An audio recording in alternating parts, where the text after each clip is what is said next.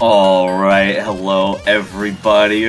Welcome back after a short break to the Mania 7 Key World Cup 2025. We have completed all of our round of 16 matchups. 8 teams have been eliminated. 8 are in the winner's bracket, and 16 are left in the loser's bracket for the quarterfinal stage. We just have one thing left to do this weekend, and that is show off the map pool that all 24 teams in quarterfinals will be playing against each other with next week. My name is Toph Daddy. I'm joined here by one of our map poolers, Tails DK. How's it going? Hello everyone, I was so excited watching all the matches this week. We got to see a bunch of tiebreakers, but now it's time for what everybody has been waiting for, the map pool showcase. And we've got some cool maps around this time around. We do have a slightly bigger pool for the quarterfinals, 2 maps extra, as well as just 2 new categories, but they're not new. They were returning categories, so don't have to worry about inverse. Just a little thing to expand the map pool a little bit. Not changing too much, just adding 2 new categories to go along with an increase in best of size for the matches that will be happening next weekend. So this week it was first to 5, best of 9. Next week we'll be starting best of 11, first to 6. So extra points to play for next week and extra maps, but not much else to say. We'll get to the additional categories when they come around. But without that, we can get into our first map. Yeah. And it is gonna be A-like. And by Silent Room. This is a blocker map. This is a speed map of the pool. It's gonna be a very dump style focus map. We're gonna see fast sweeps, quite a few different snaps. We'll see them all throughout. So yeah, after this little intro here, we're gonna start getting into these fast sweeps. Yeah, fast sweeps. Looks like most of the speed difference, and this is going to end up looking at around 240 BP or 280 BPM for the speed of a lot of those streams. And right now, we're already seeing some of those changes in rhythm that we were talking, or that Tails was talking about, as we start adding more of those 1/8 patterns. But kind of calm almost. The song kind of doesn't do a lot of justice for how fast this actually is. Yeah, it is quite a short song as well, so it's not gonna be too stamina intensive, I don't think. It's a pretty fun map we did from playtesting. Just like these fast bursts. You don't really get like too much of like an actual like break, but there are some small breaks in between here, so yeah, stamina isn't too crazy. Yeah, so we get out of that main stream section there. We still have a core of the map left, and we transition right back into another one. So, like you said, you get a small break there, but not really too much of one before you have to go right back into the 280 BPM streaming. Yeah, I think this one is gonna be pretty comfortable for quite a few people. It's in the speed category. The patterns are overall pretty comfy, so. But yeah. Absolutely. It's gonna move us into our second pick. Category staying the same so far, so might be able to predict based on Rice 2 from the previous round, but we are looking at our chord stream pick to come up. We've got a video here for it, but not an Osu original, so we'll be talking over this with the video. This is going to be Soundpiercer and Gigkiha featuring Yuzuha and Nilime, MI Light Connect. And this is our chord stream at 178 BPM, so a little bit of a bump in that BPM, 13 BPM increase here. Yeah, I do want to point out this is our dance chord stream map, so... a little bit of a hint as to what one of the new categories is here. But yes, very dense chord stream in this scenario. 2 minutes and 24 seconds. Pretty flowy, so the patterns aren't too bad. But on top of the additional density that we're trying to push for this Rice 2, there is also an increase in the OD. So accuracy is going to play a little bit more of a part than it did in the last 2 rounds on that Rice 2 pick. Yeah, we do also see that this map does have like quite a few like sections, kind of accuracy, not streams. So you do get a bunch of breaks on this one. So stamina should be pretty okay. At least once you get, it takes a bit before you get into like the real streams. Yeah. And here we go. You're gonna see these small brackets, player patterns go across along with these super visually pleasing stair patterns going back and forth. Yeah, definitely. Kind of adjacent to symmetrical, a little bit easier to handle than symmetrical patterns, but they do kind of just go back and forth. It almost looks like they're going from the right to the left and back again with a lot of these doubles. It does start to increase even in density just a little bit with some of those triples and brackets coming back into play here as we get into the last quarter. Yeah, overall this is a pretty classic Kobe chord stream map if you've ever played one of those. Yeah, if you do get hit into the end, it's just gonna be streams all the way until the ending here. But yeah, the OD 8.5, very interesting to see how people's accuracy is gonna do on this. There are a few small bursts here and there, so it's not full on chord stream all the time, so yeah. Absolutely, but that's going to be our dense chord stream pick. We can now move on into same categories again. Rice 3 is going to be our chord jack pick. Yeah. And this is gonna be Tataeshi Tatakai no Uta, Ito Kanako, by Ito Kanako. This is a map by me. This is our Kojak map for this round. It's a 3 BPM increase, so not too much of an increase on the BPM from last round, but the patterns are gonna be a bit more tricky. You're gonna see a lot of long jacks and as well as some pretty tricky patterns throughout. It is gonna be a little bit progressive, so you're gonna see it slowly build up over time. Yeah, so we start seeing a little bit of that increase in density actually right there. Well, we were seeing quite a few regular single jacks. Now we're getting more dense jacks here, more doubles after the quints and 6-note chords throughout. So you can very clearly kind of see the points where the density starts to increase, though you do get a little bit of a break here. Yeah, it does have a break in the middle, so where it starts to build up from again, so you get plenty of time to have stamina, but it really does not stop after this, so it's just all out Kojak after this part once it really starts picking up.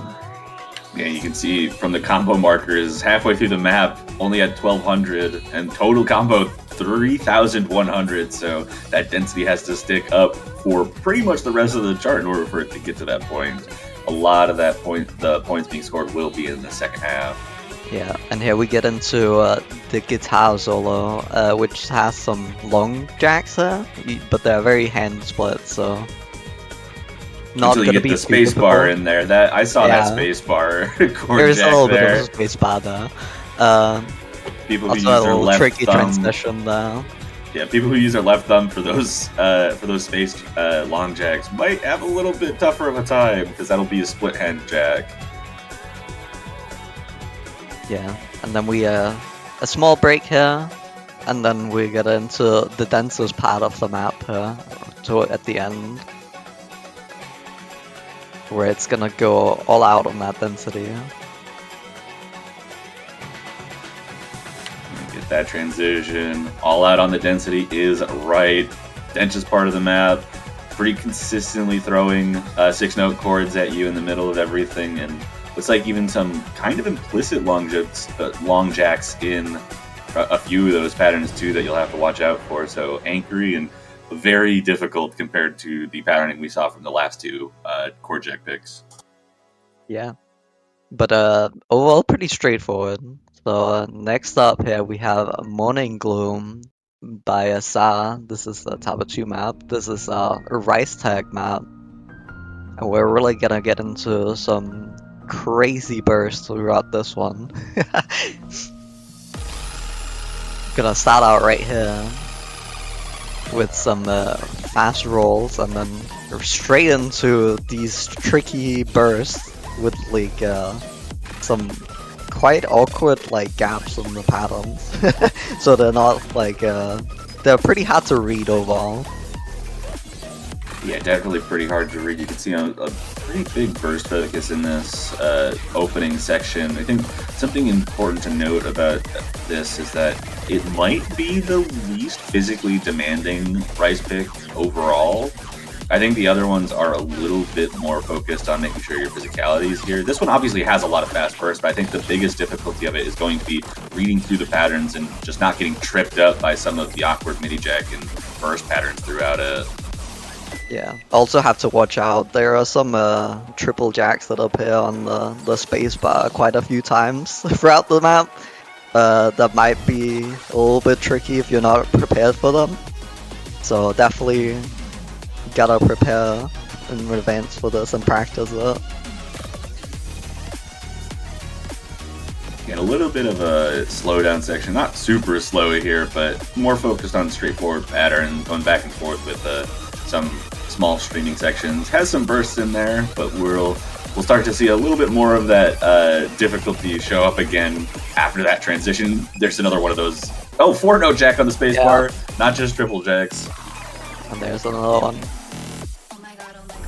And those bursts that are pretty tricky to hit properly. And now we're gonna get into it. You're gonna see these like small breaks that kind of trip you up into like these bursts all over the place. So it's not very consistent. Very tricky to get the hang of.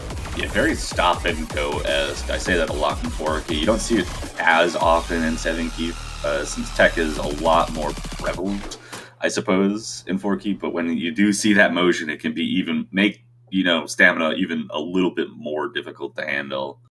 Yeah, very exciting. And now we've got something a little special prepared. So take a look.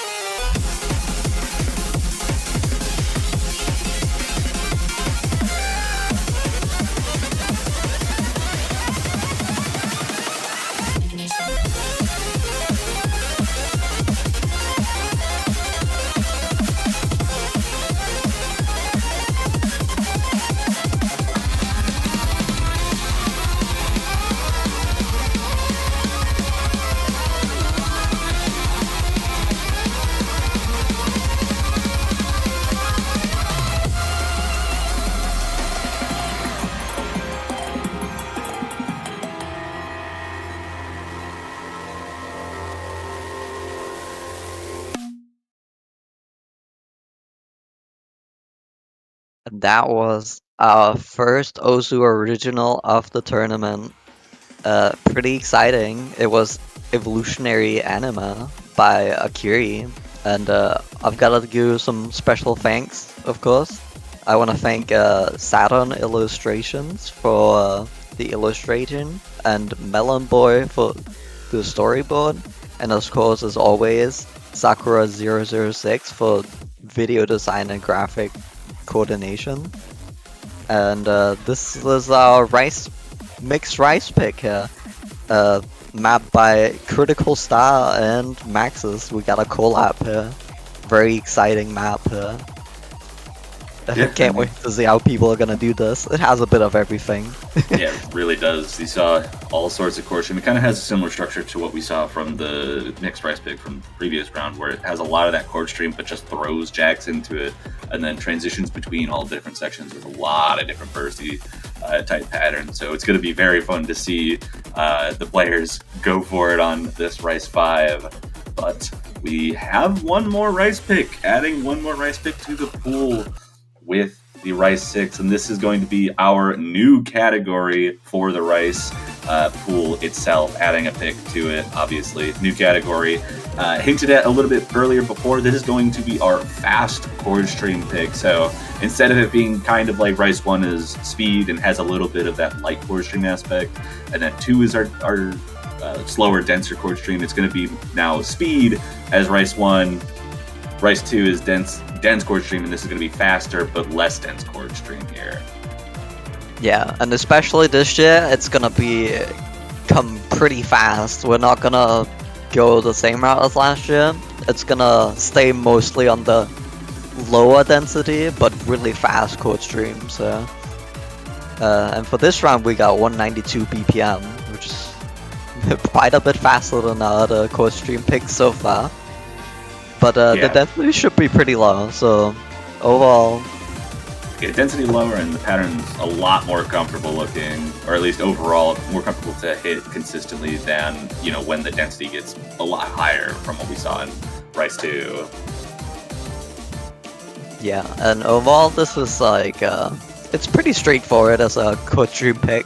There isn't too much to say. It's gonna stay mostly at these double streams and with a few chords here in between, and not really get much more dense than that. It's gonna see here the ending section for the chorus here. I'm gonna get into a big stream here. But there are these little breaks in between, so stamina not gonna be too crazy. Yeah, the map is also pretty short, about 30 seconds shorter than the dense chord stream pick from earlier in the pool, so even gonna be it's going to be even less on stamina, not just because of the breaks, but also the overall length of it. Yeah. And that was the end of the Rice picks. And now we're gonna get into long note 1. This is Karen no Seisu by Kashi Moimi Feet Sekai. This is LN1 pick, so this is the inverse by X-Neko. And we're really gonna get into some less coordination focused. There'll still be some coordination in this, of course, but it's gonna be long note inverse streams here we're gonna see. And this is something that hasn't really been present until now, so people are really gonna have to get the streams in inverse down. Yeah, it feels like a pretty heavy step up from the previous round, but getting more into the streaming aspect of the inverse instead of the coordination will hopefully make it a little bit more popular than what we've been seeing over the past couple weekends, with it pretty much getting banned or protected every single time. Yeah, I think it's gonna start getting a bit more normal from here on, because, you know, as the density like ramps up, it's gonna be a little bit less tricky for some teams even to play these, just because there is less coordination you have to do. Yeah, and we see a little bit of that slower streaming throughout most of this map. We're going to the last third, but this final chorus has something very interesting. Those streams start to get pretty spicy towards the end. Yep.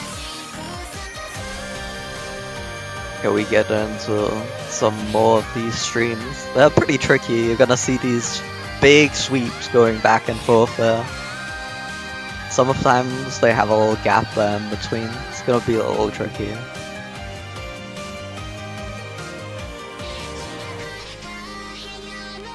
We slow it down just a little bit here at the end.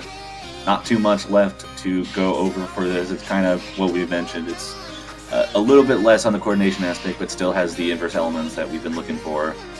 But should be pretty comfortable, I think, for a good number of players. And especially as we start to get later in the tournament, we're going to be seeing a lot more players comfortable with this kind of LN structure. Yeah. And with that, let's get into our LN2, our long note density pick.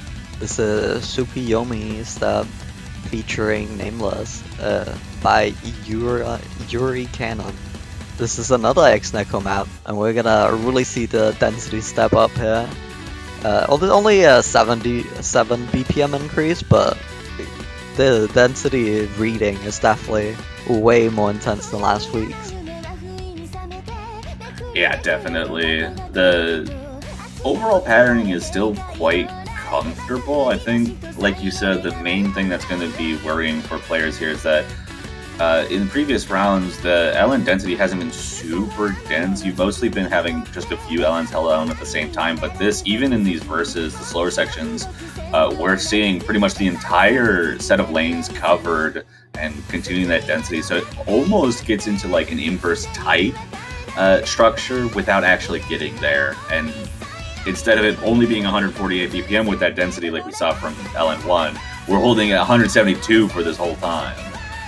Yeah, and we're gonna see these like fast little sweeps that come around. They're pretty fun to play. As we get into more of this, it's a little bit of the same pattern you're gonna be seeing quite a lot here for the choruses. So if you can get the chorus down, you should be good. Yeah, absolutely. We get through that chorus. We have a little bit of a transition section here. Kind of on the has a little bit of that coordination aspect with some extended long notes, but still shouldn't be too bad. And then some short long notes. Very straightforward there as we transition into the end with just a small section to get us right back into the density. Yeah, and we're gonna see these patterns back in here again that we also saw from the last chorus. Just gonna be full on density here for this. A little bit of inverse almost there towards the end. But yeah, well, pretty comfortable pick. Yeah. Got even a repeat of the intro, so as long as you can get through the intro, should be able to finish off this chart. And 5400 combo later, 2 minutes and 20 seconds, we've got our second LN pick. And now we're getting into LN3. It's going to be Ceatrus's Ataraxia 2020 rework. Map by Blocko again, and this is going to be our LN mix pick here. And I mean, it's not much really to say. It's kind of the same idea as what we've been seeing from the mix picks throughout the rest of the tournament, where you're going to have those major density sections, but it's going to be paired with a lot more heavy coordination than what we saw in LN2. Yeah, we're gonna see these fast streams. It's actually pretty density heavy, I wanna say, but there are these like more coordination heavy sections filled in, especially here with these one-hand patterns and some tricky back and forth stairs patterns.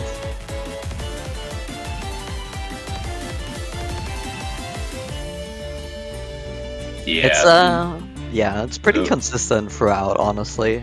There is this like small little breaks, but you're gonna be pretty much always like playing something pretty intense.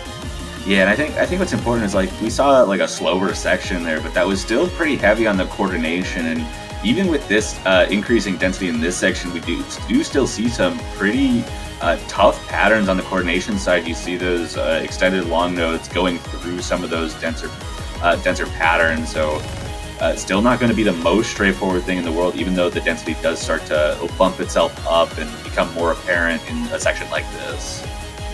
Yeah, something to notice that it is a pretty fast map for the Olympics, so yeah, the pretty fast long notes here. So the short ones might be a little tricky to get great accuracy on, especially when there's just a lot of them.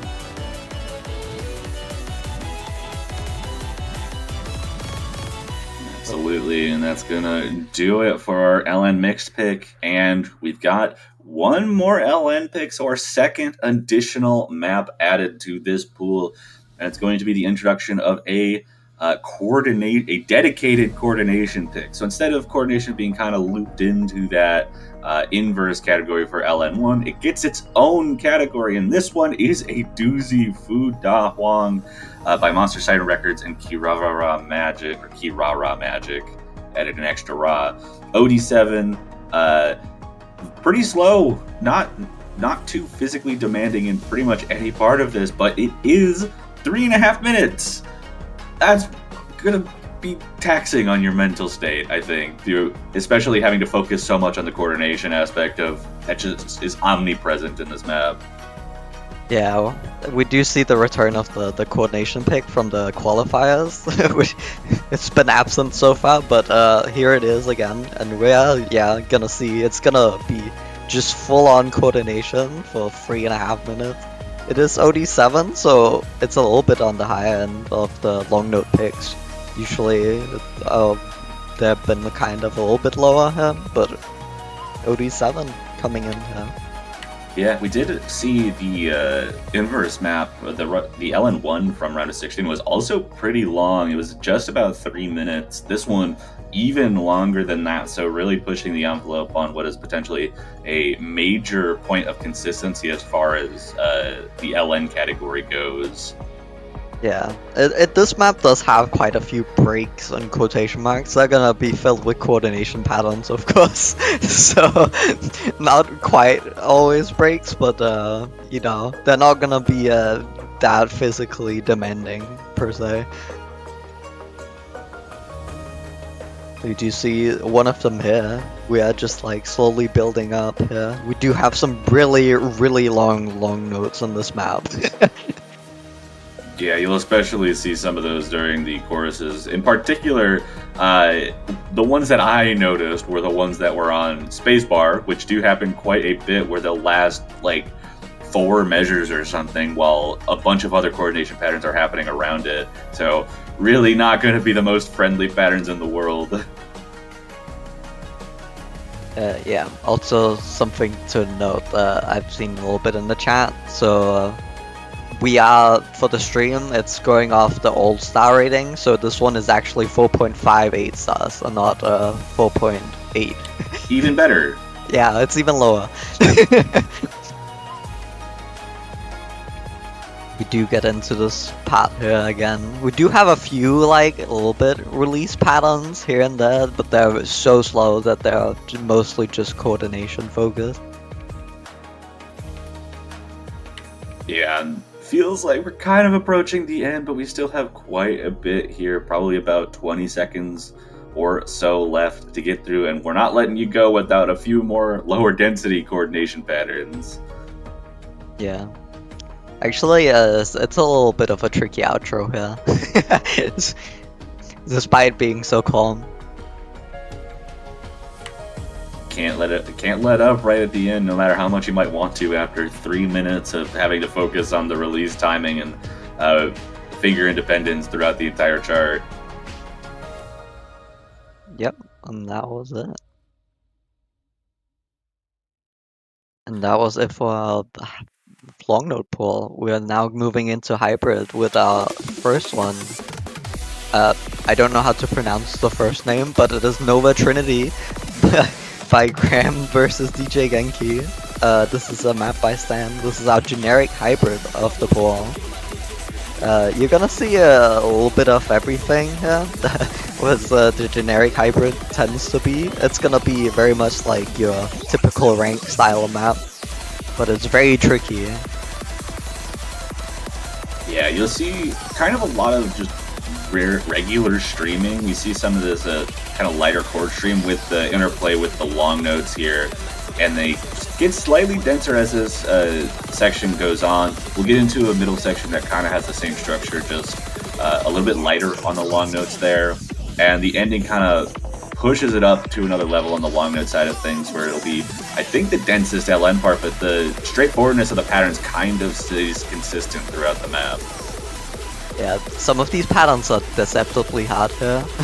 They actually take quite a bit of coordination. And you don't want to like accidentally get lost in these because they're pretty hard to get back into, honestly.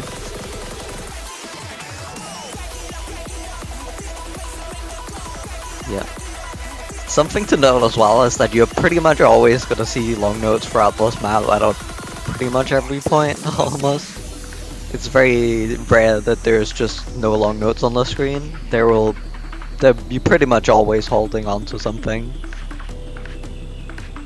Yeah, even if they are on the lighter side, you will still be having to deal with the long notes no matter where you are in the map. So it has a little bit of a different structure to some of the hybrids that we've been seeing previously, where you'll have like dedicated right sections and dedicated long note sections. This one more so plays like it's a hybrid the whole way through. Yeah, definitely. We are gonna get into the ending here in just a moment. Just after the full build up. Yeah, you can see those LNs starting to build up in this transition here. As I mentioned, gets a little bit more difficult on the long note side in this ending. A little bit more abrasive as far as patterns holding down those long notes for longer and just getting a little bit higher density overall. Yeah, those ones are kind of hard to accuracy. And then we get into like these big chords here. Yeah, and then coming out of that, we'll have a rehash of what we saw from the intro, same kind of part. So another situation where if you can get through the intro, you can probably get through the end, but mind the potential issues with stamina, because there really isn't much of any slowdowns through this map. Yeah. And moving into our next pick, it is Isophobe by Pasocom Music Club featuring Puni Denki. This is a Lempai map. This is our technical hybrid. This one is actually pretty cool, I think. It's gonna be kind of like a dump map, but we're gonna be following the vocals a little bit with these like long notes, and we're gonna have some pretty tricky long note patterns throughout, as well as just some bunch of jacks mixed in.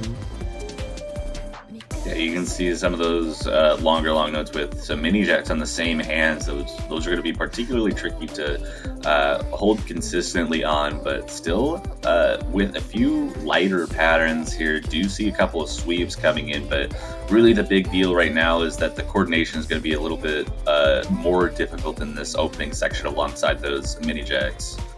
Yeah, something you'll see is these big long note rolls once in a while. Here we do have big long note chords that you actually have to release pretty quickly. A little bit of reminding of what we had in release like towards the end last year in the final. And here we go. Yeah, that LN density immediately increasing as we hit the chorus, and some pretty awkward release timings in some places too, and some reverse shields, which this might be the first time I've seen those in this tournament. They've definitely been around, but they've been more hidden before, not quite as obvious as in this map. And here we have a little break before we get back into it. A little rice tech section. Do get a few jacks. These are overall pretty fast, I want to say. Yeah, 160 BPM was no slouch as far as the speed of the jacks. A little less dense than our core jack pick, so obviously not going to be too terrible, but the speed is certainly something to watch out for. And that dump element that you mentioned earlier certainly coming to a head here as we get some faster patterns with some interweaving long notes with those dumpy bursts. Yeah, and then we have a little outro here. Overall, pretty fun map. Yeah, that's going to do it for our second hybrid. We've got one more hybrid in the pool, one more regular pick before our tiebreaker, but you might get a little taste of what to look out for with our hybrid 3 Siramaru Tsuzumi. It's going to be, as it was with the rest of our map pool so far, the mini tiebreaker. So it's 4 minutes long, even longer than what we have been seeing from the hybrid threes in the previous rounds. And this one is pretty brutal. This one has a lot of LN sweeps and regular burst patterns and transitioning in and out constantly between those two types of patterns. Yeah, you're pretty much not gonna get like you're gonna be locked in for most of this. I want to say there's just gonna be a lot of tricky patterns all the way throughout. You see some mini jacks in there, tripping up our replayers a little bit. And we do even have some small coordination here. You thought you were going to escape it with the additional density added to LN1, only for the map poolers to say, nope, not happening. We're giving you coordination in the hybrids and an extra category just to make sure it doesn't go away. Yeah. And here we go, back into these fast sweeps. They're gonna be really tricky, along with the jacks, and as well as these long notes that are pretty long. You're just gonna have to hold on to. It does have some really tricky bursts in here, but yeah, tricky bursts. You saw some of those like slightly extended long notes, something that you're not really going to be able to necessarily autopilot through when they're extended as long as they were on some of those patterns. Like right there, that's a lot harder to handle than it probably, at least get good accuracy on. It's a lot harder to handle than just something that you'd be able to autopilot for the most part. Ew, those were some shields. yep. We are gonna see just more shields come in as we progress through these rounds. They'll be slowly introduced. Yeah, we do see some pretty tricky long notes there with a tiny bit of overlap. Oh, this is some release section. This is kind of unlike any of the coordination that we've seen up to this point, where it's largely focused on the slower LNs with differing release timings, but it's only a transition to get us into some more of those dense technical patterns with the interweaving LN sweeps throughout that we've been seeing kind of constantly in this map. Yeah. We do see these. Yeah, we're just gonna have these long notes there you're gonna have to hold on. And they're also gonna be on the same column, so you're gonna have to release it and then hold on again. While keeping your focus on the rest of the things going on.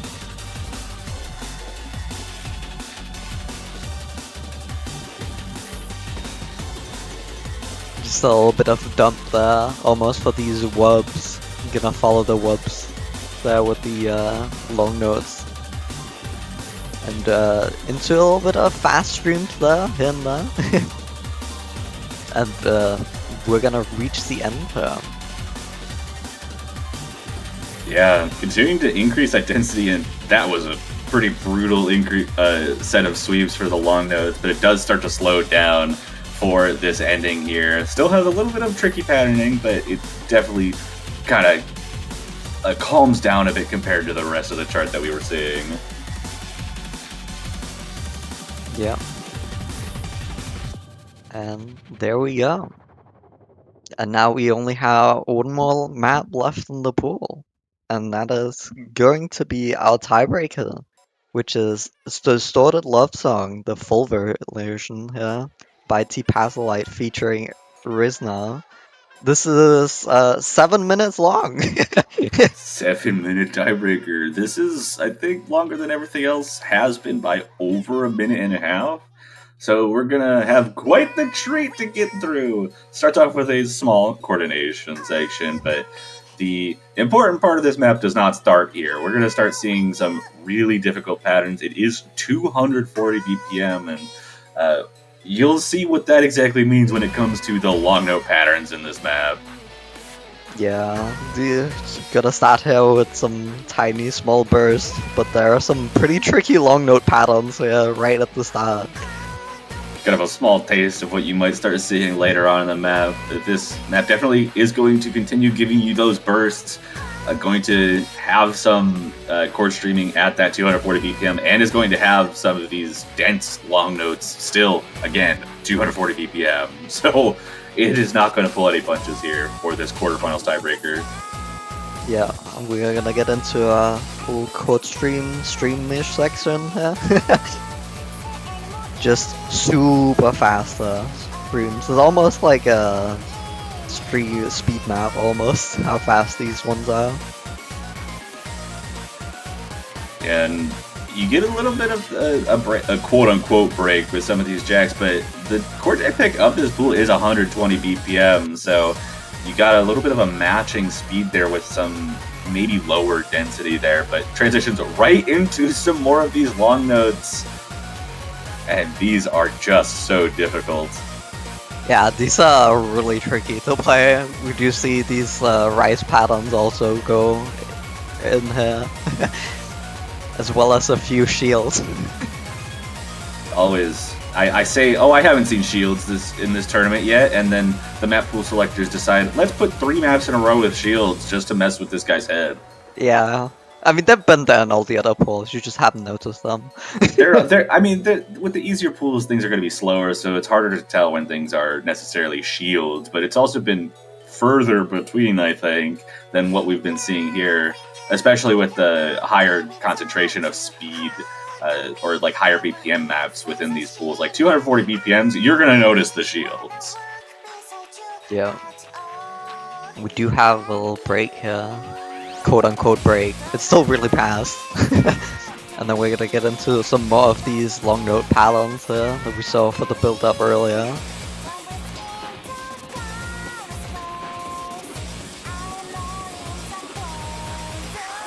Here we go.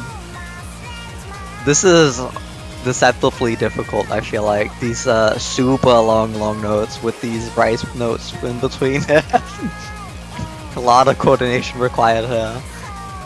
Yeah, it looks calmer than what we've been seeing so far, but that's not going to be any easier than what we've seen so far.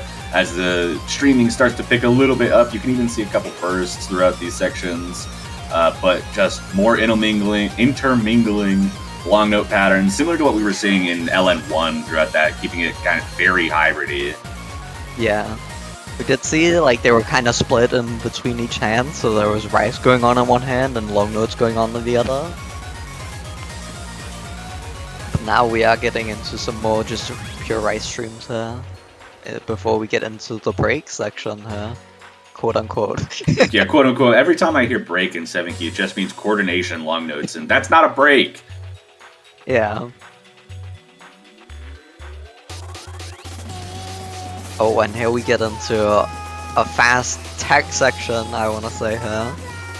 Yeah, kind of one of the first. I mean, we saw earlier there was that fast light chord stream section with the jacks. This was only the second time we've seen a section that's kind of purely rice and going to test that side, but it's going to transition into some more quote unquote 7 key breaks with coordination. Yep. Okay, but here we actually have a break before we get into some, more coordination.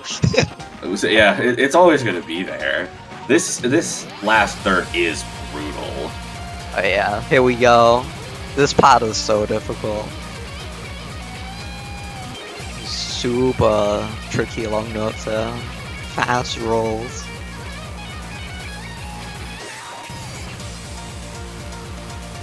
Would you see some shields again coming back? These are a little bit slower shields than what we've been seeing throughout the rest of the map. More like kind of like chord jacky type shield, but still there nonetheless. Yeah, and here we have a little bit of almost. I would just want to call it inverse. Almost. But Kind of it, is. The gaps are a little yeah, bigger than you'd expect from inverse, and that's actually going to cause, I think, some pretty major issues. We actually see Chiwi finding a drop in that section, which you normally wouldn't really expect from that caliber of player. yeah. You gotta get back into these fast LN sections. The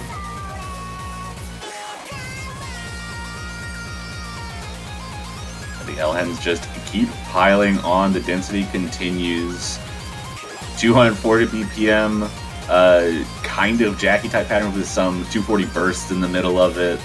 Definitely going to be a challenge for everyone here. Going back into the jacks adds in some long notes for some extra bits of finger independence requirements, and then finishing off this section with absolutely insane speed. And that pattern was kind of mean. Yep. And here we have a break. Don't take your hands off the keyboard. They were so mean for this. Yep. There is more. There is a little bit of a long burst at the end. But you do have a break before this, so you can look at the other team's score or whatever you want to do. If I was in your shoes, just don't do that. If Yeah. you're in the tiebreaker going into the ending, don't look at the other scores. You'll get distracted before we have a very difficult rice section coming up at the end. Here we go. Just so fast speed. We got some jacks on here. So don't stress yourself out. It'd be really bad to have nerves in this section, wouldn't it? Yeah. And there we go. And it's finally over after a long break and then that very long race section at the end. But that's going to be our tiebreaker for the quarterfinals pool in the 7-key World Cup 2025. These maps will be available for download shortly, and I am excited to see if we get any more tiebreakers. We had 3 this weekend, so teams looking very well matched for this tournament. I'm excited to see if that continues in the following weekends. Yeah, super excited to see what people think about these maps. We do have coordination now in the pool, so you also have to pick between inverse and coordination now if you just want to ban the long nuts. So a little bit tricky. Yeah, a little bit trickier to make that decision, but yeah, like I said, map will be available for download shortly.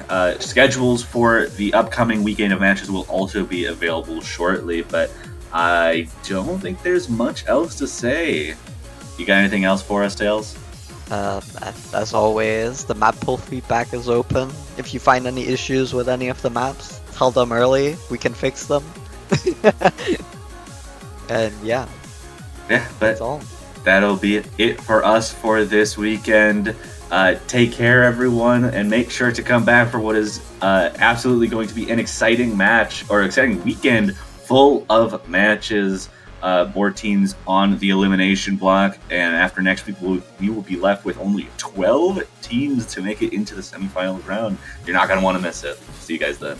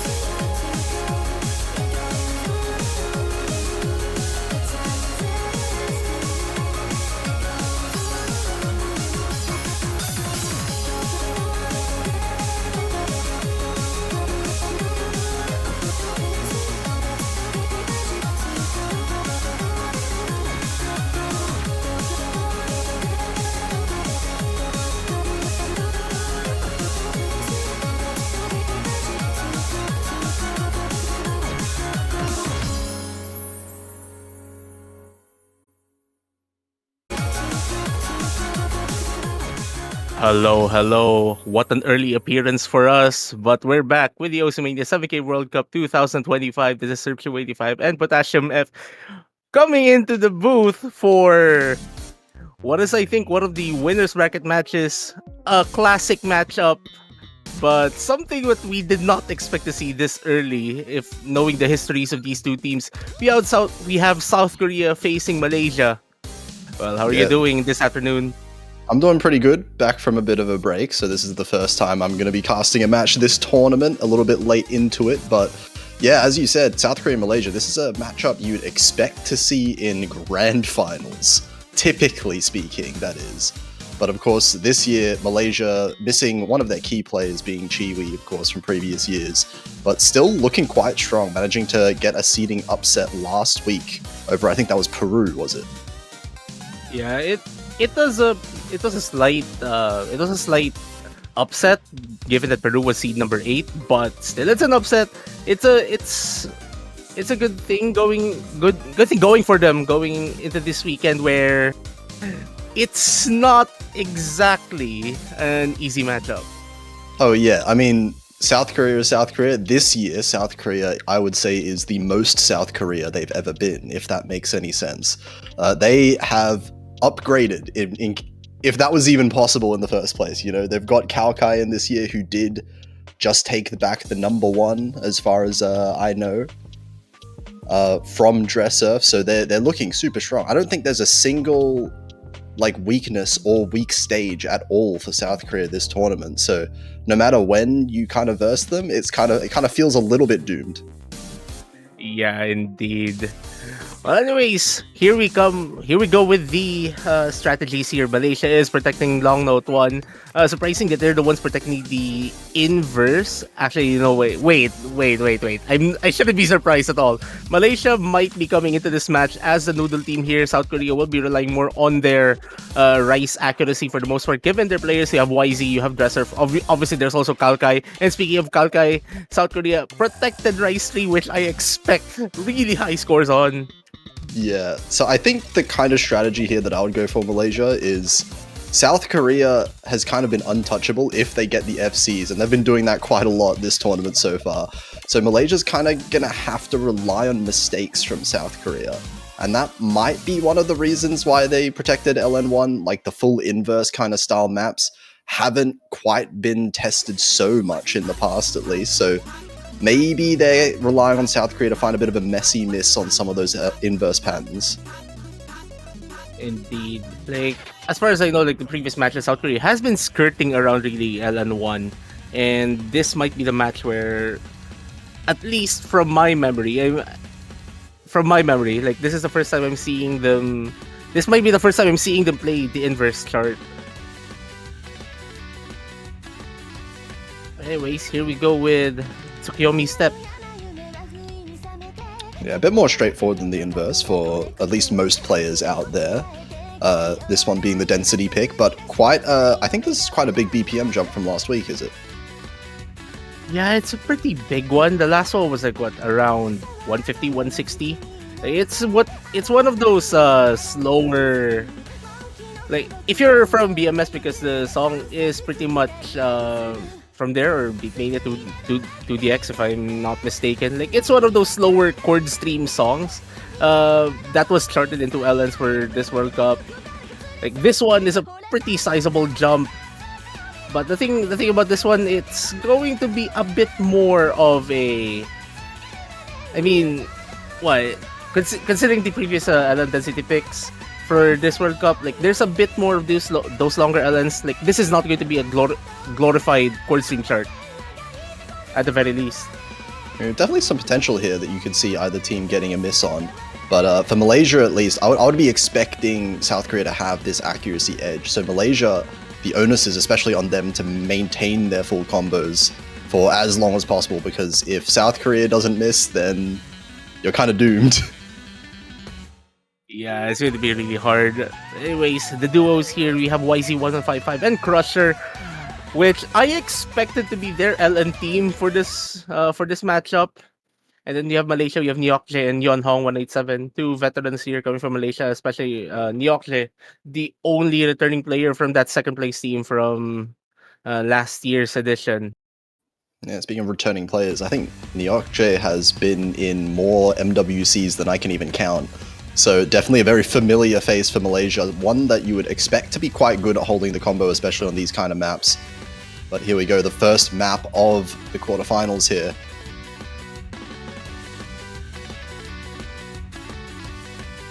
Overall, the accuracy lead is on South Korea's side. It's still a pretty manageable one if you're Malaysia here. Malaysia needs to rely on their comboing for the most part, and Yeonhong might want to step up on that accuracy front as well. Yeah, he dropped a little bit below 99%, but it looks like it's recovering a little bit, and Neo is actually beating Crusher out right now in South Korea, so the accuracy difference is not that big, but Neo does find the first miss. That comes with a quite big accuracy drop as well, down to 99.1. South Korea is going to be able to take a pretty large lead. Yeah, it's a pretty big tank, like over 2/10. And speaking of big accuracy drops, Yeonhong as well dropping to just above 98.8. YZ being the first combo drop here coming from South Korea. So it's only Crusher with the only full combo here. But look at, like, there's a difference between the accuracy drops you saw for Malaysia. Like, you had 2/10, 0.3% down, and then there's YZ casually dropping just 100. Yeah, did YZ even... I'm trying to remember what YZ's accuracy was before. It cannot have been that much higher than 99.7. That accuracy, that drop was clean. And then... Oh, actually, another trade happening on the bottom row there, Yeonhong and Crusher. So no full combos left, but these trades are most certainly going in the favor of South Korea. Well, it was just mentioned somewhere that those two combo drops might actually be the first two combo drops of South Korea this World Cup. If that is true, that is notable. I did actually look this up beforehand as research here. South Korea did not miss a single time last week, but they missed 4 times in the round of 32. Oh, right. I remember now. Crusher did drop a combo on Rice on round 32. That is actually pretty funny. But 10 anyways, full combos last week, though, is super impressive. Yeah. Okay, Crusher is still holding to a pretty sizable combo. Everyone ending with sizable combos here. But look at that 8-200 cut from YZ and only an island break. Neo also missing out on a full combo with 2 island breaks on their side. Yeah, YZ being the massive outlier in this lobby here with the 200 count and the ratio half the 300 count of pretty much all the other players in the lobby. And that does quite a lot when everyone is finding those misses. So South Korea winning off of that accuracy at the start there, and they're not wasting any time going straight into the protect. I guess this is just one of their most comfortable picks then. They're confident that they're not going to be missing at all on the core jack. Okay, so just a funny thing. Kobe, one of the map pool selectors, mentioned to me going into this weekend is that, you know, quarterfinal score jack might actually end up higher scoring than round of 16 score jack. Like, this is a bit more straightforward compared to last week's. Like, last week's was a bit more spread out in terms of the core jack usage. This one relies more on anchors, so think maybe something like TLD but lighter, I guess. Oh, yeah. So a bit trickier patterning maybe, but as far as the snaps are concerned, you know, it is a core jack pick. Accuracy is not exactly the hardest thing to come by. It is mostly about like the technique and the combo, and when you're talking about players of this caliber in this lobby right now, combo might not necessarily mean a whole lot. Because they're just going to FC. Well, unless Malaysia has some plans as well of getting the high accuracies in display. I mean, they do have the players for it. They just need to be really consistent, especially facing both of these players in the South Korean side, which I expect to get really high accuracies at the very least. But no, you made a good point there. Malaysia does have the players to keep a high accuracy relatively on this map. South Korea should still have the advantage on AC, but if they do find one of those combo breaks, then I think Malaysia is going to be close enough to be able to capitalize. We can see it already. It's only 1,000 points in favor of South Korea off the back of mostly Kalkai here. Yeah, like Malaysia is just behind. Like Neo has already improved to a 98.8 level, which puts him like around 10th and a half behind Kalkai. Yeonhong is just keeping tabs to dress surf accuracy wise. Yeah, both Malaysians on 99.7, the high 99.7s I would say there. So yeah, Dresser not really too far in front of the two Malaysians, but yeah, Kaukai 99.98 perhaps reaching. Now, the second half of this chart has denser chord jacking. Like, you already see the difference from what we had for the first half. And everyone is still negotiating the chart just fine. Not many accuracy drops, really. I guess the only notable thing to see here is Yeonhong hitting a slightly early, but that's still within the 300 window. We see some players increasing their accuracy here. Neo managing to hit that 99.8 and Dresser managing to get all the way up to 99.91. So this lead, all the accuracy difference is kind of the same. So this lead is slowly going to grow over time. 7,000 points, still within hitting distance if there is a big mistake from South Korea. But there's only one section left. There's one really dense section at the very end of this map.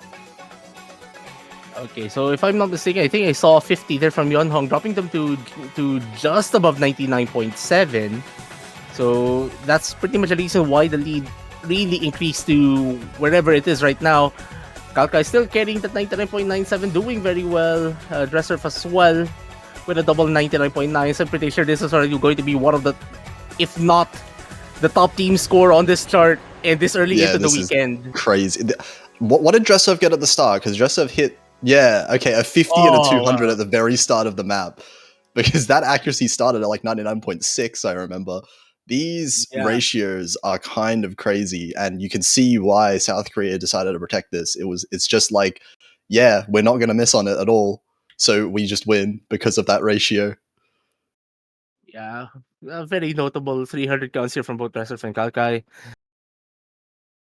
Malaysia, on the other hand, like if they had a different opponent, this could have been their point had this been a different team. Different opponent.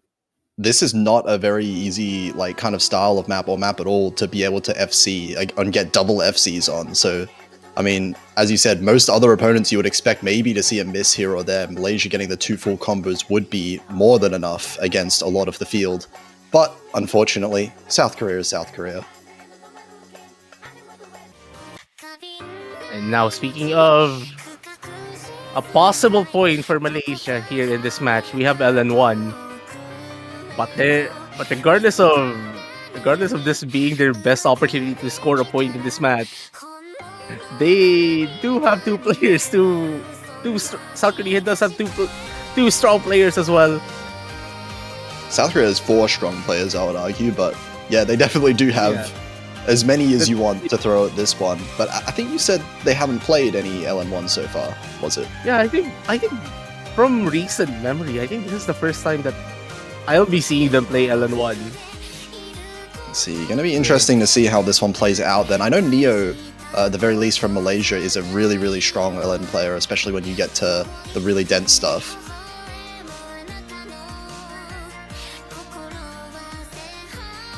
Okay, so Crush and YZ going in for South Korea is what you would expect them to do for the Olympics in this match.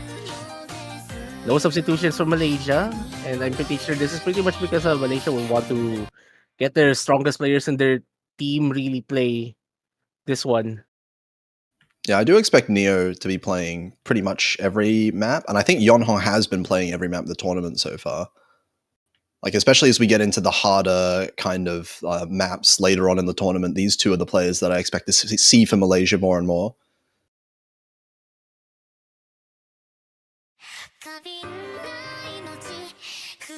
Okay, let's see how they do on this one. The new, kind of new category this year for the map pools.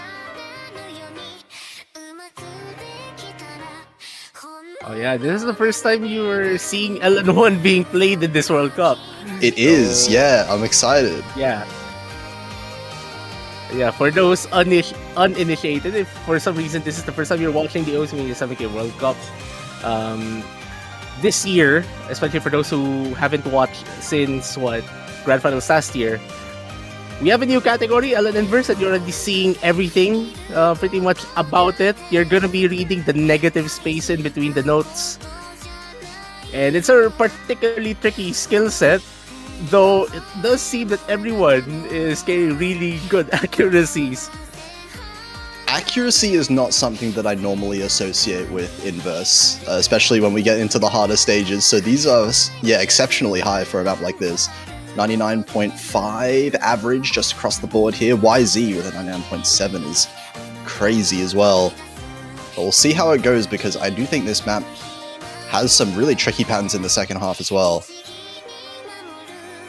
Yeah, it gets crazy at the second half, but actually, if you think about it, the scores, you'd expect them to go higher and higher for LN1, for the inverse picks, as you go further into the tournament, because the denser the patterning of the inverse, the more it meshes into the more straightforward charting, really, for the most part.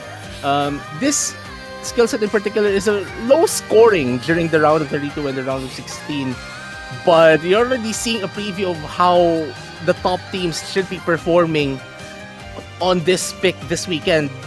You already see what 4 full combos still happening right Oh my now. god, how are they so consistent on these? We saw a lot of accuracy drop on those big sweeps, those big stairs before, but not even close to a combo break from any of the 4 players here. 99.5 for South Korea and 99.36 for both Malaysians. So small accuracy advantage is all that's going to decide this one, and another 4-way full combo in this match.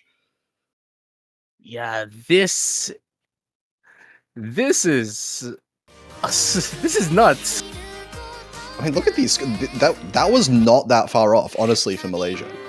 That was, like, you can see exactly why Malaysia would want to protect that one now. Seeing these scores straight up. Yeah, it's a pretty good one. It's a pretty good run for Malaysia.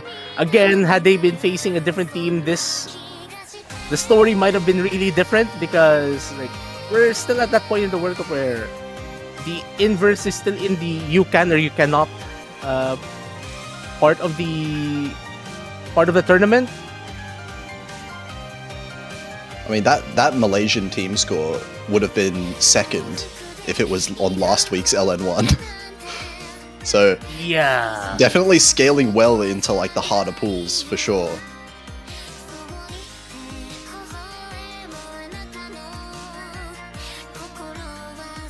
We'll see. now YZ, okay, right Old- 6.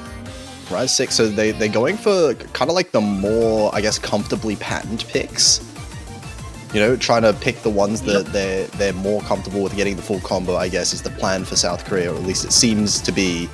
And I guess that's a good idea, you know? We've seen they have had the full combos, or they have had the better accuracy, I should say, when they do get the full combos. So that is their number one priority, just be comfortable.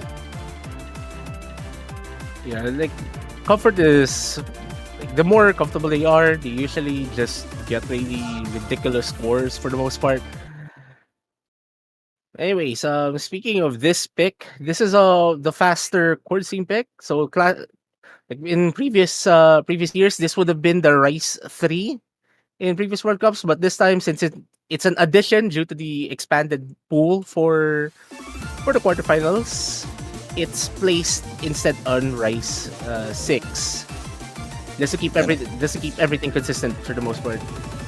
And of course, this being the fast chord stream means that it is significantly higher BPM than the other chord stream, but at the trade-off of being a lot less dense. So since these players are, you know, good enough to keep up with 192 BPM, I would expect them to be maybe a little bit more comfortable with the patterning here. And we can see so far all 4 players holding on pretty strong, but 99.9s for both of the South Koreans. Malaysia not too far behind with the 2 full combos still themselves. And oh, actually, hang on a second. Kalkai with a few really messy misses there. Yeah, it's uncharacteristic. They're coming from Kalkai, not the. I think the spacebar might have given them problems. Actually, that's another one. That last one was huge. That was 0.3% accuracy drop from Kalkai. And hang on a second, Malaysia on the verge of a breakpoint potentially. Still half the map to go. They need to keep up with these full combos.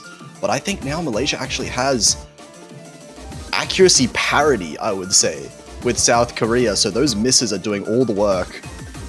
Yeah, they're pretty much even with South Korean accuracy right now. Kalkai actually finding problems on those chord drills. As earlier, like those misses were pretty big. But what Malaysia needs to be careful now is with their combos. They still need to maintain these FCs because Kalkai has been increasing their accuracy really fast, Yeah. and you already see the score difference. Oh. But that miss from Kalkai is not going to help South Korea at all. Malaysia, mind. this is their best opportunity. This is their best opportunity to score a point.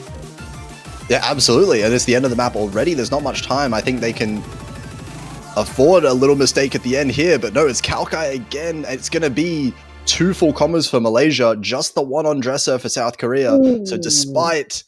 Oh, wait, what is that? What is that Hang on, what's that ratio? score from Kalkai? Hang on, was that Yeah. like a keyboard issue? It might be. You can't get 0 200s with that ratio and 9 misses. I feel like there has to be some kind of hardware issue going on from that end. But regardless, though, Team Malaysia taking advantage of everything, and this means that no more perfect tournament for any of the teams. Everyone has conceded a point in some form or another. Yeah, the very first point that South Korea loses here, and Malaysia with a really, really strong team score on that pick. On a break point, no less. So now Malaysia gets their own pick to go for, and they still have 1 LN if they want to go for it. Actually, I stand corrected. There are still teams that are yet to concede a point. But I think that's pretty much because of the schedule of the matches, I would think. Yeah, when you're playing on a Friday, that would... You definitely have less of an advantage in that stat. Yeah.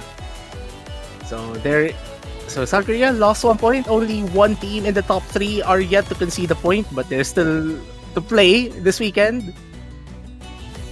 Anyways, Malaysia picking LN3, and I'm pretty sure that this 1 point will at least help them get motivated a bit more. Oh, for sure. I mean, win your own pick here, and Malaysia's cooking. They're back in the game fully. But, I mean, that's, of course, the big caveat here. You do have to win this point right now. And I don't know if South Korea is going to give you another opportunity like that. We'll see.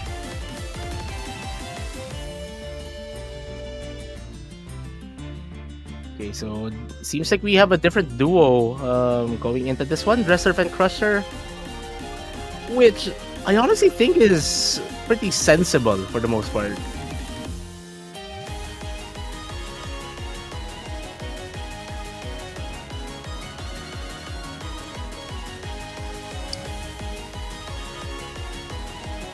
Okay, so still no substitutions here coming from Malaysia, which we mentioned earlier is what you would expect.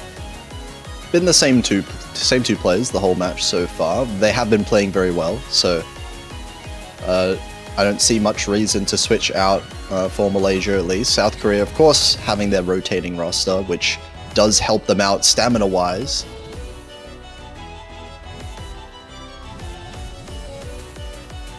Okay, so seems like Kevin the room. Back into it here, Malaysia's 3rd pick. This is the last LN map we're going to be seeing of the pool, so perhaps Malaysia's best chance of being able to take another point that we're going to be seeing.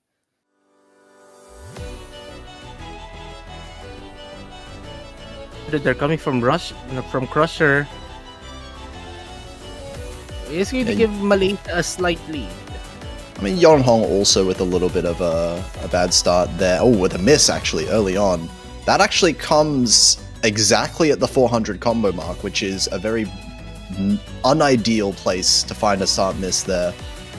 But overall, still maintaining the accuracy for Yonhong, so this lead is not going to be that big in South Korea's favor.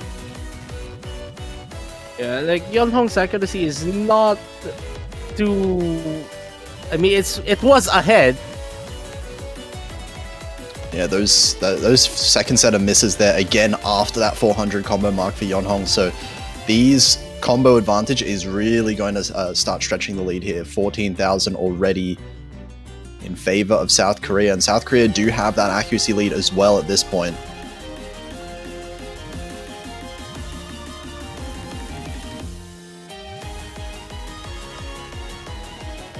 And it's not a long map, so these misses are going to mean quite a lot. Malaysia's going to have to hope that South Korea find a mistake pretty soon if they want to be able to close this lead gap. But for now, it is still growing, 15,000 now in favor of South Korea. Yeah, it's already starting to become pretty sizable now. There's only quarter of the chart remaining. While this might still be manageable for Malaysia, but you need really big drops now from either Dresser or Crusher here. Yonhong has recovered from their accuracy drops, but as I mentioned, that's unfortunate. You had to say his name. You just had to. And at the end of the map here, it is looking like another breakpoint here for South Korea as they manage to get yet another two-way FC on there. And Neo as well actually beating Crusher in the accuracy department. I think without those misses, this would have been exceptionally close. You actually see Yonhong would have gotten maybe a better accuracy than Crusher. This would have been very close if without the misses. Yeah, like Yonhong could have really gotten a better performance there coming from Crusher. Really, like at least overall, like they were maintaining higher accuracy from Crusher before those drops happened. Yeah, absolutely. But at the end of the day, the FCs do matter a lot when you're in this kind of mid-game level of the tournament, especially against South Korea. And now this is 4-1, South Korea with a 3-point lead, and they get their own pick next. I wonder what they'll pick next. I guess if you're looking for the more straightforward ones, you could just go for Rice 2. Yeah, Rice 2 might be their best bet in terms of comfort. But there's also Rice 5 that they could look into. Oh yes, actually. Yeah, the OSU original. Yeah, the OSU original for the MWC 7K 2025 quarterfinals weekend. Want to see it coming out. Called out. Joseph is listening. Getting called out. Yeah. Even though you helped South Korea there.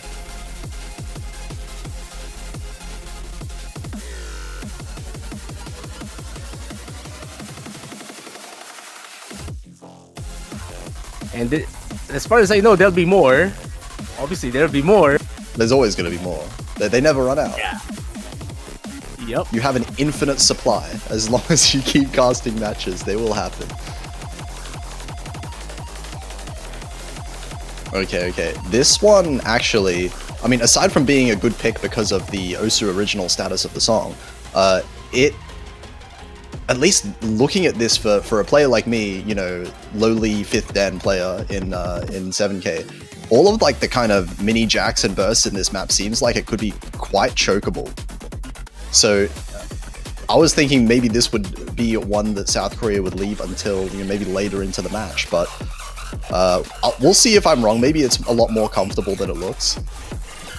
It really depends. Like usually when you're at a decent, like at high level, I'm pretty sure. Yeah, at a high level. Yeah, Joseph's kind of decent. He's okay.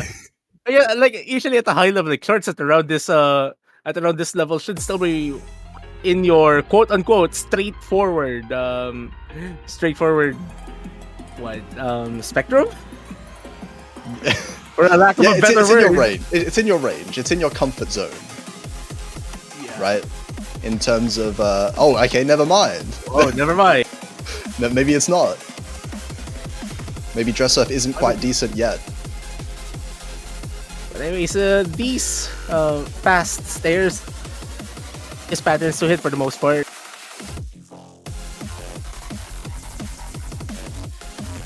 But yeah, transitioning in and out of these like kind of mini jacks and bursts and streams and stuff like that is something that at least players like me struggle with quite a lot. This is quite a difficult one to really get down. And we see some accuracy drops from the side of Malaysia as well. Yonhong down at 99.2, 99.1 now.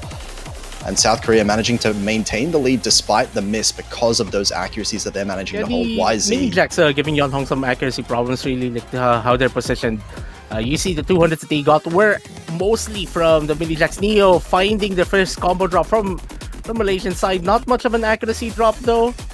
which is still a good sign for them. This is still a pretty manageable lead from them, but you need a breakdown somewhere here for South Korea. Yeah, I mean, it does cancel out Dresser's miss from earlier, but oh, Yonghon missing as well. That's both the full combos from Malaysia gone. And this lead is going to get really big now. Yeah, YGZ on the other hand, still pushing. 99.85, really showing their caliber. I'm just kind of not looking at YZ's screen as much as I can right now. I'm going to look at the other players for now, and we see still kind of the same accuracies for everyone else. Dressurf has managed to recover quite a lot, actually, at 99.76 now, pretty solidly beating out both the Malaysian players. As we're approaching the very last section of this map, somehow YZ increased his accuracy there, and Neo finds a little bit of a break at the end.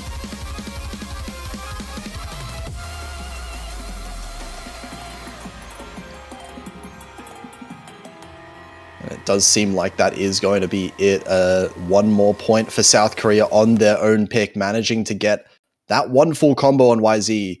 And this team score feels like it should be a double FC, but it's not somehow. It's not, yeah. Like Yeah, only 1983. It's like, oh yeah, they double FC'd then. No, okay. The accuracy is just that high. yeah. YZ 200s. Yeah, that's nuts. It dressed up with 3 as well. How do you beat that? Like I guess if like the ratio was worse, that's still beatable, but what 200, 300. It's a bit much to ask for less than 2 and 3, like a combined 5 200s on a team, right? For a map like that, one where most teams, that like 90% of teams in this tournament are going to be focusing on just holding combo on a map like that, rather than can I get like 0 200s.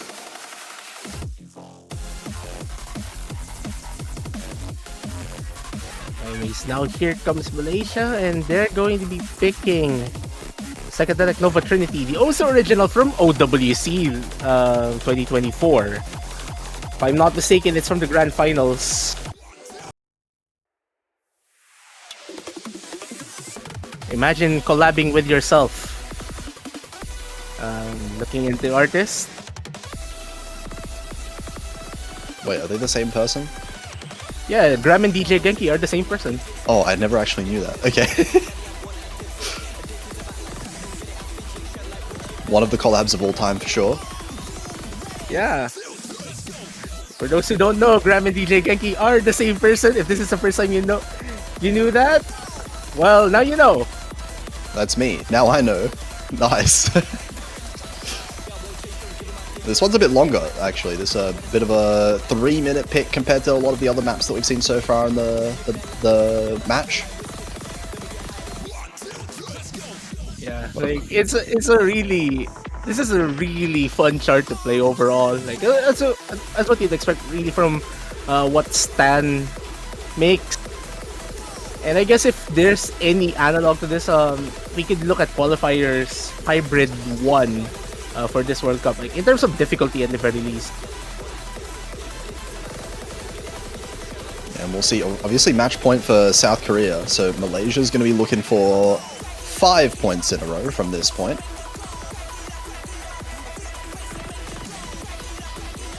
Not the easiest job to do. Yeah, it's a bit hard. It's a bit hard. I think it more depends on South Korea more than anything else, because Malaysia, I think, has been doing a fantastic job overall. Like, they have been performing very well.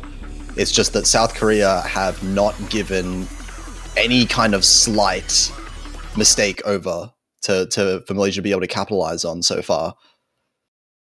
Well, aside from what I would think are keyboard issues, as you mentioned, on one of the most unlikely picks for South Korea to concede.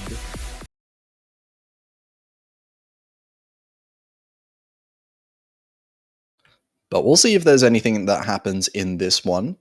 Bit of a longer map does actually mean that the accuracy does play a bit of a more important role when it comes to the the score difference. And Dresser, off to a bit of a rough start. Yonhong as well, and YZ, all holding some pretty low accuracies. Oh, everyone, Neo with an early miss.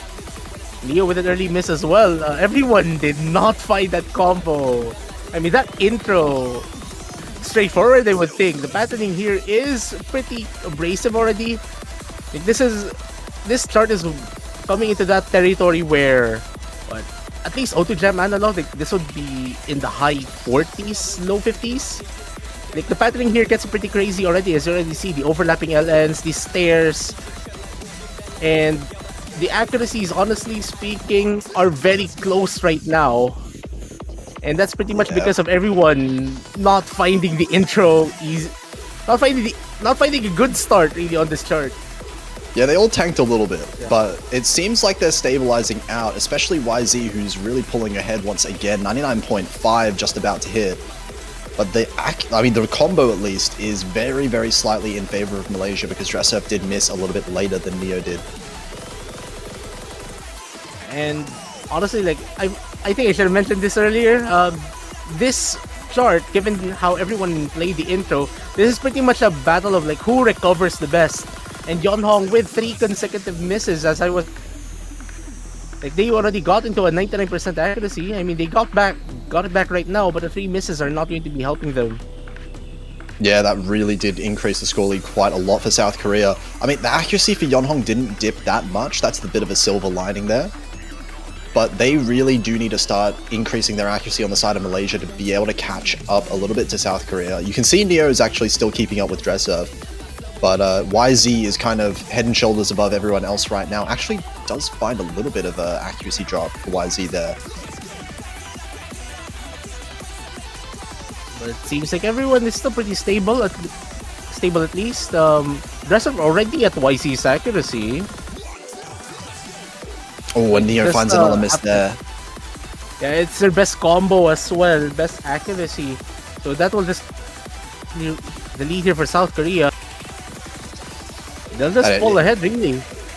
And YZ is just tearing this up. For the past few maps, YZ has just kind of been unstoppable, it seems like. It looks like he is about to have the only FC once again at the end of this map. Yonhong does find one more miss at the end here, but it seems like it's just about done for this match. Yeah, that's pretty much it. Like, that's a really sizable advantage now, regardless of what happens, really. And South Korea will be advancing to the semifinals weekend. YZ, rough start, but still a full combo. Full combo and highest stack in the lobby.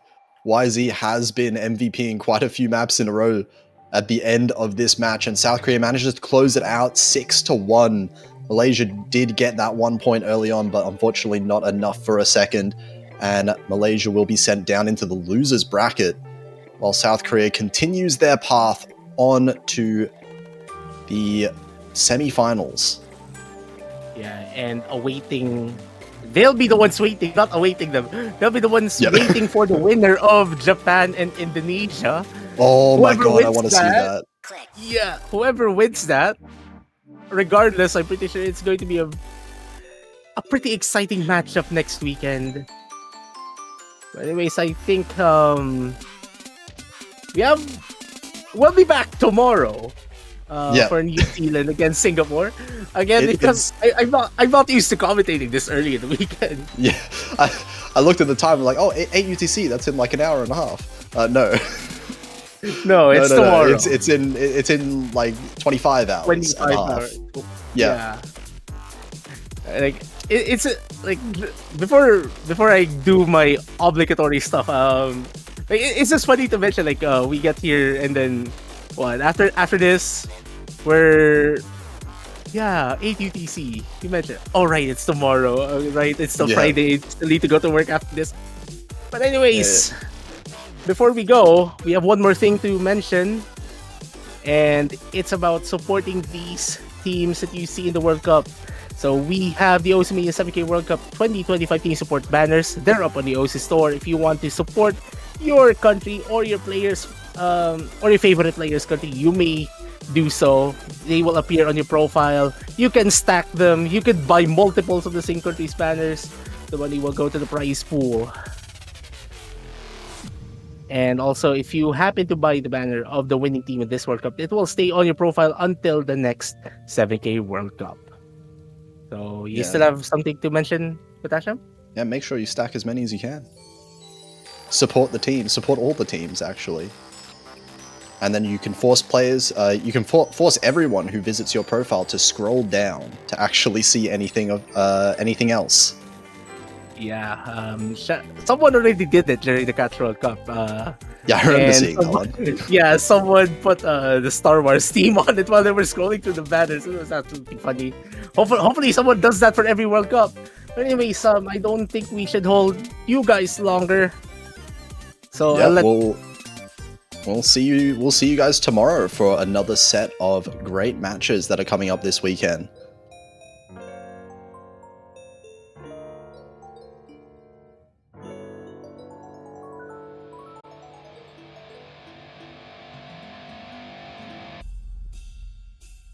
All right, hello everybody, and welcome back to some more Osu Mania 7 Key World Cup 2025 action. We've got some more quarterfinals matches to get through here, or at least just one for now. And that's going to be our number 10 seed Chile versus our number 20 seed Estonia. This is, I believe, going to be a loser's bracket match. So these two teams fighting for everything here for their tournament lives. I am one of your commentators, Toph Daddy, joined here by Sparky. How's it going? It is going absolutely fantastic. You are absolutely correct. This is indeed a loser's bracket match. So starting off with those conditionals, starting off with that first leg of them, if they want to make it to that semifinals round, it is going to be a bit of an uphill climb. They need to best this team and then win again later on this weekend, as we'll be seeing one of these two teams later on this weekend. It'll be very exciting to see which of these two decide to make it through. The pool's a little bit harder. The seeds not too far apart in terms of overall discrepancy, but I imagine Chile might be feeling a little bit better having a full complement of players, whereas Estonia only having the two players to go into this full match, not gonna have the luxury of being able to swap out on things that they might not feel the most comfortable on. And oh boy, with the pool expanding like it is, there's probably some pretty uncomfortable picks here. Oh yeah, for sure. And we see the rolls come out. Sebex rolling a 99, getting the win on the roll for Chile there. So they will protect first. Estonia getting second protect first ban, and then Chile will get their ban and first pick for the match. I'm not really sure what to expect out of these two teams. I don't think they have any particular weaknesses on either side. Maybe feeling a little uncomfortable on long notes, but either way, I don't know if they are going to be really attacking their opponent's strengths or trying to stick with their own strengths at this point. It's a little bit of a tough call to make. Yeah, for sure, especially when the overlap between these two teams in terms of what they'd want to go for is probably a little bit higher than some other teams, but we're starting to glean some information into where the headspaces are for these countries. Estonia protecting LN1, banning Rice 4, so we might begin to see a little bit of that LN versus Rice dichotomy we love to talk about whenever we get into matches like this, when the waters are a little muddy in terms of what we're thinking the teams might want to go for. This is definitely offering some clarification as to where these two teams might want to attack this map pool.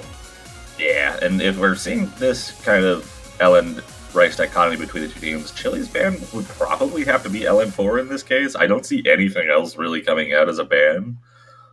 Or Yeah. rather, I would be surprised to see any of the other long note picks getting banned, especially with that long note one protect from Estonia. Yeah, I imagine the LN1 protect kind of throws a bit of a wrench in the works, considering the fact that Chile's taking a bit of a second to think about this now. It's usually a reflexive, like, if it's open, get rid of it type of ban in rounds like this. I wouldn't be surprised if we saw LN4 get removed, and sure enough, there it is, removed from the map pool. Next closest in terms of discomfort stylistically, because you have LN density, you have, we're adding that LN3 kind of occupies that same space as LN2 somewhat, and then LN4 being like more wild cardy. You want to Well, usually a toss up there. not quite. LN3 Okay. is the wild card. LN3 is a wild card. LN4 is the new category. Thank you. LN4 is the one that's similar to LN1, where it's more coordination oriented. Okay, But LN1 focusing more on the inverse side of things now instead of being like a combination inverse coordination pick. Good to know. Either way, not going to have to worry about it, as the first pick is going to be Rice 6 to start this match off.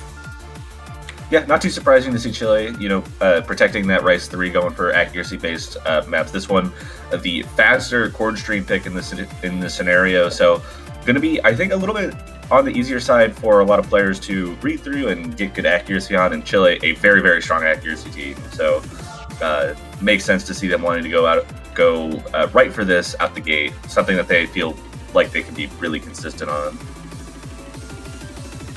Yeah, very quick in, quick out type of a map, just shy of 2 minutes. So not going to be the biggest test of stamina, but for the time that they are locked in, I can imagine the exertion is going to be pretty high. We're starting to reach that like middle point of the tournament where we start hitting the ceiling on certain players here and there, where either the BPM might be too high or just the pattern structures of some of these charts get a little too complicated to read through, and we'll start seeing a couple more drops than usual, at least in comparison to the earlier rounds, as we wait for Chile to lock in their roster. As I mentioned at the top of the broadcast, Isaiah and Arcaxio going to be locked in for Estonia, whether they want to be here or not.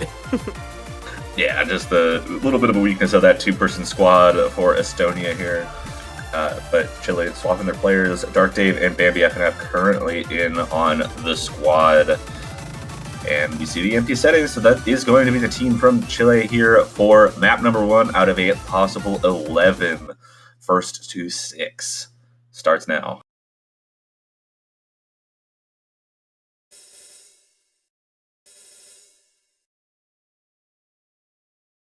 As we wait for Bancho to get everything settled in here, make sure everything's synced up.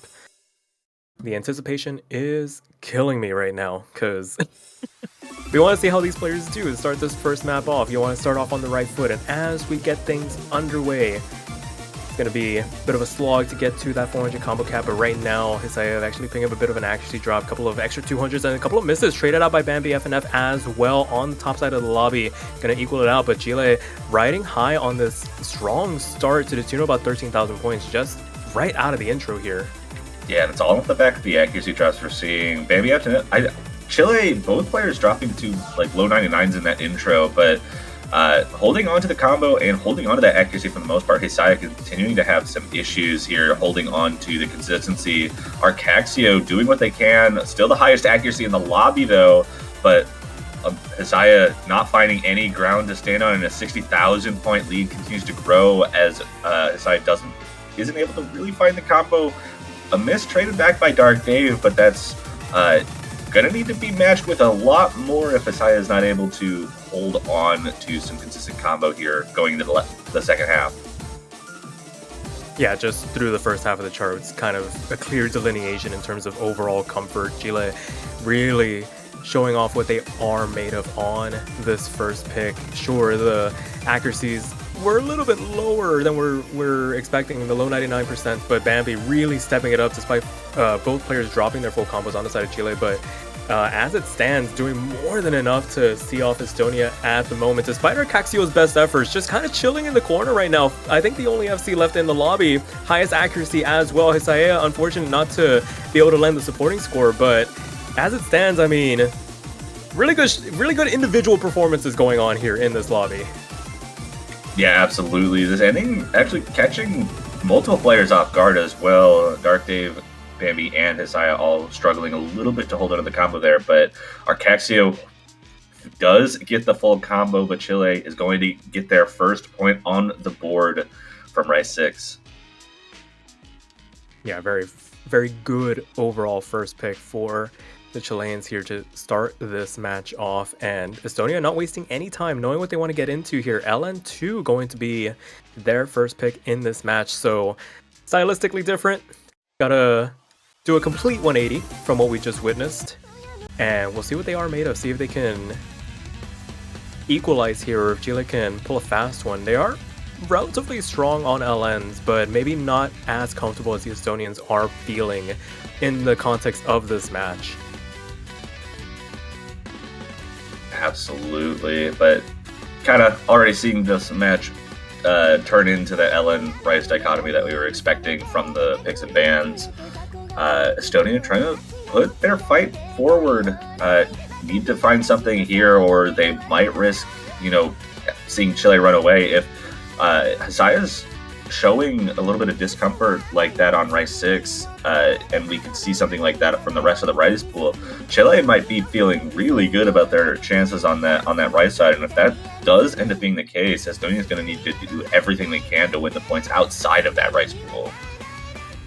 Yeah, for sure. It's not gonna be a matter of if, but when they need to dip down into those hybrids at the end of the day, because they are gonna need to. The LN pool isn't as big as the Rice pool in just yet, so we'll see how they do on this LN pick. That's the most important thing. They need to win this pick to make sure that, like you mentioned, Chile doesn't start running away with this a little bit, because I think Chile has a very clear plan of attack. But this introduction starting to catch out. It's a complete 180 from what we saw. Hisaya striking on the Rice 1. Dark Dave actually picking up a couple of slider breaks through this introduction. Hisaya finally trades one of them back, but Estonia riding away with about a 6,000 point lead through the introduction alone. And Bambi actually finding a break as well. Everyone now dropping except Hisaya. No full combos on the board, but a 7,000 point lead for Estonia. Accuracy between Dark Dave and Hisaya quite comparable. Hisaya just with better combo coverage. Bambi actually with the highest accuracy in the lobby. Did find that break to trade with Arcexio, but is still able to keep this within striking distance. But a three-way miss there, double from Chile, and Hisaya finding the drop. Now Arcexio the one holding on to the consistency, but finds a miss, and that lead is shrinking down to about 3,000 points now as the combo is on Bambi's side, and it starts swapping over, but Dark Dave finds a miss, and it might just go right back to Estonia going into the second half here. It is a war of attrition through this pick as the density begins to increase in this chart. We start to see the misses traded back and forth. Bambi falls once again, but still so clean in their drops, able to mitigate any extra score losses. Hisaya trades one of them back going into the last third here. And Arcaxio falls as well. This is going to be Chile's best opportunity to start building up a tiny bit of an advantage. But as we have seen, 8,000 points is nothing to write on as we start seeing drops from Dark Dave and Arcaxio on the bottom half of the lobby. But Chile still managing to hold on. A full combo reset on the side of Estonia increases the lead to 15,000 points with a quarter of the map left to go here. Yeah, just like you said, a quarter of the map left. Everyone now above 400 combo. So now it's going to be an accuracy game until we start seeing misses. Arcaxio falling apart a little bit, finding a couple of misses. Everyone else in the lobby holding on through this chorus at the moment. And now it's a 30,000 point lead for Chile. But that's a double miss from Chile. Traded once by Hisaya there, but continuing to find misses. Everyone in the lobby now, and Chile holding on to the lead because of the traded misses. Just one section left, and 30,000 points is going to be a very difficult wall to climb. Dark Dave and Arcaxio continuing to trade misses in this ending. It looks like Chile going to get a very early break point in this match. Definitely looked a little rocky there at the start for the Chileans, but able to pull it together. A MVP performance from Bambi, able to wrench the lead back in their favor and able to mitigate any potential damage overall for their team score to get that first break point and really start to apply the pressure early in this match. Going back to their pick, I imagine we're going to go right back up into that Rice pool. It's just a matter of what style they want to go into.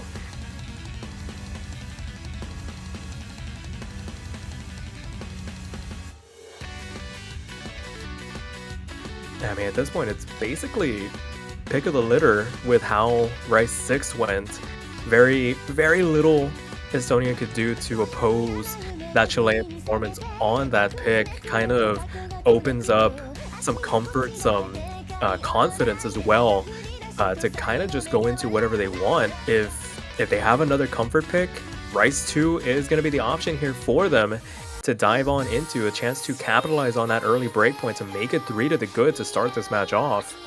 Yeah, sticking with the chord stream picks here. I mean, it went well for them on Rise 6. That was a little less dense, a little faster, but this was, I mean, it's the same idea. I think they're just banking on a similar result from the Rise 6 selection, where Isaiah was having a little bit of trouble holding onto the combo through that.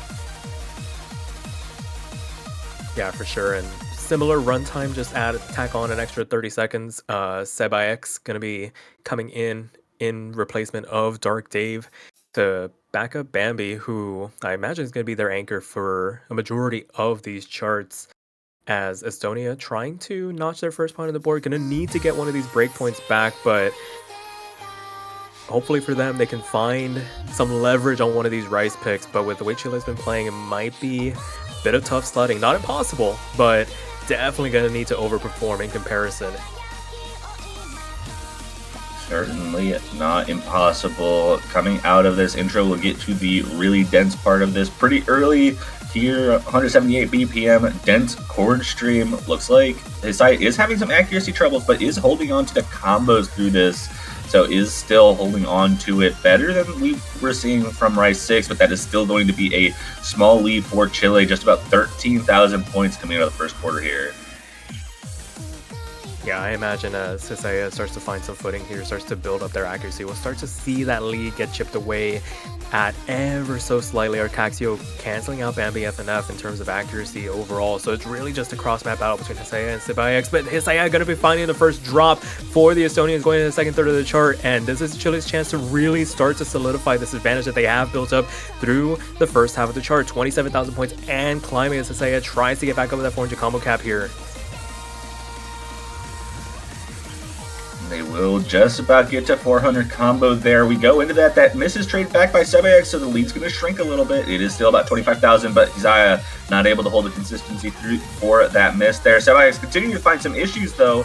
Lead shrinking a little bit, but Isaiah matching those struggles as well. Arcaxio and Bambi holding on very strong. 2 full combos on the board right now in the lobby as Sebaex finds some footing there. Gets to 400 combo as Isaiah continues to struggle and expands that lead to just about 50,000 points. And that's a full lobby reset there. No full combos left on the board. And that should favor Chile there, given they had a quite hefty lead there going into that big break. But we continue to see combo drops here from Asai and Sebaex.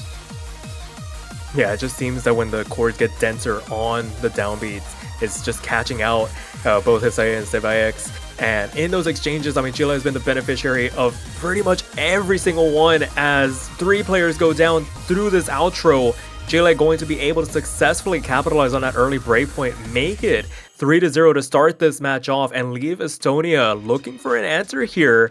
If Chile can match them on the LNs, there is no comparison on the Rice here as it stands. A very close battle between Bambi and Arcaxio, but Bambi comes out on top and Chile secures a point.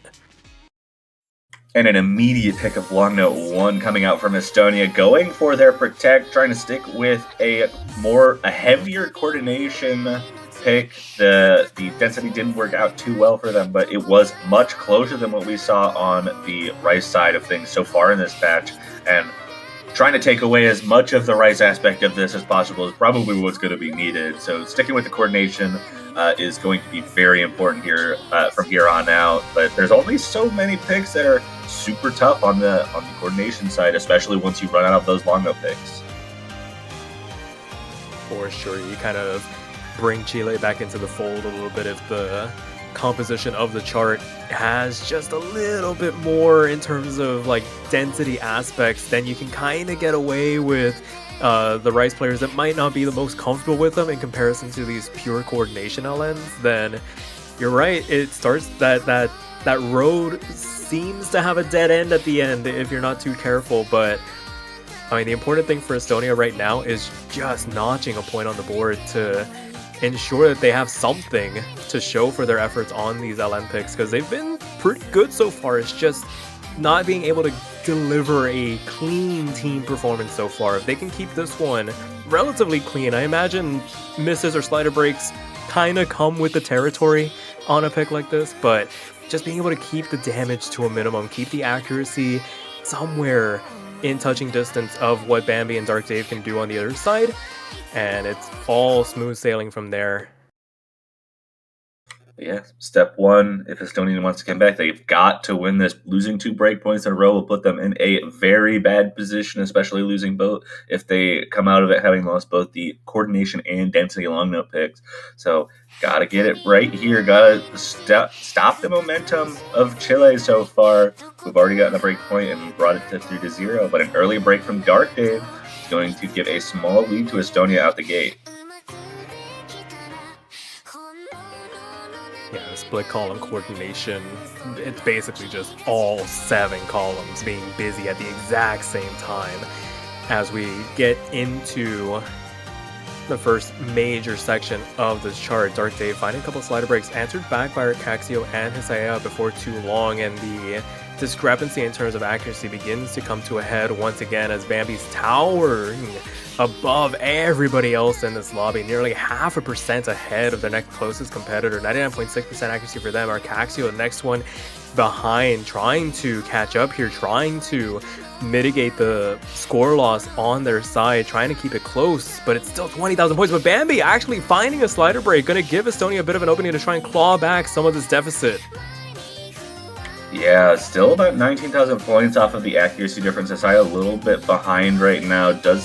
Is able to build up the combo in Bambi now above 400 again, so that leads him to continue to grow. But another miss from Bambi there is traded right back by Hisaya and Arcaxio and Dark Day, the only two with the combo alive going into the second half. But Chile with a pretty strong lead at the moment and only growing because of the accuracy differences here between Chile and Estonia. Yeah, these slider breaks are going to be so important at the end. If Estonia can just establish a bit of a foothold, hold on to some semblance of combo. There's trades going on once again as we make our way into the last quarter of the chart. Bambi, the next one to fall, not traded back by either of the Estonians. These staircase rolls are catching out of Chile. 20,000 points gone in an instant, but Arcaxio finds the trade once again. Still 8,000 points. There's enough time for Estonia to claw something back. Hisaya doing everything in their power. The only one above that 400 combo cap for the Estonians, trying to get something here. 7,000 points. Can they do it? That lead's still shrinking. It's down to 7, down to 6,000 points. Accuracy having problem. Dark Day finding a miss right at the end. We only have a few bits. Arcaxio finds a break as well. And the last note, only 5,000 points, but Chile is going to hold on at the very end and take another break point in dramatic fashion. Oh, hanging on by the skin of their teeth, doing the work in the first half. They needed all 30,000 points of that lead going into that ending because it was teetering at the end. The slider breaks were coming through. If they were just 10, 15 more seconds in that chart, maybe Estonia could have clawed it back at the end, but it is not to be. Chile run away with another breakpoint, make it 4-0, and I imagine they're going to get the hell away from these LN picks.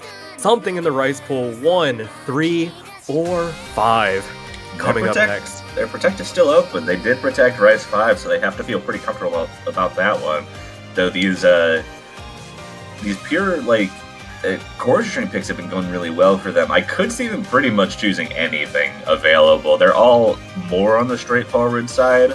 Rice 5 obviously still has some technical elements, but it's more of a mixed pick, so you could see them going with that. But if I had to put money, it'd be Rice 3. Yeah, and there it is, immediately going for their protect, trying to establish match point here, get themselves up to that 5 points, and force Estonia into a corner.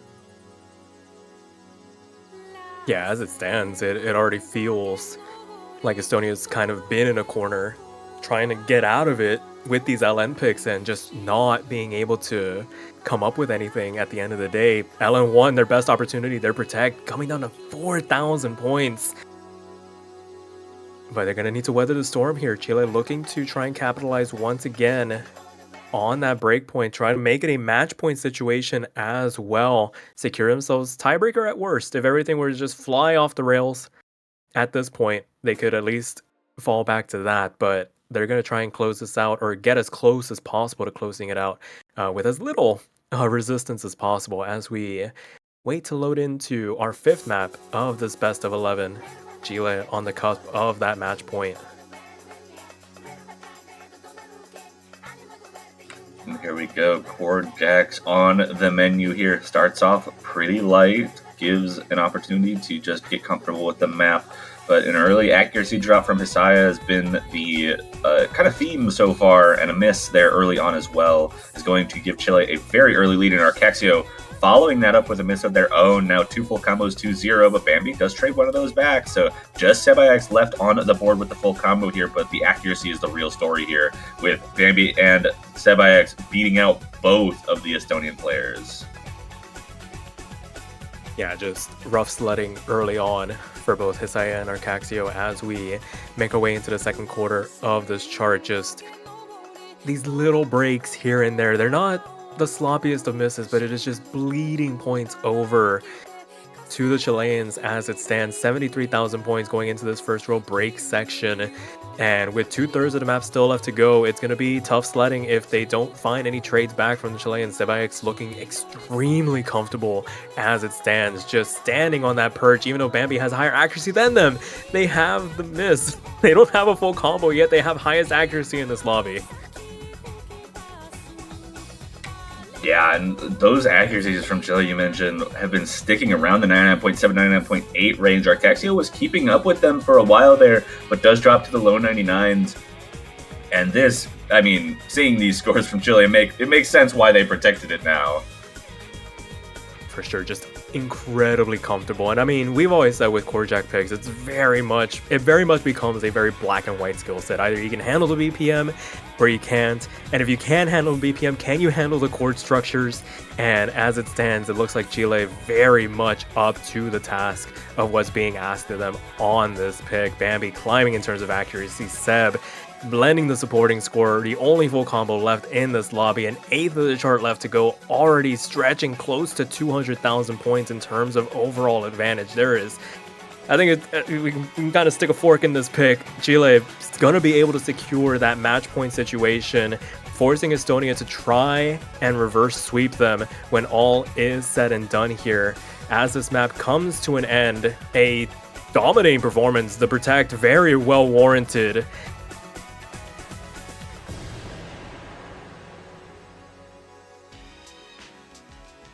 And that will do it. 5-0 match point situation. One miss, 71 300s. That is the epitome of a chord jack pick. Sebaix finding 550s. I think that's just one chord. Yeah, probably. I mean, those are some true chord jack scores. 0001, 0050, and then 3168. More misses than bad judgments. Always is just how chord jack maps go. Yeah.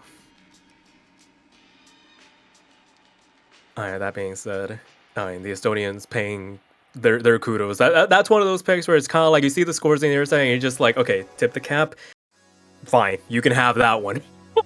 As Estonia looking to change things up here, not going for LN3, they're going to go for Hybrid 1 to try and notch a point on the board here.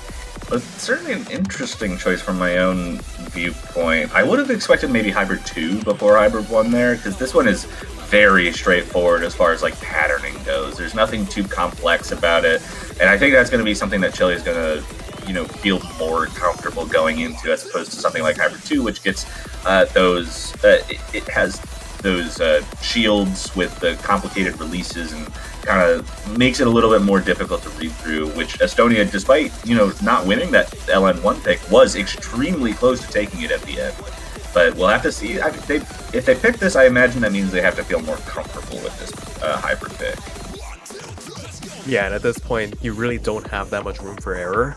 So going with something that might on paper feel more practical, more straightforward, might lend itself to maybe avoiding any pitfalls like those pattern structure that you're referring to in Hybrid 2, maybe. But I mean, gonna need to get this point one way or another and get some of those breakpoints back if they want to stand a chance here. Chile looking very strong, as Sebaix actually not having the strongest it starts through this introduction. A boatload of misses down into that low 90% range to start this map off, and this is exactly what Estonia was looking for. And these kind of intrusive long notes catching two players off guard, Sebaix and Hisaya, and Bambi now actually also finding some issues this might just have been what the doctor ordered. Arcexio holding on to the only full combo up to 800 combo and a lead, continuing to grow as Sebayax just cannot find any footing in these interweave long note and rice patterns.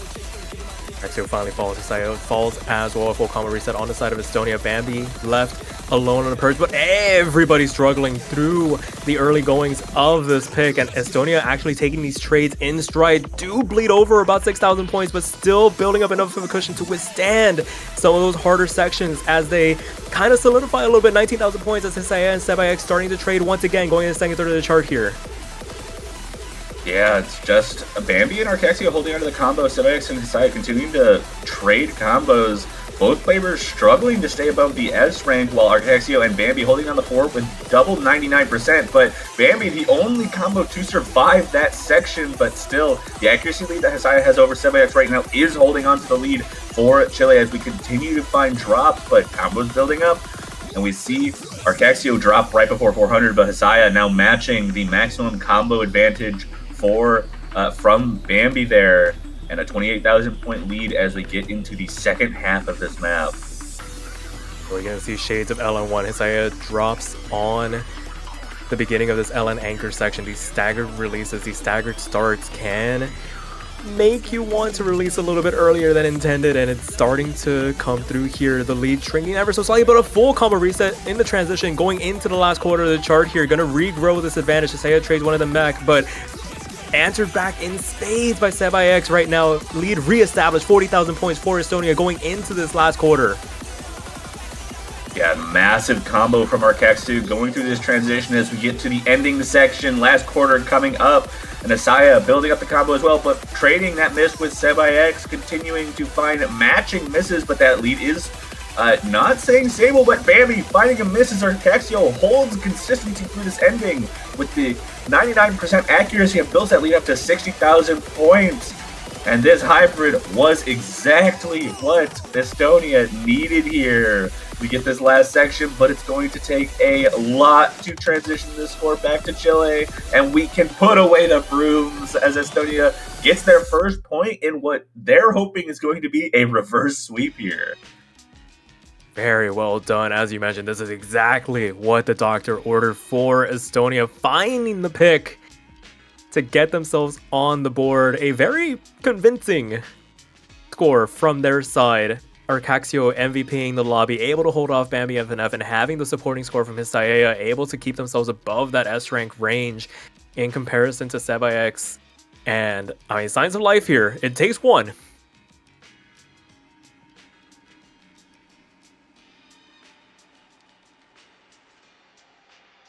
But now with Chile up to pick here, I can imagine. Okay, hold on here. Hybrid 3. Whoa, Wait. whoa, what are we doing here? There's still 2 rice picks open. What's happening? Getting silly with it here. All right. Maybe they want to prove something to themselves here with this hybrid 3 pick. Maybe they know something we don't. Maybe. Dark Dave does come back in for Sebayax, so potentially a little more comfortable on the heavier long note patterns, especially that we're going to see in this map, hybrid 3. I expect Bambi to stay in. They've been doing extremely well for Chile so far this match. Hisaya and Arcexio, obviously the only 2 players on Estonia, so no swap outs. I can imagine that they're starting to get a little tired after 6 maps. Yeah, I can imagine. It starts to wear away at you, so the fact that they're able to keep up this level of performance is in and of itself incredible. I don't know how these 2-player compositions do it sometimes, having to play some of the absurdity on screen here, but nevertheless, gonna need to go into hybrid 3, an opportunity to get back one of those breakpoints from earlier in this match, and if they can pick this one up over Chile, then maybe some conversations to be had, but a synchronized miss from Hisaya and Arcexio going to give Chile a bit of a cushion to work with, not the biggest one that we have seen. It was a relatively clean drop on one of those mini jack patterns. Bambi ended up trading one of them back. And overall, this is one of the stronger starts we've seen to a chart from all 4 players in this lobby. Indeed, just about 3,000 points, keeping it close, but with how long this map is and how high the combo maximum is for a map like this, small leads are going to be a lot bigger than they look. So 6,000, a little bit harder to overcome than it would be in one of the other maps in the pool. Now that lead going up to about 9,000 as we see a double miss from Estonia as well. Hisaya and Arcaxio finding some issues, both Chilean players holding consistency through these early long notes. We are about a quarter of the way through, and a 16,000 point lead for Chile looks much stronger than what they looked on Hybrid 1. So potentially a good player swap so far, but we still have a lot of map to get through. For sure, a quarter of the map already done and dusted. Chile holding on to this 27,000 point lead as things begin to approach a more rice density section with these interspersed LN bursts here and there. Going to catch out Hisaya, no trades back, but as I say that, a double miss from Chile going to help extend this lead. A full combo wipe for the entire lobby as we continue on here. Second, third of the chart still coming through, but Chile going to take these exchanges any day of the week, still managing to hold on to this cushion that they have built up, 40,000 points and climbing as we continue through this section. Multitudes of issues for both sides, but Chile able to weather the storm just a little bit better to help increase this lead going into the back half now. Indeed, 50,000 points, a huge lead for especially how long this map is. About halfway through the map, and we get a little bit of a slowdown section, but Hisaya continuing to find a few breaks. The rest of the combos in the lobby holding strong, but Bambi trades that miss back, so two combos on, or one combo on each side, I should say. Dark Dave and Arcaxio holding down the fort for the respective teams. Hisaya and Bambi continuing to find struggles in this section, but the accuracy difference right now is the big story. Players on Chile holding a little bit stronger than Estonia, but that's a double miss from Chile. Hisaya trades one of them back, but Arcaxio holding on to the combo for Estonia at the moment and trying to do whatever they can to dig into that lead, and it is shrinking just a little bit.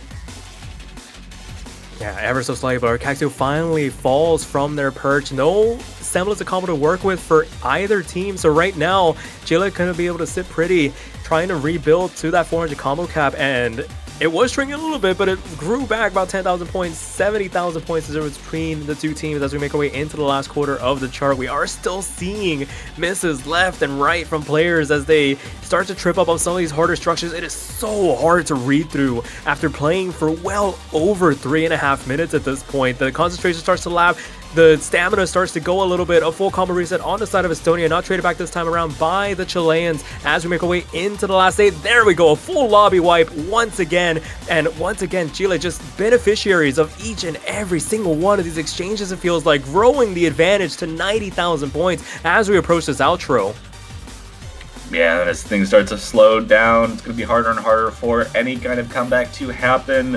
Estonia did a great job, put the brooms away, and was able to get that point on Hybrid 1, but is unable to continue coming back in this match as Chile finishes off the job. 100,000 point lead for Chile on Hybrid 3 is going to bring them to their 6th and final point and send them to the second match in the Losers Bracket quarterfinals.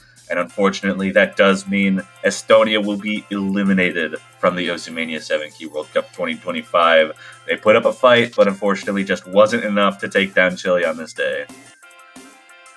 Yeah, commiserations to them. Very well fought. Some really close points there. Could have been a little bit closer. I feel like that scoreline might be a little bit deceptive to those looking, but at the end of the day, Chile just that one step ahead, able to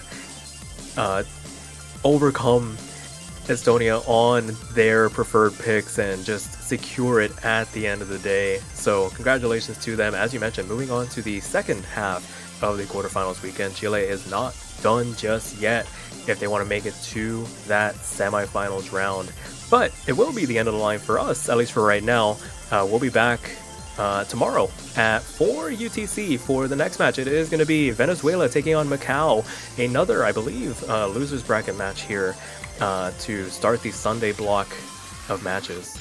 Yeah, but that'll be a slightly longer block as well. So we actually have 2 matches to happen right after the other, and the second one actually a winners bracket match. So you're going to get some fun times happening on the start of our Sunday block. But I feel like I'm forgetting something. I have been thinking about this a lot. I really want to support the tournament, but I don't know how. Do you have a way I can do that?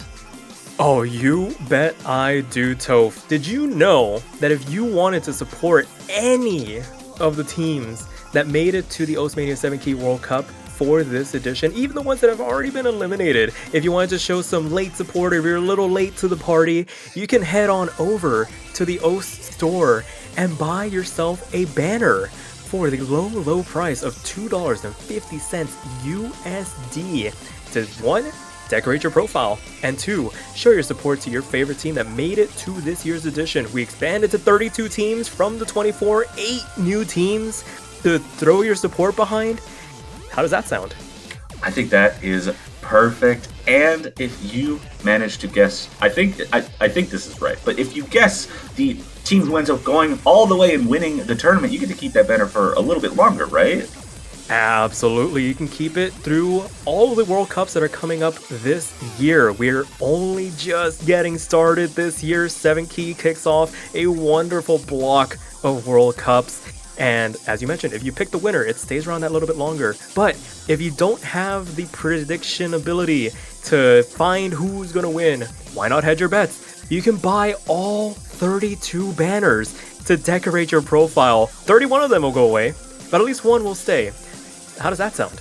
That sounds like a wonderful way to support this tournament and these wonderful players who you get to watch duke it out in the 7 Key World Cup every single weekend. But with that out of the way, I think we are going to close out our Saturday set of matches for the World Cup here, and we will see you in 9 hours at 4 UTC to start our Sunday of amazing matches. You will not want to miss them. We'll see you guys then.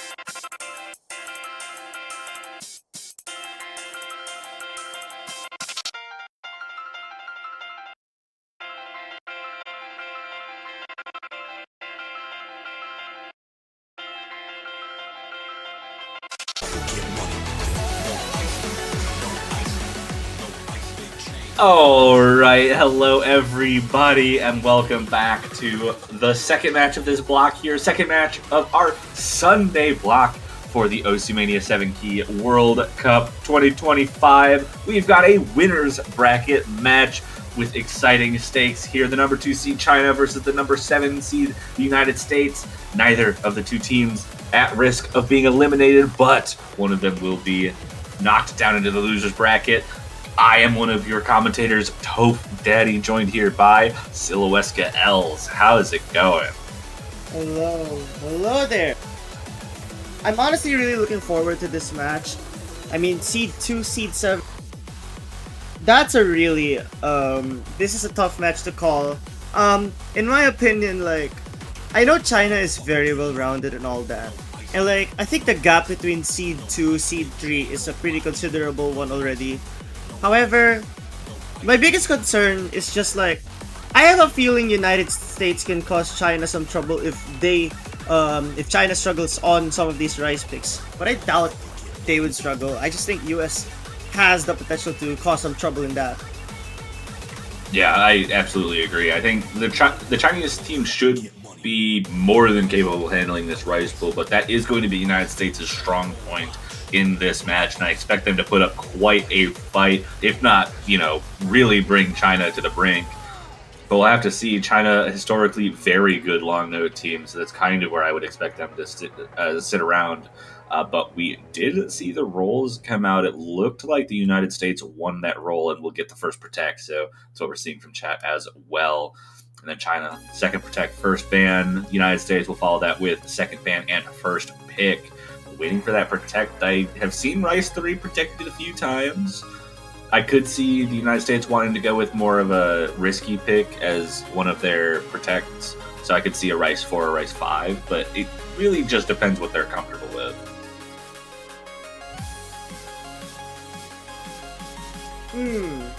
Fair enough. So, okay, I'm still wondering what's going to be United States protect. I don't think it should be the core jet. Okay, you know what? No, maybe it's the core jet pick. But, I'd say Rice 1 or maybe Rice 5 will be their protect. But nope, Korjak's getting protected against anyone's better judgment. But the United States had a very impressive Rice 3 score in the previous round, so I'm not necessarily surprised. They also protected that in round of 16, so staying consistent with what they've been doing this whole tournament. Fair enough. Okay, I think China protects. I'd say LN1. I just think that's like the China pick. Like that's the pick that China would really do amazing on, at least relative to the United States. I think it has to be LN1. Yeah, I could definitely see that. LN4 also kind of in that same vein, and LN4 actually the coordination pick there getting protected, so kind of in the same vein. LN1 in the last few pools has been kind of a combination inverse coordination. This time splits it up. LN4 now taking most of that coordination difficulty, and China wanting to stick in that zone for their protect. And a ban coming out from China first, and Rice 6, so the speedier chord stream pick going to get banned out here. Alright.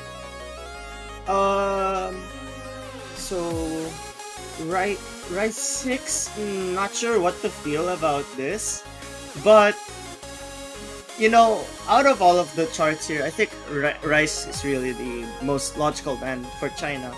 United States, I think, bans LN1. Yeah, 100%. I don't know. I just feel like that's not a chart that will benefit the United States at all. I 100% agree. It was either going to be an LN1 protect and an LN4 ban, or an LN4 ban protect and an LN1 ban in that scenario, just because it, like you said, it's exactly what China has that strength on and gives them the best opportunity to kind of take advantage over the United States at one of their weak spots.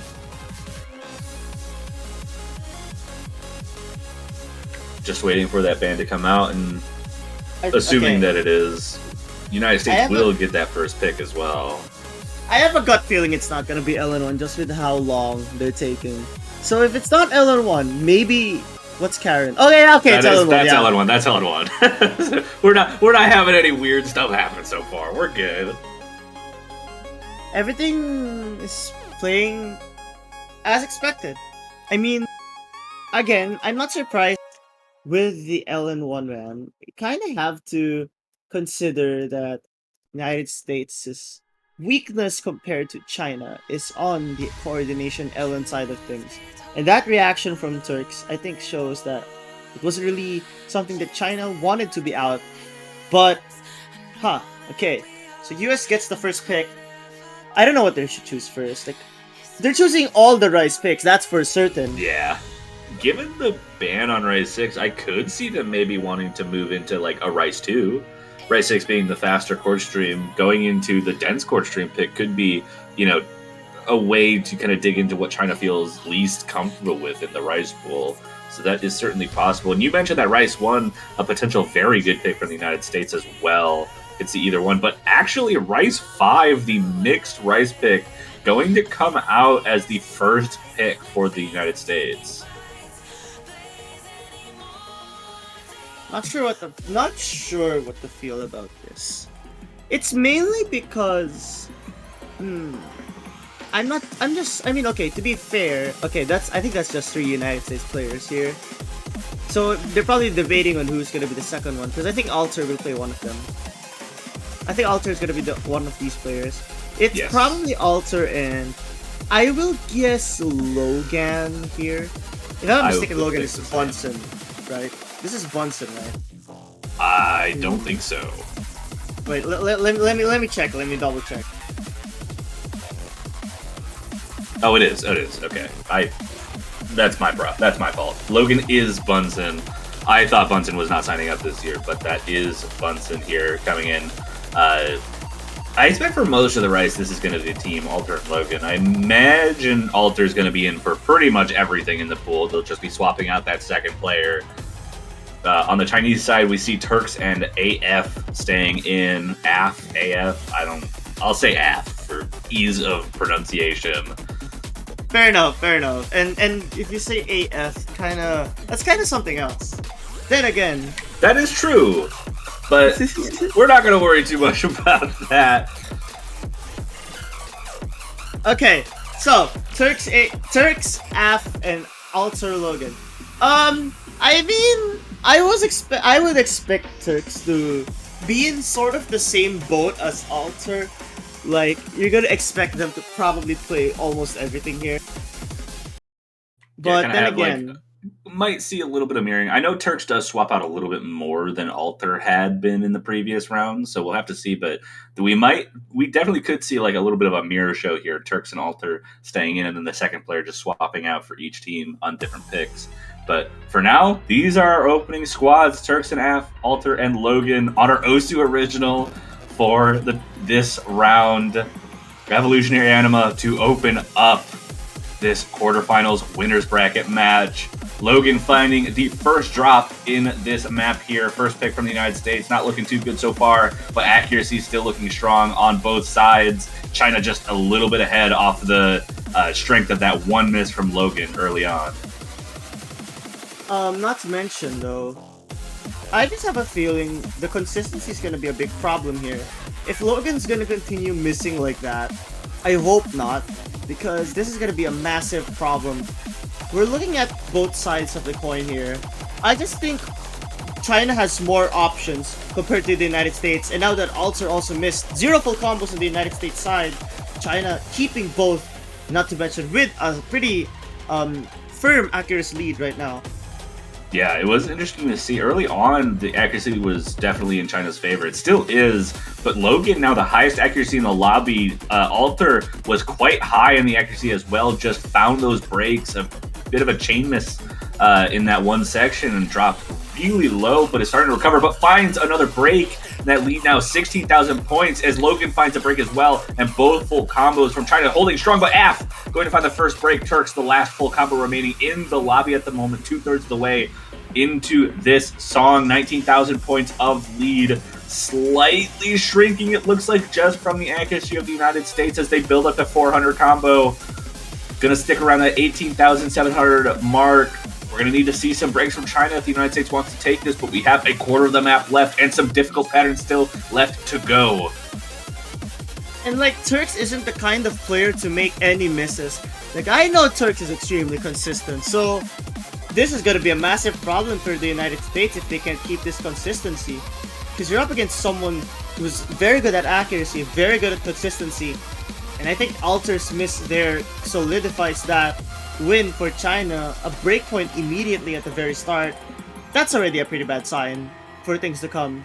Yeah, I mean, accuracy-wise, it looks like the United States was able to hold their own, even despite those misses. Logan matching Turks' accuracy with the full combo, and Alter right behind AF there, about a tenth of a percent. So without the misses, this definitely goes in the way of the United States. But that consistency from China showing off very early and gives a very early breakpoint where maybe, the United States was kind of hoping not to give up already. Not gonna lie, those 4 100s were detrimental. Even if they both full comboed, I kinda doubt it was gonna be the US's win. But here's the problem.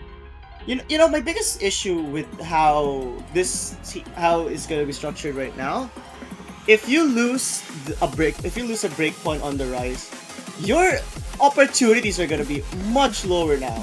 If you think about it, just because I think United States is really sticking to our rise strategy, while China just has so many options on LN and hybrids. That's definitely true, and they're going to open up with their protect on LN4, going immediately for the coordination, trying to lock down that break point on the first pick, and kind of what we expected. China sticking with the long note side of things. We see Satori actually coming in for China. I haven't seen them playing too much, but this coordination definitely up their alley. A bit of a veteran on the Chinese side for both 4-key and 7-key, so not too surprising to see them come in. And it looks like Logan actually going to be staying in for the United States on this long note pick as well. All right. I mean, it could be because this is a little bit more physical now, or at least I'd expect the picks to be more physical, which is why Logan probably is in this pick.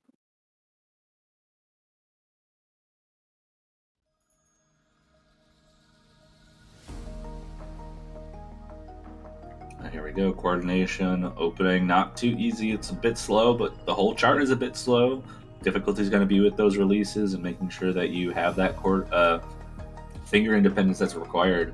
Alter with a very early combo break. Logan matching that. Accuracy still strong from everyone, but dropping more heavily on the United States side as Turks gets to 400 along with Satori. 99.9% from Turks there as Alter finds another break, and Logan matches alongside them. 20,000 points of lead already as the United States just continues to struggle to find any sort of combo, and the Chinese players just demolishing this chart so far. 99.7 minimum accuracy. Okay, Turks finds a miss, but that's not gonna matter too much. That consistency and the accuracy advantage is way too strong. Now that I think about it, not only does China have more options and picks, they're also very versatile in who can play in. I just know they're not putting in Zhang Fan, or should I say Van Wilder right now, because I know Van Wilder is extremely good at long notes as well.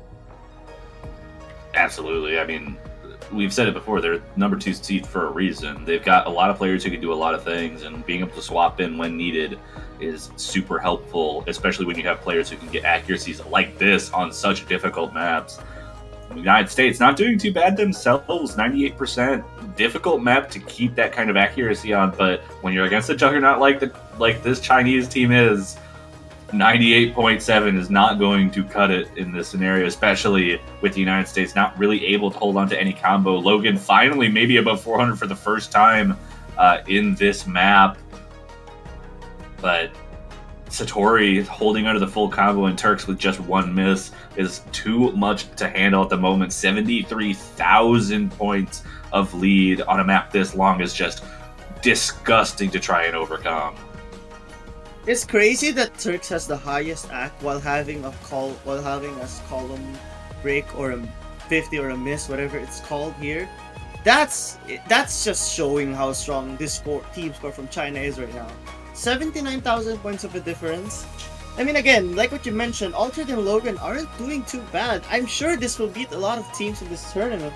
But you're up against China, and historically, China has been extremely good on the LM side, and that should be no exception. Yeah, we're coming into the last few bits of this map. Satori still holding on to that full combo with a 99.77, on pace for about a 992k. Insane score as both of the United States players are building just about to the 99%. Like I said, very impressive scores from the United States as well, but when you're up against Turks, who has a 99.85 with a miss, how? Yeah, Turks is still gaining act. I won't be surprised if this surpasses Satori, but like the fact that Turks is able to gain act despite this difficult part. Wow. Okay, wait. I think Satori still beats out Turks by a little bit. Barely. 248. Whoa! That's crazy. 200 also 420. 420. Wait, that's 2 420s. That's 2 420s. Okay, I just saw that. Oh my goodness. 200 points separating the Chinese players, both United States players getting above 900k. Altered just below the 99%, but I mean, it was protected for a reason. I know China's really good at it, but that's just absurd. That's crazy. I mean, I mean, the United States didn't do too bad. Their ratios were very strong compared to many other teams in this tournament. But that's the epitome of consistency right there. Yeah, it really is. But luckily for the United States, that's the only map in the pool that's quite like that. Shouldn't have that big of a difference, I think, on any of the other picks that China will want to go with, even with the other two long note picks that are available. But I'm in awe about that performance from China. I know they're the number 2 seed. I know this is just quarterfinals, and I know that that's their specialty, but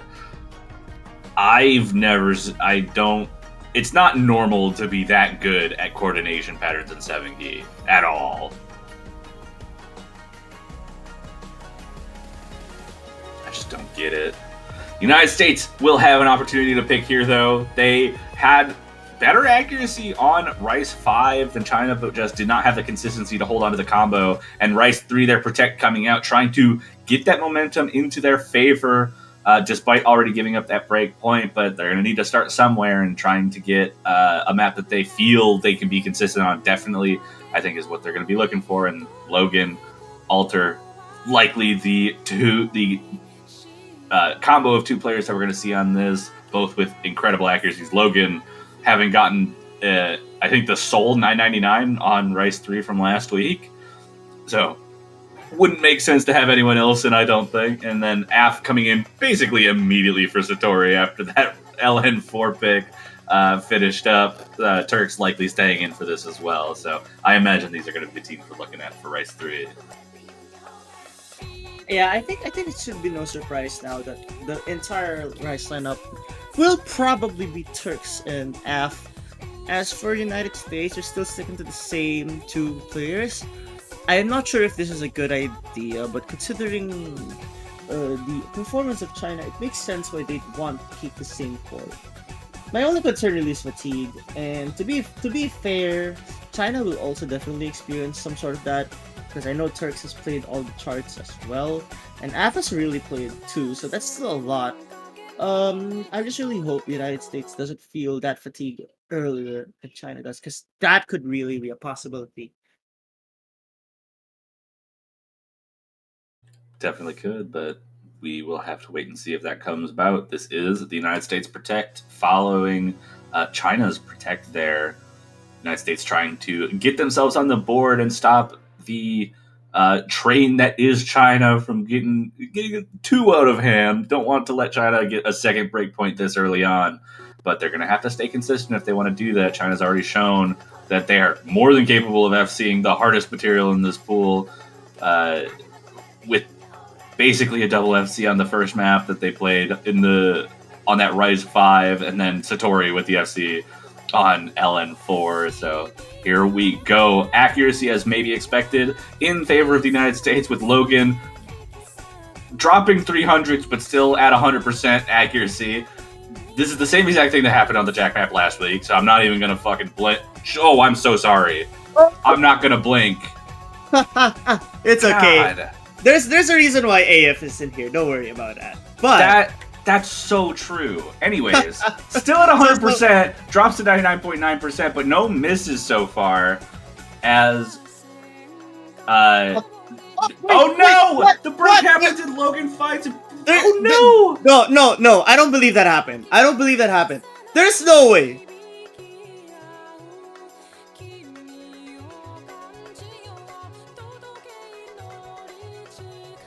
Oh no! Logan fighting a miss. Alter now the new accuracy leader for the lobby here as Logan tries to build back up to 400 combo. The Chinese side holding on to a 4,000 point lead off of that miss. Should start to shrink now that Logan's above the 400 combo, with the accuracy advantage that the United States in general has, though we did see a little bit of a break from Alter there on the accuracy side. So it's starting. Oh yeah, you're right. 200. That could switch things up. Oh, there it is. That is the drop the United States badly needed. Yes, but honestly speaking, no cushion there could have been, but unfortunately, that one miss on the break section really damaged that. They have no choice but to play perfectly now. Yeah, and I mean, Av actually also finding a little bit of maybe getting lost a little bit. That accuracy dropped very heavily, and Logan, despite that miss early on in the break section, nearly building up to Alter's accuracy. So the two United States players showing the consistency on this type of map.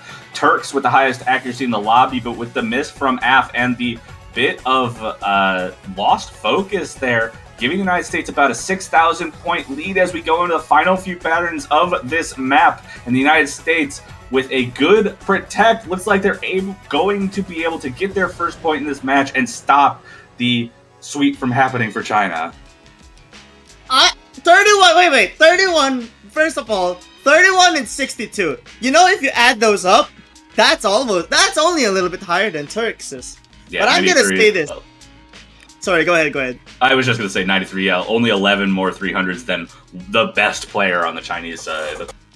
Exactly, but even if Logan, even though that 200 happened, that would have still been higher than Turks, just because I think a 200 equates to like 33. A 200 is like 33 or something, 300s. But wow, you know, I thought that was gonna be a disaster after that miss. It certainly looked that way, but they got a gift from Af there with the miss, so going to be able to hold on to that point on their protect.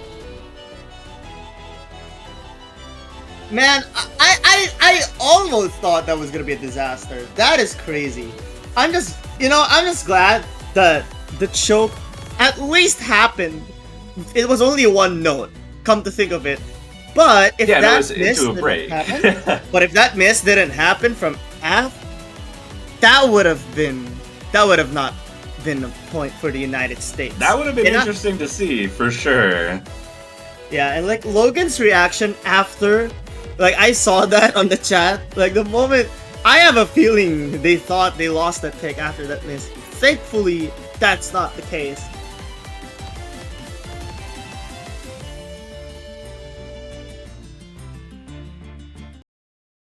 But a pick, I mean, we've been talking about the last pick so much, we didn't even mention LN3 getting immediately picked by China, everyone staying in for the most part, Satori coming back in yet again for this long note pick. I mean, they did so well on LN4, I'm not surprised to see them back in again.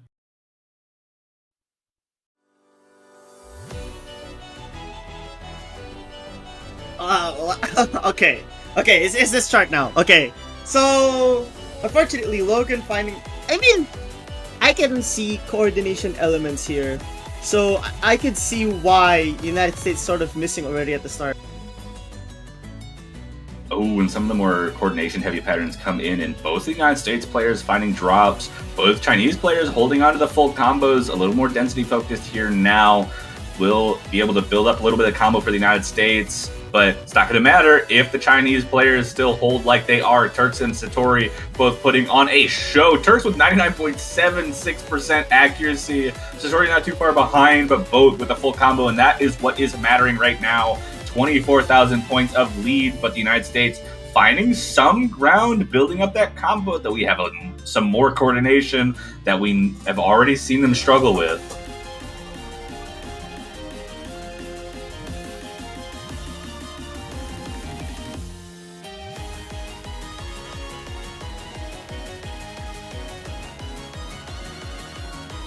And here we go. Last third of the map, Satori. Ooh, big break from Satori. Traded by Alter, though, so it's not going to impact the score too much. But Satori now behind Logan in accuracy, who has made a major comeback in this, but Turks nullifying the score that Logan was able to give. But that's a miss from Turks as well, and that's going to drop the lead a little bit. It's below 20,000, but Alter does find a break right after to match. We just have a little bit left of this map left, and China doing a good job of establishing that lead again.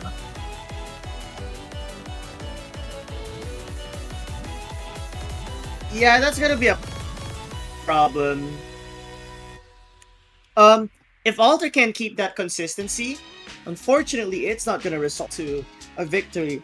And the problem is, like, yeah, accuracy-wise, it's just not gonna be enough. And if, what do you call this again? If Logan only beats Satori by like a few thousand points, that's just not gonna help. Yeah, I'm starting to see Yeah,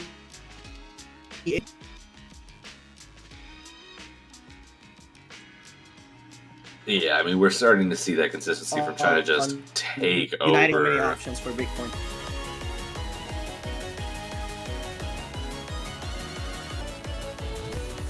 Ooh, full lobby moving out. What happened here? I'm not sure what to expect out of that. We did see, like you were mentioning, China having that consistency. It's not going to be looking good for the United States to start taking breakpoints, though.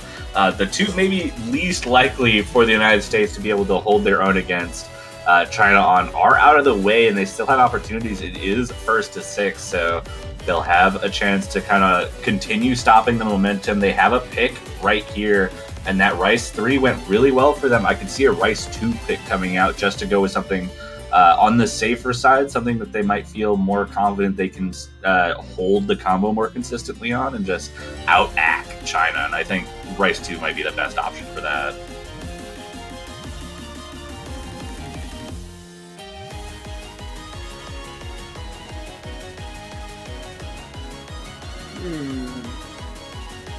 I think United States picks L. Oh, okay, they're picking Rice 2.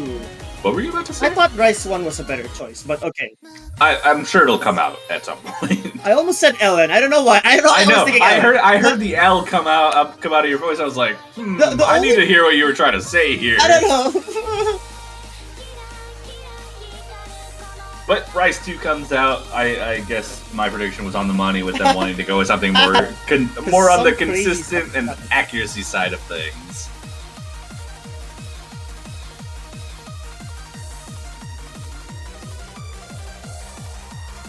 But we've got the expected teams in the rest, the same ones that have been here the whole time. Alter Logan on the United States, Turks AF on China.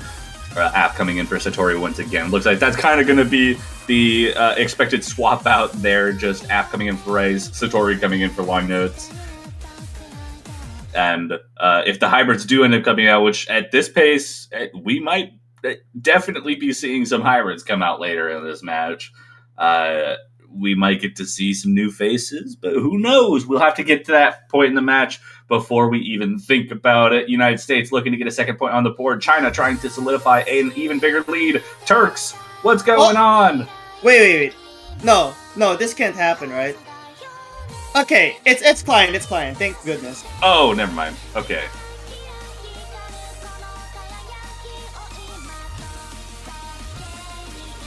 Thank goodness. Okay. Didn't want to see something weird happen like that, but back in it, all 4 full combos. Never mind. I say that and a miss comes immediately. Logan finds the early drop. The consistency we saw from the that Rice 5 pick coming back again.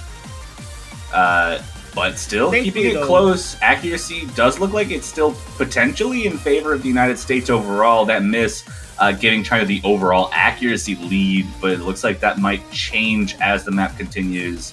All players above 400 combo, and that lead right just under 4,000 points, and it looks like it's actually shrinking right now. The United States catching up with Logan, trying to build that accuracy up again.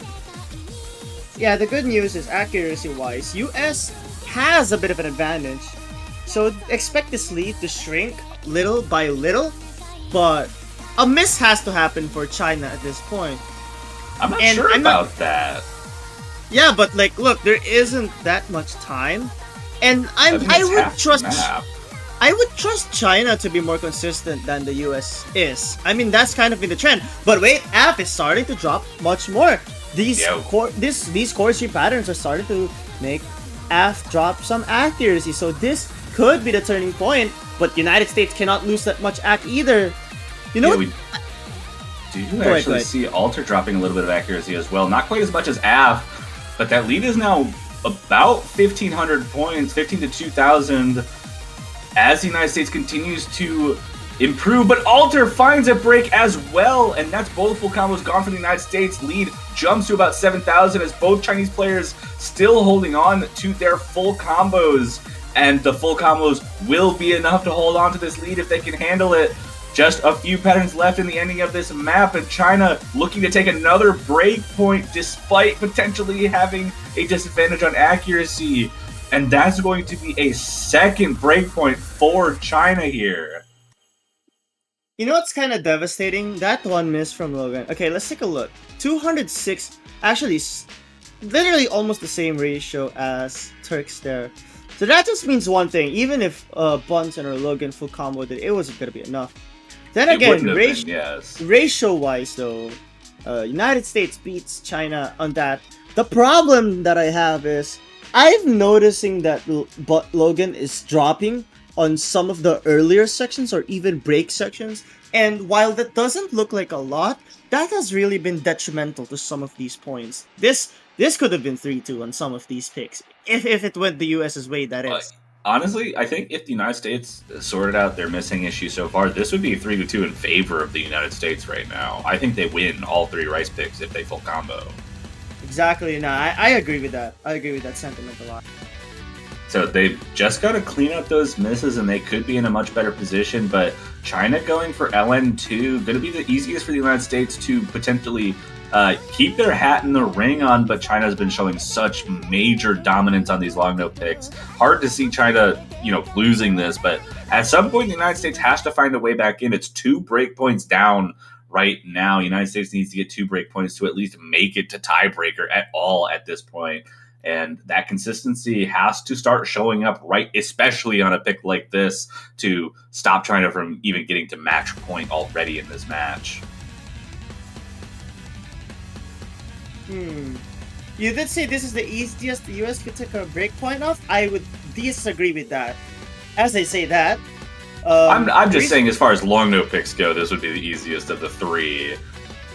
Of China's picks, definitely not. Okay, fair enough. But I don't know, like even if it's the easiest, clearly accuracy is not helping their case right now.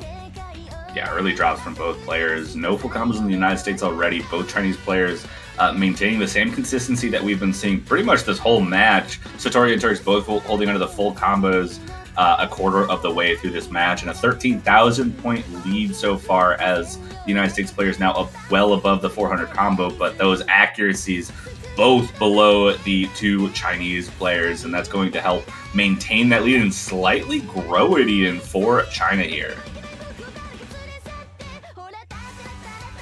Alright. So the problem is, the more technical these LNs are coming, China's just showing their strength in long notes even more, increasing that accuracy ever so slightly. What makes this chart so hard is it's very technical, as I say, and there's a lot of elements of mini jacks and all that, but it's not wavering any of the Chinese players here. It's not wavering anyone at the moment. Even those accuracies on the side of the United States do start to build up, but Logan and Alter both going to find some combo breaks in this section after the chorus, trying to build back up, but that lead now 30,000 points off those 3 breaks from the United States, and still looking at a double full combo from China. That consistency showing about as strong as it has been this whole match. That's ridiculous. Also, still Turks with a ridiculous accuracy, 99.73% with the full combo. And we just have 1 section left, and China just has... They can miss a few times here. I think it'd still be okay. Okay, yeah, that's true. Imagine if... No misses are gonna happen at the final second for China, thankfully. Yeah, see? Called it. You only had to last about 10 notes, but... Okay, better ratio for Logan compared to Satori. But the 100 count 50s and misses clearly didn't go their way. I mean, China literally only had greats. Wait, look at this. Logan said you all are not ready for it. What? Are they gonna pick hybrid or something? Hybrid 3. That's what I'm calling right now. They're gonna pick hybrid 3? I don't know. They've already picked their Protect. They picked Rice 2. They got some awkward Rice picks left. I could see them going for hybrid 3. Maybe hybrid 1. Well, there's Rice 1. There's still Rice 1, though. That is true. And Rice 4. I forgot Rice 4 is thing. Okay, but maybe Rice... Nah, I disagree with Rice. I disagree with hybrid 3. Just because of how physical it is. And, China has the advantage on LNs that are like that.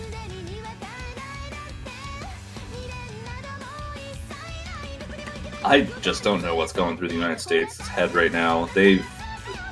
had 2 points go the wrong way compared to what they were hoping, just off of their consistency with that combo. And now it's match point for China. The United States, in order to stay in the winner's bracket, need to win the next 5 points in a row. And they've got to start somewhere. They got that Rice 3 victory.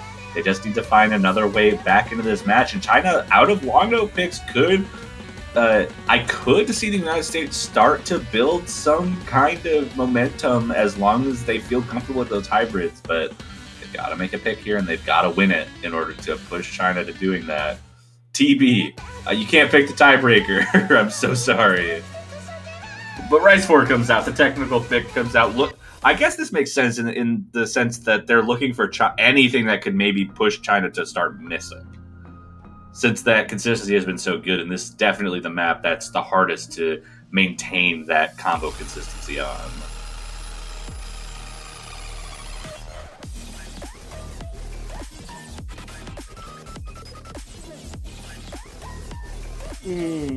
Okay, Rice 4, huh? I am Scary pick. hoping. At this point, every pick is scary, yeah.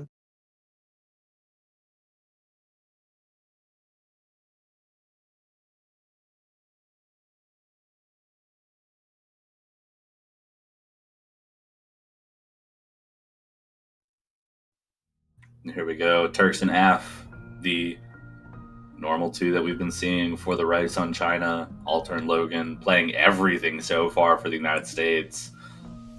United States backed up. Whoa! Whoa, okay. That is going to be an abort. Yeah, that's gonna be an abort. I guess since... Well, we'll have to delay this pick. Wait a second. Just waiting. The ref is going to have to abort that. We saw a miss from Logan early on, but they're going to be able to get a second chance as we try to get F back in the lobby.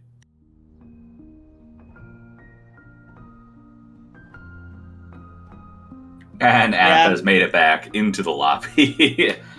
Maybe this is a blessing in disguise, maybe it's not. I'm looking at the chat right now. Yeah, Logan saying that he missed and gets a second chance to not miss right in the intro, so maybe we'll perform better here, having seen it. That seemed, you mentioned it earlier, but Logan has been having a particularly tough time with the starts to these maps, so transitioning into the gameplay of some of these heavier Rice picks and those long no picks has just been challenging, and maybe that's going to be a blessing for him to be able to maintain that combo through the beginning of this chart.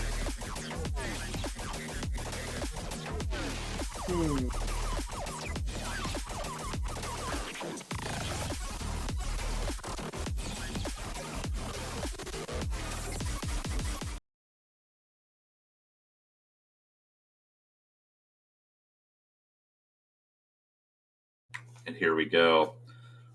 Hopefully we don't see any more DCs on this. Everyone loading in just fine, waiting for it to start. United States on their last legs, last chance to stay in the winner's bracket. They've got to win this and then 4 more after it, but they've got to start somewhere. That somewhere has to be right here. Fair enough. Okay, so if Logan has a really good start compared to the previous times, then this could turn things around. Unfortunately though, Alter hasn't had a good start either. So the problem I'm having here is the United States takes a bit of time to stabilize, while China is already at that point from the very beginning. That's a big problem. Yeah, definitely does seem to be the case. So the accuracies from both United States players starting to increase, and Af actually dropping a little bit of accuracy alongside Turks, and now that leads only about 2,500, staying somewhat stable in favor of China there. But Logan going to find the first combo break of this map in particular. Now just about 10,000 points of lead for China, alongside the accuracy lead. Turks out-acking Logan at the moment. Af ahead of Alter in terms of accuracy, 11,000 points halfway through this map, pretty short. And Alter is going to find a break in that transition, and the consistency problems continue with both Chinese players showing just dominance in the combo department on top of just having very good accuracy in general. That's the thing though, China is a very consistent team. They've always been very consistent. Turks has showed really what it means. And AF at the same time, being a very good support. Just no misses on this kind of technical pick would really damage the United States. I mean, 30,000 point lead, what more can you say? It's almost the end of the chart as well. Yeah, not too much left in a 34,000 point lead with no misses to speak of for China. We saw another one from Logan just about 300 combo ago, building up to get to that max combo bonus, but might just be too little too late. And just an absolutely incredible performance from the Chinese squad on this match, showing why they are the number 2 seed and just putting on a show with a double full combo on Rice for the technical pick to close it out 6-1.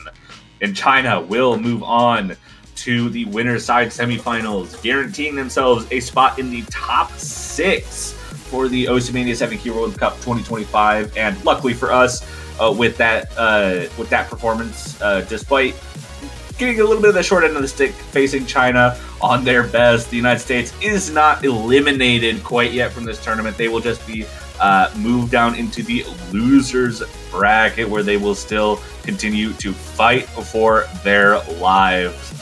China going on to face what will be the winner between the Philippines and Hong Kong, and then the United States in the losers bracket to face the winner of Peru and Spain next weekend in semifinals.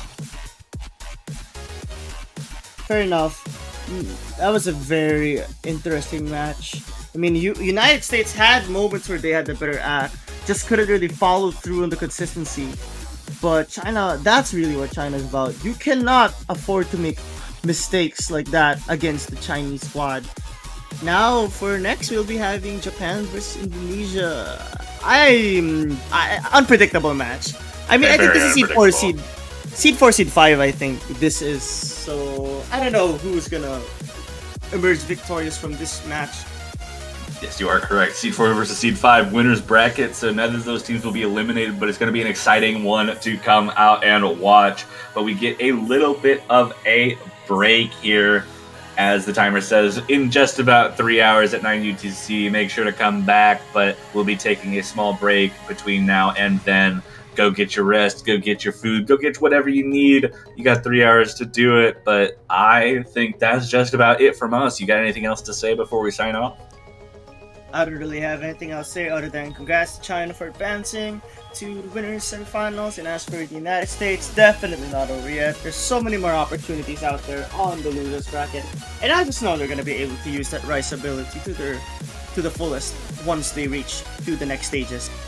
Yeah, absolutely. Going to be a fun tournament to watch for both of those two teams remaining. But we will see you guys all in just about 3 hours for Japan versus Indonesia. We'll see you guys then.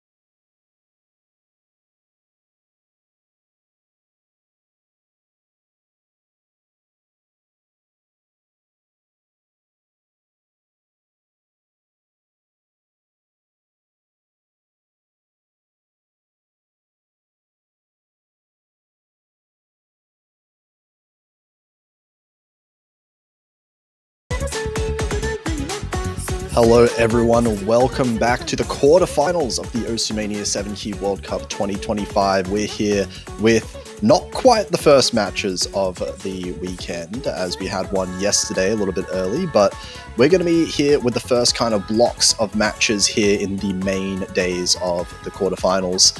My name's Potassium F, being joined here by Surf285 once again. How are you doing? Hello, good afternoon. And as you said, this is technically the first match of the main days of the weekend. We did have one yesterday. We had Korea face Malaysia.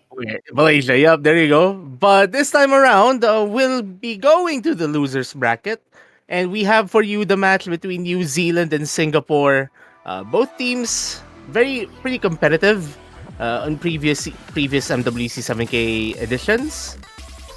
But this time around, they're not carrying their main players from 6-7 years ago. We have some newer names, especially for New Zealand. Though there is one name there that's very familiar. Yeah, Worms being the name that is very, very old. Compared to every other player in this match, I would say Worms has been around since like 2013 or 2014 or so. Coming back for this tournament, of course. But as you said, this is a losers bracket match, so this is going to be the first team, one of these teams will be the first team eliminated in the quarterfinals weekend, while the other team will still have to play one more match, even if they do win this one. So a lot on the line here, and I think it's going to be quite interesting because Singapore did manage to win in a bit of a reverse sweep, if I recall correctly, last week. Yeah. Singapore, that is. Yeah, Singapore won against Poland via a reverse sweep, and it was It was a match of all time. If I say my opinion, like it was a pretty fun watch. It was a slight upset as well for Singapore. Like Poland was our number 24 seed, so we'll see how they'll perform against New Zealand that actually have had a quite good weekend last week. Yeah, New Zealand losing to the Philippines. Obviously, nothing really wrong with losing to the Philippines in 7 key, but managing to win 2 points is actually really impressive for a country such as New Zealand, who historically haven't really found any success or any real success in most of these Mania World Cups in particular. But this is most definitely their highest seeding they've ever had in a Mania World Cup.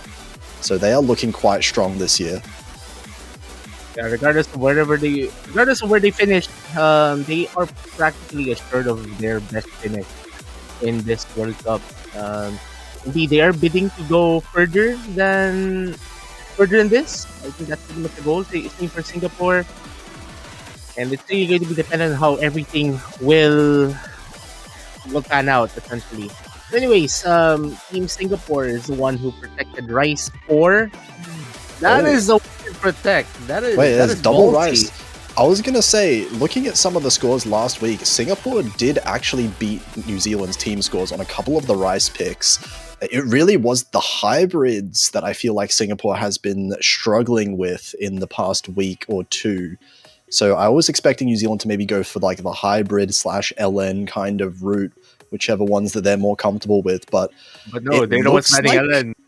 Both teams want to play Rice. That's a really interesting kind of way for this to pan out, because I don't think Singapore looked very comfortable whatsoever on those hybrids. Ellen 4, Ellen 1 are out. So yeah, as you mentioned, we're gonna be eating tons of rice right now. Yeah, I mean, it seems like neither team wants to be picking these LNs. I don't doubt that those two remaining LN picks might just never be picked. We might go straight into the hybrids after the Rice. Yeah, and most likely. Singapore first pick, they're going to go with the Rice 4. So, Morning Loom, our technical pick of this weekend. And as with any of the technical picks that we've seen, it gets weirder and weirder. Technical is such a weird pick as well for the first Rice pick. Yeah, this is something you don't open a match with. I'm trying to wrap my head around what just happened with the protects and bans and picks, and everything is kind of going everywhere.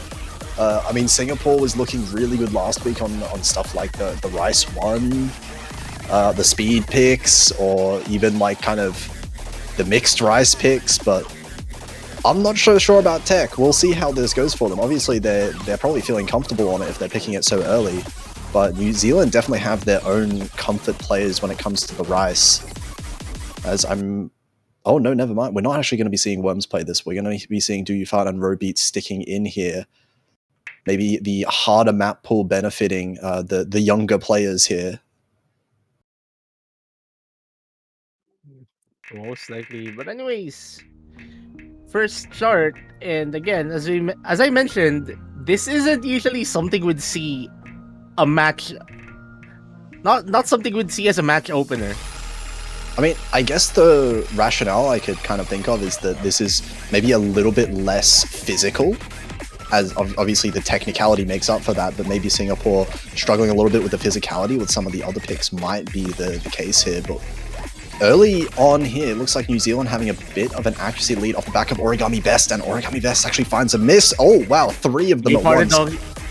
Do you find the doggy that sucks, dropping their combos. It's also, it's only Robeats remaining, and also the only 99%, as I mentioned, that they dropped to below 99%. Everyone's starting to maintain their accuracy for the most part. Origami Best finding another drop, and this is helping New Zealand gain the lead a bit more. Yeah, Singapore players struggling to keep up their combo. They haven't been able to hit the 400 combo mark for a while, just as Origami Best does now, but New Zealand definitely with 2 very strong combos, the only full combo on Robeat's side. And this lead is quite large for a map that's only 2 minutes long.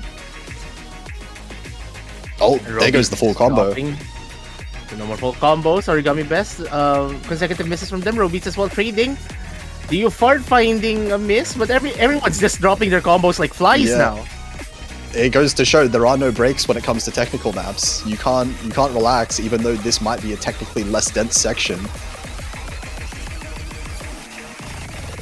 Oh, those are some rough misses, but still staying in favor of New Zealand, though. 30,000 points just about, even though Robeats misses again. These misses are being traded by Singapore, and New Zealand always feels like they have one of their players holding the combo. Do You Fart right now being the one hitting 700. And they're also maintaining their accuracy very well compared to basically everyone else in the room right now. And this is really just New Zealand wanted to take this home at this point. And UFR finally drops their combo, but that doesn't really matter as New Zealand pick up their first point. That's a break point as well. That was Singapore's first pick, the one that they felt they were most confident in. And I mean, they did have some strong, 910k scores on both of their players, but Do You Fart was the real difference maker here with only 3 misses. Those doing the heavy lifting there.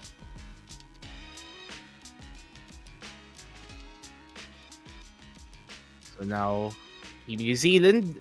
Oh, so they are picking hybrids. Yeah, they're going hybrid. I'm actually surprised that they... Oh wait, I think the theory here is that Ellen, when it's inverse for Singapore, I think they'll have to go get that out of the way. And most likely New Zealand is banking on the fact that LN4 is just such a hard skill set to do. Especially with how LN coordination's definition has changed for this year. It's going to be reliant on tons of longer LNs with tons of chord usages for the most part. Like it's not as similar as what we had from Avril, the earlier LN coordination picks from previous years, Hana no Yakusoku, Yokinota, and all of those similar stuff. I don't know about you, but I love the fact that Avril is still like the baseline. Yeah. Like it had such a big impact when it first came in MWC that now that is just the comparison. Yeah, I think there's like there's the 2024 and prior definition, just Avril. It's the Avril pick. That was what, 2018? Yeah, when that was picked? Yeah, it should be 2018 That's 7 years ago now. I mean, for those who haven't tried playing Avril, it's in the loved section. It's Feel it's free what to try. it's It's only it's 3 2 stars. That's like 2 stars. Oh wait, 2 stars. Not even Yeah, it's it not was even 2 3 stars. Yeah, easy map, right? For Yeah. beginners. Yeah, 2 stars, but it's actually semifinals level for Don't- MWC. Yeah, don't search up the MWC scores on that one as well. There was some fails on that, I think, and like B ranks and C ranks. Yeah, it was really funny. But anyways, back to this match. We have Isovote, a chart by Lenpai. We usually don't associate Lenpai with charting LNs, putting LNs in their charts, especially in recent years. So I guess one way you could put it is this is sort of an LNpai is back. For those who are into the 7K charting scene, they'll probably know what I mean. And look at the LN usages. Robeats finding the first drop. Yeah, some really tricky LN losers, as well as like kind of some parts where you have to hold it for like a second longer than you might want to release. But that miss earlier from Robeats was traded out from Origami Best, so 1 piece per each team. Robeats does double up on that though, and this lead is 1,000 points. I think it's going to flick over to Singapore. Yeah, Singapore is now the one carrying the lead. They have but their accuracy is kind of below New Zealand's right now, and despite that though, New Zealand cannot maintain their combo at all. I think we'll keep on seeing the scores move around as these players keep on missing, I would think. Yeah, Origami Best does trade out a couple of these. Robeats missing again. It's only Doggy that sucks. He's the only one. Never mind. That was holding the full combo. That was inevitable, I guess. Yeah, pretty much. Like the chart is pretty difficult as it is. Like there's a lot of mini jacks, lots of very uncomfortable finger usages. Really, like there was some emphasis on your middle and ring fingers, and for those who are new to 7K, those are not the easiest fingers to move at all. Yeah, give it a try yourself. Motion. Yeah, give it a try yourself on your table. It is really hard without significant amounts of practice, but we're seeing these trades coming out, but the accuracy advantage being well in favor of New Zealand means that the more these players, these teams trade out their misses, the better it is for New Zealand over time. Yeah, actually, might as well mention, I think this lead is practically at the back of Robeats, 99.3. That is a really good run. Coming from them, Origami Best keeping on dropping their combo, and that's just going to help New Zealand basically take this home. Like, regardless of what happens now, the lead is pretty big. Yeah, and this kind of goes what I was saying at the start of the match as well. A little bit of discomfort when it comes to like the trickier hybrid maps for Singapore. Not entirely comfortable managing to hold on to like combo or accuracy on their side as a team. Although that said, Doggy that sucks with the 0 misses, almost the FC if it wasn't for, I think that was just 1 slider break at some point in the middle of the map there.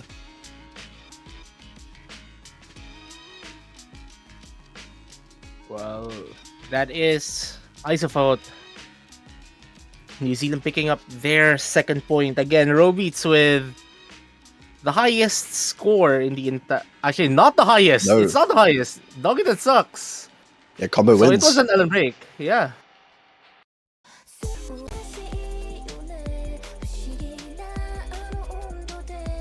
But that's 2-0 right now for New Zealand. Singapore now get their own pick. I can only imagine Singapore's going to keep up with the Rice.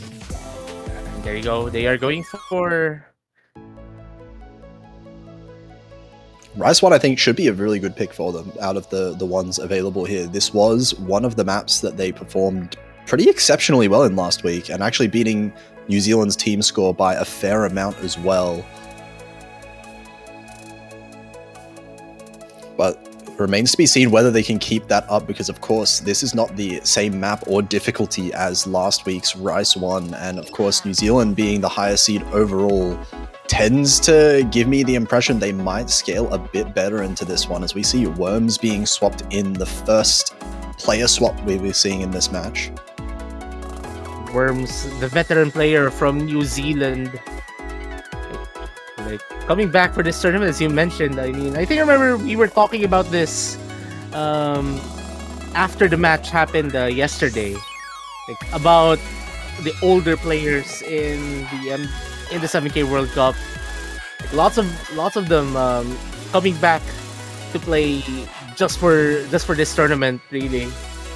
Yeah, and I mean, the cool thing about Worms is he's been around for so long. I remember when I first joined the community in 2014, I think he was already kind of like one of the best in New Zealand. And it's kind of taken this long for him to have a team in New Zealand, if that makes sense, because 7Key New Zealand has been not very strong for a very long time until very recently with all these new players coming up like Robeats. Yeah, like usually when you talk about mania in the Pacific, well, aside from the Southeast Asian countries, like you usually think of Australia as well, but unfortunately, yeah, we aren't able to see them. But anyways, back to this match. Worms finding the first drop. The second. That, Doggy That Sucks second did get one. Doggy That Sucks did miss very early on, but Origami Best has another one as well. So 3 misses altogether. Accuracy is fairly close between the two teams, but Singapore with a slight advantage is giving them the lead for now, as Worms does find another miss.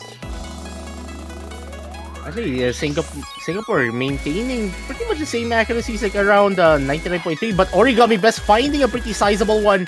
Worms, unfortunately for them, this does trade, and it's a pretty decent drop for them as well. Origami Best and Robe Beats. I mixed their usernames. Origami Beats. Yeah. Bro Best. And it's actually clicking in favor of New Zealand now as Origami Best drops in accuracy a bit more, but another trade of misses. This is basically tied less than 1,000 points. As we're getting to the end of the map, it's already almost over. And any small mistake right now could decide it. Yeah, Doggy That Sucks doing very well to basically maintain an advantage, and Roby's finding a drop. It will just help the Worms as well. That's a full team reset for New Zealand. Singapore on their way now to pick up their first point in this match. They just need to not find the meltdown before this start ends. That lead just built itself so quickly. 30,000 points doesn't tell the story of how close that was until the end, but the team miss from New Zealand really did it, while Doggy That Sucks and Origami Best held on for that little bit longer. Yeah, reverse choke there for Doggy That Sucks.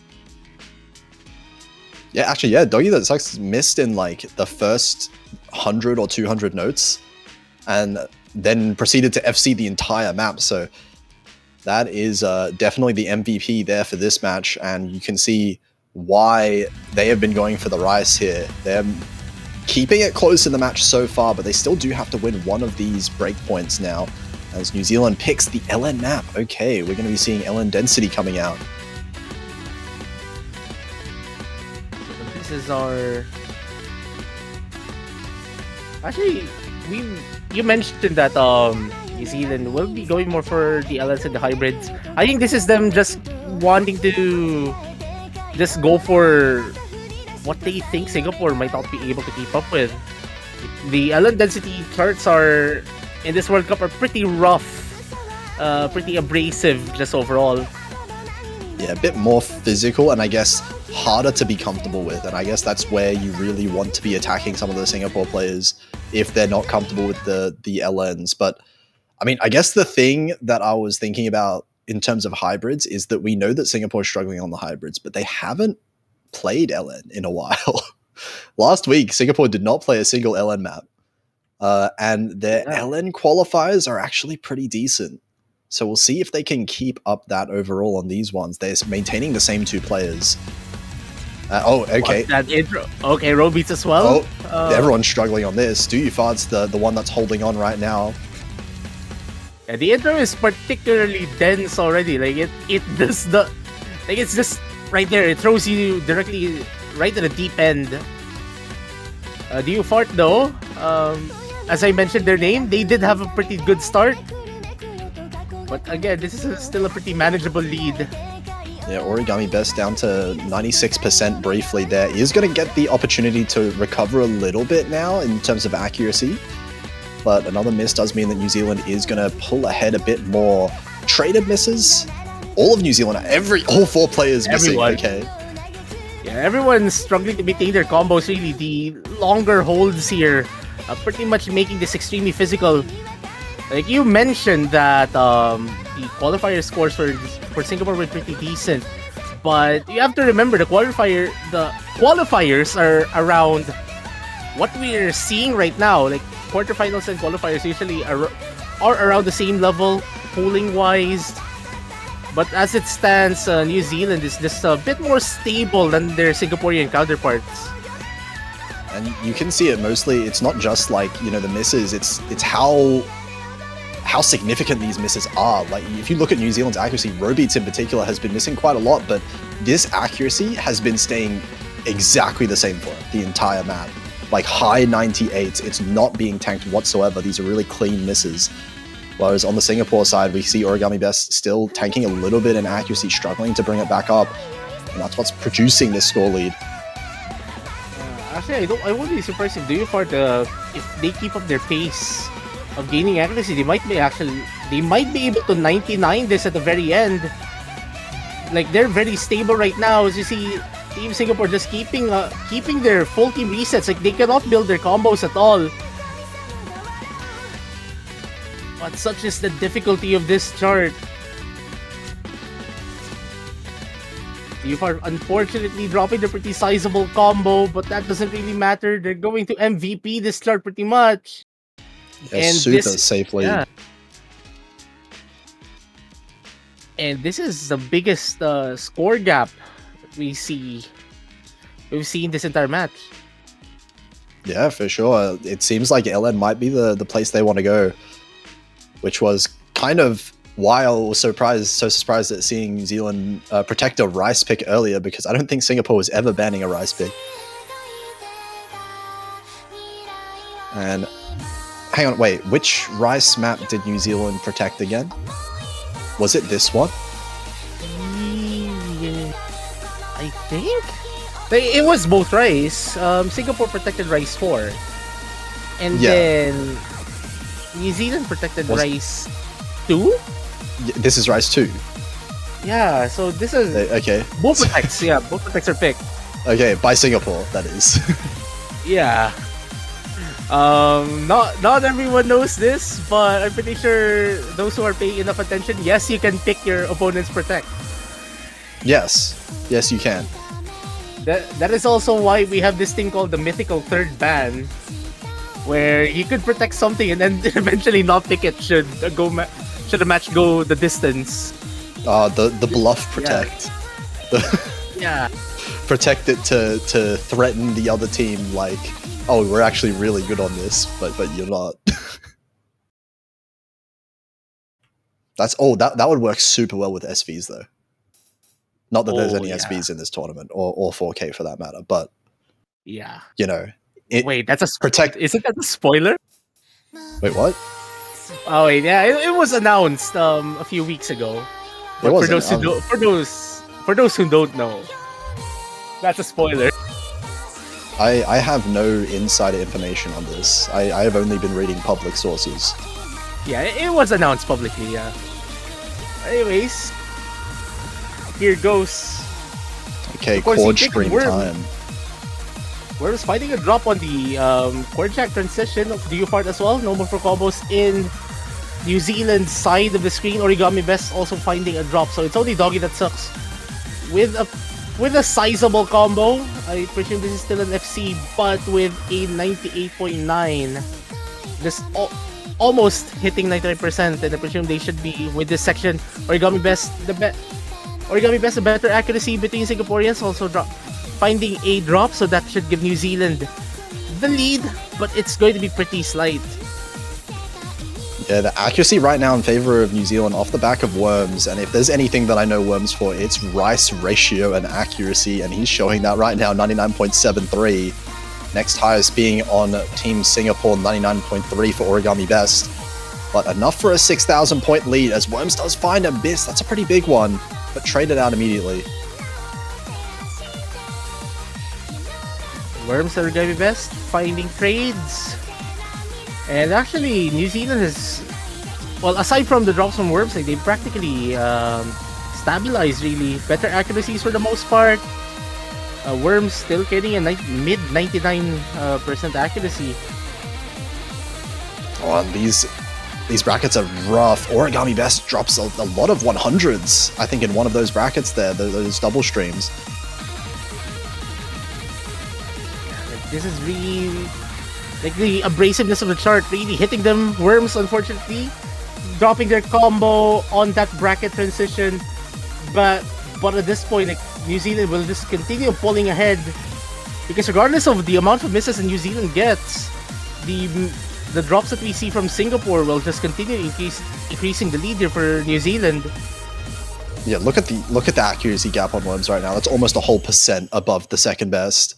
That is a massive accuracy difference. And was that an FC from too far? No, it was one miss at the start of the map. The reverse choke.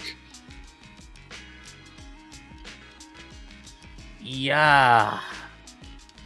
Like, big combos from Do You Fart and Doggy That Sucks. Origami Best with an 11 miss run on their side, and Worms. How do you act? How do you act this chart? Yeah, ratio difference you can see, and the 200 count also is significantly outlier right here. But that is going to be a really solid breakpoint for New Zealand. They are in the lead 4-1. They have their own map. There is something that I always like to keep track of.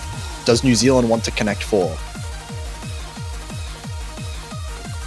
Well, I think they're...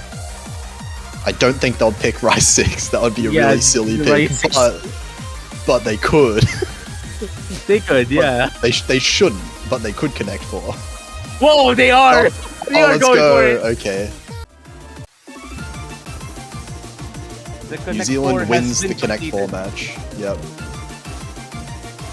Singapore will have to win a few picks and then pick Rise 3 and Rise 5 if they want to connect it up.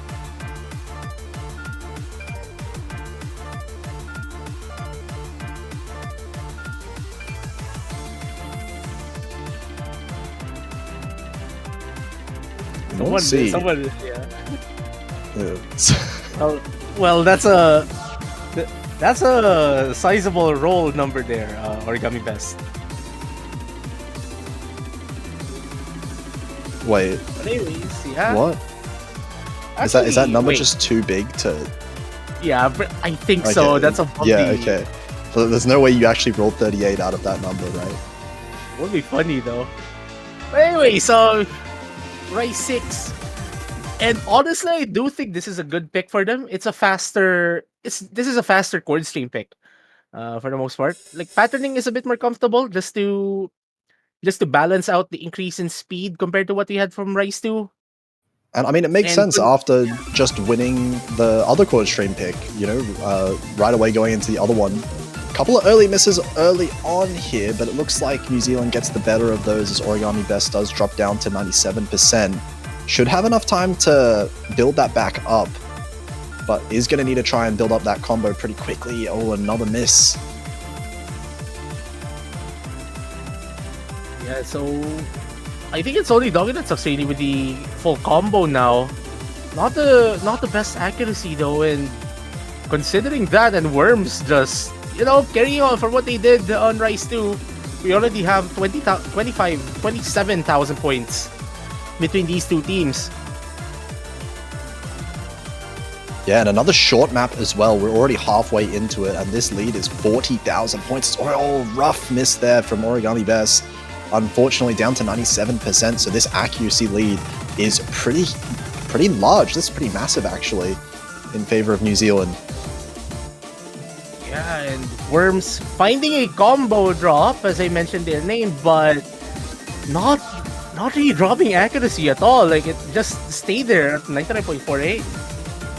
Yeah, I mean, so far in this match, the full combos have not been the issue, right? It's okay to miss here and there, as long as they're clean. That's really been where New Zealand has pulled ahead. Their misses have been super clean compared to Singapore.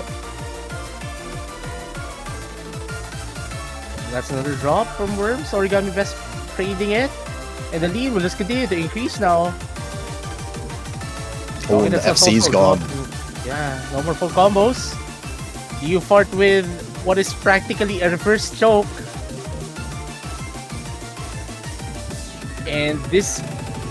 And I'm surprised that this might end up. Oh wait, it's not. LN2 is still the widest score gap for this match. Wait, this worm score is very, very Yeah. close to what it, like the same 200 count, same miss count, same 300 count, and same act just Yeah. about. The consistency, really. But you know what? Like the New Zealand team, like the past two maps have reminded me. They've reminded me of obviously, you know, maybe not quite as high level, but reminded me of the old classic Malaysian team, where Chiwi was getting the accuracy and Neo was getting the combo. Oh yeah. Okay, I see what you mean. Or another one was Liang Layajan and QX. Oh, and Turks. Or Turks, yeah. Yeah, back in the day before Turks the had day. the same level of act that he does now, of course. Yeah. Or even Zhangfan, if we're talking extremes Oh yeah. in terms of combo players. The other one I could remember was Korra and Dozer back in 2019. Oh damn, we're Yeah, going far back now. Yeah. Yeah. But anyway, so we have the Osu original for the MWG 7K 2025 quarterfinals weekend, Evolutionary Anima, by one of our friends in the Mania community, Akiri. And the second last of the rice picks left over. So Singapore do have quite a fair way. They need to win another 4 in a row to force the tiebreaker, but there's only 2 rice maps. So they are going to have to win both of these rice maps and 2 hybrids, I guess, if they want to come back in this one. So we'll see how it goes on this. Bit of a mixed pick this one is, so a lot of mini jacks, and I think that's going to result in quite a lot of misses for both teams here. And there you go, that's the first one of presumably many from the UFART. And Worms as well dropping their combo on that on this pretty tricky pattern. Like, I'm actually surprised that Singapore is carrying 99.2s across the board. But I guess like Singapore is favoring these more quote unquote wackier rice picks, really. They're doing very well on this pick. Origami Best finding a drop, but Worms trading it as well. Yeah, misses being tied out overall, and the big thing right now for Singapore is their accuracy is way better than it was in previous picks as well. Doggy, that sucks. I don't want to mention the name too much, but that accuracy is doing massive amounts for Singapore right now.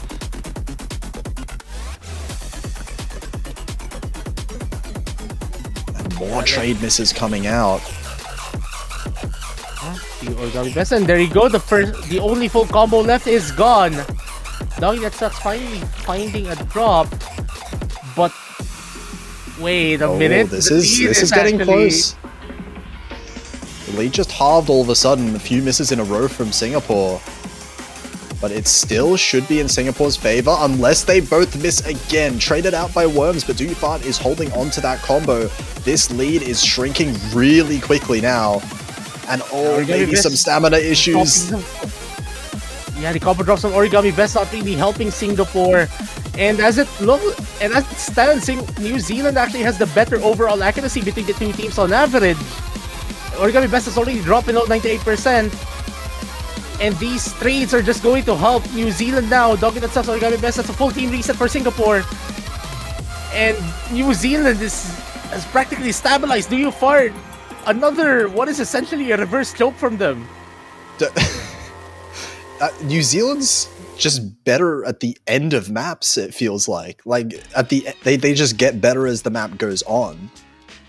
And that is going to close it out. Another breakpoint here, and 6-1 at the end for New Zealand, managing to win in this losers bracket match. Unfortunately for Singapore, that does mean they are eliminated here, despite another MVP performance for Doggy That Sucks. Yeah, Singapore, they have the players to keep up. I think, like, in between this and the next World Cup, I'll be pretty excited for Singapore should they keep improving their 7K, really. And these are pretty newer names, so I presume these are some of the younger players as well in the entire roster. So Yeah, and Singapore has it going for them. I'm sure plenty of us know exactly how fast some of these younger players can improve as well. So by next year, we'll see how they perform, as they have definitely pulled their weight for their seeding, especially as well. But it is going to be New Zealand moving forward. They are going to be playing one more match this weekend, I think tomorrow, against the winner of Russia versus Sweden. Yeah, Russia versus Sweden is going to be one heck of a close match, I think. And honestly, here's a dynamic about the losers bracket this weekend that we might want to keep watch on. It's the fact that the losers bracket teams will have to play at most 2 matches. So the first match, some of them might want to keep their scores some of their scores at the back of their hands, but if they go the distance, it'll give their potential opponent some information. So that's a dynamic that we'll have to see this weekend. Yep, knowing information on the other team's scores is very, very massive. So I'm sure New Zealand's going to be looking at that match between Russia and Sweden, which is going to come up later today, it looks like. And they're going to be scouting out their potential opponents for tomorrow. But it looks like that's going to be the only match that we have for this block. The next one is going to come up in about 5 hours at 14:30 UTC. I think that would actually be 6 hours away, if I'm not crazy. But what's not crazy is the fact that the Osimania 7K World Cup 2025 team support banners, you can buy them on the OC store, and you can buy your country's banners or your favorite players' banners. You can buy multiples of them. You can even stack multiples of the same country's banners on your profile. And if you happen to buy the banner of the winning team of this World Cup, they will stay on your profile until the next Osimania 7K World Cup.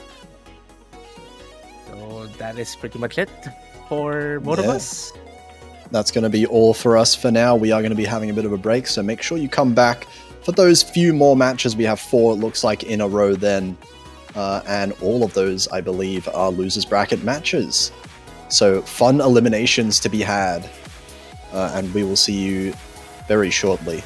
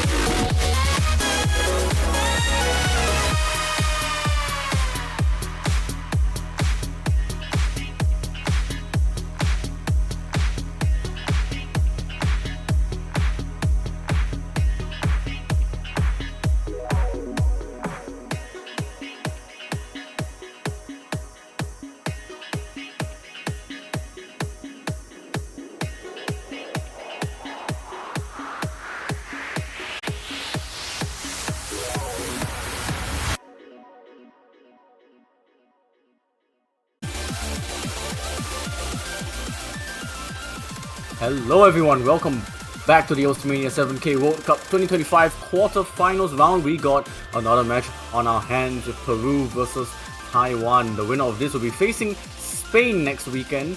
So for the players of Spain, they'll probably be looking into this match maybe quite intently. Peru coming off a nail-biter of a match against Malaysia last weekend, unfortunately falling 3-5, hence why they are here to face Taiwan, who are fresh off a 5-0 win over Lithuania. I'm Raviel, and I'm joined by Sileska Els. Hello. Hello there, and that was indeed what happened the past week. There were definitely some insane moments, especially during that Peru Malaysia match. Could have went either way, but It's over. Can't really talk about that now. We gotta focus on what we have in the present. I actually don't know who has the advantage here. I mean, I think both teams like have potential to win this match. Well, Peru are immediately protecting the Kojak map, which is always a great sign. And Rise 5 to be protected by Taiwan. I think that's an interesting decision for Taiwan, just because whenever your team protects something and you know what the other team protected, typically it's another skill set. So the fact that they're both protecting a Rise is already an interesting choice for me. So LN1, okay. LN1's like that one kind of chart where it's either you can play it or you can't. I think Taiwan knows that very well. I feel like a lot of teams just have realized that inverse skill set is so dangerous over the course of this tournament. I mean, it really is dangerous. I think Peru's banning may be a hybrid. I don't know. I don't think they're banning Rise. Actually, I feel like Peru are not that bad on hybrid. Like, they were 5th on hybrid 1 and 2nd on hybrid 3 last weekend. I mean, yeah, but like, do you think they're gonna ban another? Could you imagine if they ban Rise? I feel like just they're don't think banning LN. Oh well. Okay, Rise well, 4, well. yeah. So Rise Well, Tech, well. Morning Bloom is gonna be banned. Yeah, okay.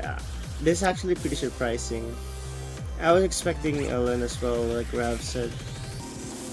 First pick for Peru? Huh. They're gonna pick Rice, aren't they? Yeah, that would be funny. You protect Honestly, Rice, I ban feel like Rice, pick Rice. they could kind of pick anything but Rise 5. Now that you're ready for your second lesson, let us look Well, that's back and Taiwan's see what protect, were so I the get it. most Okay, Yeah. so important Rice lessons one. learned from your first lesson. Well, Sorry. Taiwan did play Rise 1 last weekend. Finished 10th out of 18 teams. Fair enough. It's choosing Rice one. Like, in my opinion, at the very least, if you're gonna choose a pick that's against a lower seeded team by a lot, go with something physical, and I agree with this selection. Now, this one was played not too long ago. It is 140 BPM speed, but don't be fooled because this is very bursty, very dumpy, very sweepy. And OD8 also makes it very, very difficult to get good accuracy. And also with it being sub 2 minutes means any miss is going to hurt you even more. That's very true. But we have to see though. Just because I don't know, in my opinion, like Peru can definitely I can see why Peru would choose this again.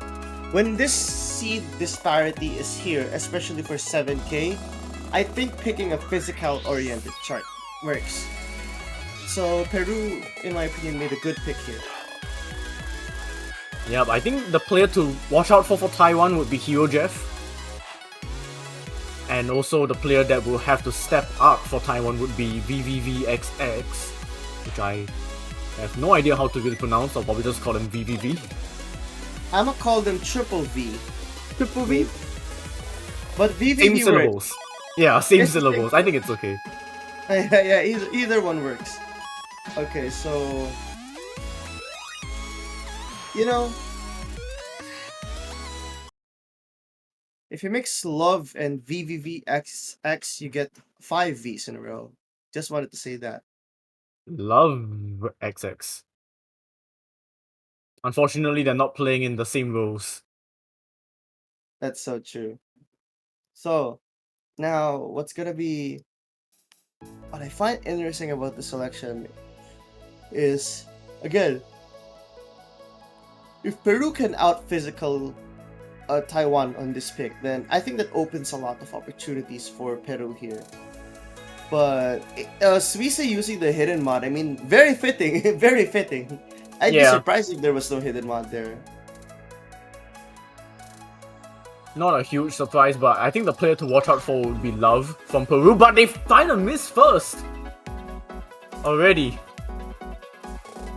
But VVV actually with some dangerous accuracy still holding on to the FC, so that lead might actually shrink towards Peru with pretty solid accuracy from Suisei, but Hero Jeff is actually keeping Taiwan together. Only problem, the Triple V isn't exactly able to keep up with that accuracy, and it's showing. The lead immediately goes back to Peru even with that one miss from Love, because I think Love has the highest act in this entire lobby, and that's all that matters. This is the physicality aspect. Triple V fighting a miss. This is what I was talking about. If the seed disparity is big, chances are physicality-wise, they're just a better team, and Peru is showing that right now. Yeah, this is a very rough map to miss as well. And it's already showing with a 20,000 point advantage to Peru and climbing as Suisei actually finds a miss. This could actually make things a bit more interesting now as Hero Jeff holds the line for Taiwan.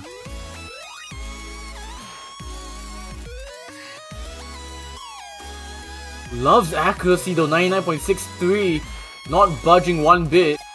Triple V still trying to find any avenue to gain any accuracy back. It is looking too little too late as they find a couple of combo breaks towards the end, and that will seal the deal for Peru. A very solid pick to start off. Not too clean, but it got the job done. Very much so. Accuracy clearly goes to Peru here. This isn't really an indicator that Taiwan is immediately the worst act team. I just have a feeling when it comes to physicality, Peru just outshines them. Like, it's kind of, again, it's really telling. If a team's seed disparity is big on a 7-key tournament, chances are physicality-wise, the higher seeded team is just better in that aspect. Yup, and Taiwan immediately going for that protect. It will be the also original evolutionary anima by Akiri. This is mixed rice.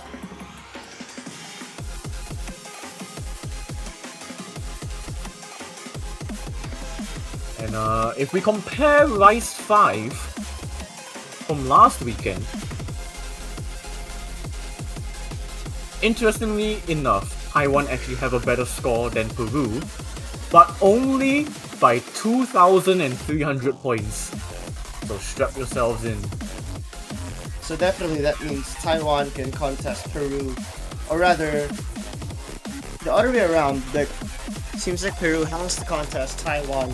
But then again, with a lead like 2,000, that doesn't really say a lot. That just means that both teams are around the same level. The bigger question for me really is like, what is the ratio? What is the tournament count? Because while the scores can be close, act being far apart is actually more dangerous. Yeah, you say that, but actually both Taiwan players had lower accuracy than both Peru players.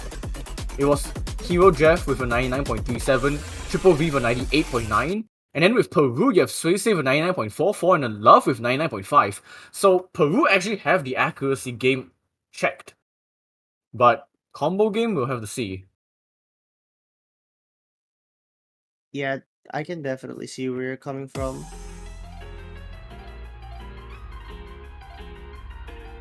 So once again, all eyes would probably be on Love and Hero Jeff for both teams, and then it's really up to the two players on the bottom row to pick up some slack, but Suisei will be the first one to drop between the two, and that's going to give Taiwan once again another early advantage. Well, it's only an early advantage, and if Taiwan cannot keep up with the fatigue here, it's gonna be a problem. But okay, now we're talking here. Because, alright, I can see why Taiwan chose this then. I was wrong about the physicality aspect. However, as I was saying that, Triple V is starting to find a bit of struggle as well. In fact, I think it's anytime soon before it goes lower than Suisei, which is a very bad sign. Because Love has started to take the lead against Hero Jeff here. Yeah, even with the combo game favoring Taiwan, accuracy game-wise is still favoring Peru. That lead is shrinking. Triple V trying to stabilize their accuracy. Now we go into a bit of a core jack section, and it actually defeats Suisei here. It will reset their lane cover, but Triple V will drop combo. And will this lead actually slingshot back to Peru because of it? It might very well do so. Depends, because Hero Jeff's accuracy is actually still very strong. I think that's like the one thing holding Taiwan's lead together, but it's only 2,000 points. The more technical it is, it's probably gonna swing to Peru. As I say that, Triple V finds another miss. This could be it, but accuracy actually goes to Peru now. Like, it's very clear. But never mind. At the drop. Lane cover reset again. Triple V is holding on to dear life. This lead might not actually go back to Taiwan, however, because of the accuracy advantage, but Triple V finds the miss. This will just solidify the lead to Peru now. But Suisei will trade it, making things more interesting. Both players in the top row still holding strong, but Triple V finds another miss. That's just not gonna happen. That's just not gonna work. Oh, we'll love finding a miss at the end. It's too late. What just happened there? I mean, okay, that did put a dent on the lead, but it doesn't really matter. Yeah. The accuracy was way too strong. Men did the opposite of locking in and locked out. That's very true. Okay. Actually, that was a lesser miscount overall for Taiwan. But it doesn't really matter. Accuracy-wise, Peru was ahead by a lot. Yep. Hero Jeff actually doing really well to hold on to the FC, just at 150. But yeah, Peru showing that accuracy prevails. And that will be a 2-0 lead back to their own pick. I think they gotta pick something technical again. Oh, like here we go. Here we go. You're going for a Korjak, huh? Okay, well. Both these teams have played the Korjak map of last weekend, which was Fading Star. Peru finished 6th, Taiwan finished 12th. And really the difference maker is just Triple V, I believe, not holding on to the FC.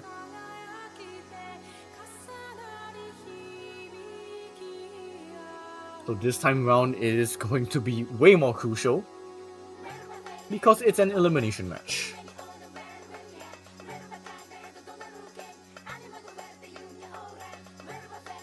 So,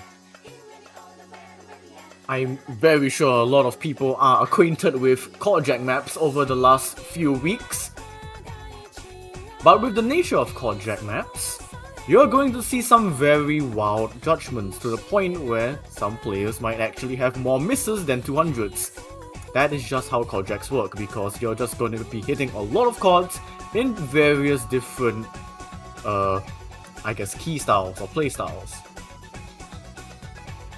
And actually Peru are doing a swap. The Visa's coming in.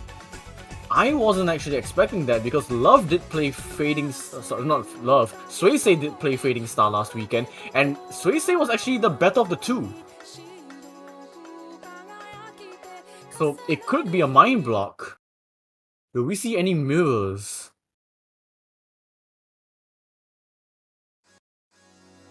Because it is very possible to just mind block a certain pattern or perhaps the entire map, and mirror might not actually solve anything as well. No mirrors though, so it does seem like all 4 players comfortable with the map as is. So new player to the field for Peru. Let's see if this will pay off.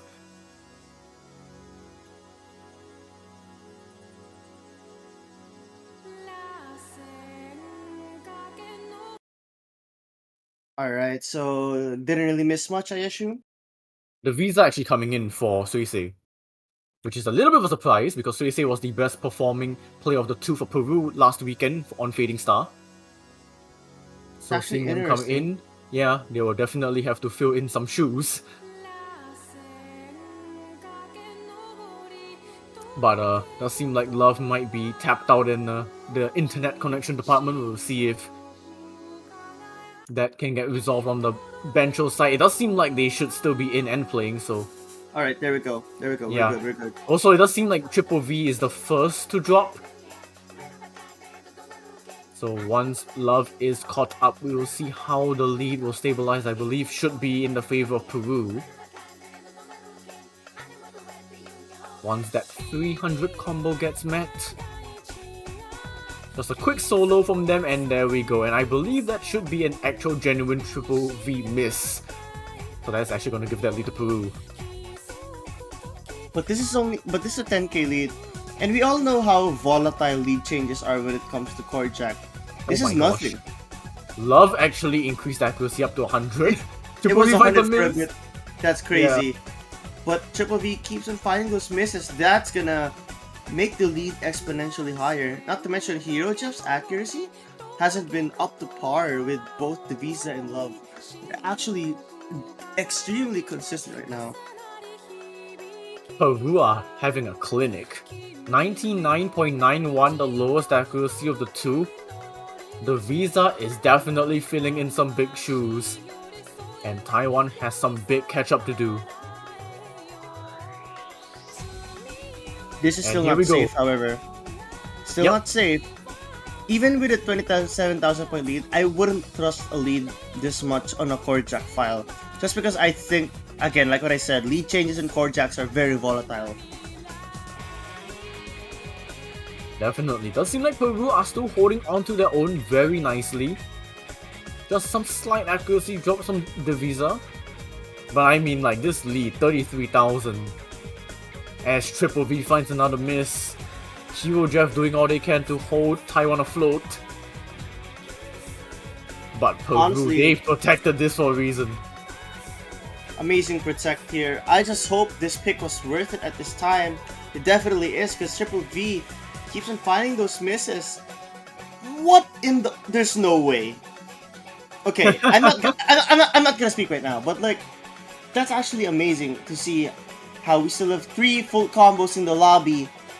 Surely we'll still have 3 full combos in the We lobby by still the time got- this ends. We still Right. got a bit of map towards the end as Triple V finds another miss, and that's just going to solidify Peru's lead and give them a 3rd point. But like you Yeah. mentioned, this would be a crazy lobby to end on Imagine as if... we end Oh. with Wow. Triple FC. And What is that, the score? that is a team score from Peru. Hello, double V1 double S.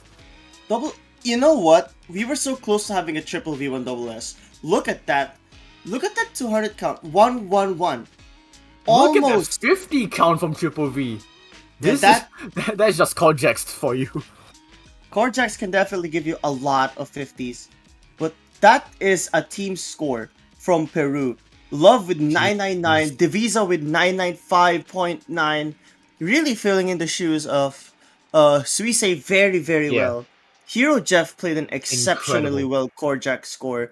988 is no joke, especially for how much consistency is required in this chart. But Taiwan are actually opting for LN2.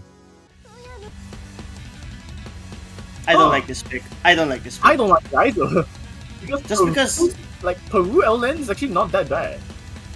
I understand that LN1 is totally different compared to everything else, but I know this is a very small detail, but imagine you banned an X-Neko chart, and you're gonna pick another X-Neko chart. That kinda sounds weird, doesn't it? It's a little weird, but I think what is weirder is that Peru have played LN2 last weekend, and Love, the player on the top of your screen, has a higher score on that LN2 than Onta Bakasi, who is like arguably one of the best LN players in the world. Love can play LN. So this is very scary for Taiwan that Love is staying in, but the Visa still staying in is going to be a question. I'm not sure about that, but either way, I think it's either Suisse. Okay, Suisse There we go. Divisa or okay, it's gonna be Suisse. Yeah, so Suisse did play last weekend on LN2. Did relatively okay at 971k, but Love had a 990k. So that is Taiwan probably looking at their notes, seeing if they can maybe trip Peru up.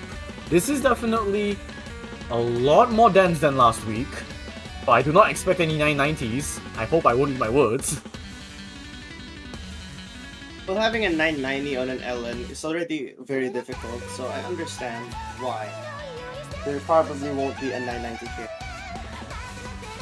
We'll have to see. It is Taiwan's pick.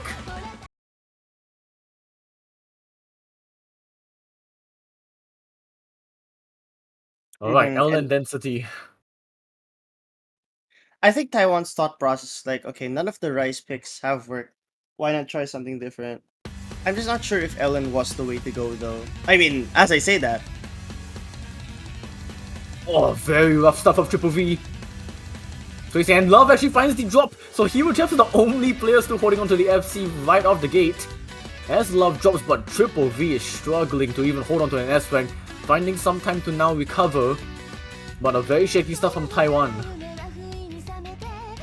that start is gonna hit them really hard if this goes on. Because honestly speaking, that's already a massive damage overall. That's a client. That's client, That right? should be Klein, I think. I mean, regardless, okay, now that's real. Both of them are real actually, so whatever happened wouldn't matter anymore. He was just still holding onto the only FC and the highest accuracy of the lobby. As I say that, they do drop the FC, but Never they are still mind. holding onto the highest accuracy in the lobby. So they are still trying to make this a challenge, but yeah, I mean, Peru are just almost running away with it already. Keyword is trying. It's not unfortunately working. The difference between Suisse and Triple V is very massive. It is However, large. here's the thing though, if Peru keeps on dropping, the problem, okay, like even if I say that, the problem is Taiwan returns the same amount of drops that Peru has. Yeah. So yeah, that's gonna be a problem. Hero Jeff does find another drop, and that also brings the accuracy below Love. And both Peru players holding a 99. As Triple V struggles to maintain accuracy and combo through this section. So he does find a miss to trade, but Hero Jeff also trades it back. And this might be the largest deficit of this match so far. Surprisingly, with the core Jetfix, typically the core Jetfix have very huge deficits. And right now, accuracy-wise, Peru has secured the fourth, but they're starting to lose that consistency, but it doesn't really matter if Taiwan can match that at the start. I think Hero Jeff will take the MVP though, just from the sheer consistency alone. Yeah, I believe Hero Jeff will take the MVP. As they do find a miss, I think it's still gonna be enough to take over Love. And they will do so, I believe, as Peru smash this map, 95,000 points to the good. And actually, Suisse pips Love to take the better of the two, but it is just, yeah, Triple V. Just a mile behind anyone else. 100,000 points almost behind the next player. That's crazy. Actually, no, it is 100,000 points below Suisse. Oh, it's 98,000 behind Love. Oh, Okay, almost fair. 99,000. Okay, fair enough. My bad, okay. I think at this point, Peru has to pick an Ellen, just because it seems like Ellen is more comfortable to win. I'd say Ellen 4. Okay, never mind, I go for a hybrid. Makes sense too, just because it seems like they want Ellen, they want Rice. Why would this not work? It's probably their mindset right now. And I agree. It's definitely gonna be helpful.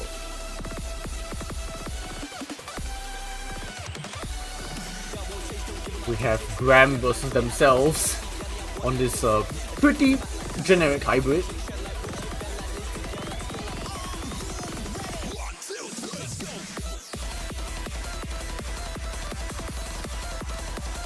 So we're gonna be seeing some stare patterns, some slow LN stares, fast rise stares. Basically just testing everything. Alright. I mean, I can see that.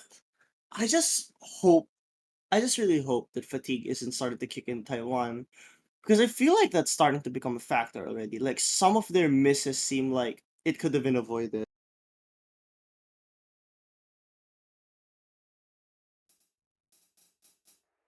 Yeah, no changes.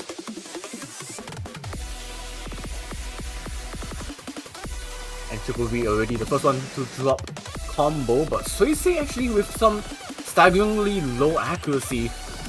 but it doesn't really matter. Triple V finds another miss, dropping them down to 97%.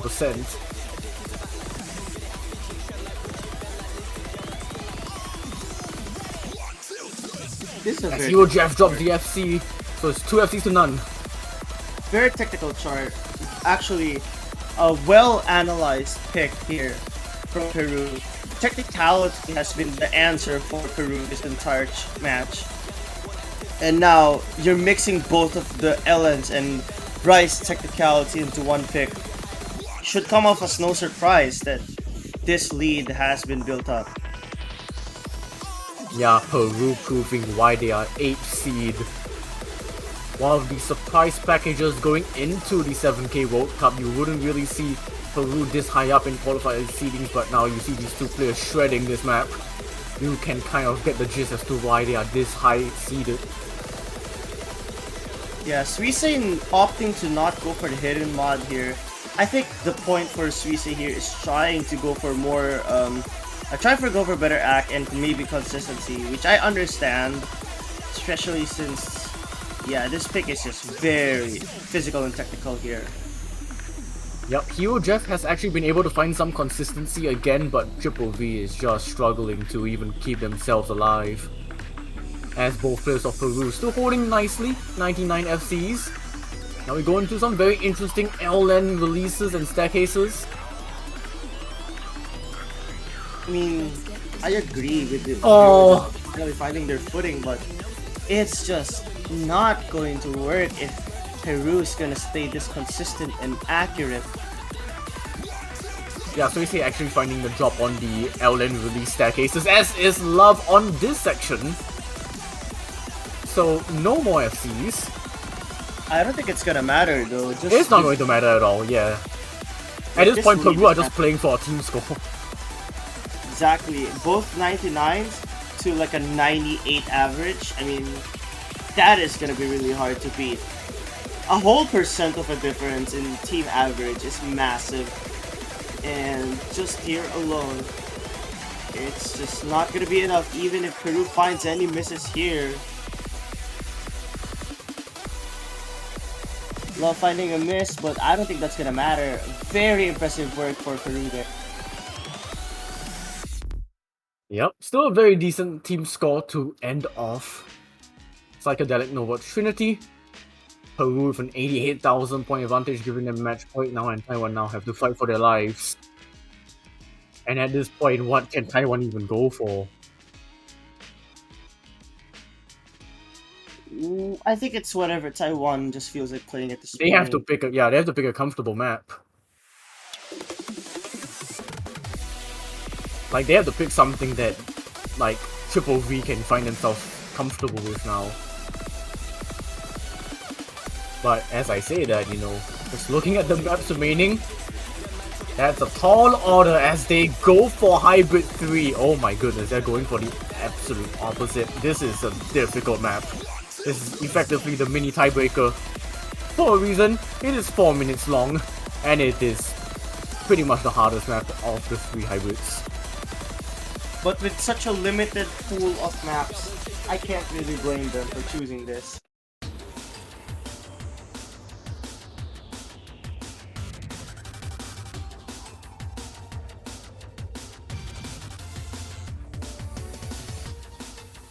Well, this could be the final hurrah for Taiwan, or maybe mount an unpredictable comeback. But Peru will definitely want to do all they can to try and shut it down. Possibly.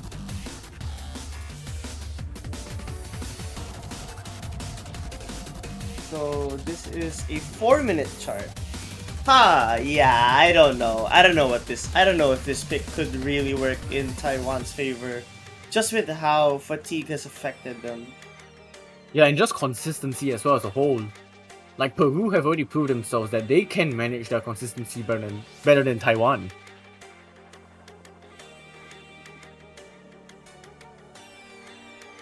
Exactly. And I have no idea how this will go just yet. Well, for Taiwan it is do or die.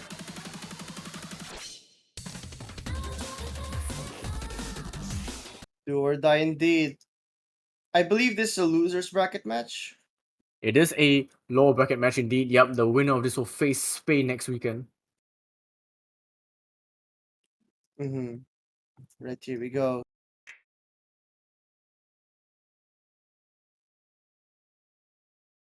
Love actually opting for Mirror. Yeah, that probably means they practice this chart and know that there are some patterns that doesn't work for a specific hand. Yep, and right off the gate already, Triple V holding the lowest accuracy, holding a combo brick as well. This might just be signs to come.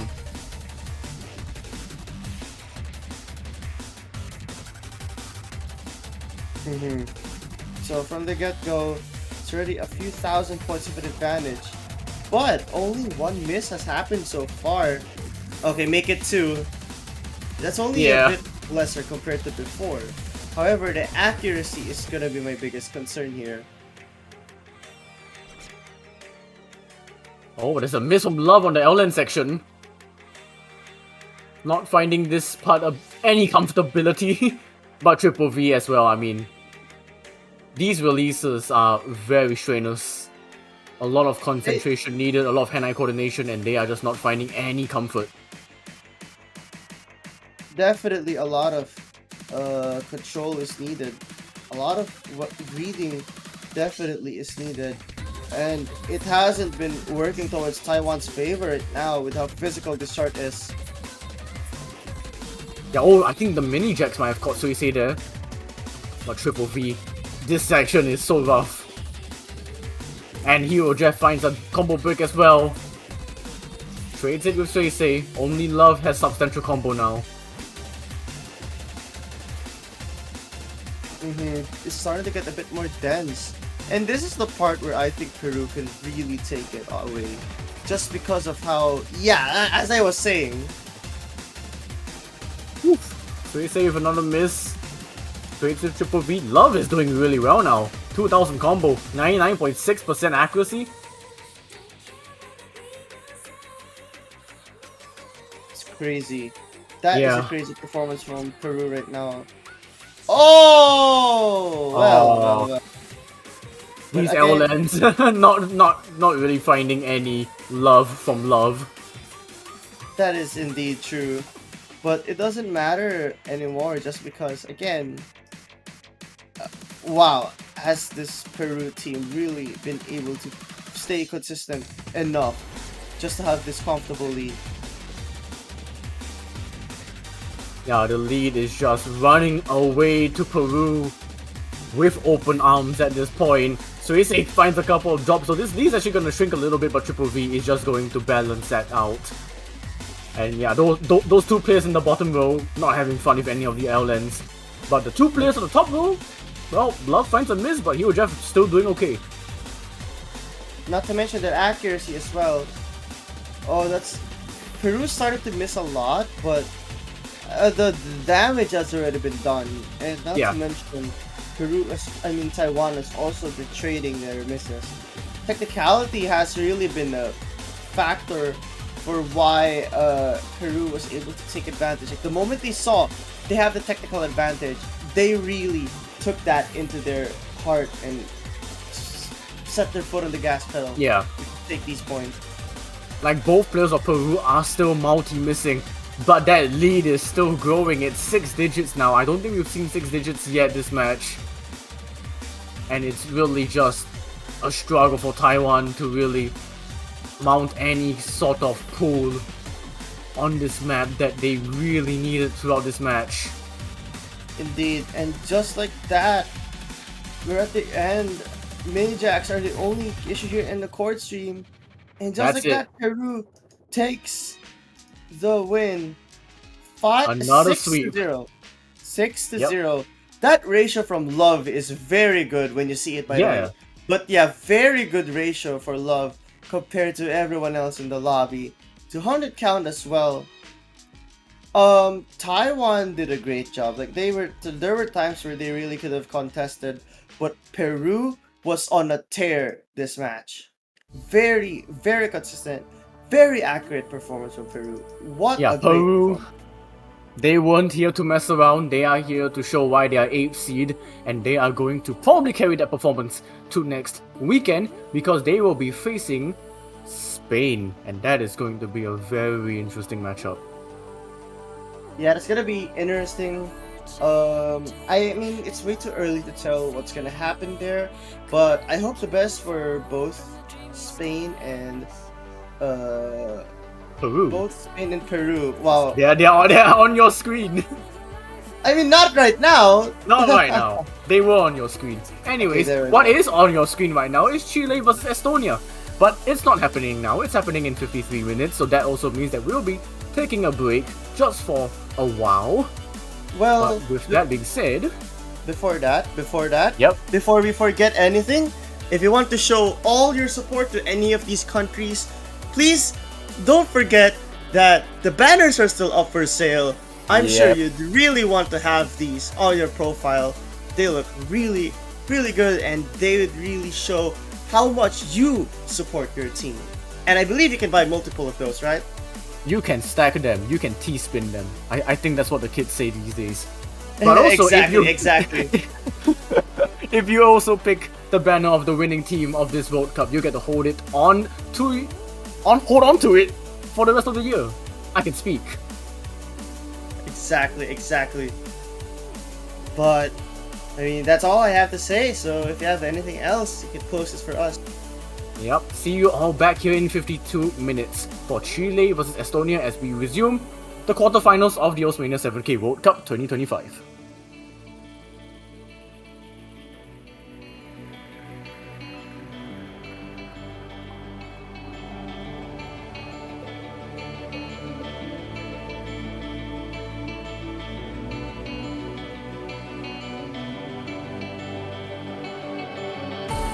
Ever-changing, the knowing feeling could make you fall from the dreamy skies.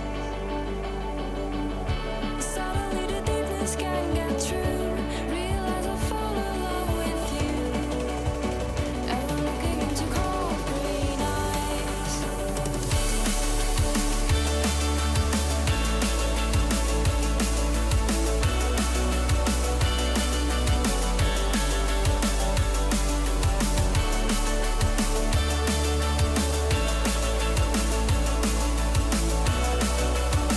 Ever looking into cold green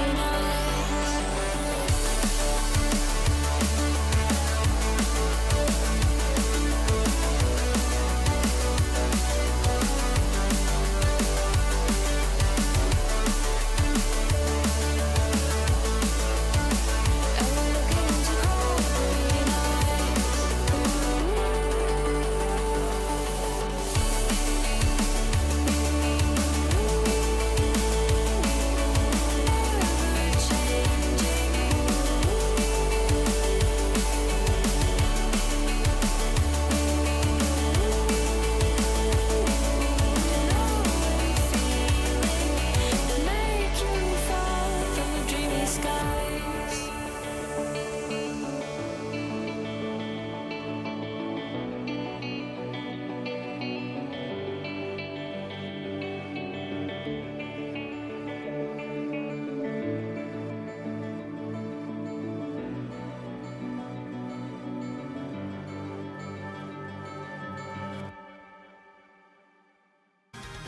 Okay, I believe we should get ourselves underway for Russian Federation versus Sweden right now. And with that being said, I will be leaving the booth and passing my torch to Surfshoot85. Hello. I'm pretty excited for this one. Yeah, welcome. Yeah, have a warm welcome for Sir to the commentary booth as well for this particular match and having for Russia versus Sweden, which is a fairly interesting one to watch. And I believe they have some few fair shares of closer matchups in like the previous week. Yeah, this is a relatively close one. I think the only thing that we might want to take a look into is how Sweden could keep up with what is essentially a higher accuracy based team because because at least from what I've seen, both of these teams do have pretty similar skill sets. At For the most part, like again, accuracy, really consistency might be the only thing that will separate these two teams. Anyways, I think I saw Team Sweden protecting LN1. Yeah, Sweden picking, protecting, I guess more of a akin to inverse and all the shenanigans. It's just harder, and then Russia protecting hybrid one. Interestingly enough. Yeah, that is an interesting protect. And now Russia is getting LN4 out. LN4 not exactly a Wait, popular pick, I think. is that LN4? Yeah, it should be Fuda Huang. Hang on. So Sweden banning core jacks or Rice 3. Yeah, not that surprised. Yeah.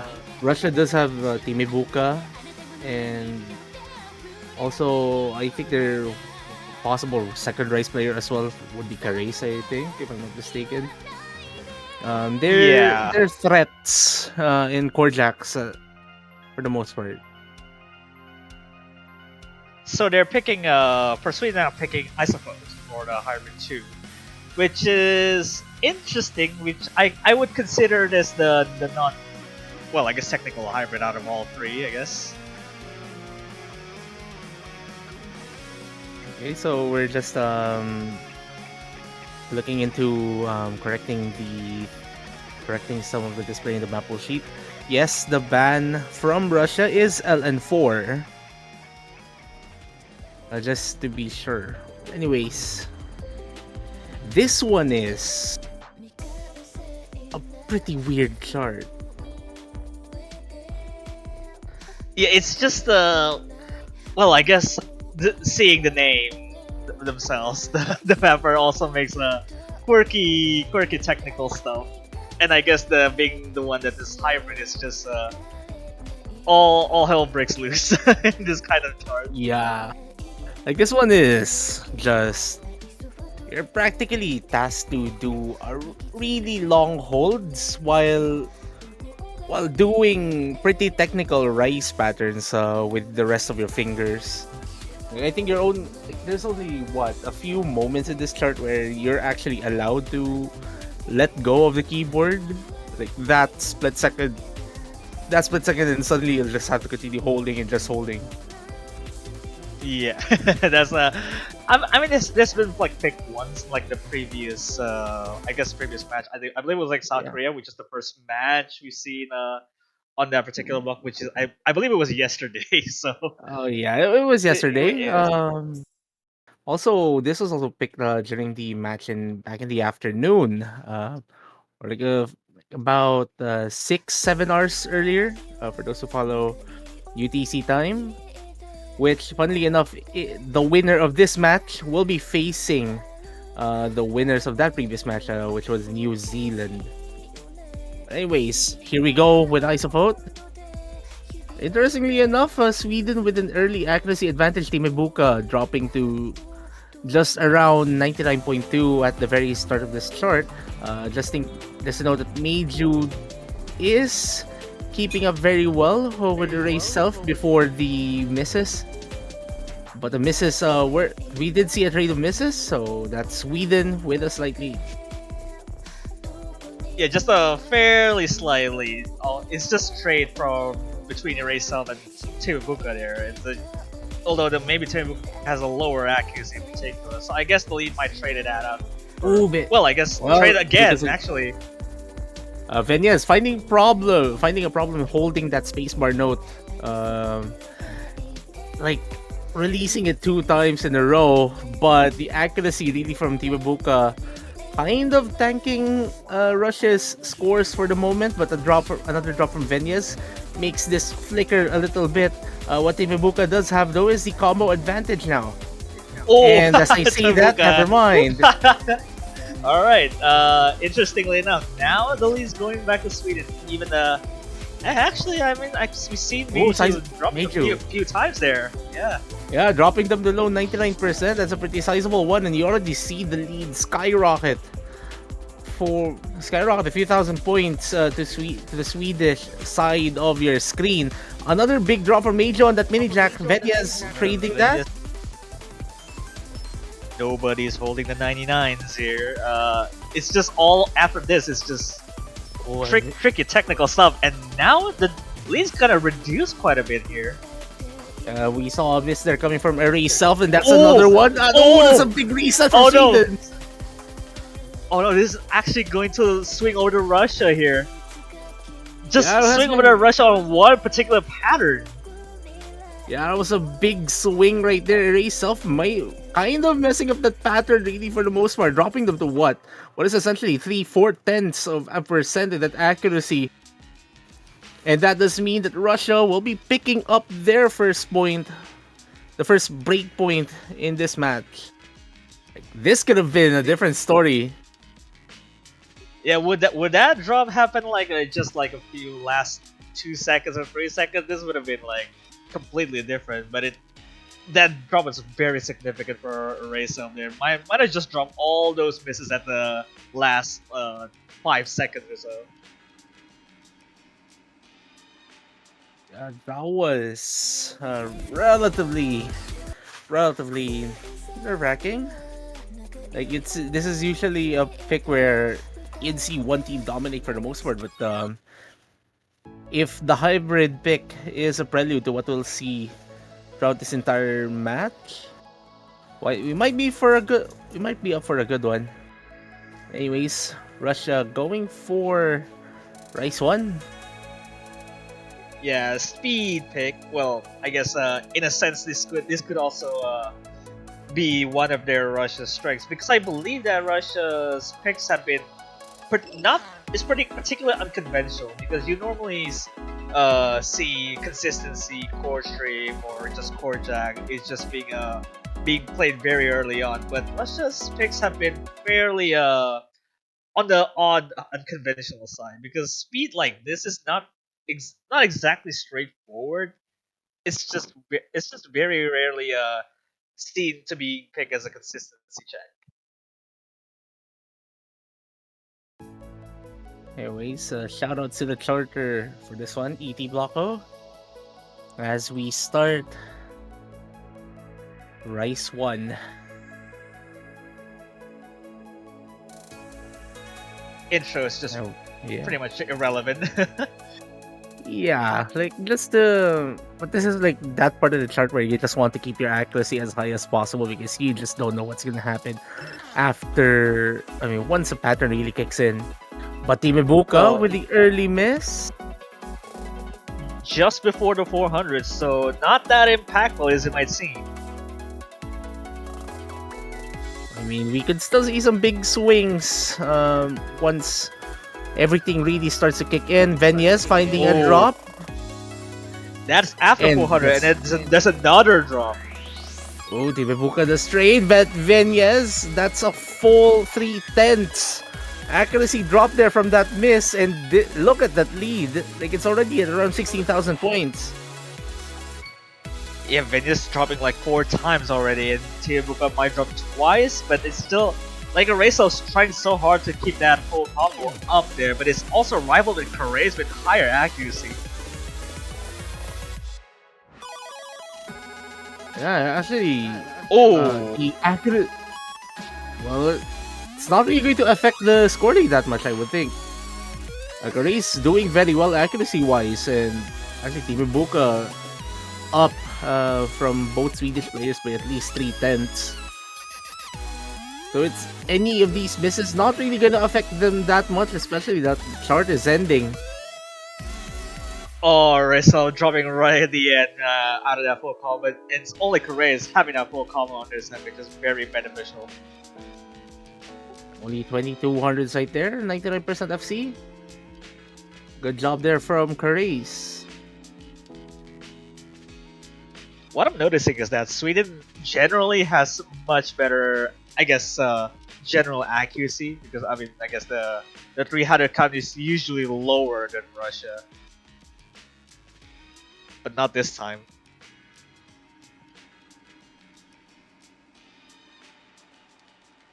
So now the ball is in Sweden's court.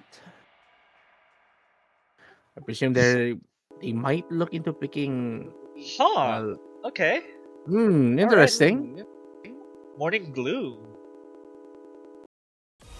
This is not the pick that I would have expected from them. Like maybe we could have seen Tsuzumi. Second I mean, I opportunity guess. as well. I mean, Or I they're just guess. going for the weirdest stuff. Well, I guess Sweden is not that much different again with Russia. They're just picking more of the unconventional stuff in the map pool. Yeah.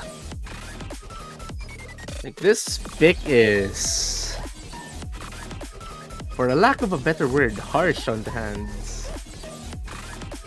It is definitely harsh. And well, I guess this would classify as a technical would be kind of an understatement.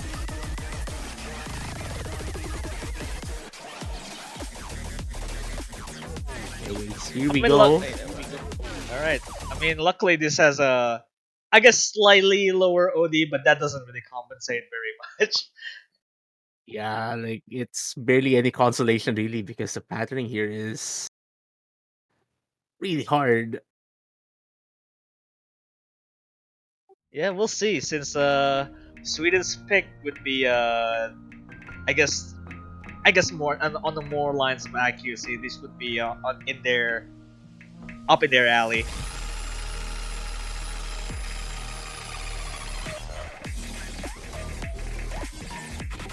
Menyas with an early drop, and it's already dropped them below 99%, and they're just hovering around there. But look at the Team Ibuka's accuracy as well. It's slightly below Venya's accuracy. Yeah. I think it's the combo advantage helping Russia right now. But Venya's actually recovering very well. Yeah, very recovery. Just now the highest accuracy after that one drop, but now this more of the slam and grace notes here is really not looking very well for Sweden here. Both of them drop at one of those transitions. That was a full team reset there from Sweden. Team Ibuka, Reza finding yet another Oh, trade. Ibuka. Oh, Reza went down to below 98 now. Yeah, that drop was, I think, sizable. It would be an understatement, really. Venyas as well. Oh Drop. boy. Yeah.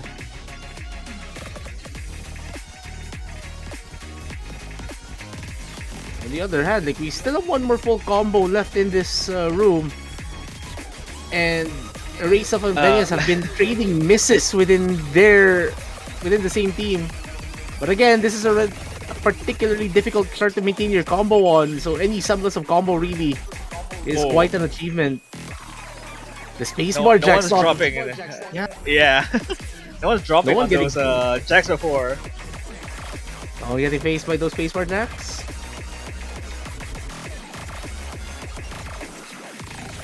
No more full combos left though with the miss from Karace.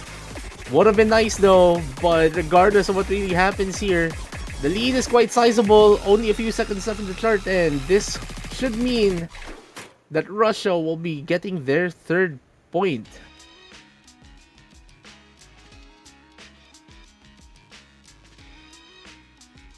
I mean, I guess this was well, I mean, Karace with that just near FC, just maybe dropping at the fair last few seconds, but impressive. I mean, impressive showing nonetheless. Just almost FC on that chart, which is very, very hard.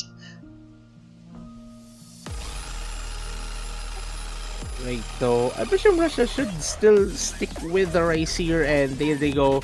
Going for the faster of the two chords team picks here, Rice 6.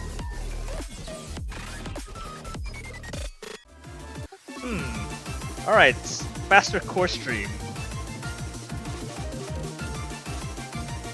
And this might also be a slight prelude as well on what we'll see from Rice 2. Considering, yeah, sure, the skill sets are a bit different. Yeah, but it's just the mileage may vary depending on which type are you very comfortable on? If you're comfortable with the slower chord stream, then you might have more density. But if you have a faster chord stream, then I guess you just have to keep up with the speed most likely.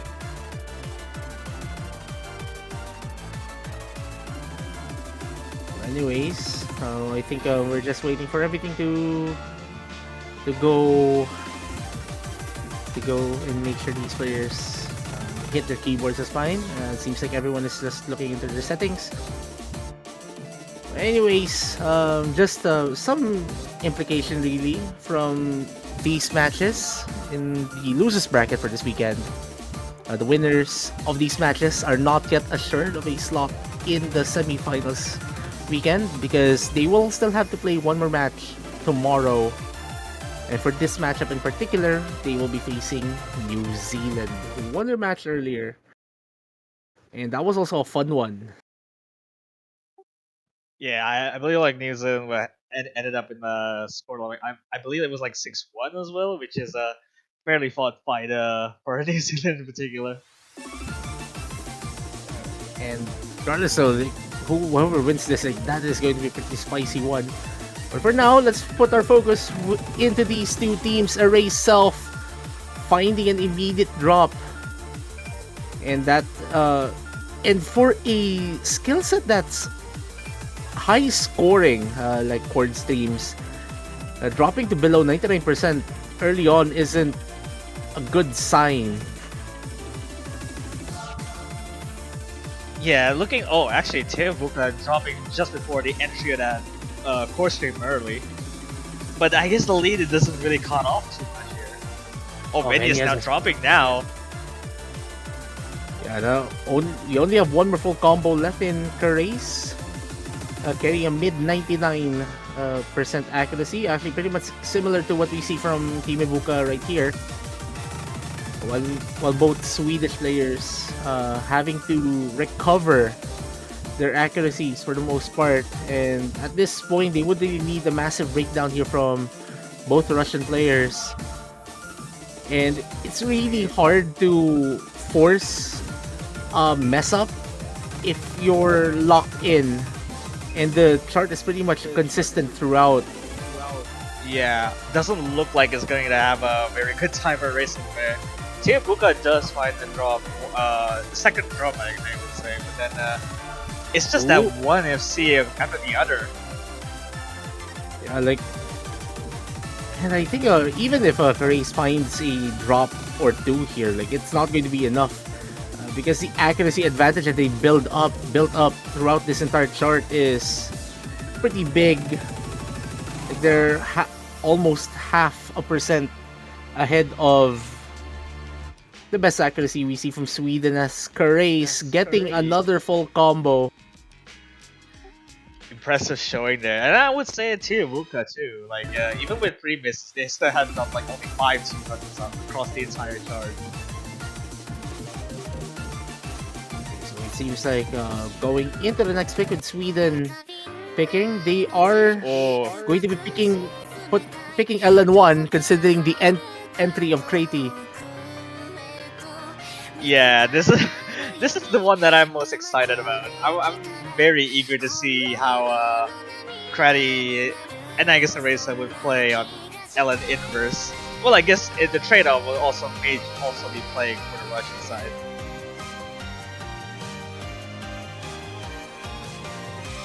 Okay, Meiju coming in, which I think is expected.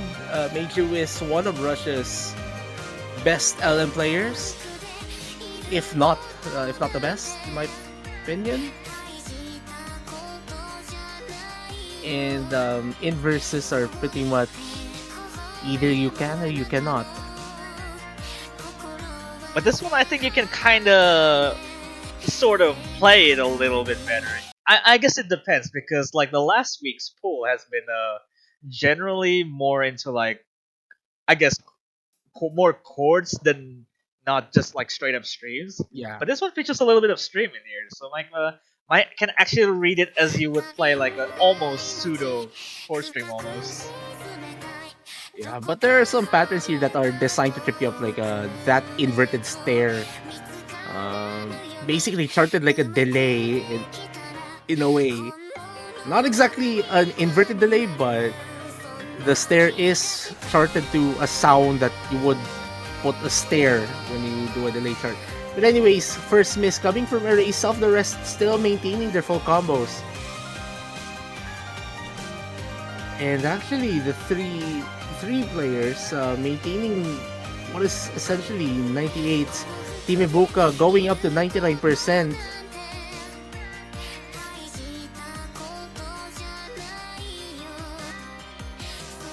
And this is already a pretty sizable lead for this skill set.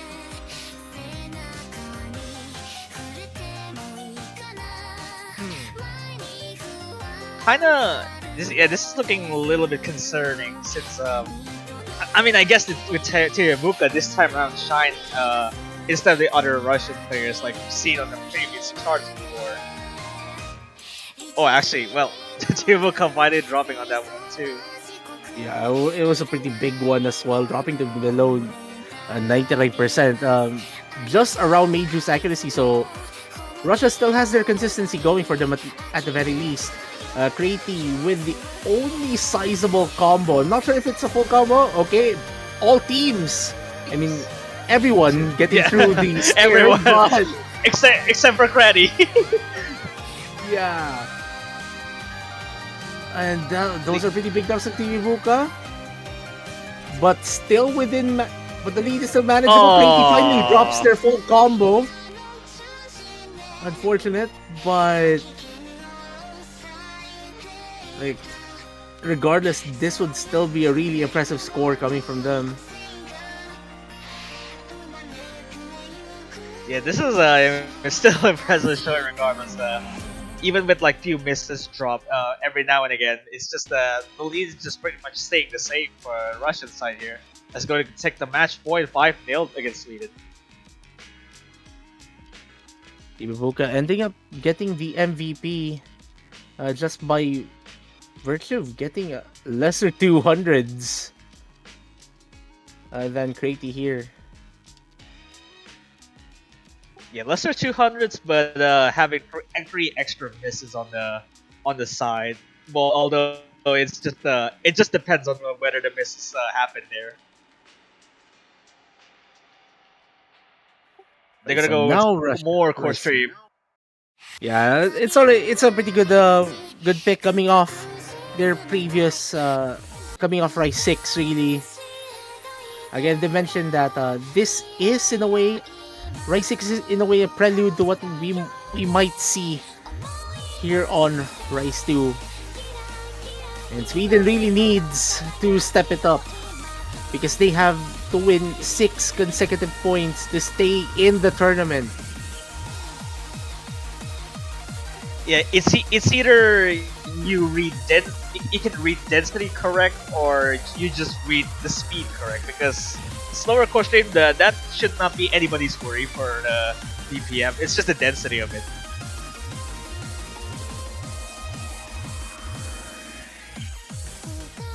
Anyways, we have Sweden has 2 minutes 24 seconds of what is essentially 178 BPM horde streaming to negotiate. They have to score high and get their Yeah, for accuracies Sweden they have as well. for Sweden they have to get 5 straight points to be able to get to a tiebreaker, which sounds like Russia is really hoping.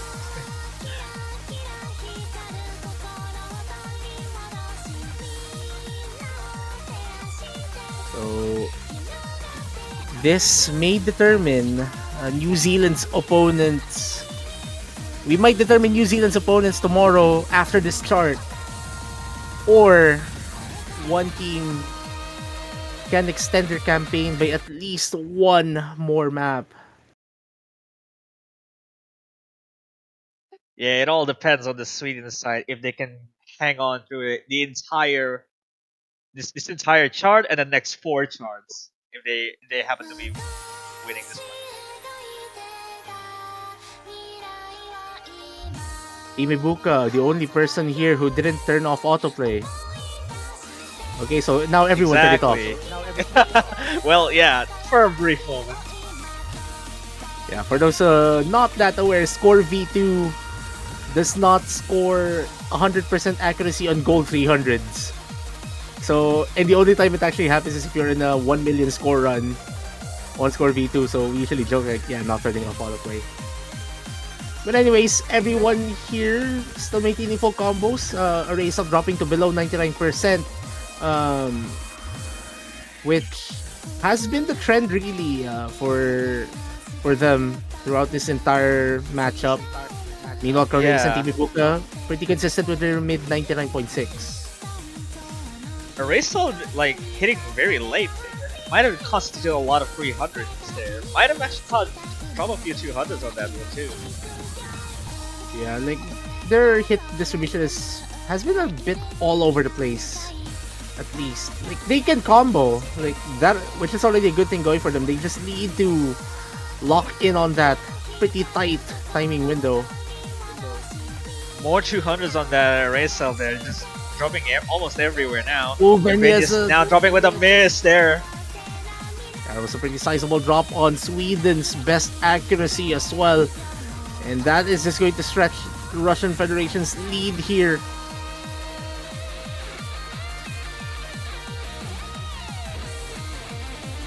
Yeah, it's looking very, very good for Russia there. It's just up until this point, it's just very solid. It's just it's just holding potential for combos, really. And funnily enough, this might actually be the first double FC of this match. If this goes as it is. Yeah, but just even then, Eraser was still holding full combo as well, so we might potentially see 3 full combos in this chart. There's a few more chords to negotiate. And there is. Oh boy, 3 full combos in this chart, but unfortunately that is not enough for Sweden to take the lead. It's a 61,000 point lead for Russia, and Russia's taking that final point. A clean sweep, 6-0 against Sweden there. Yeah, that is Russia advancing to tomorrow, facing New Zealand for an outright spot in the semifinals weekend. Meanwhile, Sweden will have to say farewell, though I think this might be one of Sweden's better runs on MWC 7K history. So, props to them for getting this far. Yeah, I believe like Sweden's placement has been the highest since 2019, which is where it still has the group stage shenanigans in like 2019, which is just around the same placement at the very least. Yeah, this has been a pretty good run for Sweden for the most part. But here, Russia, they will be playing for the marbles tomorrow against New Zealand. Number 11 versus number 14 in our seedings. That is going to be a pretty fun one to watch. Like both teams with pretty similar skill sets. It has pretty similar skill sets, maybe. I mean, except for the fact that Russia's picks have been fairly on the unconventional side, while New Zealand has been kind of having that kind of advantage of more straightforward picks. It can be just a switcheroo depending on the day. But anyways, for our next match, it will be happening from 25 minutes from now. We have Peru, the number 8 seed, facing Taiwan. And that is going to be a pretty fun one. Because...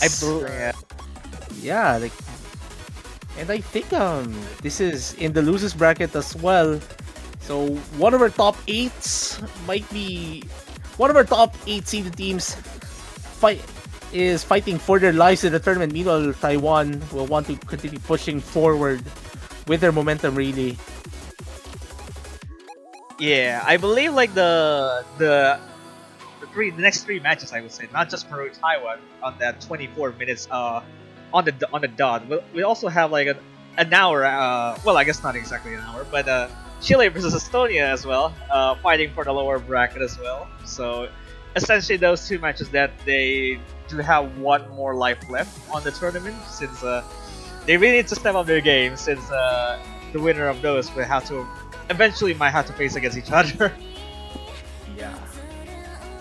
Anyways, before we let you guys go, just a reminder that the Osimania 7K World Cup 2025 team support banners are up on the OC store. If you want to support your country or your favorite player's country, you may do so by buying those banners. They will be put on your profile and you can stack them. You can buy multiples. Multiples of the same country is also possible. I mean, we've seen some people already make their profiles extremely long before you see anything relevant, anything else relevant. If I may correct myself right there. So Yeah. go buy those banners. Yeah, definitely support your favorite countries there. And also, some most like all the proceeds there will be goes on to fund the prize pool as well. And if your favorite team banner happens to win for the 7K World Cup 2025, they get to be put up a little bit longer than you would normally usually do. I think that is pretty much it for us for now. So this has been the Osimania 7K World Cup 2025 quarterfinals weekend. We'll be back in around 23 minutes from now for Peru versus Taiwan. Stay tuned for the next matchup.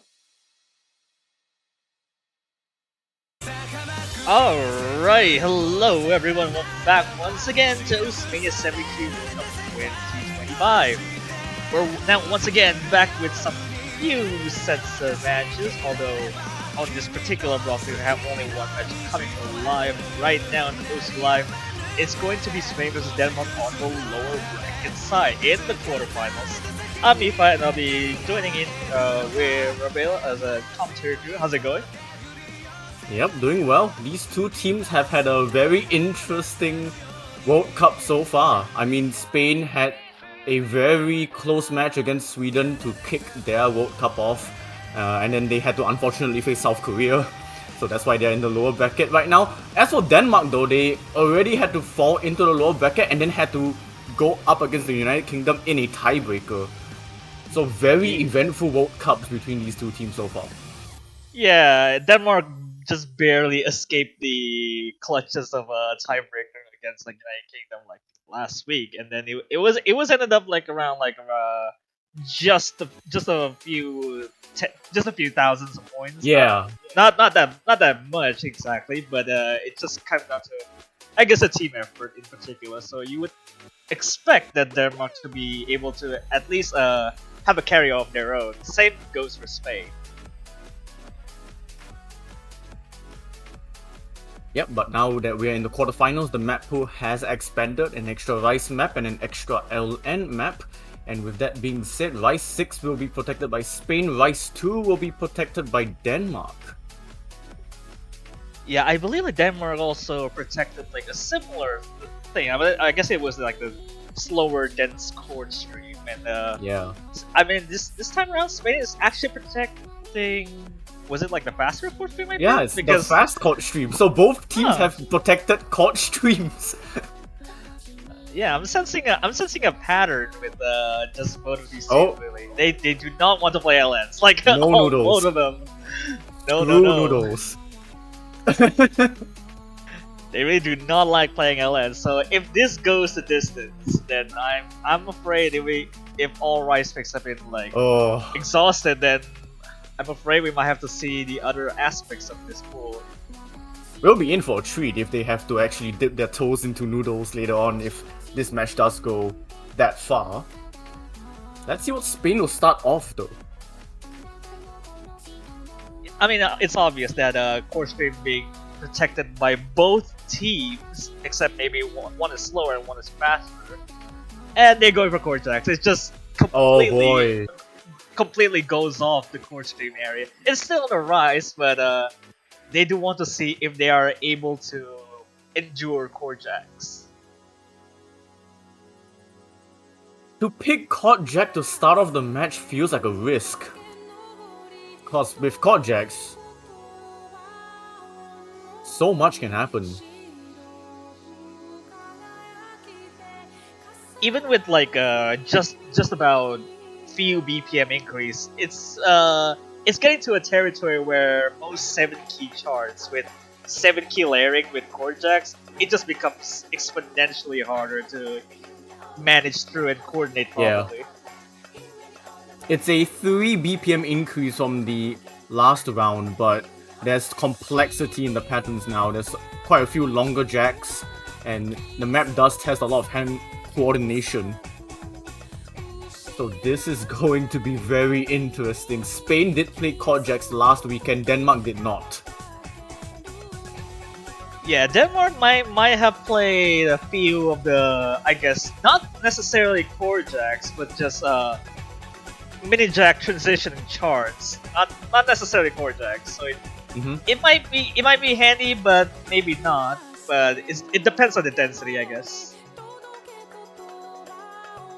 Yeah, and Spain, of course, accompanied by Lucas, who is now, I believe, Spain's #1 in Osmania, overtaking Aitor. So he will lead the charge with Manuel, and on the other side, it's Frit and Stoom. Yeah, they have been like the two main players for Denmark for almost every single Rice mix. Maybe on one exception would be Joel, which plays a little bit more on the lower chord stream side. Definitely will be watching out for them if they do come into play later on. But okay, this is going to be very spicy, I feel. Denmark will always have a chance in this kind of map styles. I believe this is also I believe this is also a second opener because on the last match was in like South Korea. On the last one, he's actually opened with this chord jack as well, I think. Popular pick, I see.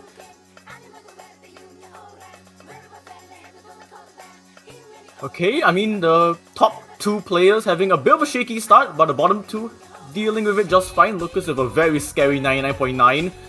Ben Stoom will be the first drop of the map. It's just straight padding with 1/4. No, there's no funny business with first or whatever. It's just brawl. It's just straight up brawl with chord jacks. Yeah, you just have to lock in for 3 minutes. And despite the map already being a quarter of the way, Frit is still quite low on accuracy, and Stoom picks up another miss. And another as Frit falls as well, and Denmark are just completely out of it as Manuel. Weird miss in the rest section. I saw a 50, but just before the break, and then and in all places miss at the break section. It won't hurt Spain too much. Lucas is still holding absolutely strong. But Denmark will now have to play a very difficult game of catch-up. And now falling off as well. No full combos up until the first half of it. Wait, we'll trade with Lucas.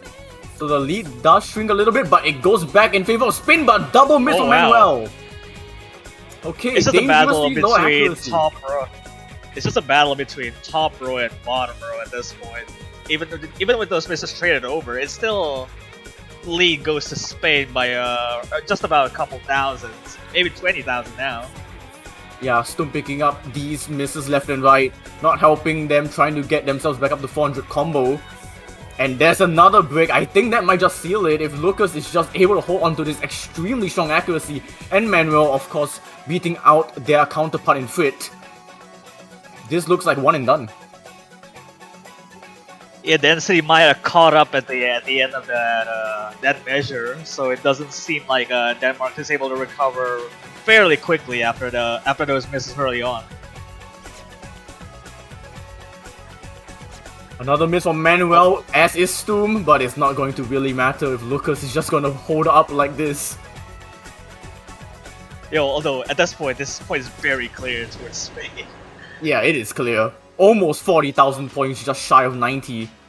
And that, well, I mean, if you just look at the judgments, right? I think it speaks for itself.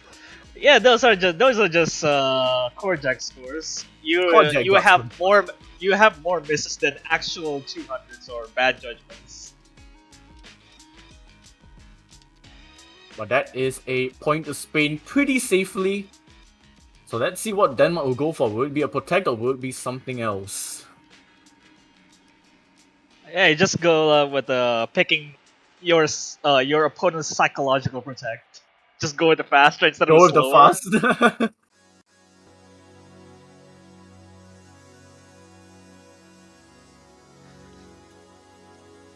Okay, they're going for Okay, the they're protect. they're going with their own protect. Okay. Yep.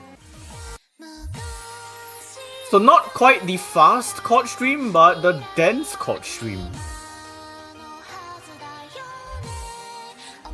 This could go very well in their strengths for Denmark, since we most likely seen their scores on the last pool's denser core stream, and they did fairly well. And maybe hopefully this time around, with the density starts to increase and the BPM starts to increase as well, they should not be able to like struggle as much as they used to before. I will have to say though, the reason why Denmark actually scored higher than Spain on Rise 2 last weekend was because Lucas had a really good score, but Manuel was like behind by 60,000 points. So it is up to Manuel to try and step up this time round. I think Lucas should do just fine, but it's really up to Manuel. And no Joel for Denmark.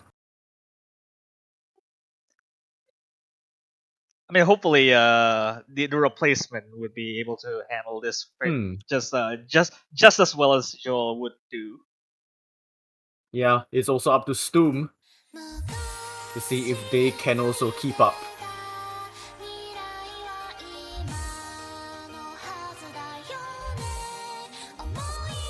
OD being fairly high as well, so no slouch on the accuracy side either.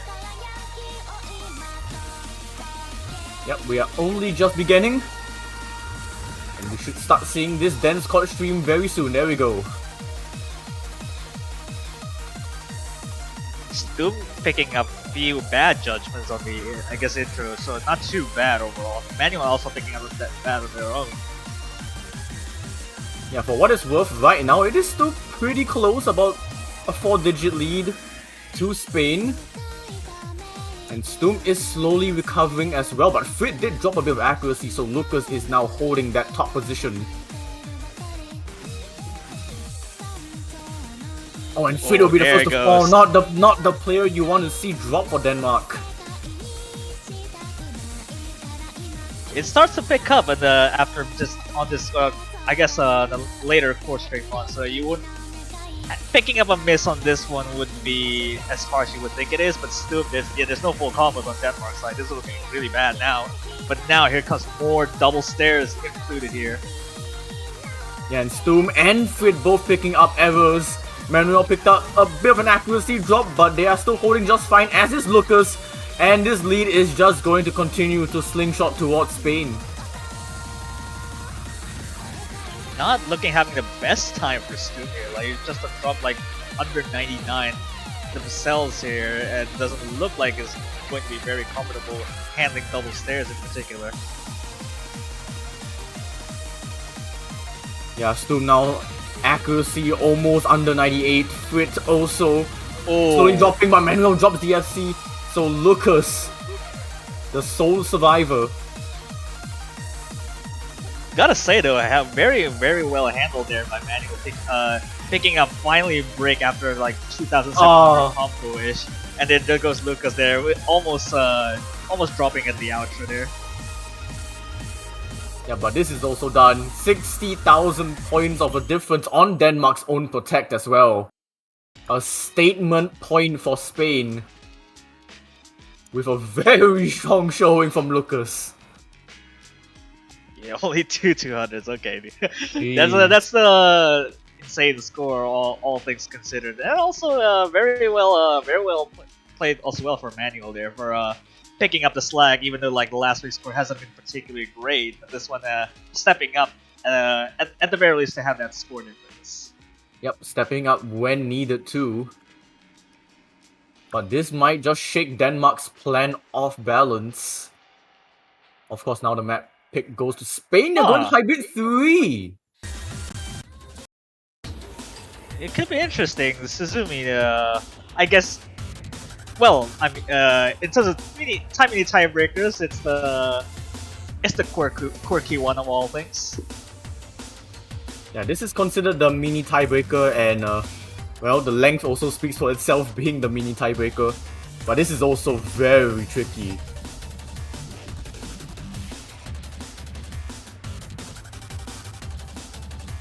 Very interesting pick from Spain.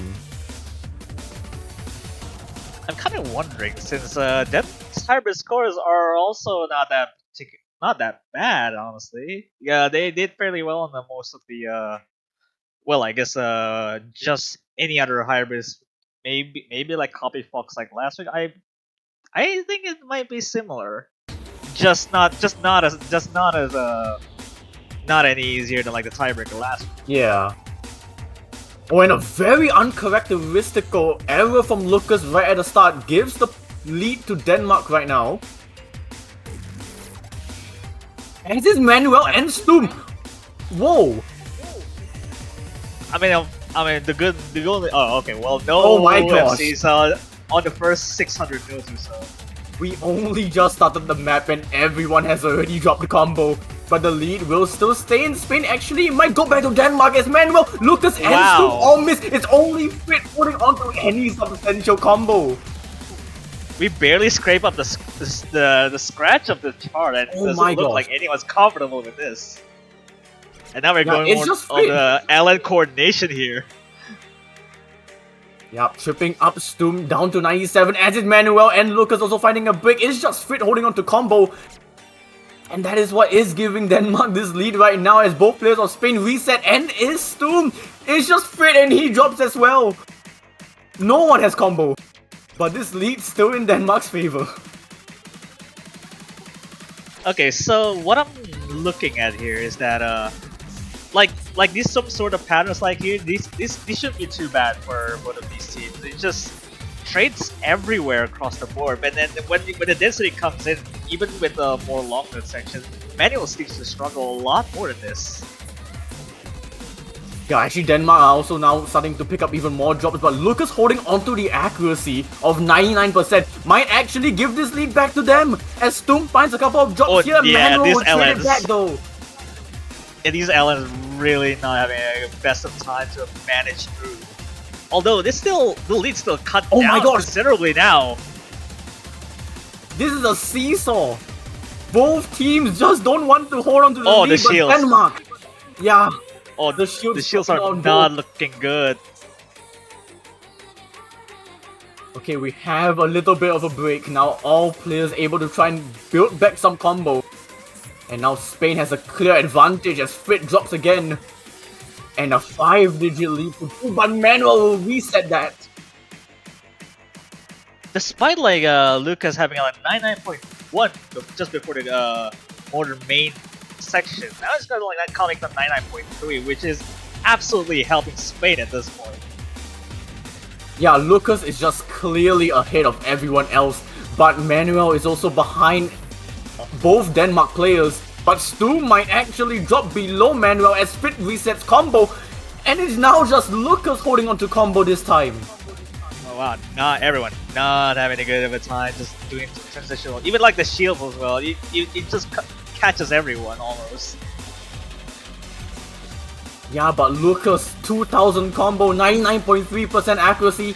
I think they might be the difference maker after what was a back and forth affair. Yeah, with these more of a, I guess, long though that are just very mainly release heavy. And now just look at Lucas go with after all of those. Lucas is locking in. Oh my goodness. 3000 combo after a flurry of misses in the first half of the map. Has not looked back. Finds the drop, well, but I think that's enough. Yeah, oh well. Yeah. The damage is done. 50,000 point of a lead. There's no way Denmark can pull this one back. Lucas did just enough once again. it's just really what carries Spain, right? And the score, the only person that is about breaking the 900k. Even Yeah. Fred barely manages the 900k. That was a bloodbath, and actually Manuel probably right at the end managing to pip Stoom to not actually finish last on the map by just a couple thousand points and make it 3-0 to Spain. It was quite dodgy at the first minute of it, and Yeah. although Spain manages to pick themselves up on I guess more errors from the Denmark Oh my side, gosh. most likely, and they're going for just I guess density, not necessarily the hardest one out there, but maybe dipping their toes on more LNs in this case. Very interesting now. We are dipping our toes into LN. And like you mentioned, LN density, this is a 7 BPM increase from last weekend's LN 2. But it is way more dense. But I think also Denmark probably picked this just seeing how Spain kind of performed probably on the LN dominating sections of what we saw on Suzumi. Yeah, I mean, it really makes you wonder that if they can handle most of the variety of patterns. Question: are they just good at long notes in general? Yeah, and once again, no changes in the lobby for a 4th map running. Oh, now looking at a very rough intro for 3 players except for Lucas. Yeah, but Denmark and Manuel all dropping combo again as Lucas, the only one to break over 400 well, combo. I guess not. Just Not about, anymore. Yeah. Just about, but even then, that drop is just the cleanest that you can ever get. Lucas is still at 99.6 after that drop. Yeah. Very clean miss from Lucas. Everyone else actually dropping quite a lot to under 99%. Lucas finds another drop, still holding 99.5, and the rest of the lobby are just collapsing. No one is even holding on to 98 except for Lucas. This lead is pretty much Lucas. Yeah, the difference maker is just the outlier. It's just Lucas, right? It's here. Lucas because Manuel is holding the lowest score of the lobby. Like, this is ridiculous. Like, if you just cover up Lucas's score, like, sure, like, this might actually seem like a more fair affair. But then you throw Lucas in, like, Lucas just looks so out of place. Manuel picking out another miss. Actually, Frit. Oh, Frit finds 1.6k combo but resets it. Yeah, picking up gradual drop, but actually lead might just kind of reduce quite a bit here. Yeah, because Manuel is actually struggling a lot. Stoom is actually able to hold on to some substantial accuracy, climbing up to 98%. Manuel is not doing too well in the accuracy department. And even with this unbelievable score from Lucas, this lead is not doing too well as both players of Spain reset. Oh, actually, the lead's cut down. It's cut down to 7,000 now. And Manuel... Oh no, there's even more damage now. Is this actually going to Denmark though? But oh my god. Both players of Denmark finding drops. That's not going to help. The lead now goes to 20,000 points towards the end. I think Lucas has done enough, and I think Manuel has done enough as well. How did the lead switch from like 6,000 to 27,000 just in the span of 5 seconds? Yeah. I mean... Oh jeez, okay. Wow. That is almost a 100,000 point difference between both Spain players. 4,500 rainbows. It's just unlike anything you've seen in any other players. They're 4 up now, and they have a substantial advantage going forward. Yeah, Spain have the pick of the litter. It hasn't been a very easy watch so far, but the leads that they've managed to finish off have been substantial. Okay. And Spain are just full sending it. We are just going to pick your protect, Denmark. Well, Denmark's protecting Rice too. This is their... this is their protect. This is their protect, yeah. Yeah, they're full sending it nonetheless. And now see Joel this time, huh? Okay, switcheroo this time. Well, I guess the density is still caught up to Joel for, I guess this is still slightly less dense than the other core stream. Maybe this is caught up to him. Yep, Joel, the resident COD streamer. Actually interesting to see them play this, but not me-like Connect. I mean, I guess it's just density. The density might kept them up for quite a bit there. Even for like just like a small layering decrease, it could make all the difference.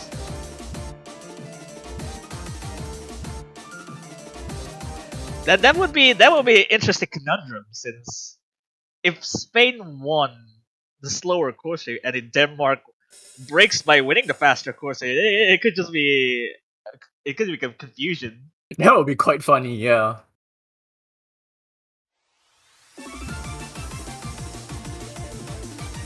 A bit of a shaky start from Joel, picking up a bunch of 200s right at the start, but they should be able to recover soon.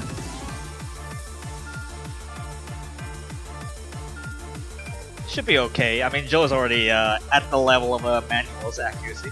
Yep. And Lucas is just completely cancelling out Frit as they fall. And Joel as well, and that actually brings their accuracy to an equal with Manuel. Starting off fairly bad on the intro, and does look like just the only again Lucas with a 99.8 just carrying Spain on their back. Yeah, Joel not finding these core stream patterns comfortable, especially at 192 BPM, now dropping to 98.0. As opposed to Manuel actually holding on to pretty good accuracy this time around, almost 99%. Picking up more drums there from the Denmark side, although at this point the accuracy is still like quite far gone on average. Yeah, there has to be a complete collapse of Spain now as Joel picks up another miss. Frit is actually doing really well to still try to make this as competitive as it can be. But Lucas is just heading towards the light and just not looking back.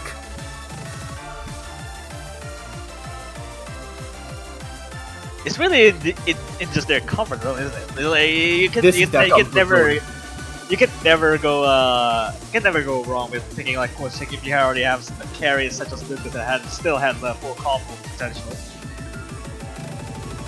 Yeah, this is probably the biggest lead we've seen so far in this match, as Spain will dominate Rise 6 with a very strong showing from Lucas, 990k. Probably the only FC you could ever get in a match like this. Yeah, Denmark now backs against the wall.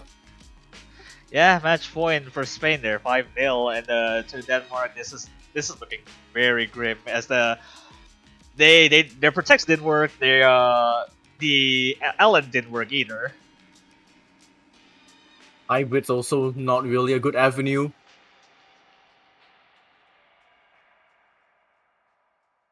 They'll probably just have to go for something that they just feel the most comfortable out of the remaining maps left.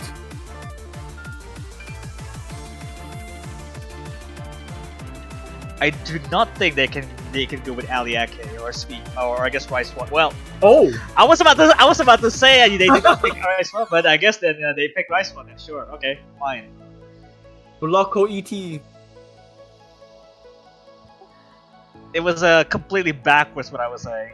That they should not pick him and they picked him. Okay. Well, it does happen.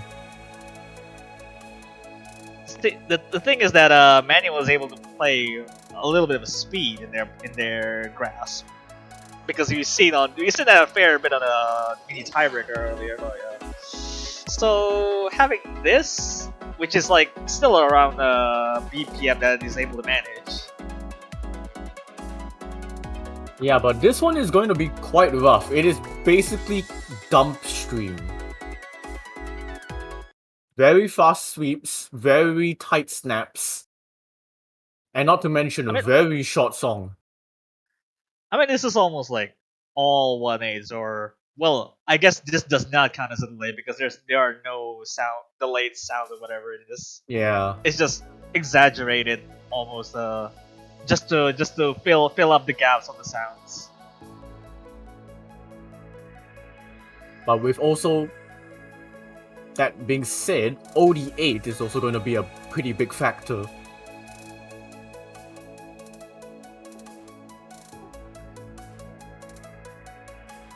Just calm intro. We are like the lead Yeah. is just irrelevant in this. Not much of a lead, really. Until we actually get into the faster streams.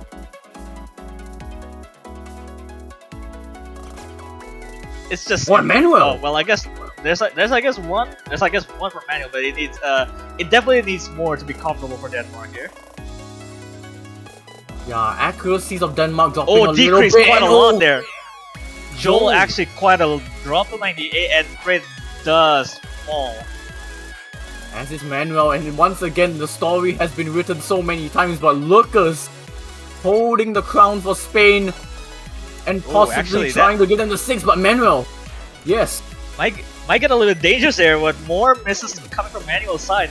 Leeds might actually starts to come stalemate almost. Denmark needs to hang on to the accuracy, and it's still like a 3D. Oh wow, that's a lot of 200s of Joel. Rushing that burst, giving the lead back to Spain, but Manuel resets it. Can Denmark try to pull this one back? Oh, On actually, their Manuel cancels it fingers. again. Joel Oh, no, Joel! cancel with Manuel though. Fred is doing all they can to try and hold on to this lead. Oh no! Try to bring it Oh no, back for Manuel Denmark. dropped again. Manuel drops. Is there enough time? I don't think there's enough. The accuracy drops were just way too much, and Lucas stands tall amongst the rest. Spain will clean sweep it.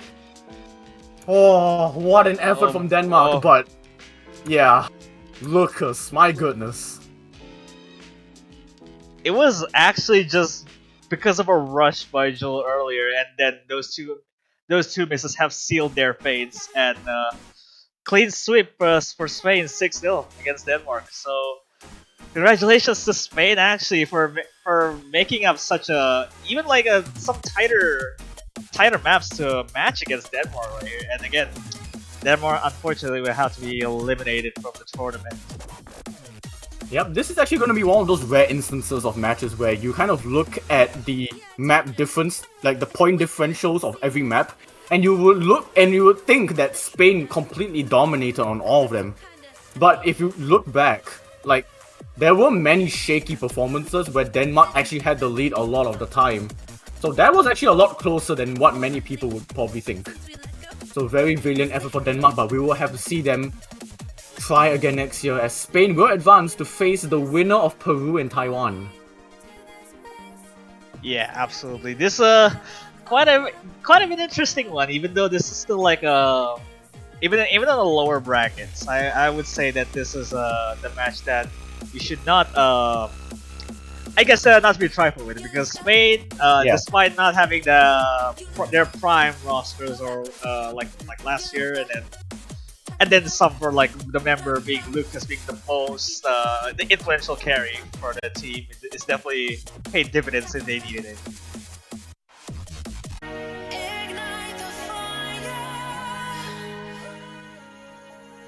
All right, hello everybody, and welcome back to the start of our Sunday block of matches for the Osumania 7 Key World Cup 2025. We're in the quarterfinals round. We've got a bunch of matches to get through still for this weekend, all coming in on our Sunday block. Starting off with Venezuela versus Macau, number 12 versus number 18, a losers bracket match here.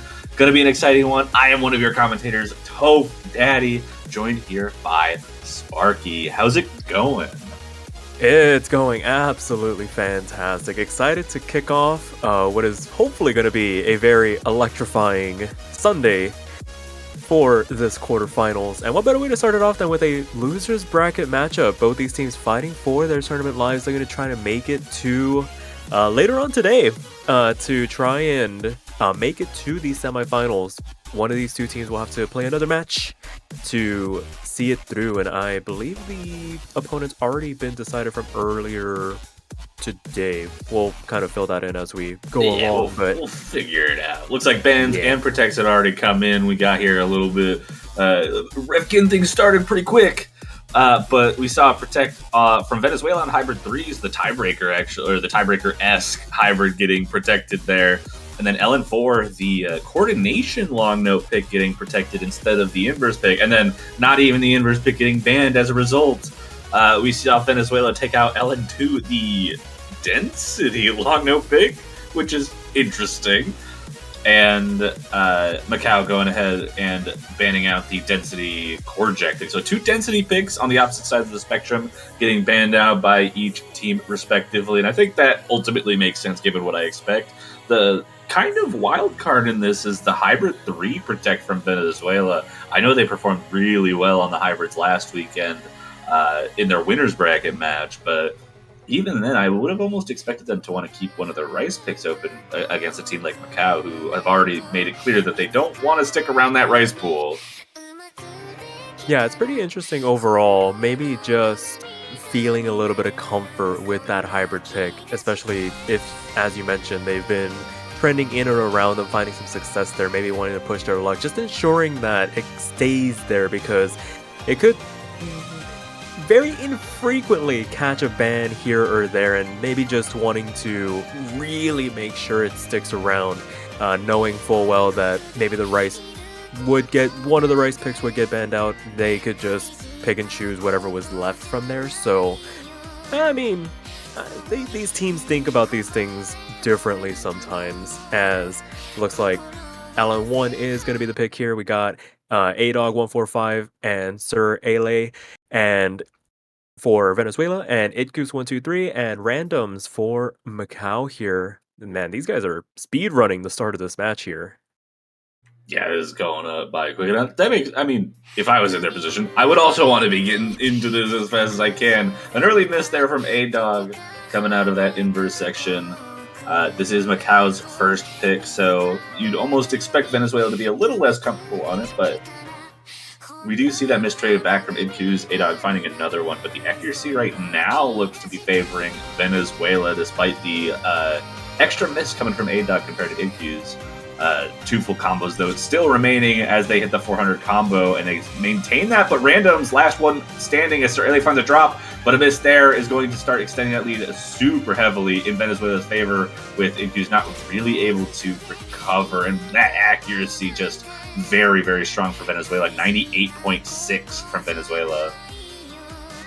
Yeah, Sir Ale being able to hold themselves about a full percent ahead of either competitor from Macau for the moment. But that being said, everything else is relatively in lockstep. 16,000 points, that's basically just the buffer of Sir Ale compared to everybody else. Random's finding another slider break as we transition into the back half of the chart, and another 3-way drop across the lobby. Only Sir Ale holding on to any semblance of combo. The only one above that 400 combo cap going to be able to stretch this advantage for the Venezuelans going into this next time when they finally find a drop at the end of the section. Going to reset them back down to 0 here and give Macau a bit of an opportunity to maybe make some chips into this lead, but Ramos finding another drop going to help keep this lead in check for Venezuela. Still 25,000 points to the good going into the last quarter here. And we do see A-Dog and EQs there finding the traded misses. Sir Ale and Randoms now. Everyone finding breaks as we see the streams increase speed with the inverse, but that's going to help Venezuela more. Their accuracy's higher. Those misses aren't going to be as impactful to score quite as much, and it's kind of just sticking around that 28,000 zone as we start coming to the ending. EQ's finding a bit of consistency, and that lead does start to shrink. Randoms, though, going to miss as well. Traded again by Sir Ale there, but this lower section gets InQ's, catches them off guard.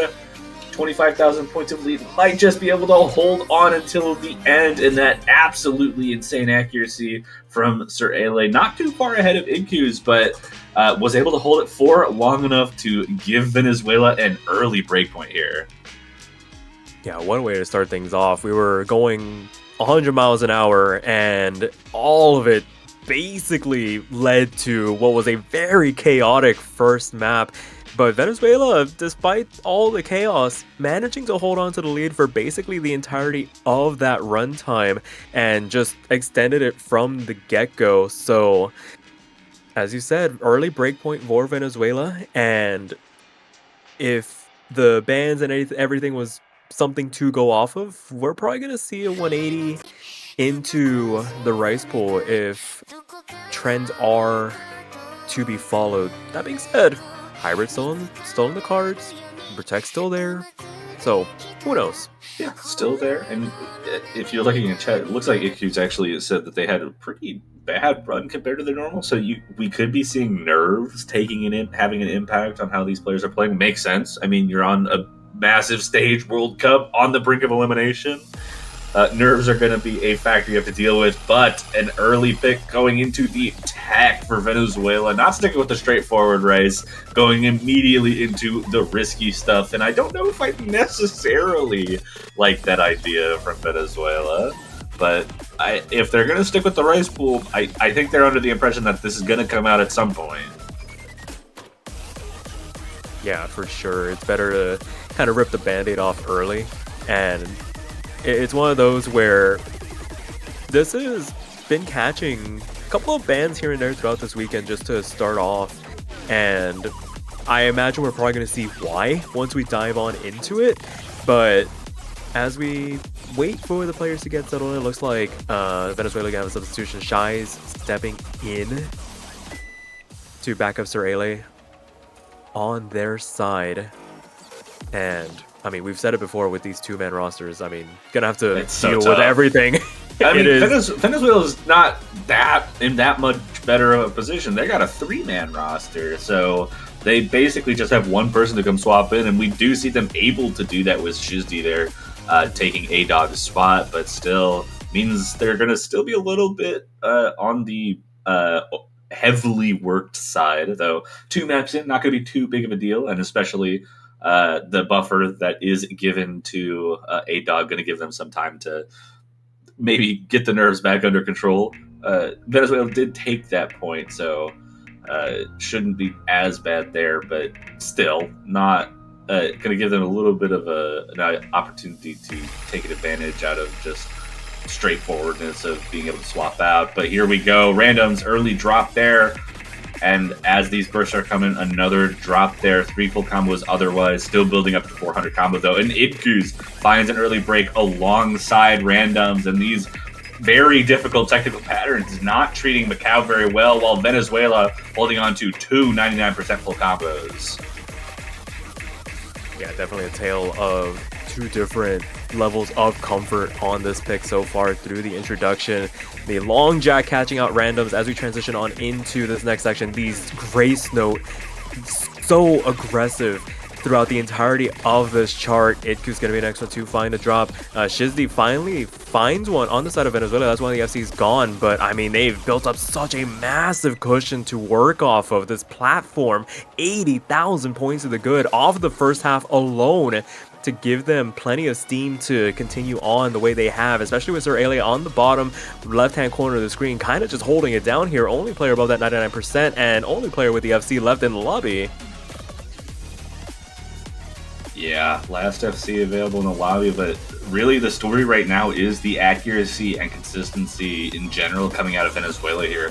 98.79 being the lower of the 2 accuracies from Shizdi there, well ahead of both Inkus and Randoms here, and this is not a great sign for Macau looking into the future of this match. You got to start thinking about this, and like we've talked a lot about like 2-man rosters, but because Macau is only a 2-man roster, they don't even have someone to swap out who might be able to, alleviate some of this issue that they might have with rice maps in general coming out. So if they're accurate, that just makes it even taller of a task to try and put something against Venezuela, especially now that they're a breakpoint behind. Absolutely. And as this map comes to an end, a convincing way to double up off of that first breakpoint being given over, Venezuela making it 2-0 in very convincing fashion. Sir Ale MVP in the lobby, that 971k score, very clean in the grand scheme of things. Shizdy not too far behind to lend the supporting score, and I mean, hopefully they can kind of use these first couple of maps to get their head in the game a little bit here, but we know that Macau has the capability of swinging some good team performances. It's just finding that clean, consistent run as we continue on here. Yeah, and finding that clean consistency is maybe going to be difficult with Venezuela having a lot of rice picks to go through. But Macau is on the board, or is up to bat here, needs to make his choice, and LN3 is going to be it, saving their protected pick for the last of the long note pool.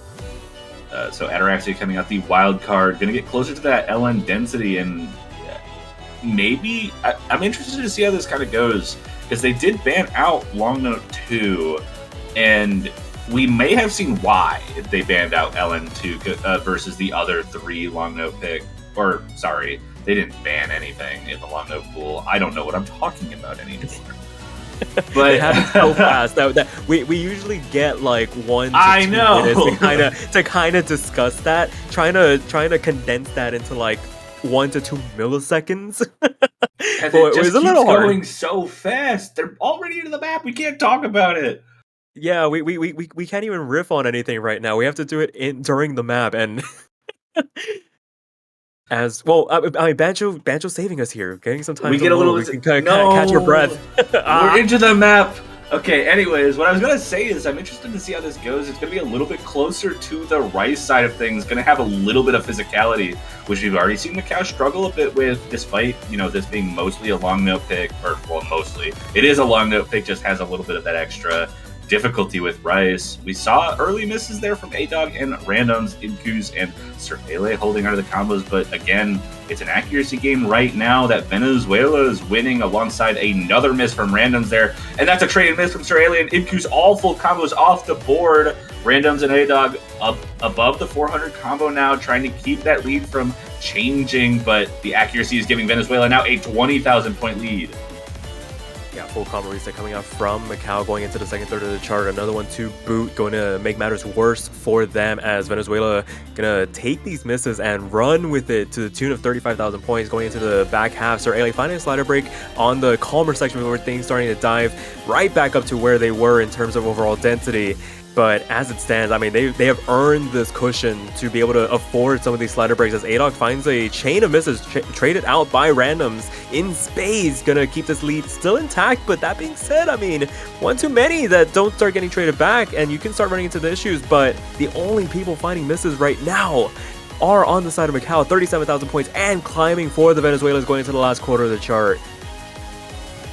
Yeah, that's a huge lead there. Randoms struggling to find any footing there, finds another miss. A-Dog did find a break as well. Ibku's doing their best to try and get this back, but Sir Ale doing a great job of nullifying the combo from Ibku's. They're both approaching 2,000 combo now, and that lead sticking around that 50,000 point range as we approach the final few patterns. And Randoms finds another miss right at the end, and Venezuela with an early 1-2 punch of break points.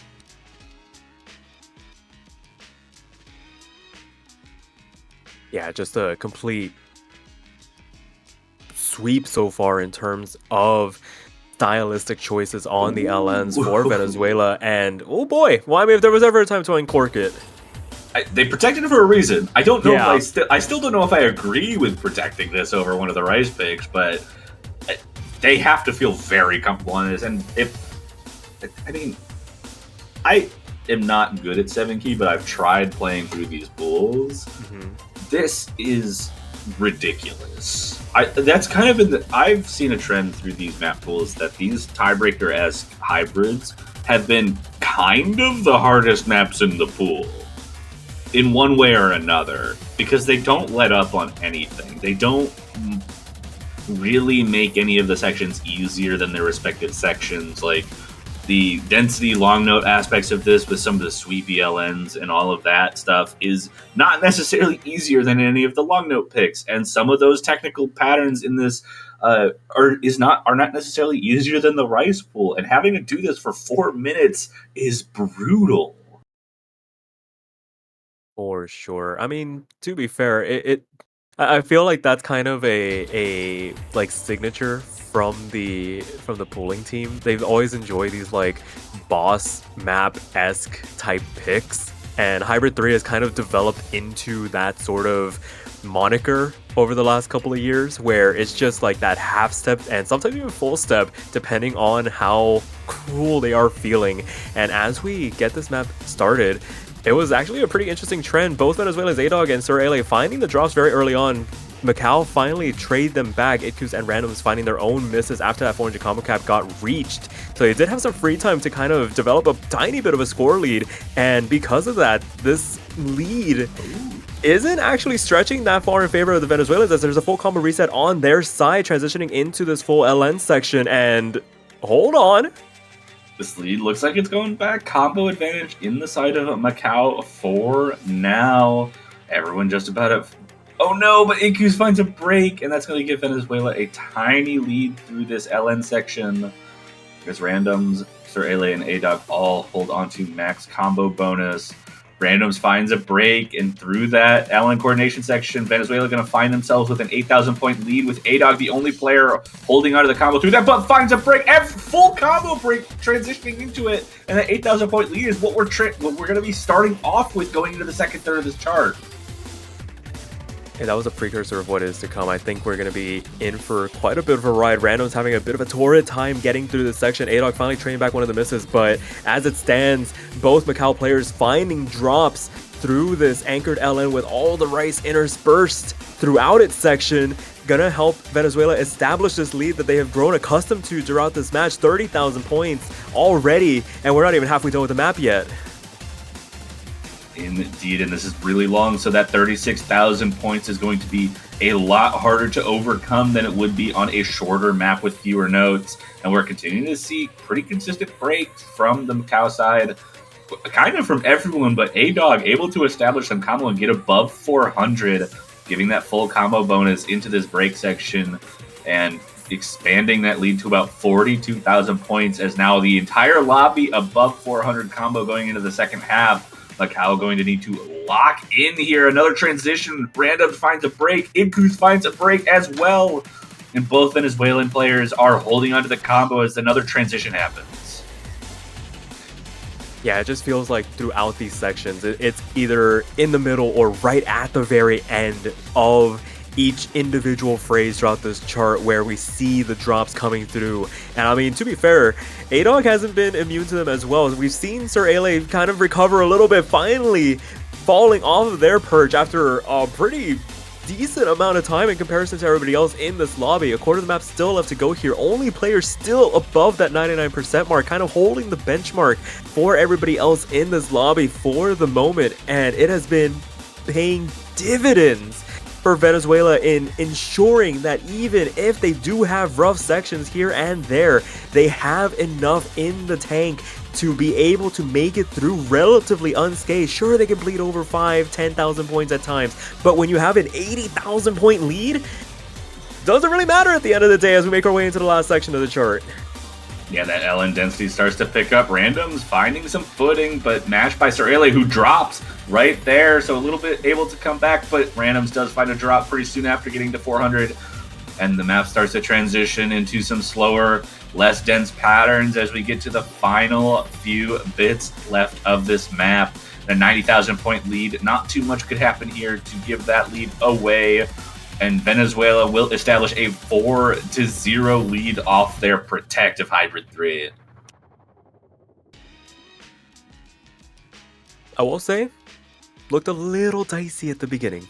If you certainly did. If you just clip like the first 30 seconds of this chart, it was like, okay, maybe there's a chance. Maybe Venezuela like flew a little too close to the sun, felt themselves a little bit too much, but no, they had it locked in at the end. They took the punches and rolled with them, and it was all smooth sailing once they got out of that intro. As Macau wastes zero time, as both teams have this entire match going straight into LN4. Yeah, I mean, Macau's protected coming out now. They lost both the other two long note picks, but that has been their best opportunity so far. And this one does not have any of the physicality that the other two maps did. So it's definitely going to be. It definitely makes sense why they protected this, and it's going to be basically their last opportunity to kind of swing any momentum. If they lose this, it's match point for Venezuela on Venezuela's pick. That's not a good situation to be in. So last opportunity to kind of start turning this around on their own accord, unless they want to try and face Venezuela on potentially another Rice pick, which we still got 3 Rice maps open. Wait, not even 3. We have 4. Yeah.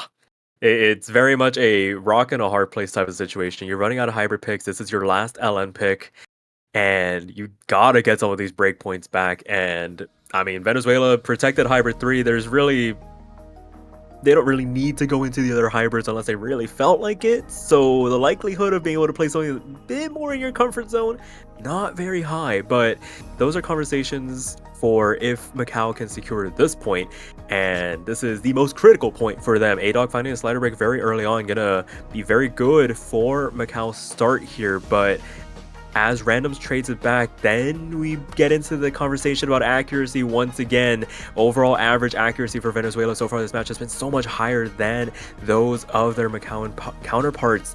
And as we get this underway, Randoms finding the slider breaks not traded back this time around, going to give Venezuela once again that perch to stand on where they can tank their way through some of these harder sections. Yeah, and 20,000 points of lead already, a quarter of the way through the map. We saw the early break from A-Dog and another one right there. But Randoms has been finding a few more consistent drops, struggling to get to the 400 combo mark and stay there, but now getting there. So it's going to help Macau try and bring this back, though 27,000 points, still quite a hefty lead, and A-Dog already back to the 400 combo mark. And that accuracy, like you mentioned, definitely still favoring Venezuela. So unless we start seeing more misses, which we see a trade one between A-Dog and Randoms, but that's going to benefit Venezuela more than Macau in this situation as Random continues to find more drops. It's those 2 full combos from Venezuela and Macau trying to do what they can. Who's putting up a performance, but the accuracy from Sir Hele fully nullifying that score from Idkuz.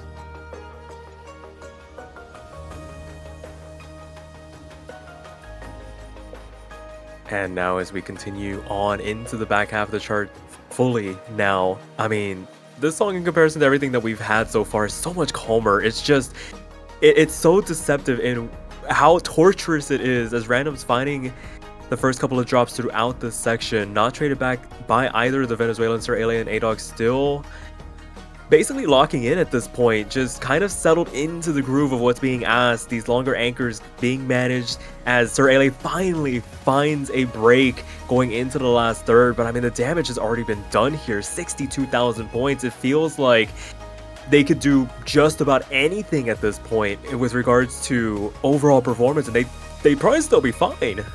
Yeah, and I mean, you mentioned Sir Ale finally finding that drop, and as that drop happened, A-Dog taking up the mantle, getting to that over 1,000 combo while Sir Ale builds it back up, and now they are back, and the only player with combo yet again.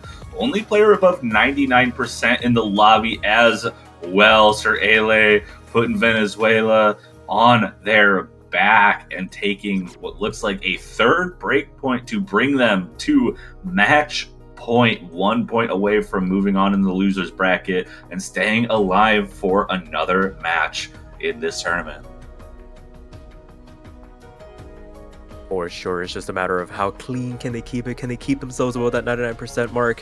Everybody else watching in awe. Randoms and there are a couple of misses for the road, but as we mentioned, it was a pretty foregone conclusion from about halfway through this chart. A-Dog finding a miss as well, finally trading one of them back, but it feels like for every one Venezuela misses.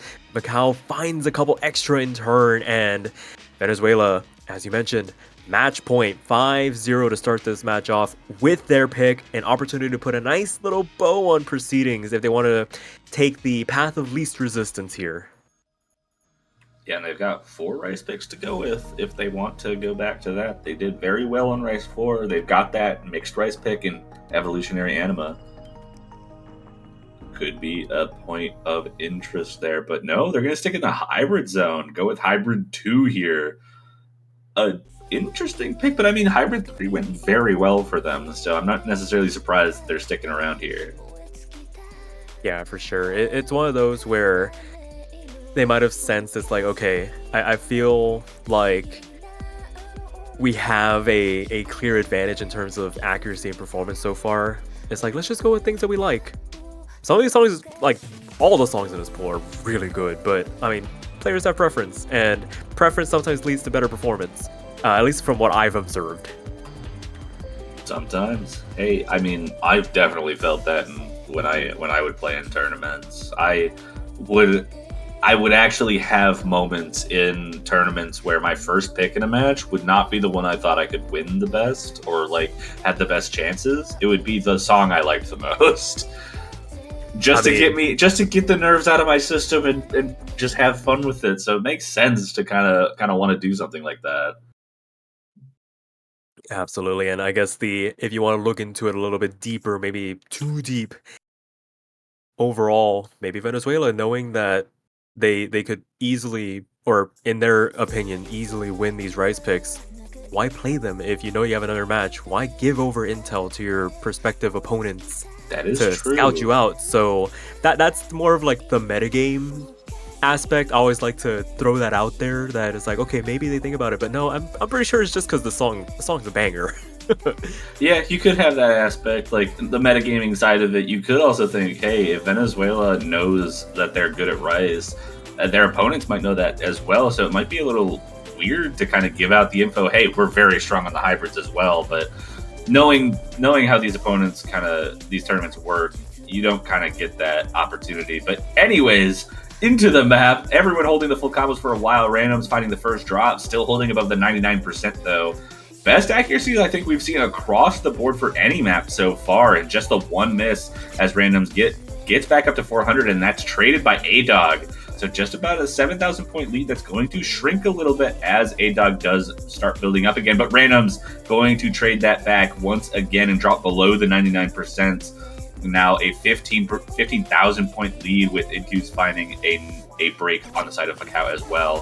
One full combo left on the side of Sir Ale, who has just been performing, having the performance of a lifetime, and I say that as they miss, but still, what an incredible performance by Sir Ale so far, and 2/3 of the way helping keep Venezuela with a 25,000 point lead as the more complex patterns come out and Macau starts to fall apart. That lead skyrocketing to 45,000 points now. Yeah, it looked really good through the opening sections. Sure, bleeding a little bit in terms of accuracy, but that was able to be overcome, and they managed to find some slider breaks or misses from the side of Venezuela. Those never came, and when it really came push down to shove, things started getting a little bit more complicated. We started to see the cracks begin to form, with an eighth of the charge still left to go here, and a 60,000 point lead to their name. It looks like Venezuela is going to be able to put away Macau's best efforts here to try and advance in this tournament, going to knock them out in the quarterfinals as the last couple of notes begin to rain down here. It will be a clean sweep from the Venezuelans, 6-0, to make their way into the second half of quarterfinals weekend, living to fight another day. Indeed, they do. And a good performance from Macau, especially to make it this far, winning that match in round of 16 to make it through to the quarterfinal stage. What an impressive performance, but unfortunately we will be saying goodbye to them for this tournament, while our number 12 seed Venezuela, like you said, moves on to face another team in the quarterfinals, trying to fight for that semi-finals spot. They're going to have a tough task ahead of them, though. Absolutely. But, I mean, if they want to make it, they got to be able to prove it. And what better way to do it than by winning that first match? Set themselves up. It looks like they'll be playing, the winner of an upcoming match. It's going to be Venezuela will face off against the winner of either Germany or the Netherlands, which will be coming up 8 hours from now. So, going to need to wait in reserve to see who they will be playing. But in the immediate 30 minutes from now, we've got a winner's bracket match. It is going to be China taking on the USA.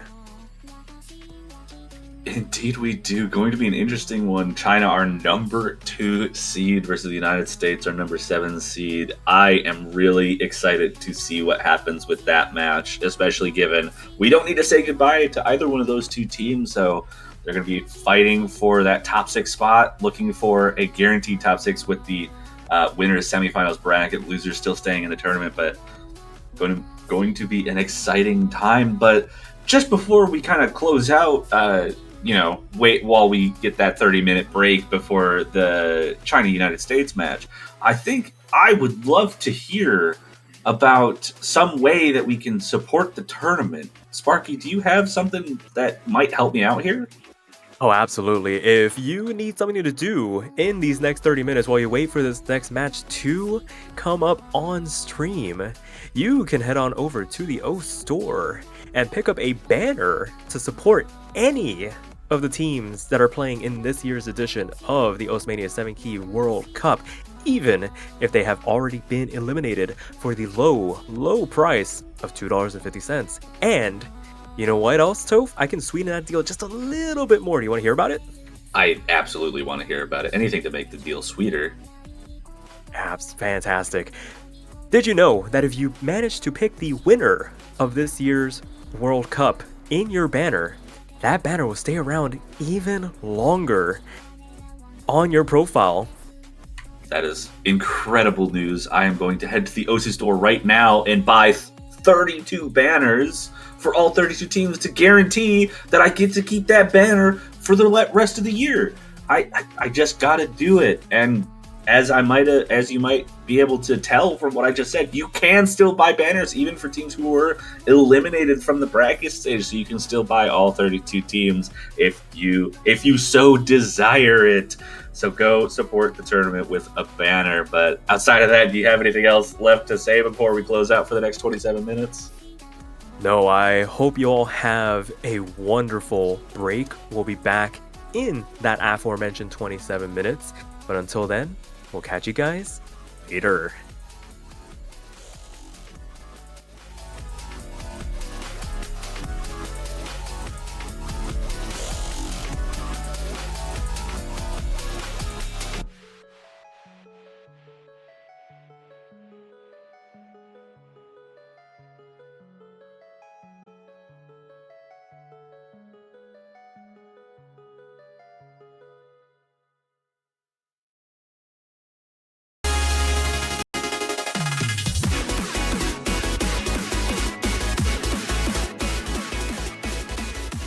All right, hello everybody, and welcome back after a short 13-minute break to the Osmania 7-Key World Cup 2025 quarterfinals round. We've got one match left in the losers bracket here. It's going to be Chile, our number 10 seed, versus France, our number 15 seed, fighting for that last spot in top 12, last spot in the semifinals. Loser goes home. I am Toph Daddy, one of your commentators, joined here by Sparky to finish it off. How's it going? It is going absolutely fantastic. What a perfect personification of out of the fryer and into the oven here for France. Literally finished their match less than 10 minutes ago against Canada, and right back at it again against Chile of all teams to try and punch their ticket into the semifinals. No rest for the weary here. We are going to hit this 100 miles an hour as we get this match underway. Yeah, it's going to be a doozy. These two teams showing off very well so far in this tournament.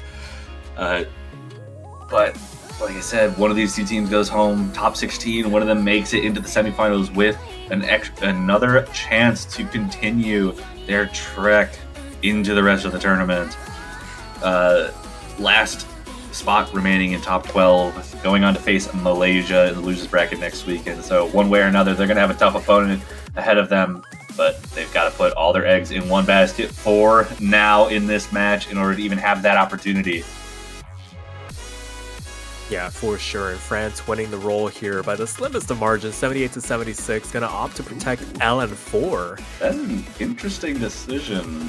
I think it's probably the right decision. I think Chile is going to want to stick around the rice pool for the most part, and they do protect rice 3. But France actually, like just an hour ago, protected rice 3 and banned long note 4. So could be seeing a little bit of strategy there. France feeling good on their long notes. They were looking very good against Canada on some of those long note picks, but you're looking at a map that Chile has not seen France's score for either. Yeah, for sure. And Chile opting to do what I imagine is the logical thing. If LN4 gets protected, ban LN1. If LN1 gets protected, ban LN4. And I'm pretty sure that's happened in every single match. Literally, it's been one or the other, unless teams have handshaken other picks to get rid of. But every time one of them gets protected, the retaliatory pick. Whoa! And LN2. Whoa! What is happening here? All right. What a way to start off the last match of the weekend. Double LN bans while France protected one of the other long note picks. Maybe just not wanting to go into or give Chile the option of having a density LN pick to go into, wanting to stay with these more coordination wildcardy-esque type picks. I mean, to be fair, if it were up to them, they probably would have wanted to keep LN1 around, but unfortunately that's not how it shakes out in this instance as we wait to see what France's first pick is going to be here. Are they going to throw another curveball here? Are we going to go into something like Hybrid 3 to start things off? We'll have to see. It's been pretty popular. Hybrid 3 has been a very popular pick, especially when it comes to those teams that are very confident in their physicality. That map is super difficult to coordinate all throughout it. Despite a lot of just pure Rice difficulty, the coordination aspect is ridiculous. And Rice 4 actually going to be the opening pick. So I don't think we're going to have a Rice LN dichotomy here for this match. Nope. I think we're just going to be whatever's the most comfortable. We are going all haymakers all the time. Swing for the fences. These hands are rated E for everybody during this match. Everybody's gonna need to come to play here because there is so much on the line for this match as we wait to see what the teams are going to be. Looks like it's gonna be Sebax and Worst. No, we've got player swap. Worst is a French player. They're defecting to Chile. Yeah, Sebax and ZZ looks like is going to be for Chile, and Milan Worst look like the two coming in at the moment. Looks like they're just swapping spots right now. Yeah, they're getting the lobby logistics sorted before I make more of a fool of myself than I already do. Looks like we're in the right spots. I only knew that because I just commentated the France match like an hour ago. So fair enough. You've had a full hour to take in the sights of Mila, Jerem, and Worst. I imagine subbing in and out for this match. Yeah, it is. And on top of Moket, don't forget that. Yeah. They did play a few. Sebax actually maybe swapping out there. Maybe they did ask the referee for a quick little DM, maybe wanting to invite somebody or that, or just asking for the opportunity to check something real quick. You know how courtesy goes. Who knows? We're still waiting, continuing to swap out. Bam. Okay, that makes sense. I was waiting for Bambi to come in. Yeah, this feels more like the cohesive Chilean Rice unit. I mean, Bambi has been pretty much in on everything for Chile so far this tournament. Definitely their anchor, and no surprise to see them coming in for what is probably the hardest to maintain consistent combo on in the entire pool. Just these patterns are so complicated, and the combination of the mini jacks and bursts just will throw you off. Absolutely. So gonna get this underway.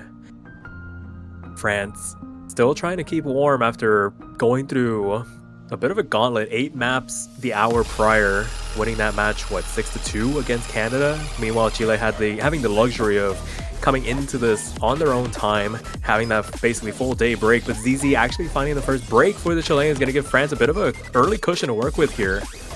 Yeah, there is a trade back by Milla. Their accuracy is looking like it's in favor of Chile overall, so despite the early miss from ZZ, they are going to take a lead. Both combos now gone from France. Bambi the only one holding on to the full combo, and despite that early miss from ZZ, finding some footing and getting up to just about 98% and above the 400 combo. All four players just about there as well, but Worst not able to make it before finding a few more drops, and Milla doubling up on those drops as both Chilean players just holding on super strong right now.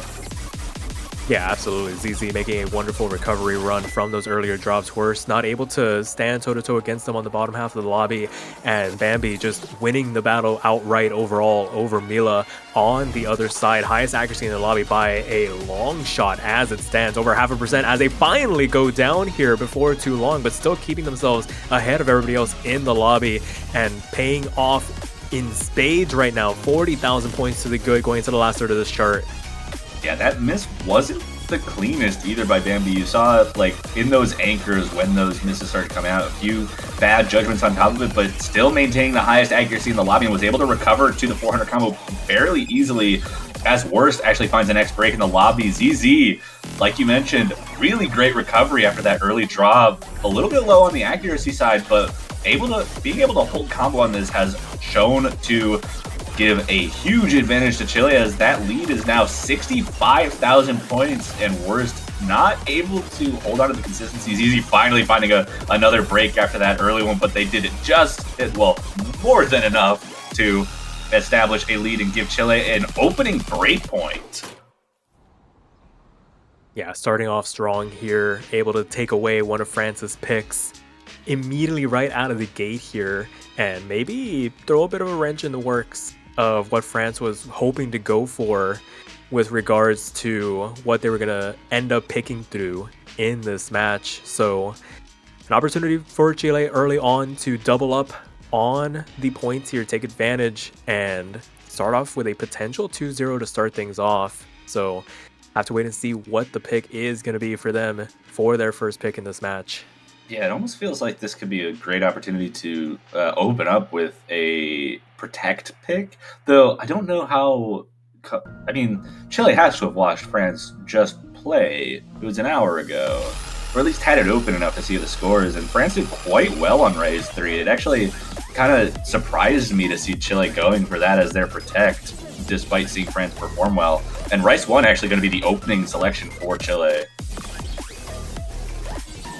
Yeah, definitely has proven to be a bit of a risky pick. Finding a surge in popularity here at the tail end of the weekend. I think we were mentioning in an earlier match together that it had mostly been ignored for large stretches of the weekend by teams. It's such a volatile pick, very easy to find chain misses left and right because the pattern structure isn't the most straightforward at times. So definitely one of the riskier picks in the Rice pool to go into, as it has shown to be. Yeah, not to mention, it is kind of your quintessential speed pick, where I think there's been almost a transition in a certain sense with the Mania speed picks, where it used to be like anything that was just speed streams could go into the slot, but I think recently it's been mostly pushing to really, really short maps and having smaller bursts of like long form speed, like streaming at high speeds. And this is no exception to that kind of movement into that area, where this is 1 minute and 51 seconds, but I think probably only about 50 seconds of that, and is actually like the difficult speed streaming, and that's all the second half of the map. So everyone should have no problem building up to the point where the difficulty starts to spike, and then singular mistakes are going to cost you potentially upwards of 10,000 points.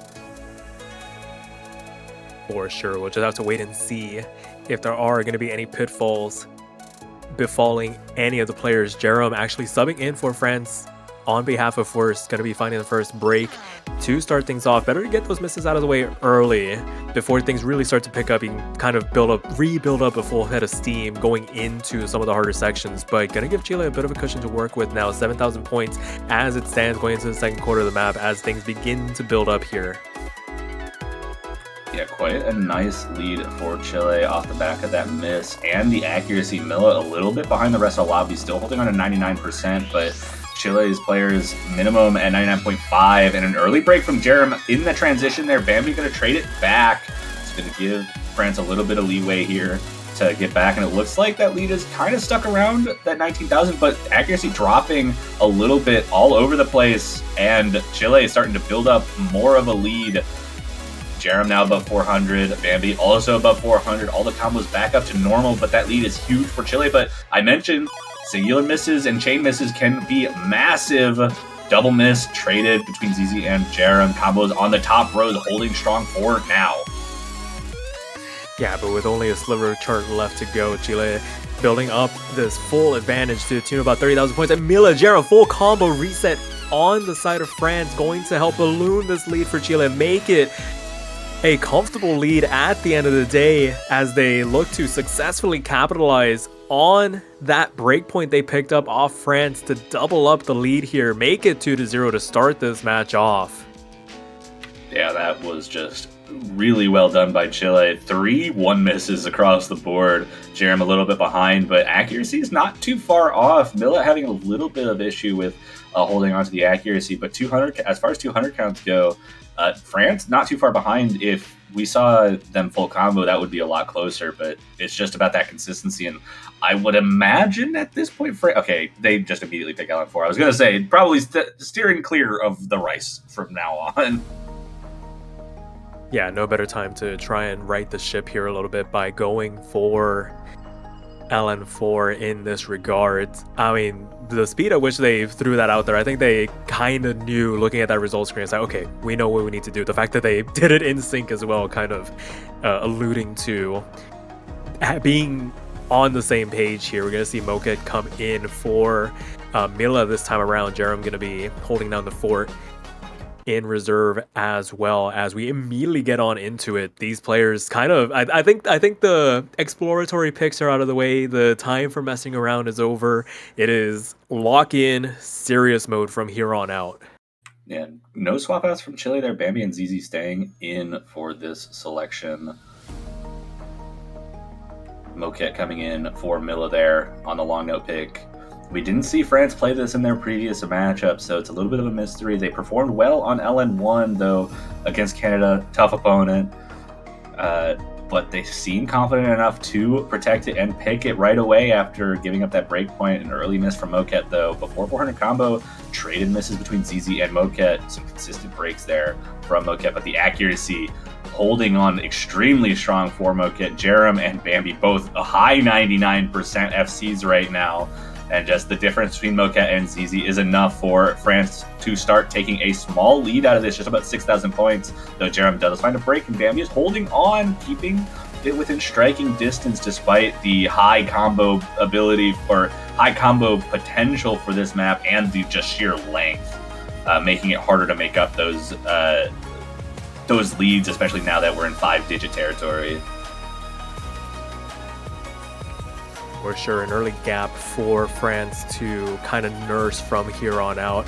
You always want to build that buffer early, lest you start finding the slip-ups later on down the line. But both their players in that like low 99% mark, able to kind of stave off any potential advances from the Chileans. Does put a tiny bit of a dent before starting to increase as easy the next one to find the break as we approach this bit of a calmer section, just coordinating some anchored LNs here and there. The impact's not the most abrasive to read through, but still lends itself the opportunity to release a little bit earlier than you would like. Flying off the keys inadvertently, always an issue with these coordination LNs when you start getting into those like 4 or 5 column structures. As Jerem next one to find a drop going into the second half of the chart. Bambi standing above everybody else as they finally find the slider break to bring them back down to earth a little bit. But I mean, as it stands, France looking really good on this LN4 pick so far.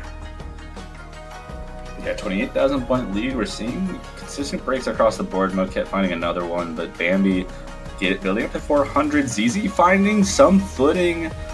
Haven't been able to do that too much so far, but doing what they can to bring it back. Jerem matching the combo at the moment. right now, the difference is just accuracy. 2 players above 99% for France as we get into the last quarter. Bambi finding another drop, but ZZ a little bit behind, low 98% range, despite being able to hold on to that combo. League's going to stick around 32,000 points for France as we start to hit the final few sets of patterns in this map. Certainly not fully out of reach, but France has looked very comfortable on this so far and is establishing a lot of great combos here in this ending. Yeah, last eighth of the chart coming through here. Not really too many tricks left up this map sleeve as Jerem finds a slider break that's going to put a tiny spanner in the works for now. But I mean, they've put in the work for what has been basically 3.5 minutes at this point to be able to stave off any potential advances. It's quickly approaching the point of no return, 35,000 points being nigh insurmountable by the Chileans, barring any substantial collapses. And as the map ends, France manages to notch their first point on the board here, makes it 2-1, puts the brooms away early, and gets themselves back on into it, looking to try and get that break point back from the Chileans as soon as humanly possible. Yeah, insane scores across the board. Bambi actually with a 0 miss run on that, with only 15 200s, looking good, but just not enough. A little bit behind in accuracy from ZZ, but still, France put up some good scores as well to put away the brooms, and Chile will have an opportunity to pick once more. They've been looking good so far on those rice picks. Yeah, I'll be interested to see what they decide to go for here. And doesn't even give me time to speculate. It's going to be Rice 2 to go into Chile's next pick. Gonna go through the gamut of the, dare I say, standard picks. We got Speed Rice going into the Chord Stream. About as comfortable as you can get outside of maybe like the Chord Jack pick, which I think they protected. Yes, so kind of still holding on to that protect. Definitely could be used to kind of establish either like match point, or if France is able to take a break point in one of these scenarios, could be an opportunity for Chile to kind of get that back for themselves. But one way or another, they have this Rice 2 more straightforward pick in the pool. They looked good on Rice 1 and Rice 4, which they won very convincingly. But this one, definitely more straightforward pattern-wise than both of the previous 2 Rice picks that have come out. So France definitely could potentially see some way back into this match if they're able to feel more comfortable on the dense chord stream pick here.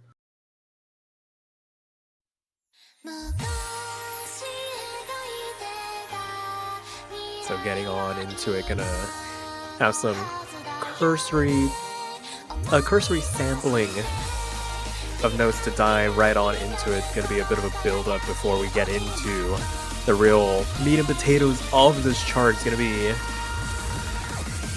basically non-stop chord stream at 178 BPM for 2.5 minutes, and it's really just a matter of consistency. Can you handle the density? Mila gonna be the first one to find the drop as Chile look to try and pull away here. A full combo reset now on the side of France, gonna help balloon this lead to about 14,000 points as Bambi and Dark Dave checking in for this pick, looking really good at the moment. Yeah, 99.78% from Bambi. Jerem actually beating out Dark Dave's accuracy at the moment despite that miss, but Mila having a little bit of a hard time getting back above that 99%, is able to get the combo back to the 400 mark. Is looking to build that back up, but needs to do a lot more to get this back in. 21,000 points is quite a bit to try and overcome, especially staring down the double full combo from Chile at the moment halfway through. Does get a little bit more dense towards the end, so we could see some mistakes start to come out, but Jerem going to be the one to make that mistake, and that lead just starts to increase even more for Chile, nearly reaching 30,000 points here in this chorus, and Mila going to match that miss, and another double miss from France here as Chile continues to hold on to the double full combo with only one more major dense sections left in this map, and 41,000 points is looking done and dusted as long as they can hold on to this through the rest of the chart. Yeah, just a complete 180 to that LN4 pick that we had just a little bit earlier, where France looked so convincing on it. Chile look equally as consistent on this style of Rice pick to answer back, to ensure that they can keep these comfort picks rolling on their side as there's a few more cursory misses for the road from the French players. Not answered back once again. It is still the double full combo. Can they hang on to the end here? A couple of awkward bursts to read through some chord impacts. Not going to give them too much trouble as the last couple of notes begin to rain down, and it is going to be the double FC for the Chileans. Bambi and Dark Dave combining for a near immaculate team score. 990k for Bambi, 972 for Dark Dave. Able to really put this one to bed. Make it 3-1. 6-200 full combo from Bambi. Very impressive from them. And that the Rice advantage for Chile continues to show its stars here in this match. France up to bat. They have a long up pick available to them. They've also got some hybrids that they can dip into, but at this point, you almost feel like France has to kind of avoid anything with the physicality that Chile can keep up with, because it's just that accuracy has been so good for Chile, and that consistency from Bambi is very difficult to overcome. Absolutely. I mean, they do still have LN3 to go into, and there's the outside options of stuff like Hybrid 2 potentially as well. If they just really want to avoid that Rice pool, they look pretty alright on Rice 4, but before things kind of flew off the handle a little bit, so might not want to tempt fate there again. So it'll be interesting to see what the pivot is here for France if they decide to go anywhere outside of LN3. That would be interesting. I don't really know. I could see the best two picks I think that are available for France right now are LN3 and Hybrid 2. But Hybrid 1 actually going to be the selection here. We've seen some interesting stuff from Hybrid 1. It hasn't been the most popular pick in the pool. I've only seen it a couple times this weekend, but what I did notice about it in a couple of other matches that we watched was that this is the kind of map that doesn't necessarily get decided on how good you are at long notes and Rice by themselves. It is maybe the most true hybrid of the three available here, and you have to be good at both Rice and long notes to perform well on it. I think you're absolutely right with that regard. So France looking to try and maybe balance out some of those opportunities, hoping to catch out Chile on those transitional moments in this chart. We see ZZ coming back in. Bambi FNF, as we mentioned at the top of the broadcast, going to be the anchor for Chile as Mila and Jerem look to try and keep things relatively stable here. Did give out that breakpoint early, but if they're able to at least maintain their own picks, the opportunities will come to potentially get that breakpoint back. As ZZ finding the opening drops here to start this map off. Everybody having a bit of a torrid time outside of Jerem, I think, despite them having a pretty low accuracy to start things off here. Yeah, it looks like actually three players not having the strongest accuracy to start. ZZ was actually down to 95. Jerem and Milla now low 98s, high 97s. The only player able to hold on to accuracy right now is that anchor Bambi for Chile right now. 99.5% as the rest of the players in the lobby start to build up. But Jerem and Milla both above ZZ at the moment. That's going to have to be their pathway into this, but they're continuing to find misses. Jerem with 2 misses back to back as Milla finds some combo there, but a double miss from France as ZZ establishes their own combo above 400 to back up Bambi with that high accuracy and a 27,000 point lead a quarter of the way through the map. Yeah, it was looking like France was making a tiny bit of an inroad back into this map going into the end of that first quarter, but as it stands, just a couple extra misses for the road, not getting traded back by either of the Chileans, who have really kind of settled in after that bit of a rough start across the entire lobby, able to recover very nicely to back each other up. Bambi has been basically the standout performer so far this match, 99.4 for them, highest accuracy more often than not in the entire lobby, able to stave off their next closest French competitors, map in, map out, and ZZ doing more than enough to ensure that they can extend any potential advantages that they get offered, and doing it once again. Going into the last third of the chart, 57,000 points to the good as the couple of slider breaks coming through here and there from France. It's basically just can they keep it together long enough? They've proven it in and out as France finding another full combo reset on their side, not able to really mount much of a challenge going into this pick as we make our way into the last quarter. Yeah, we see another drop from ZZ, but despite that rocky start, they are now the second highest accuracy in the lobby above both French players. 80,000 point lead. Now ZZ finding that consistency yet again, building up the combo, recovering again. It looks like every player in the lobby now feeling a little bit more comfortable in this ending. Everyone now at the maximum combo, but the coordination catches everybody off guard. That is a full lobby reset, and full lobby resets with the 85,000 point lead will favor Chile. On top of that, high accuracy to boot, and the repeat of the intro comes around, and Chile continuing to grow that lead. Not too much left to go, and Chile looking to take another breakpoint in this match on the first hybrid that we've brought out so far.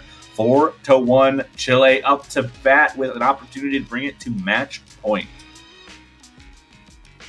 Yeah, very convincing scores overall. Looked a little bit dicey there at the beginning, but able to pull it together. The map length lending itself time for that recovery run. As you mentioned, Chile up to pick next, an opportunity to make it a match point situation if they do pick correctly. And now France needing to get 2 of those breakpoints back to try and give themselves a chance to restore parity, along with needing to win their picks. It's a bit of the hill is quickly becoming a bit of a mountain to climb. Not insurmountable by any stretch of the imagination, but can definitely become too much to handle if these next couple of picks don't go their way. Yeah, this is almost where I would expect Chile to want to go into their protect, but I don't know if Rice 3 is even the best Rice pick available to them. If I was in their shoes, I'd go Rice 5. Pretty much like just off the rip. It's the most complex, requires the most consistency, and pretty much one player has been the consistency rock through this entire match, and that's Bambi. But they are going to go with their protect, going to stick to the Cord Jack pick. But if I'm being honest, this feels very risky. I'm inclined to agree with you, but with the way Chile has been playing, off the back of basically just playing off of the scores Bambi's been able to put up, if they can basically hold off the highest accuracy from France, and the second player, whoever decides to come in, it's probably going to be SebIX, who has come into the lobby here. If they can hold off their counterpart on the other side, they can basically weather the storm. It's long enough where there won't be immediate swings, but this could be one of those like death by 1,000 cuts types of charts where it's just singular drops here and there that get answered or not answered back that is going to make the big difference. So, well, I would have enjoyed Rice 5 a little bit more from Chile, but I can understand if they feel like this is probably their most consistent pick to just kind of path of least resistance this to a match point situation. Yeah, I definitely think that's probably what's going through their head. We do see actually a mirror coming out from Bambi FNF, a little bit of an interesting choice for a map like this, where I don't think there's too much hand bias in general.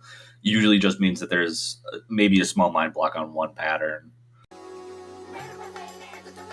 Yeah, you play a structure enough times and you just start to flub your way through it, and that mirror becomes a godsend at the end of the day. But as it stands, we'll have to wait and see. There's plenty of map to come through here, and this is one of those charts where it's like, I don't think it's the BPM that really catches players out.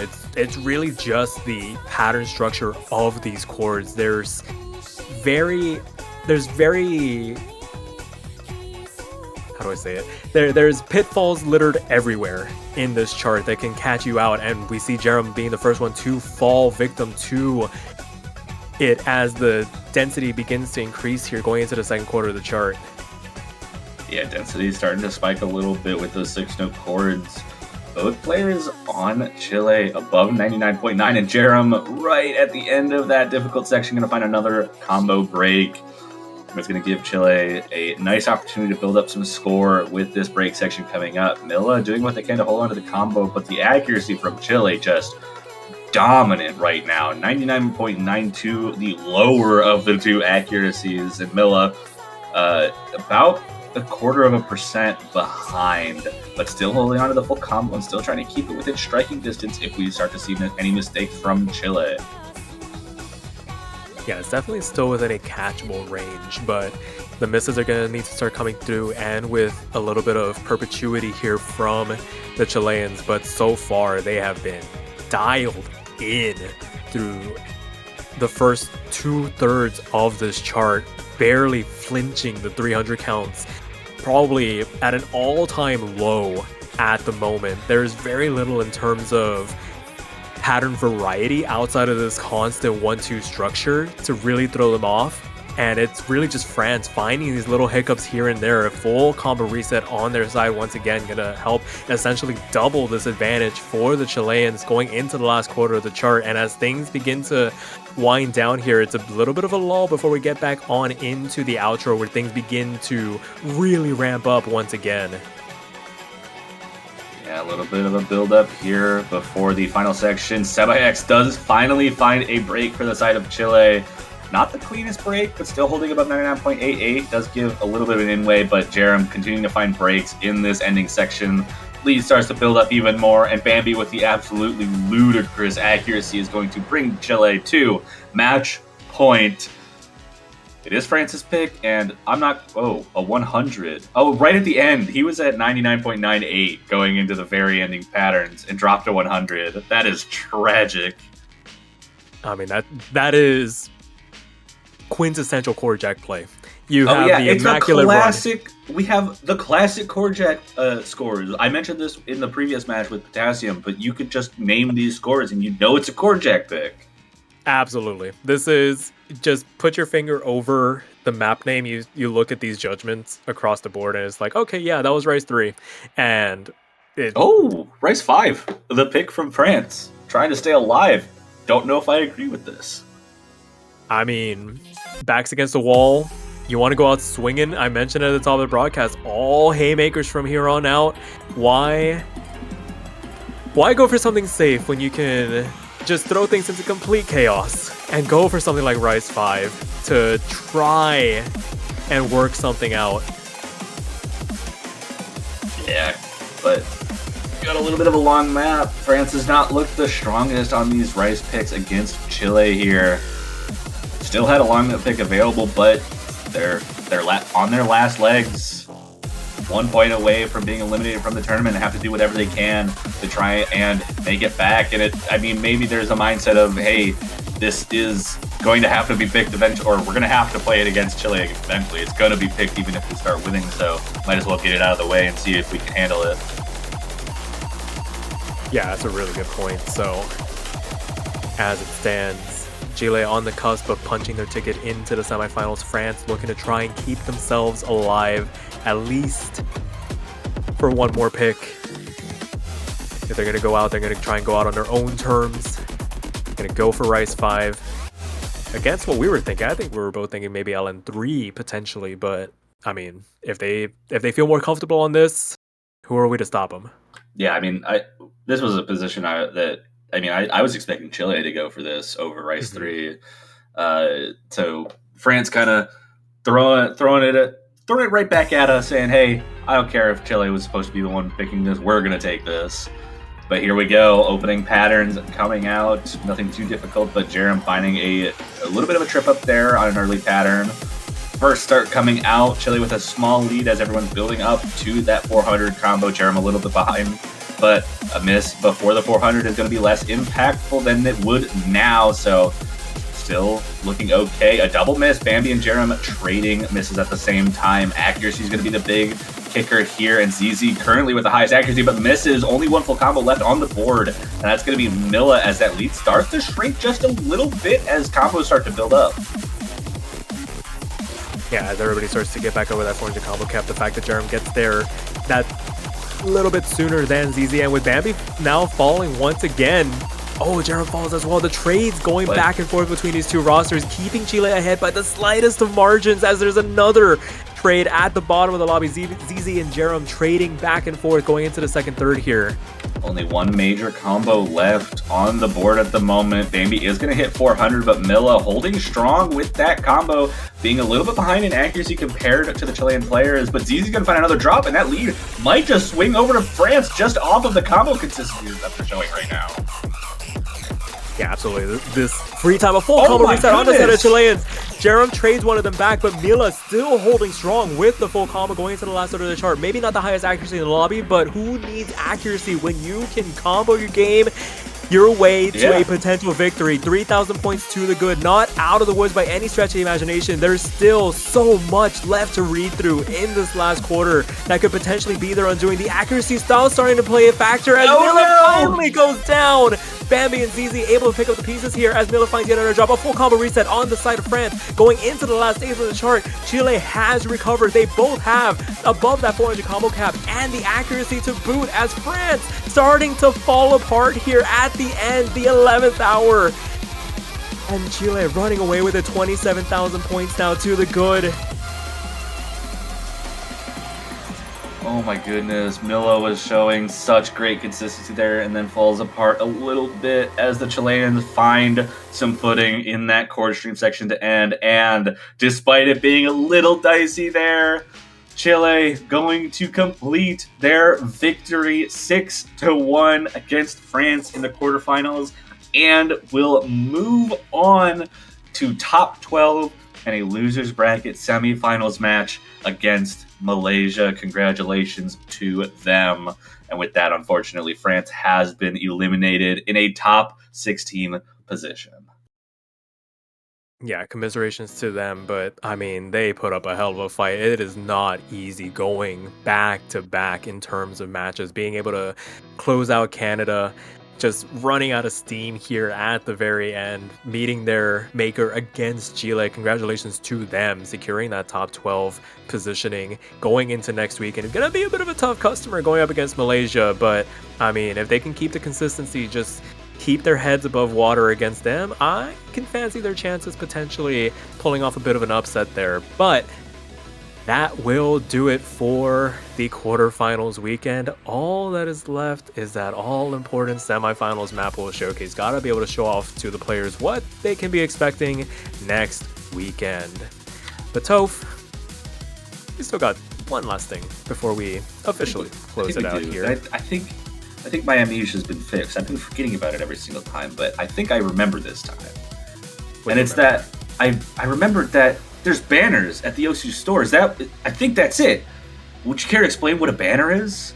Oh, absolutely. A banner is something that you can use to decorate your OS profile with for the low cost of $2.50 USD. You can pick them up at the OS store. You can support any of the 32 teams that made it to this year's edition of the Osmania 7 Key World Cup, even those that have already been eliminated. You can pick as few as you want, you can pick as many as you want, you can have all 32 teams, or you can just choose to support your personal favorite. You have full freedom to support the players, support the tournament, and show off your support. How does that sound, Toph? That sounds wonderful. I'm glad I remembered it this time because I've been forgetting it for all of these matches, and it's so nice to be able to remember what is the beauty of these banners. And I hope you guys all take some time to go to the Osu store and buy some banners for any, like you said, any of the 32 teams that made it to bracket stage, and support this tournament and these wonderful, wonderful players. With that, we've got 12 teams remaining in this tournament, 8 in the losers bracket and 4 in the winners bracket. We'll be saying goodbye to 6 more of these teams next week, but before we say goodbye to them, we will have one more thing left, and that's going to be the semifinal showcase. It's going to be some exciting stuff. You got anything else to say, Sparky? No, I think you've got everything covered. So for right now, we're going to take a tiny bit of a break, get everything set up for that showcase. But until then, we'll catch you guys later.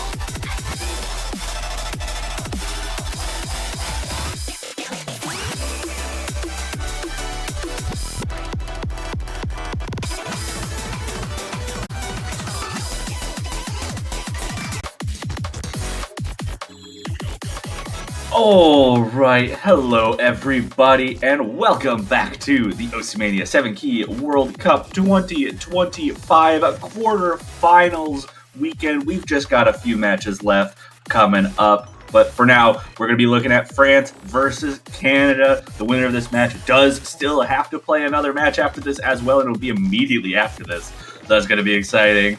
But the loser will be eliminated. All the stakes on the line. I am Toph Daddy, one of your commentators, joined here by Potassium F. How's it going? Yeah, I'm doing well right now. A few matches that we have in a row, and as you said, the winner of this is not even done yet. They have to play 2 back-to-back if they want to progress into the semifinals weekend in the loser's side. It's going to be an exciting one.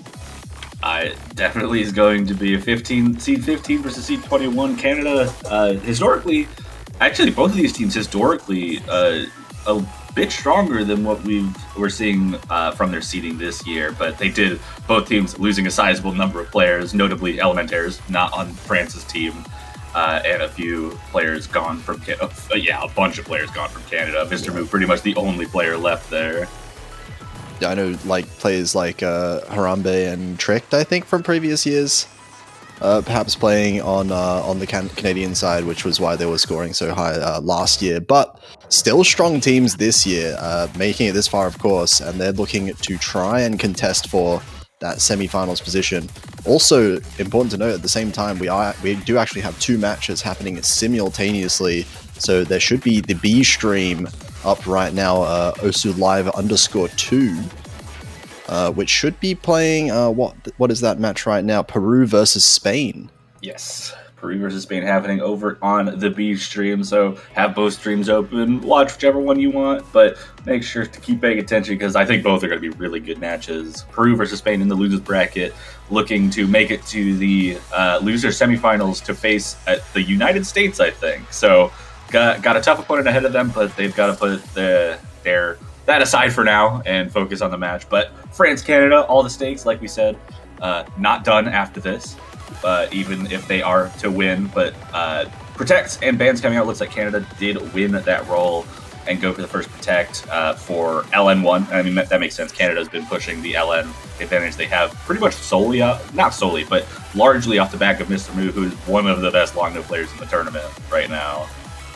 Yeah, I definitely think of Mr. Moo when I'm thinking of just LN players in general, especially when it comes to, well, I usually associate him with LN coordination picks as well. That would be LN4, which is still up until France banned it because it was not protected, actually. Yeah, the protection on it, I mean, LN1, LN4 both kind of have that coordination. I think it really just depends what is more comfortable. And I think for a coordination player like Mr. Moo, I would imagine inverse is more straightforward to be consistent on versus something like LN4 where it's 3 minutes, you can miss a lot more on that and requires quite a bit more control. So looking for that protect. We did see a Rice 3 protect from France, so keeping the jacks open. And at that point, Hybrid 3 a ban. That's interesting. Oh, whoa. That is a really interesting ban. Ref I think did not speak correctly there. No banning twice, just one ban.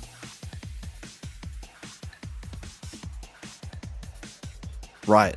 Okay. But the Hybrid 3 ban may be Canada's second player, perhaps, having some issues because it is one of the more difficult maps in the pool, being 4 minutes long as well.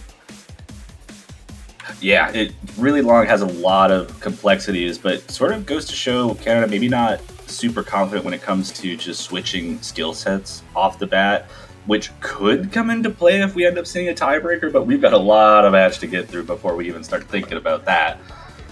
But Hybrid 3 banned out. I imagine they're going to start off with the long notes. I don't really think they're going to be going for anything else. France seems to be signaling that they're not comfortable with them and more comfortable with the Rice pool. And Canada, obviously, protecting that long note and have 3 available to them to go with. I imagine probably LN3 would be my guess. Keep the protect open and go with the more coordination-oriented. Yeah, LN3 has been a very popular first pick, for sure, out of the LN pools. Unless they, of course, want to just go for their protect right away, which a few teams have been going for. Yeah, absolutely. For a team like Canada, definitely not a bad choice, though. In my eyes, I would probably want to use that as like a momentum swing where like, oh, we just lost a breakpoint, we need to get it back, or we just got a breakpoint on France, we want to establish a lead.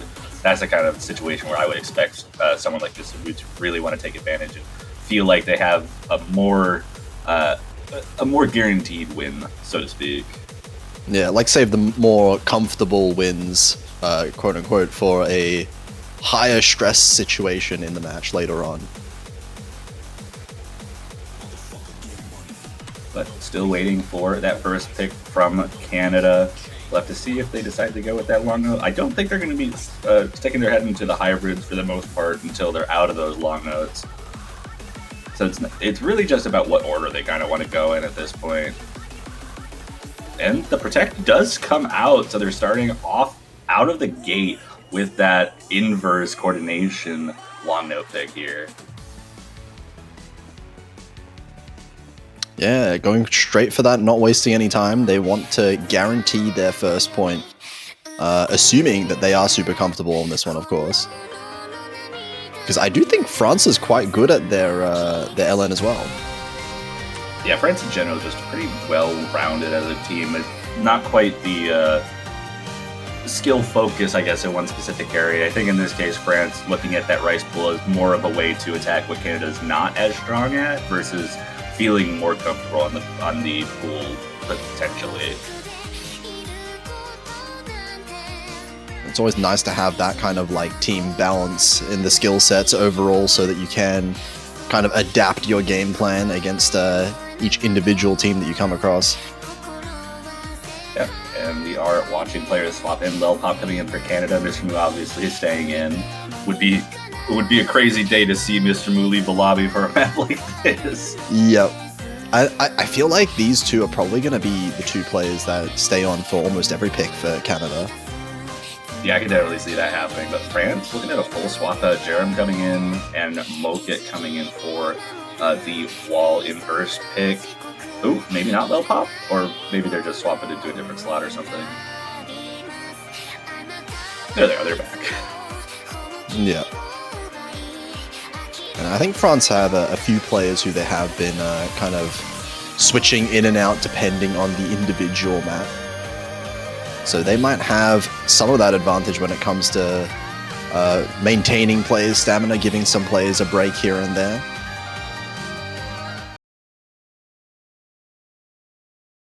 Definitely could be, but here we go. Canada's Protect going to be the first pick here out of a possible 11. Canada looking to start on the right foot. France looking to not back down and try and get a break point right away. All comes down to inverse for now.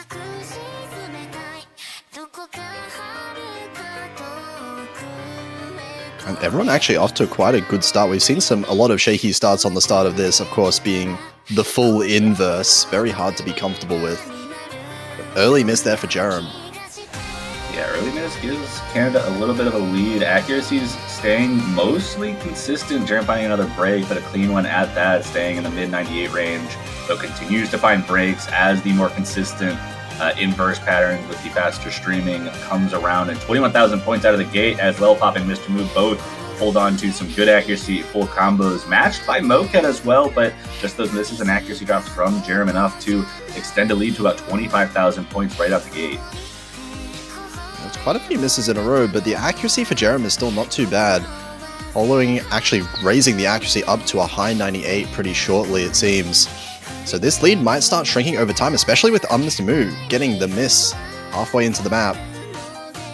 Yeah, two full combos, one on each side left. Jerem fighting another miss to trade that away. Moket and Lil Pop holding on to it, but Moket does find the break for France, and that is the last full combo for France there. Lil Pop holding strong for Canada as that lead starts to increase even further going into the second half with that full combo and Mr. Mu recovering the combo, but Lil Pop breaks it in the coordination section.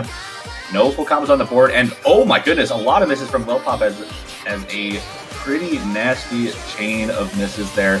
It reduces the lead to about 28,000, but a double miss from France is enough to get that lead back to a good point for Canada as Mr. Move now back to their comboing ways, and France continues to find a little bit of consistency issue in this more difficult ending, and that lead just ballooning now. Yeah, no chance of a comeback here. Just too many misses in a row for France, and Canada has just been holding on. Despite a few misses themselves, they've managed to keep that consistent combo. And the higher accuracy along with it, Mr. Moo, 99.4. Absolutely crushing it in terms of the accuracy.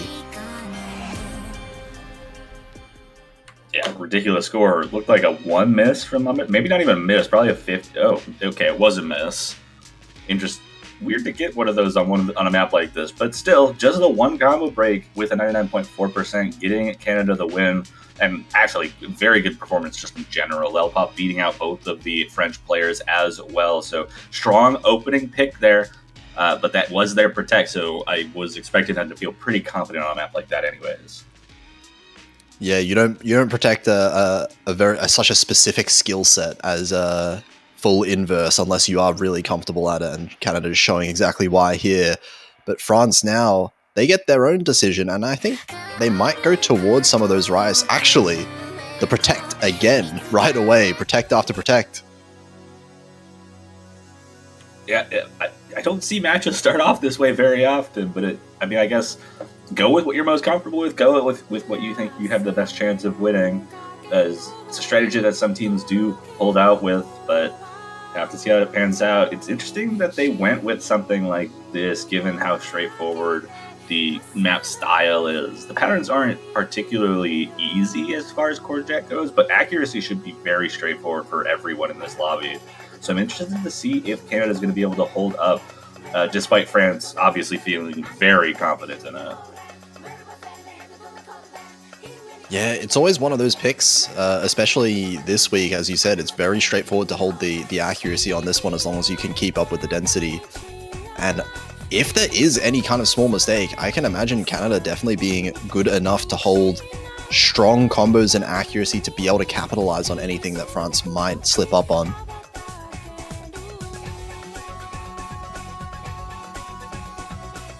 Absolutely. As you mentioned before, Canada's pretty much sticking with these two. Mezimu and Lelpop. France going to have Jerem still in alongside Milla, who swaps in for the Jack pick.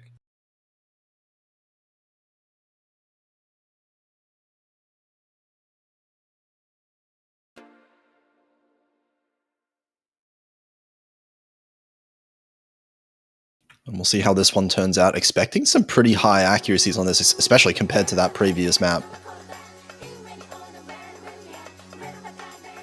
Yeah, here we go. Opening accuracies look like they slightly favor France, though this section not going to be as impactful. Density isn't quite as built up, and even this first denser section is not too dense compared to some of the later portions of the map, so this will give us an idea of how well they're able to hold up, more so than whether we expect them to miss. But the accuracy lead currently in France's favor as everyone holds the combo above 400, and we see Lelpop having a little bit of struggling keeping up with the accuracy, but Jerem with an early break, and Mr. Moo having an accuracy that should be able to take advantage of that as they build up the combo, but Lelpop is going to trade that miss right back, and a double miss there. Yeah, big act drop for Lelpop, down to 98.4, and it looked like even without those misses from Lelpop, France was stabilizing just about in terms of the accuracy. Both of their players on 99.6 right now, despite the miss. And Lelpop down at 98.5, so accuracy advantage well in favor of France right now. And we have one full combo on each side. Lelpop still building up. The denser section starting to come around. A little bit of extra density in this core jack area, and Lelpop struggling to read through it compared to the rest of the lobby. That lead starts to balloon a little bit, 26,000 points, as both the combo and accuracy are struggling a little bit. Milla does miss and give a little bit of room to come back for Canada, and another miss from Milla there as Lelpop holds onto the combo through this section, but that accuracy leaves something to be desired at the moment. Needs to start picking that up if they want to, if Canada wants to start bringing this back. Running out of time, just a quarter of the map left, and more mistakes are going to have to come out, but that's not what Canada wants to see, with Mr. Moo breaking that final full combo in the lobby. Yeah, solid lead right now for France. Lelpop finding another miss there, and really this accuracy has been the story. All four players been fairly consistent as far as the accuracy goes, and that's just helping France out as they do have that advantage. Jerem actually increasing up to 99.8 almost in this last section. Yeah, extremely dense finish to the chart here. Everyone holding on for now. Everyone above 400 combo, but that lead, 45,000 points, needs a collapse from France if anything's going to change. But it is instead going to be Lel Pop struggling through again, finding a couple misses, and France going to take a pick on their own Protect. So both Protects now off the table, and true Core Jack scores have never been seen quite like this. 0-0-1-2 for Jerem. What a classic Core Jack score. That is absolutely a core. You don't even need to tell me the map. You can tell that one is on a Core Jack map for sure. And difference in 200 counts and the ratios you can see pretty clearly between the two teams. France doing fairly solidly on their own Protect there and tying it up 1-1. Absolutely, but back to Canada's pick. They've got 2 long no picks available to them to go with. This has to be, I imagine this has to be LN3. I don't think Canada really wants to go into the density pick right away. I think that's probably the one that France will have the best opportunity to kind of put on a performance against Canada for. But, you know, these kinds of picks really, Canada's going to have to pick it eventually anyways. So one way or another, it's just order being changed. Yeah, it's whatever they're kind of feeling right now, I guess, is the important thing. But, I mean, if you are picking your Protect first, and you're just going the straightforward route of just picking in order of likelihood of winning, then I think LN3 would be a good call. Canada taking their time on these picks. Took a little bit of time for LN1. Need to make sure their ducks are in a row. And I mean, in a high stress situation like this, where your tournament life is on the line, makes sense to want to get your breathing ready, make sure everything's good. But Hybrid 2 actually going to be the pick here. So not even picking through the long no pool in this scenario. Certainly a better hybrid pick for Canada, I think, between the two. But interesting to see them not going into the more dense long note picks after winning so dominantly on LN1. Yeah, of course it's kind of hard to exactly transfer that win on LN1 into the other LN picks as well, because it is so different in terms of skill set. LN1 being a lot more niche as far as that goes. Yeah, certainly. Inver's a little different from everything else in that, LN4 being the only one kind of comparable to it, getting banned out by France. But looking to stick it again here with some kind of awkward hybrid-y patterns. You've got some coordination long note requirements throughout basically this entire map. But on top of that, you've got some really tough like shields and technical patterns all throughout it. And I think that's kind of what they're banking on, looking at trying to get the long note skills of like shields and inverse and coordination, kind of that I imagine Canada feels they're stronger at than France, especially after that LN1 performance. Yeah, absolutely. We'll see how they end up performing on this one. How France also is performing, because I feel like this is the hybrids kind of have been looking good for both teams so far in the tournament.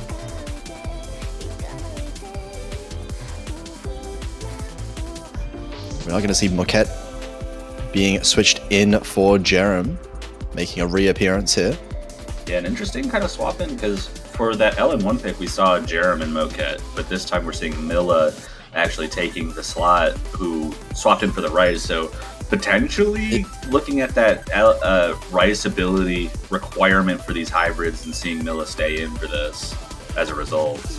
That is kind of one thing that I was noticing. Looking at the scores for France in previous rounds and the qualifiers as well, I struggled to kind of find any kind of straightforward player selection for France. It really does almost feel random for each map. I guess that just goes to show how all three players can kind of just play everything. They probably up to the individual map comfort. Yeah, and I mean, at that point, it gives you kind of a really nice advantage in tournament settings like this, where if someone's not feeling great on a certain pick, you have 2 other people who can just take those slots. But one way or another, getting into this hybrid, we see an early break from Milla there on one of those long note patterns.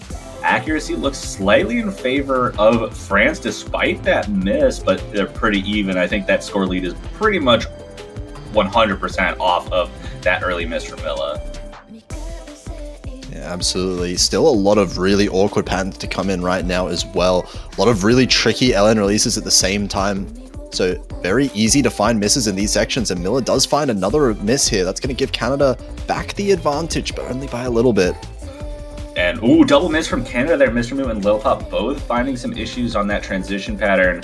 Moquette, the only FC remaining, and Milla finding a way back on their feet. Above 400 combo, now 9,000 point lead for France on this hybrid selection, as both of the Canadian players now also above 400, trying to claw back that accuracy, but accuracy squarely in France's advantage. But Moquette does find a drop, but the accuracy might be enough to double miss. Huge combo breaks from France. They're not able to hold strong. Lil Pop trading one of them back, but that lead has shrunk to almost nothing.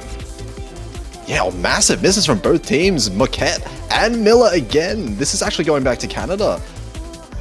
Even though it feels like France still have this accuracy advantage, this combo is not staying consistent at all as Moquette picks up one more.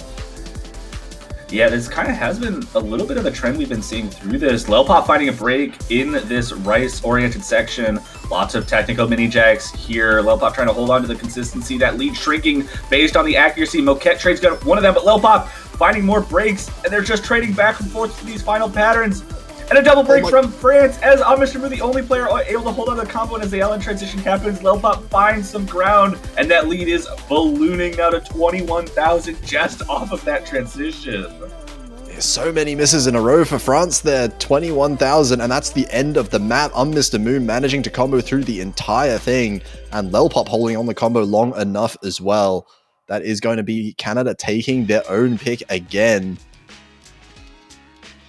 And accuracy was pretty squarely with France for most of that. The incredible performance from Mr. Moo with only 2 misses through that map, and Lil Pop, despite having some accuracy struggles in the 97 range, was able to hold combo very well and do just enough for Canada to hold on to that point. No breakpoints yet. We are definitely in that realm of the, or that kind of section of the tournament where combo can definitely carry you through a lot of maps here. And we saw it just there, combo gaming. Especially on a map like that where accuracies are going to start dropping pretty quickly. The lower accuracies are across the board, I think the more combo starts to matter. And in 7 key, we're already seeing that matter quite a bit more than we normally would in like a 4 key tournament, where I think accuracies generally tend to stay in the mid to high 99 range until like finals and grand finals. Yeah, 7k accuracy is just a completely different beast, especially with, 7 columns, a lot more to keep track of. A lot more to keep track of and a lot more finger independence to kind of shake out, and it's a lot harder to handle. But Rice for a quick pick coming out from France, sticking with the Rice, but going kind of across the spectrum, going from the most straightforward pick to the most complicated pick in the Rice pool, looking for the consistency to matter, and worst actually coming in for France on this.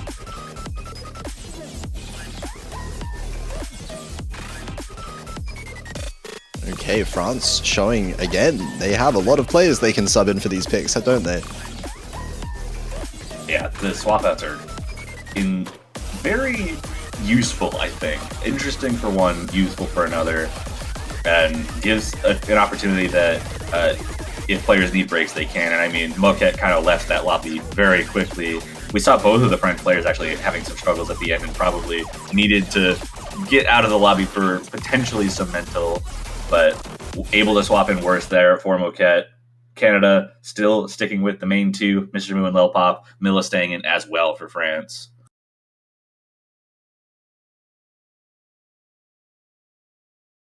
And this one being a lot more technical, a lot more bursty as well.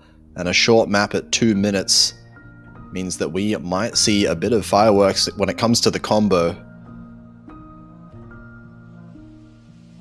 Combo in general has been favoring Canada for the most part. We saw them struggling a little bit with combo on that jack pick, but this is not quite the same beast.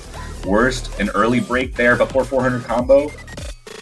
but trying to recover now. Accuracy actually looks like it's in favor of Canada at the moment. That was a pretty nasty break early on from Worst there, but Lelpop is going to match that miss a little bit cleaner, stays above Worst's accuracy. And Mr. Moo just about matching Milo, so we might be seeing a very even match here, but Worst is going to find another break right as players are starting to get above 400 combo as well.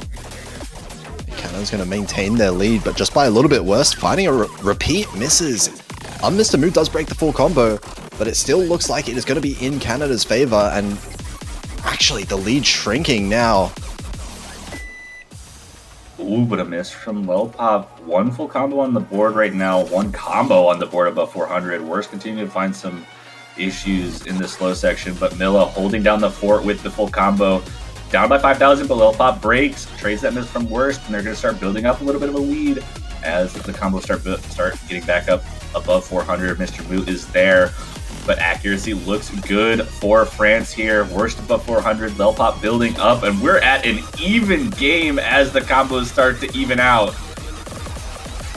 Oh my god, perfectly tied up. Traded misses once again. The accuracies for both teams are perfectly even, it feels like. And the misses are just going back and forth. Worst finding another break, back and forth. Traded misses. It's worse than Lelpop, just trading misses back and forth. Milla and Mr. Moo holding down the fort. It's whoever misses less, and Milla finds another break, and Mr. Moo trying to carry it, but Lelpop finding a bigger break, and that lead goes to France despite the misses. Oh my god, it's just swapping back and forth. taking turns. There's only a few seconds left of the map. It's only 2,000 points. And another trade. Who's going to miss last? My god, it's really going to be it. And France takes a lead right at the end, and they take it by 2,500 points. Oh my goodness. A one miss difference and the very 16 misses each perfectly traded back and forth between Worst and Lelpop.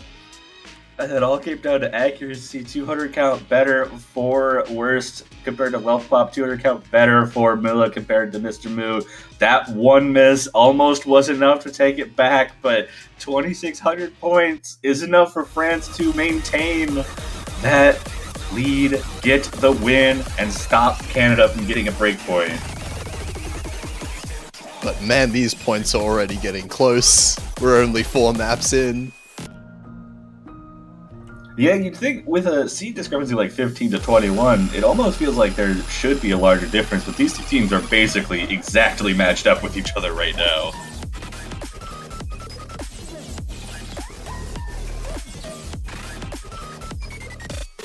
I wonder... I mean, surely now Canada would have to go for the LN3, right? That would be my guess. But Hybrid 2 looked pretty good for them. I don't think Hybrid 1 is really the pick to go for. I mean, if I was in Canada's shoes, I would go back into the LN pool, but it's so tough to make a decision. Yeah, I mean, Hybrid 1 is a very different one than Hybrid 2, so I don't think you would pick it for the same reasons that you did for that earlier Hybrid. And yeah, as you said before, LN2 is probably the one that you don't want to be playing quite yet either. Definitely, it seems like LN3 would be the most logical decision. At this point, we're getting to a point where Canada maybe wants to just pick whatever they're comfortable with, but LN3 is going to be that for them here. Looking to continue the train of own pick points, trying to stop France from getting a break point, and dipping back into the LN pool that worked extremely well for them on their first pick of LN1.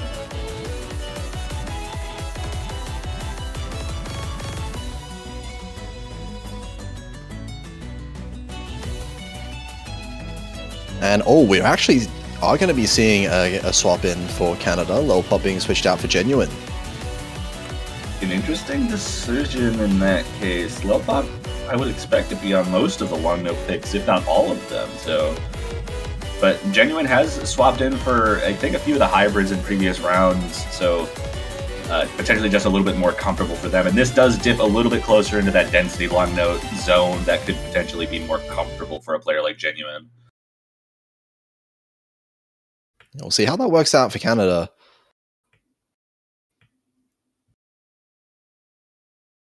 And of course, France switching in, I think, Jerem in for Worst this time. Yeah, Milla now on, I think, 4 maps in a row. Genuine with an early break, traded immediately by Milla, and then traded again by Genuine, not even at 400 combo yet, so going to be a little bit less impactful. Now that we're at 400, these misses are going to be meaning more. Milla and Genuine both not feeling great on this. Pretty much constant breaks back and forth between the two, while Jerem and Mr. Moo holding on to the high 99 combos, but Genuine not really able to find any footing here. Struggling to build up the combo, but Jerem does find a break, but Milla now finally finding some consistency on their own side with the combo, but Jerem now on the back foot trying to build up that combo themselves. It almost feels like France is missing more right now than Canada is, but this accuracy from Genuine is really making a big difference in the score difference.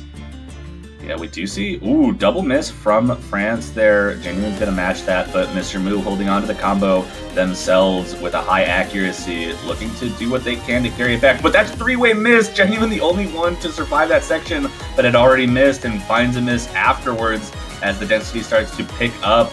And we're just seeing misses all over the place across the board, and France taking a 40,000 point lead just off of the accuracy there. Mr. Moo the highest in the lobby, but Genuine a bit behind everyone else. And France looking like they're going to be able to take a strong break point right here, as long as they're able to hold for the last quarter. No one able to really hit 400 combo for any real length of time, it seems like here. And that is going to benefit France in the end. They do have the higher team accuracy overall. And despite those misses, yeah, we are going to be seeing our first breakpoint of the match. Yeah, and that's kind of interesting to see. I mean, Canada obviously knows what they're doing better than I am. They know their team scores. But I'm interested to know why Lelpop wasn't in on that.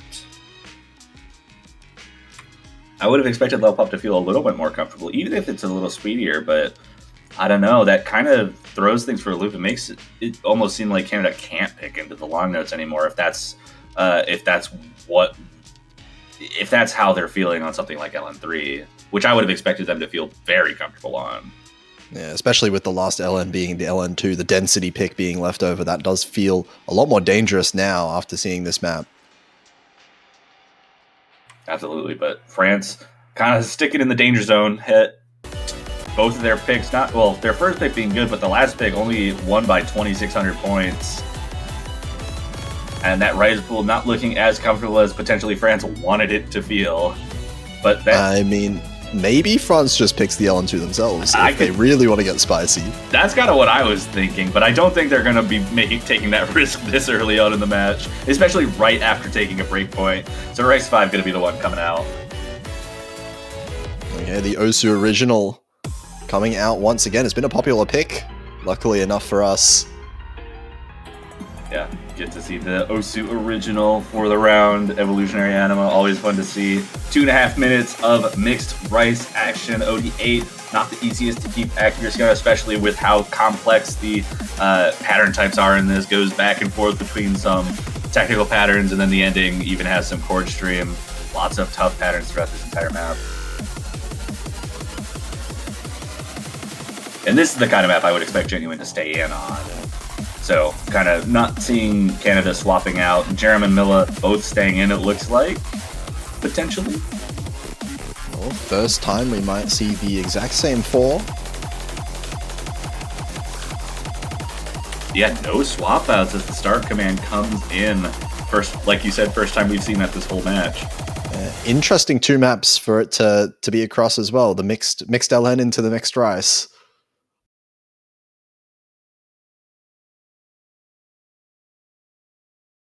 We'll see how this one goes for France. We'll see if it is just as close as it was in the previous rice map that we saw. You'll have to see. This is maybe the closest in similarity to that first that Rice 4 pick that came out. Genuine 2 misses right out the gate on some of these difficult patterns. Before 400 though, Milla also finding a break right before 400, mashed by Genuine. Both combos up on the top.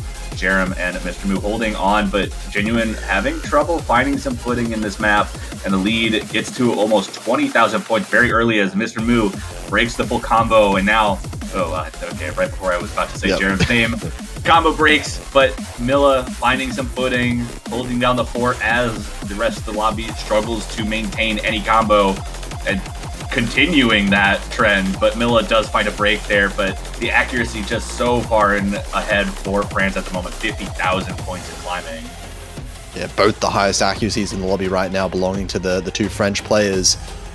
And this is only going to grow over time with no one in the lobby holding that significant of any combo right now.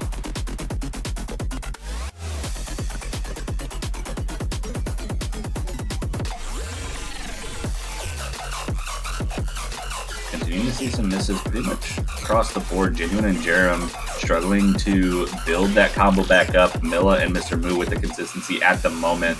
Milla does find a break, but 100,000 points halfway through this map means that there's a lot of ground to make up, and Canada's going to need Genuine to start picking up the accuracy and find something within them to build that combo up and try and help Mr. Moo bring this back. But the misses are only serving to grow France's lead at the moment. Yeah, we're in the 6 digits, 130,000 points. As the difference in the accuracy hasn't really changed that much over time. Milla is still holding on to close to a 99% accuracy. That being the highest in the lobby, and everyone's still finding these misses, except for Mr. Moo. Been a while since I've seen a miss from up there. Yeah, we're hitting the last few patterns. Looks like, I mean, not even the highest accuracy in the lobby, but that ability to combo is coming in clutch for Mr. Moo. Just don't have the accuracy. Wow, unlucky. okay. Missing right at the end, but still gets the MVP in the lobby, just falling a little bit behind for accuracy for Genuine there. So France going to be able to establish a bigger lead now, 1 break point ahead, but Canada has an opportunity to pick something. But I don't know what they do pick in this scenario. I mean, the main options would have to be LN2 or Hybrid 1. I don't think Canada would want to pick into Rice at all. I think that's just a little bit way too risky. Yeah, that's kind of the boat I'm in. If I was in Canada's shoes at this point, I think Genuine's starting to fall a little bit behind in the physicality. You have to pick something that I think Lelpop comes in for at this point, because that's what when they were doing their best in this match. Yeah, that's for sure. Maybe trying Lelpop on the LN, obviously depending on their own internal scores. But if you throw this back a few years ago, this would be a perfect situation to be picking an SB map. Unfortunately, no SBs in the pool to pick from. Yeah.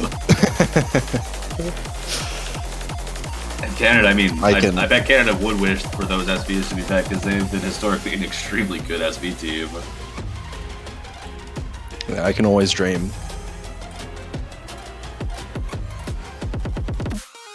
We'll see what they decide to pick. It does feel like a toss-up between those two maps in particular. LN2 is going to be the pick at the end. So cleaning out the LN pool here. I could definitely see Genuine staying in on this, given the main physicality requirements for this. We don't see an immediate swap out from Genuine, so that would maybe be the expectation. Jeremy Miller also looking like they may stay in for this.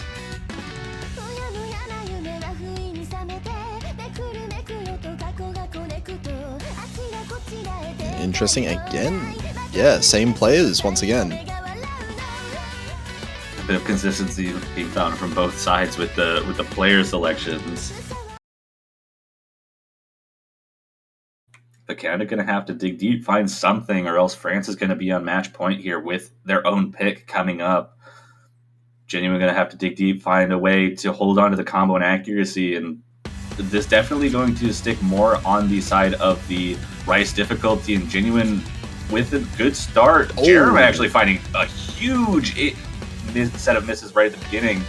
Milla matching a miss, but Genuine also finding a few and dropping accuracy alongside. And this lead just about this, basically no lead actually going in favor of France now that Jeremy was able to find some footing there. But pretty much nothing to be said about a lead at the moment as we get into the slow section. Mr. Moo, the only one with a combo and solid accuracy above 99%, but there is literally nothing here. Yet no lead whatsoever. Genuine does find a few more misses, but traded one for Miller and Jerem as well. This lead might just stay at 0 for a while. Yeah, and I mean, it's misses coming from both players on France. Mr. Moo does find a drop for Canada. That's going to be huge for France to start building a lead here, but still only about 7,000 points as Genuine finds another miss. We're going to get a deeper section here. Double miss from France. Density starts to increase. This is where France started to have issues early on in the map. The lead's still only 10,000 points, but Genuine finding more consistent misses throughout this section, holding on to a 96%. Mr. Moo finding some footing, but Milla matching the max combo. Now that lead just about 20,000 points. But a double miss from France, more misses from Milla, but Genuine matching those enough for France to continue growing their lead at the moment. Yeah, all 4 players finding misses now. Mr. Moo finding once more again, but Jerem's accuracy has really been climbing as this map has progressed, almost up to that 98% after the bad start. And that's really what's been growing this lead over time. Milla finding a break in this transition. Density starts to increase again as players start to try and hold on to this combo. Mr. Moo and Jerem holding onto the combo themselves, but Genuine finding a bunch of misses in a row as that lead starts to increase. And despite the early misses from France, that made it seem like maybe they would start to struggle when the density started increasing. This lead has expanded to 54,000, and Mr. Moo not able to hold up with the combo. Give a chance. So it looks like France will be able to take a break point on this high-density LN pick by about 60,000 points and bring it to match point on their own pick. Yeah, Canada are going to have to win 2 breakpoints in a row back on their quest to take it to a tiebreaker. Yeah, 3 points in a row and the tiebreaker, and they already banned out Hybrid 3 and have been showing a little bit of weakness when that physicality starts to increase. So it's a long road ahead for Canada. They've got to start it with 2. They've got to beat France on 2 of France's picks, and they have to find something that they can feel confident in. So tough opponent to try and do this against, but they've got to do it. They've got to do something here. Yeah, I mean, you say find something that they'll feel confident on. They only really have that Hybrid 1 pick left if they do manage to get through the next pick. As for France, though, I could definitely see them picking Rice 1 if they want to punish kind of the physicality. Yeah, it'll be interesting to see what they decide to go for. I could see any of the Rice picks working here, but you might be right that Rice 1 pick might be more up the alley of France to kind of push the combo game that has been, despite early on Canada showing that they can hold on to the combo with more complex patterns, the pure physicality of Rice 1 might be a bit much for them to hold on to the combo with. And oh no, they're going with Rice 6 instead, so one that is, I guess, out of the 3 that's left, the most straightforward of the Rice picks. Certainly does seem that way. And I mean, we did see Genuine have some issues when it came to the faster chord stream patterns, especially when we were looking at Rice 5, like towards that ending with the stamina. That could be a factor, though this one's a lot shorter than that Rice 5 pick, and maybe could see something better. It's also last dense, so the change in density could definitely support Canada in this scenario. But we do see Worst actually coming back in once again for France. France really utilizing all 4 of their players throughout this match.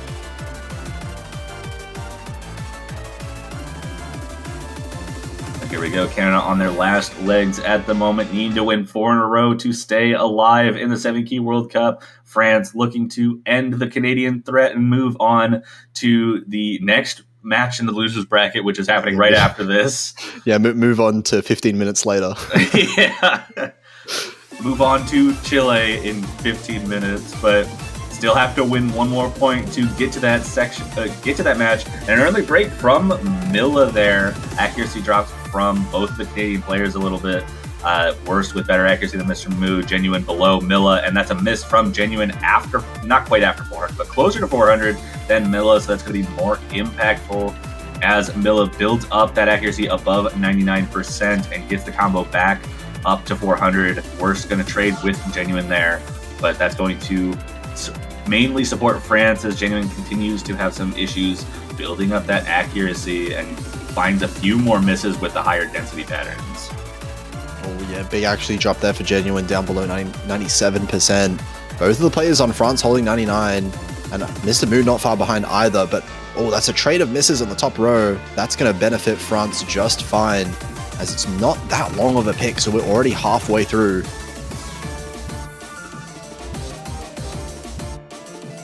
Not too. We've got quite a bit of map left. We're seeing some consistent misses across the board. Worst and Genuine kind of trading back and forth with each other. Difference there is just the accuracy. Did see the miss from Mr. Moo, but they are back to building up that combo and accuracy, sticking around that high 98 range. But both of the accuracies on France beating out both of the accuracies from Canada with a 75,000 point lead as the density increases and Genuine starts to get lost in the patterns again. But that lead starts to increase for France even further. And I think at this point, there's not too much left in the map. There's going to have to be a meltdown from France to give a chance. But the physicality just ended up being a little bit too much for Canada to come out with a victory here. And France is going to move on to the next match, win it 6-2 to face Chile for a chance at top 12, for a chance at loser semifinals, but they still got another tough opponent ahead.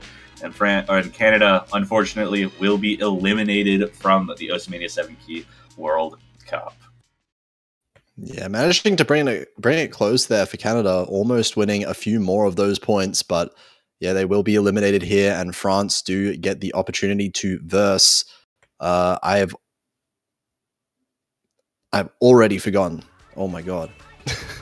Who are they versing? Canada. What you mean the winner between France and Chile?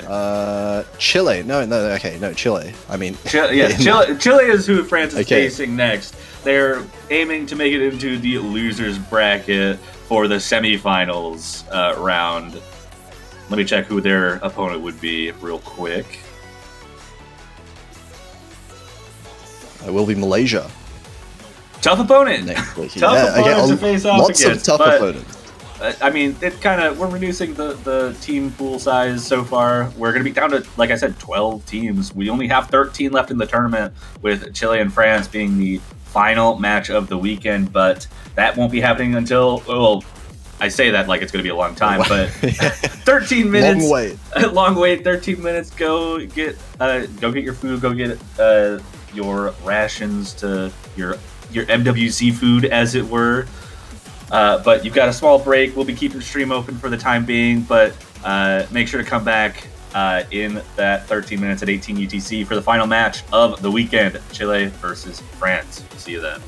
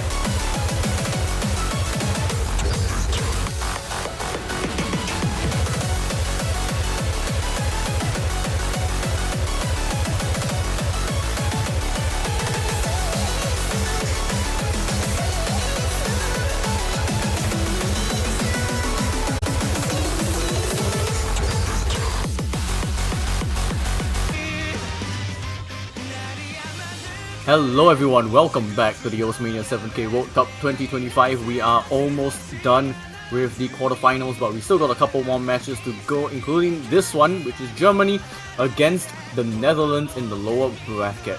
I'm Eviel and I'm joined by Potassium F. Hello. Yeah, you're stuck with me again, to the viewers, that is, because I am commentating like every second match this weekend. Yay! Making up for my lack of presence in the previous weeks.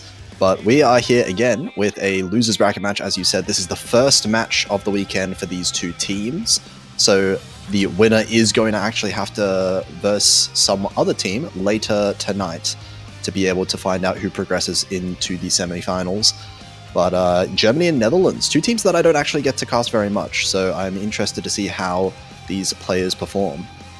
Yeah, so just to fill you in, the winner of this will be facing Venezuela in like a couple of hours, so they don't really have that much time to actually prepare. But to be fair, if it's just in a couple of hours, that means they are pretty warmed up. They've kind of understand the map pool and maybe also analyze Venezuela against Macau. So maybe it'll be good for them.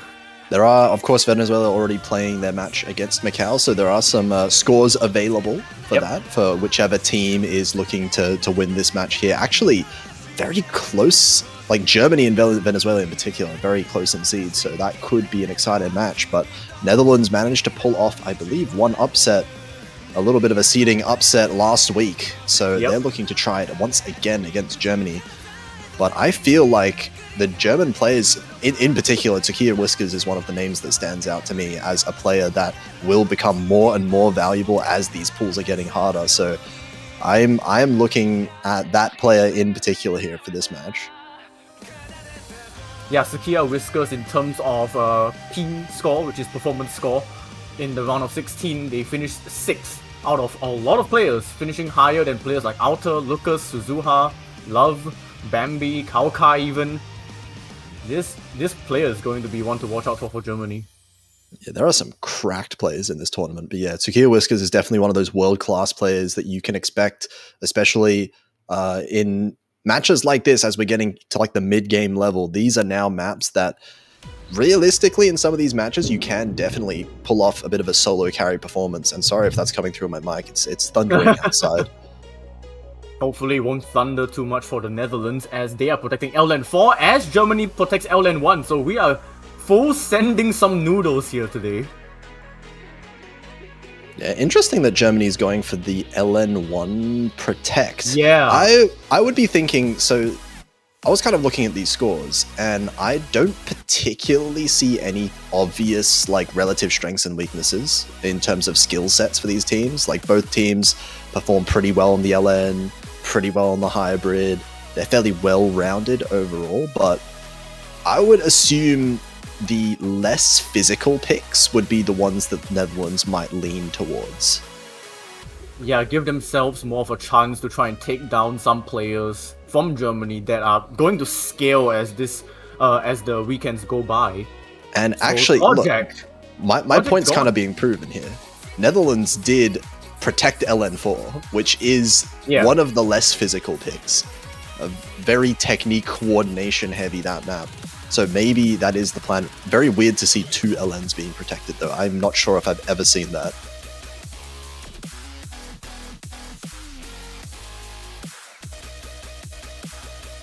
Oh, actually.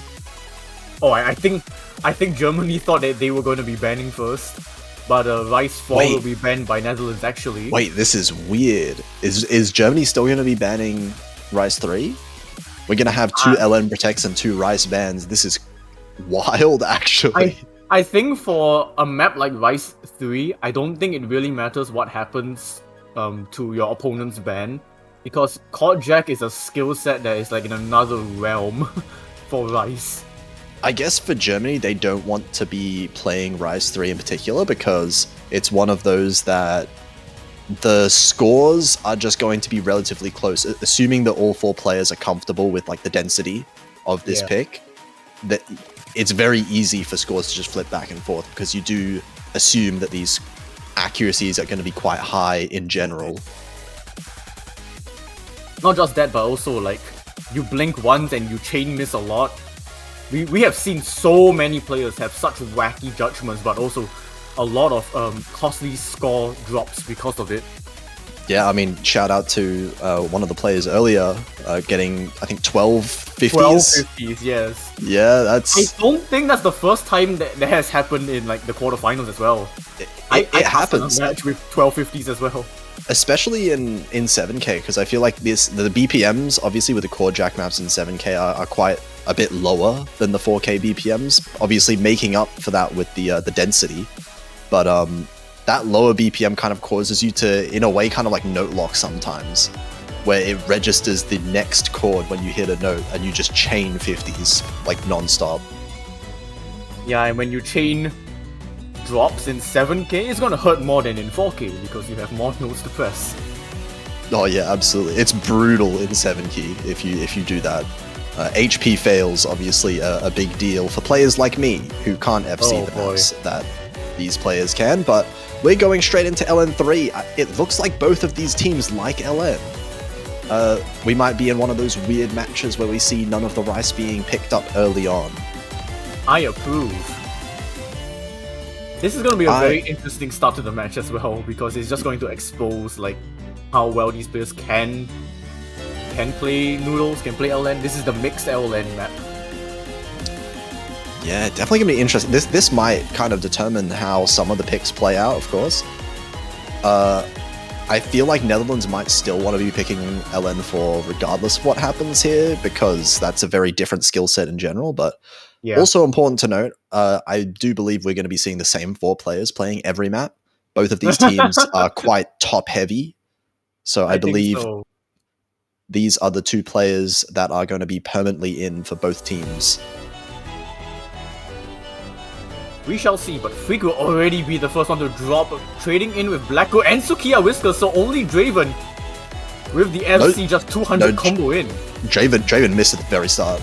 Oh, there was are it? no full combos. Yeah, Draven was the first one to miss there. God. All 4 players finding some trouble. Blacku and Draven here trading misses out, but it ends up being in favor of Germany a little bit, and that's because of the accuracies mostly. Look at the accuracies on Netherlands, down in the 97 mark, while Sukiya Whiskers is still on 99.5. Yeah, now we got some release heavy sections over here. Seems like both teams doing quite well until the entire Netherlands team drops. And Germany actually being able to stabilize following that intro jump scare. Sukiya does reset their 1000 combo, but the accuracy differential is huge. Yeah, at this point, the combo doesn't even really matter that much. Germany can miss as much as they want as long as they hold on to this 99% accuracy for their players. 2% accuracy difference is gigantic in Scorpy 2. Yeah, Draven and Freak both having a very difficult time trying to navigate all these short LN, the streams, the release. And Germany are just running away with it now. Blacko holding the highest combo in the lobby, still 1.7k. And Sukiya Whiskers with the highest accuracy as well.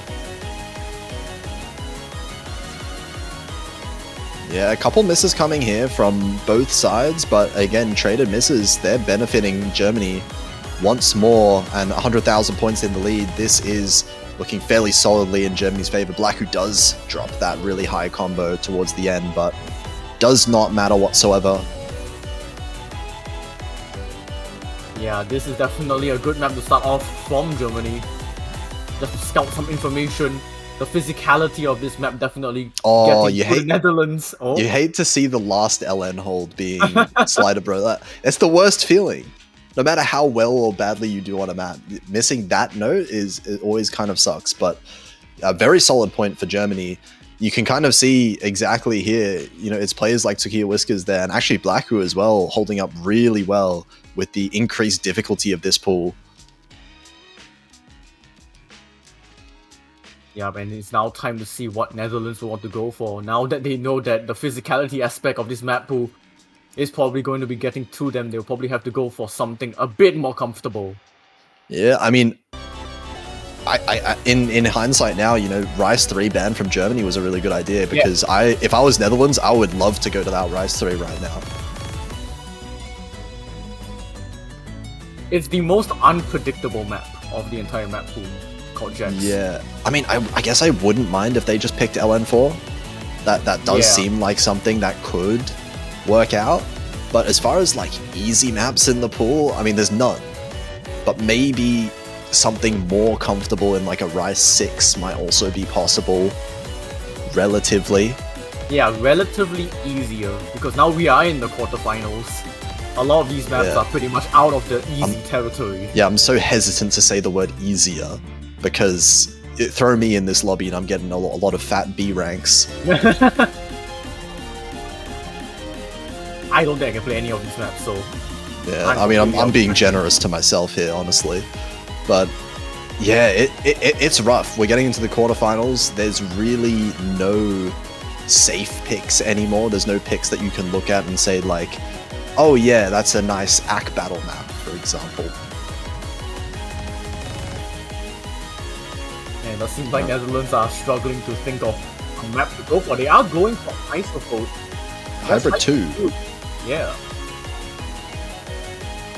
So kind of maintaining with the theme that they're both teams wanting to kind of avoid the Rice, I guess, in one way or another. Maybe Netherlands just not exactly comfortable with some of the technical or trickier patterns, or the density maybe of the Rice. And Germany feeling more confident with the LNs as well, it seems. Yeah, technical hybrid is definitely not that popular of a hybrid pick, actually. At least according to last weekend's matches. So not much information between these two teams on Hybrid 2 last weekend, because they did not play it.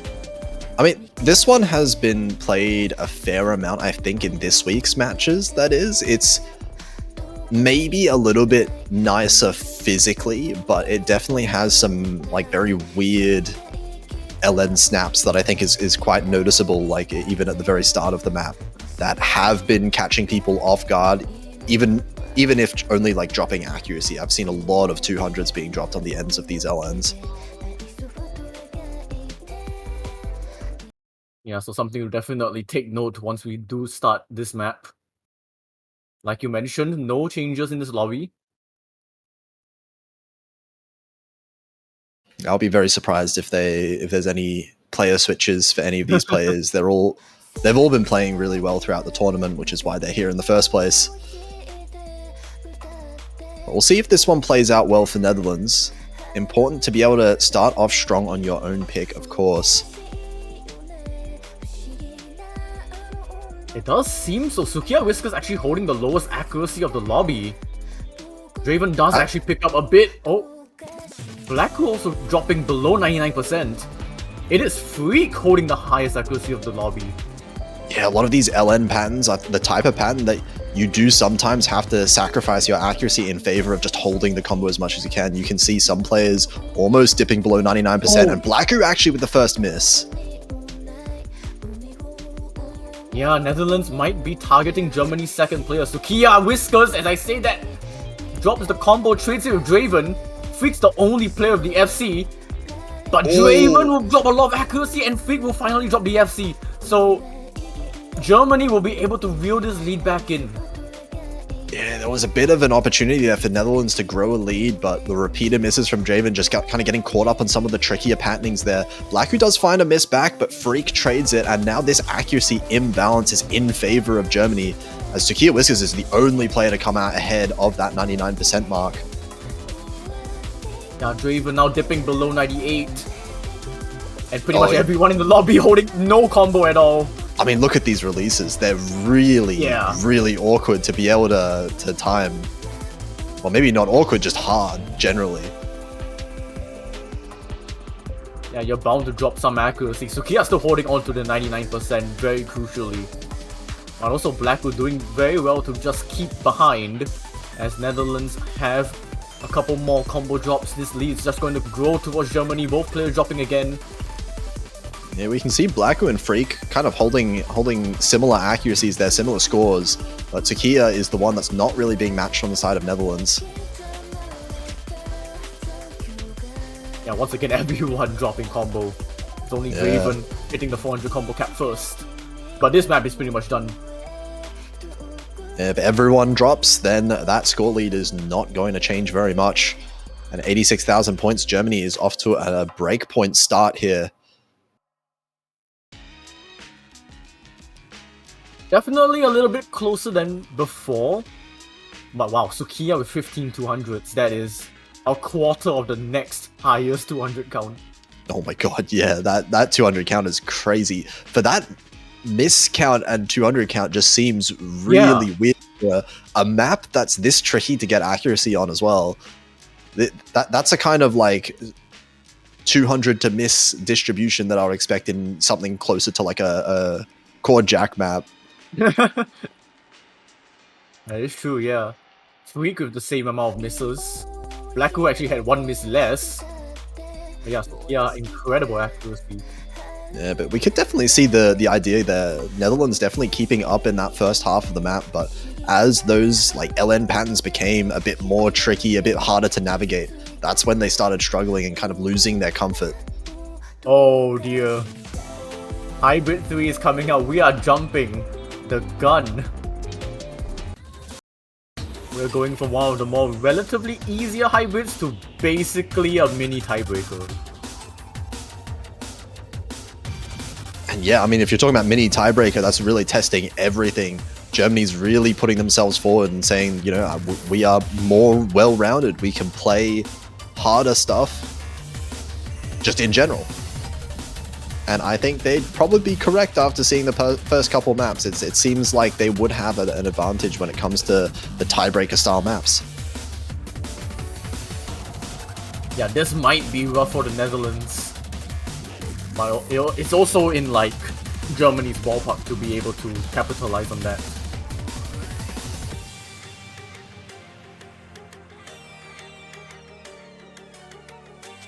But yeah, I think Germany's match plan is just go for all the exhausting maps, the tricky ones.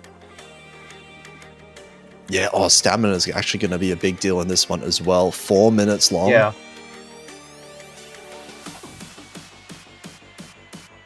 This map has actually been picked quite a few times as well, but the scores have also been like a lot lower than most of the map pool. Yeah, that's what happens when you have a fairly difficult hybrid in the pick. You know, they call it a mini tiebreaker, not just for show.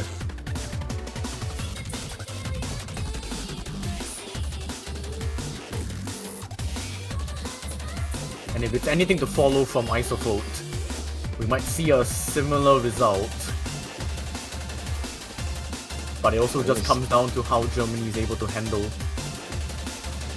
We'll see. They've been looking good so far, and of course, in a longer map, the accuracy is going to matter all that much more. Like single misses are probably not going to dent the score that much, and that probably benefits Germany a little bit because they have been the ones with the better accuracy, specifically on Sakia Whiskers. He has been crushing it so far. Yeah, Sakia Whiskers has just been the X factor in this lobby. Netherlands have already shown some glimpses of some kind of consistency, some kind of accuracy,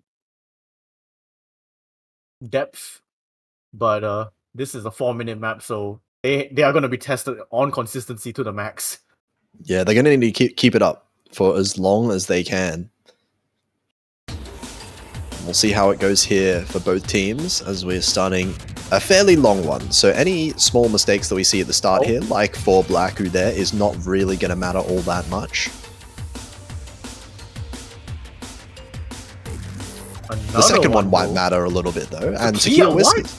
Oh, okay. Interesting start to the map so far. Netherlands actually ahead by a little bit. Draven gonna be the first to fall for the Netherlands, but trades it back with Sakia. This is basically the same situation as Isophote, where Netherlands do have a very minor advantage, but Freak will drop and that lead might swing it back to Germany just from accuracy. But Blacku will miss.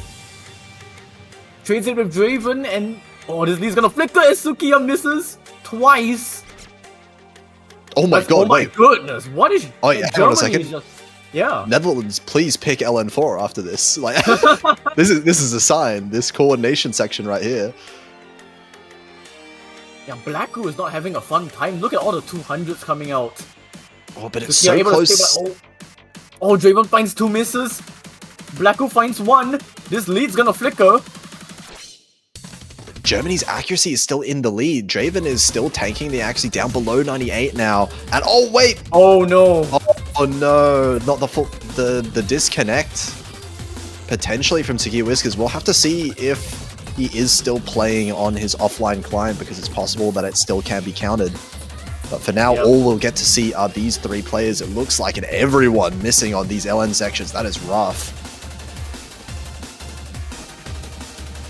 Yeah, it really depends if Sukiya is still in the lobby, still playing, and whether or not this is just an external issue.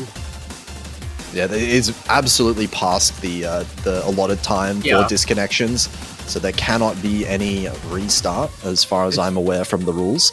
This is basically the worst map to just disconnect like 25% of the way in, because you're like a minute into the map as well. But we'll have to wait and see. There's obviously no way for us to know right now whether or not there is a score that can be counted. Sometimes it's just an internet issue, and the players can still finish the map on their own end. But for now, it does seem like Blackoot has been pulling ahead of the other 2 players, as Freak has been dropping the accuracy quite a lot through this section. Yeah, so both Netherlands players. Blackoot, the de facto MVP of the lobby so far, it looks like, in this map, as we're getting into the last third now. Yep, there's a couple more drops on both Netherlands players. They just cannot even break the 400 combo cap. But so is Blackoot.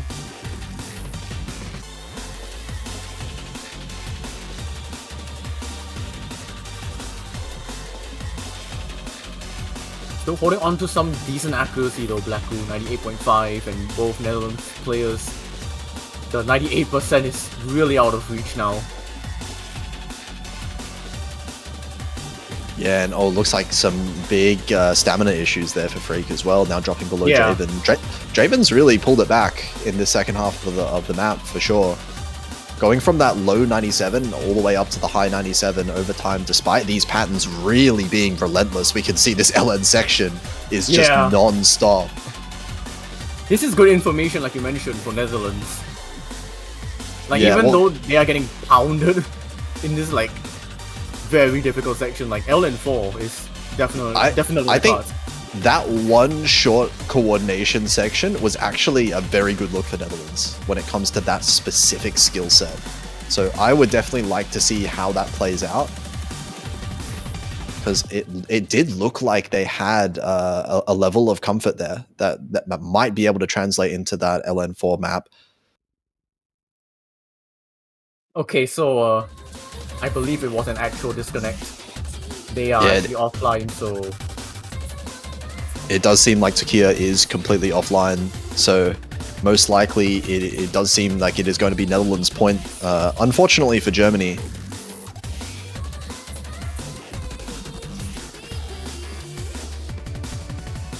it shouldn't be too huge of a worry. So far, Germany have been able to show that they can just pick very high-end maps and probably be able to take points. Yeah, well, we'll make sure first. I want to see him back in the lobby, because do need to make sure that whatever internet issue just happened is fixed, because as I said before, Germany does have 2 players that I expect to be playing every map. Okay, here we go. He's back. Alright, we are so back. We are so back. It is unfortunate. That could possibly, and I would say most definitely, would have been Germany's point. Yeah, it definitely seems that way with Blackoot's MVP for that map. Sakia Whiskers is definitely someone that you would expect to score pretty high, at least from what we've seen so far, so it most likely would have been Germany's point, but at the end of the day, nothing you can do. Yeah. Not really much point in thinking about it too much. What's done is done. And now it is Netherlands' own pick to see if they can tie up the score. Yeah, and the pick that's pretty much staring right into Netherlands' face is LN4.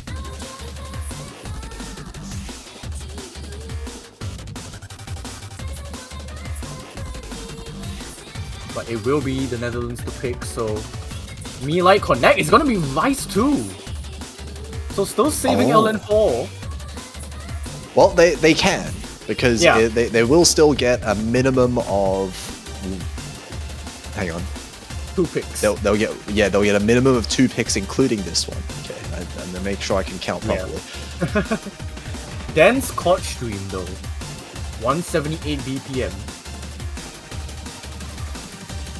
Yeah, I mean, this is an interesting one because this kind of like the dense, slower chord stream has actually been the chord stream map that it feels like most players have found less comfortable than the fast one. Just because of like the level of density that you get with that, it actually makes the patterns really tricky to be able to coordinate with your fingers.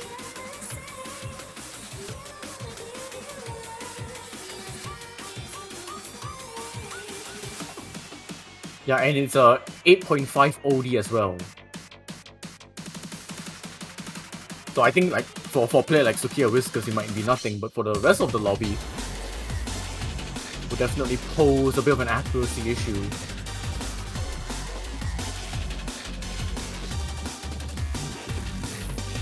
Okay, let's see it because Rise 2 was the pick. I think it was, yes. Yep, Neolite Connect was mentioned by a Freak, I believe.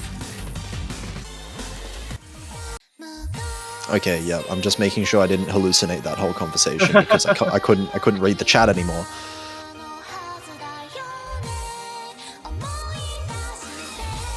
They are sticking with the left side and right side picks and bans on that pick ban screen.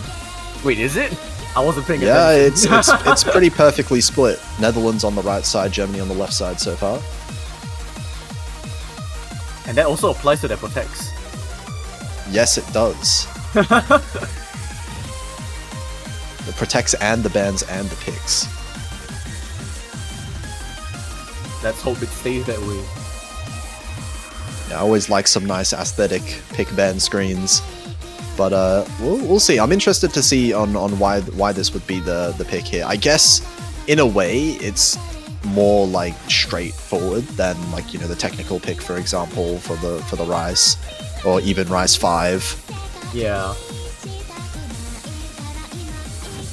It's quite flowy, but you're gonna be seeing like staircases. You're gonna be seeing some brackets. Yeah, I've seen a fair few brackets in this one, if I recall correctly from the showcase. And those, if anyone that's not exactly sure what brackets are, it is very hard. You can try doing it on your desk. Alternate your fingers, right? Your ring and pointer fingers with your middle fingers and thumb, and try and alternate them back and forth really quickly. It just doesn't work. It's impossible. I think it has something to do with like your middle finger and your ring finger having like shared muscles. Yeah, that is a big reason why, I think, and it is exceedingly difficult to do.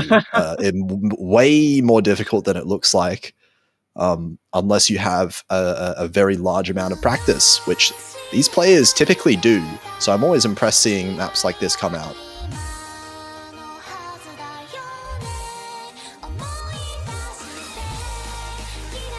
But already both Netherlands players finding drops on combo below the 99% as well.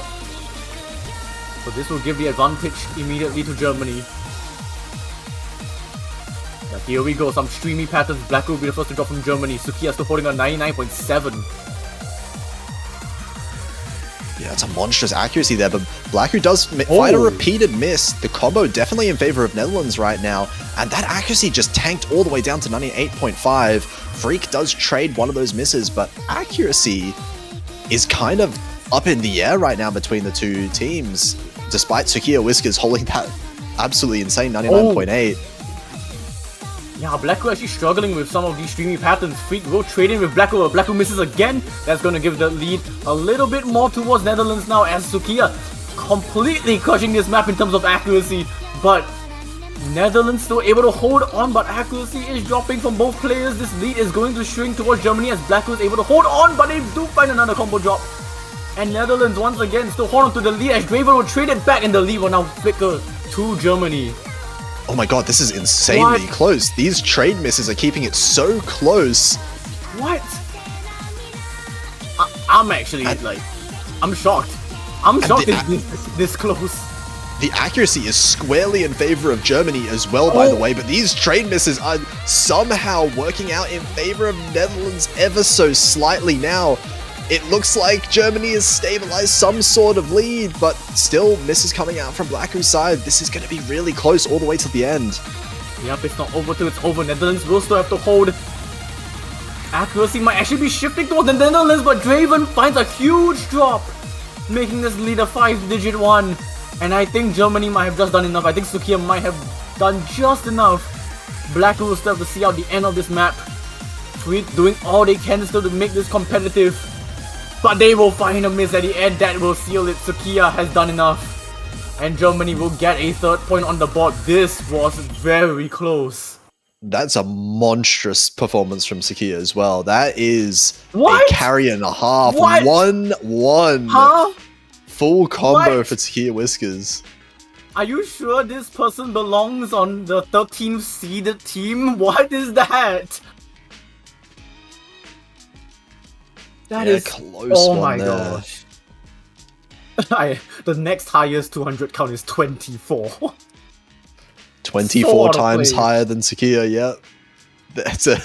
It's a big outlier of a score, and that's kind of exactly what I was saying at the start. These maps are hard enough now that if one player is as good as this, they can absolutely carry individual maps.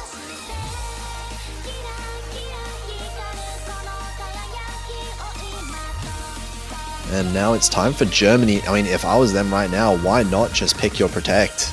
They've been saving it for now. Of course, they are also guaranteed at least 2 picks. Yep. So they can have still save it. they have the board open. They've now won on all 3 types of maps. LN, Rice, and Hybrid, 1 each. Okay, there we go. Okay, and it's going to be the full inverse, which is a fun one because it's one of those skill sets that I am less knowledgeable about. I like the players, that is. I don't know how good these players are at full inverse because this has not been played in World Cups before. This is the first year we have this kind of pick in here. Yeah, the thing with inverse is that I would say it is almost like the opposite of a contract map, where for like a contract map, it is very unpredictable. You may not know how good a player might be on contract, but for inverse, it is almost apparent the moment the first few inverses come in. Oh, you'll know immediately. Yeah, It's kind of like SV in a way. You can tell who's practiced the map or not for SV. For inverse, it's not about practice. It's just, can you inverse? Well, it's one of those weird skill sets that if you see like lower level players, and when you see those players playing like the Dan maps and something and stuff like that, it's either inverse is the hardest map by far or it's the easiest map. There is no in between. there really is no in between. I have players of similar level to me that complain that they get C ranks on the inverse Dan maps that they can clear. Not a surprise. And I we think can- right off the bat, might not be a surprise to us as well. Then the Netherlands might be struggling a little bit. Yeah, I mean, these are some pretty tricky inverse like chords as well. Those like bracket patterns that you see are so much harder inverse than they are as regular chord streams, and all players now actually struggling. Misses across the board, but way more misses on the side of Netherlands, it looks like, with this accuracy from Draven actually at risk of an A rank here. Yeah, not the first time, of course, in this World Cup where we might see a player not get an S rank on an inverse map. This is the nature of this kind of skill set, where you have to basically read in between the lines. And when we are talking about quarterfinals levels of inverse, it gets extremely exhausting. Yeah, absolutely no joke to play chords like this that we're seeing right now, and look, every single player struggling on it for good reason. I mean, crucially, the accuracy game is way in favor of Germany. I mean, Sukiya is still holding onto a 99. I do not know how they are still holding onto a 99 after a flurry of misses. Yeah, they've been exceptionally clean misses for inverse maps. Yeah, like one there, Yeah. that looks like more just an accidental release very briefly on one note. But more misses coming in from the other 3 players as well, and this accuracy lead is just growing by the second. Yeah, this point is out of reach for Netherlands now. All players dropping except for Sukiya, still holding on to the 99 barely as they do drop combo. Blackout dips below 98. But it is a safe Germany point. The safest you can get. Yeah, you can see why the protect was put in place there. Few more misses at the end. These slow sections deceptively hard because of how kind of chordy they are. It's also about like making sure that you're lifting and pressing the right fingers at the right time. Yeah. Yeah, whenever you see kind of like a chord that's separated, right? You've got like 2 notes that you have to lift that are separated 1 note apart. Yeah. It's very easy to just want to lift all 3 fingers at once. If that makes sense. Oh, okay. We are going from protect to protect. Yeah, I mean, this is potentially Netherlands' last opportunity to pick that Yeah. protect. So this is when they have to do it. And I think it does look like something that I would say is pretty promising. Some potential. So keeping on the red on the left, blue on the right. Yeah, you see it now. Yeah, I see it now. That is honestly more beautiful than I thought. But let's see if this will be a beautiful pick for the Netherlands. Still trying to find their second point on the board. Yeah, this one's a long one as well. 3.5 minutes longer than most of the maps that we've seen so far. So there is some real chance of fatigue. And when I say fatigue here, in these types of maps that are very coordination focused with 7 key, mental fatigue is huge. You have to be able to read constantly and play these like really like complicated finger movements for non-stop for 3.5 minutes. That actually does wear down on your mental quite a lot.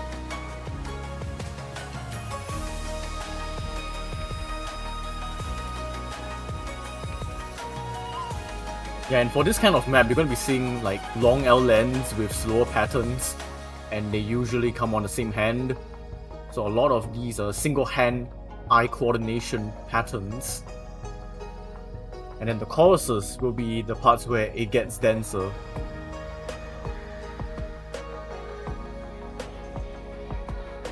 So we'll see if Netherlands will be up to the task.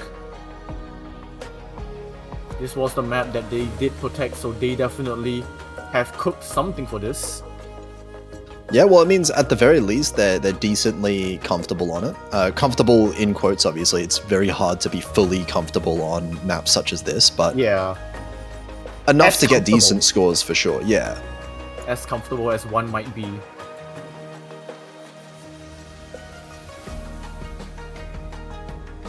Well, let's see if Netherlands can still strike again.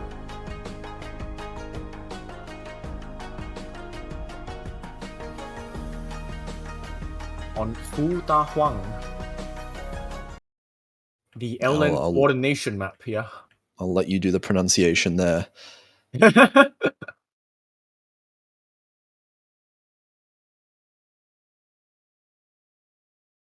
Alright. Another long map.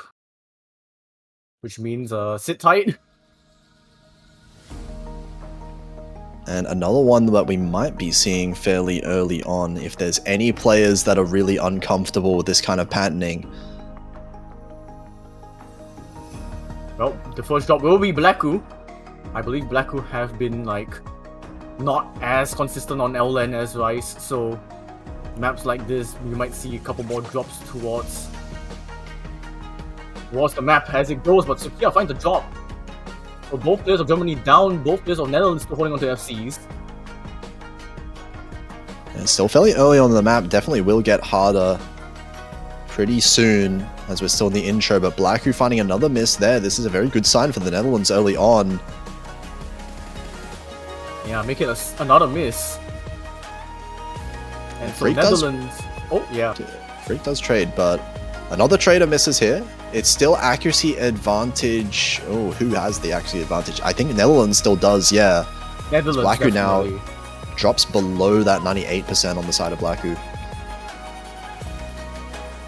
Sukiya Whiskers definitely gonna try to pull this lead back as Draven drops. There goes all FCs in the lobby, but Sukiya will reset their combo. And so Netherlands will still have this 12,000 point advantage. Yeah, and that's pretty decent. Even though normally you would expect 12,000 points is not that much, longer maps mean that this point lead is much harder to be able to take back, especially with this accuracy advantage in favor of Netherlands. Freak is actually keeping up with Sukiya Whiskers' accuracy right now, and Draven is beating out Blacku. So this lead is going to slowly expand over time. I think Freak is actually scoring higher than Sukiya at the moment, which is crazy to think about as Sukiya and Blacku both drop combo. Draven did drop a little earlier. Definitely now, Freak is outscoring. And we're halfway through, but this is looking super promising. 30,000 points in the lead. And these misses are still coming in from both teams. Blacku now finding the most recent one. And that just benefits Netherlands more and more as the map goes on. Yeah, it's even more promising as this map continues as Blacku drops. Freak will finally drop their high combo, but Draven is now going to be able to take over that. As both players at the bottom row will trade misses towards each other. Draven finds a drop, Sukiya the only one with a high combo. So this lead will diminish a little. I will say, I think this accuracy is getting closer together between the teams because now Blacku and Draven are not too far apart and Sukiya is beating out Freak again in terms of the accuracy. Yeah, but Draven is beating Blacku out by more than Sukiya is beating out Freak. Both players do trade misses again, but Blacku is just dropping more accuracy, but Draven drops below 98%. This lead is actually still in favor of Netherlands, actually like, growing towards the Netherlands. 30,000 points at this point in the map is not exactly recoverable. I don't think there's just not enough of the map left, and these misses have been super clean from both teams. So there's not really been any risk of any massive accuracy tanks or anything like that, and it's being traded anyway and from the side of Germany. So very solid point. Netherlands managing to win their own protect, a point that does not require any disconnect here. They have managed to earn one on their own right. A convincing lead. 39,000 points and Freak will... Oh, I wasn't want to say will Freak the MVP of the lobby, but 2 points? Off by 2 points. That's 2 points off. I feel like you gotta give Freak something there. Oh, definitely. Yeah. That was a really strong performance from Team Netherlands overall.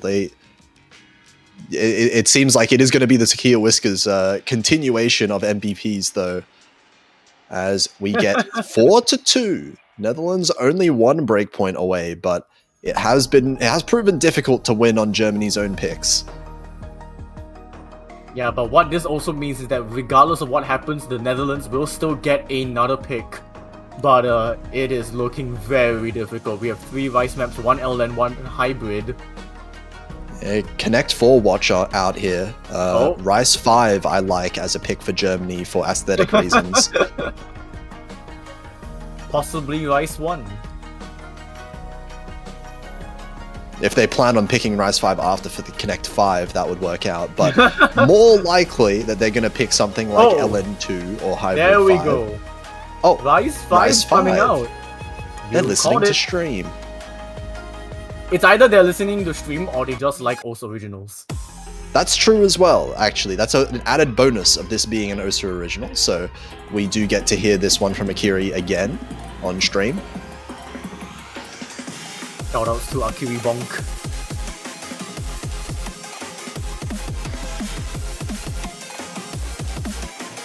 Yeah, this is mixed rice. So dipping our toes back into the rice pool.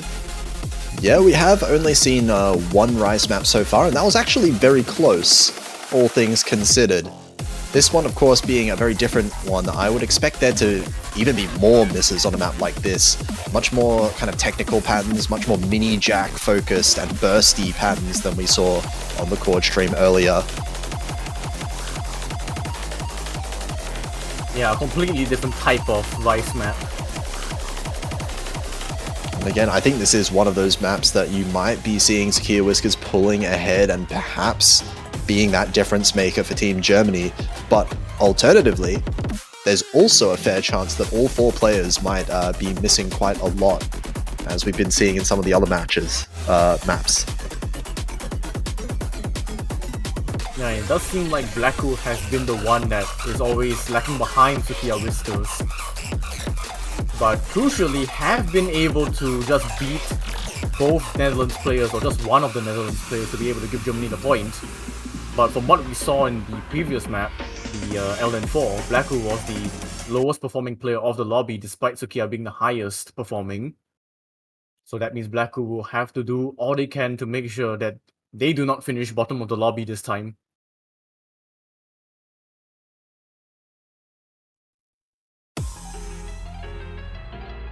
But here we go.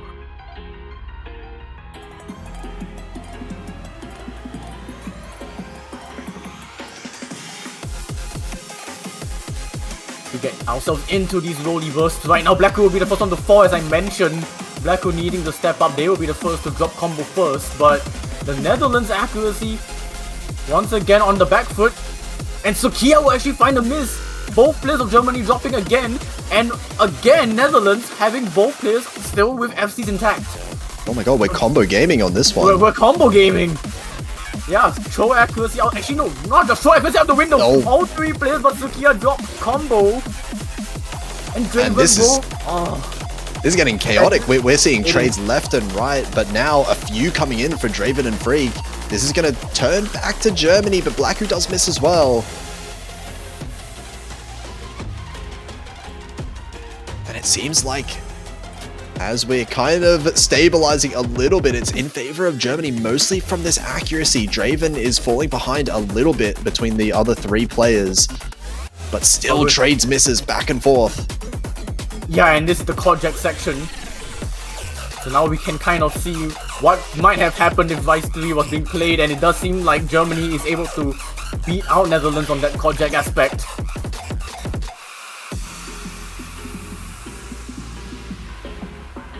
More accuracy being dropped by Netherlands. This is now Germany in a strong position here. Sukiya Whiskers on above 99%. Yeah, Sukiya just holding Germany together. Draven dropping even more combo. And more accuracy. Freak will also follow suit. And this lead might just slingshot towards Germany now.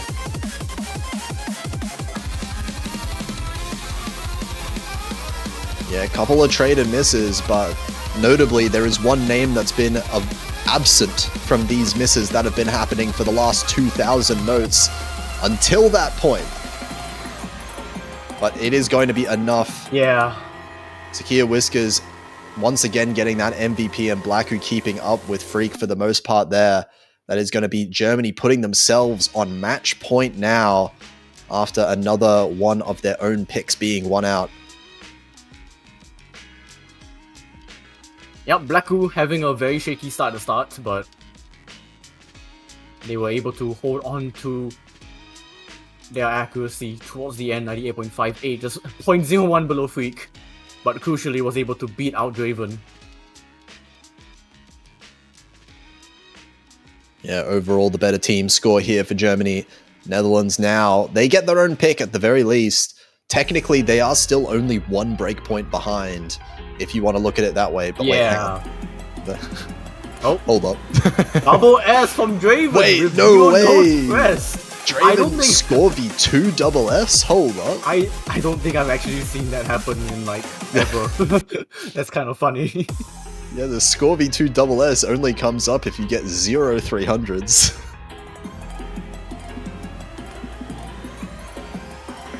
Completely flawless run that we saw on that screenshot.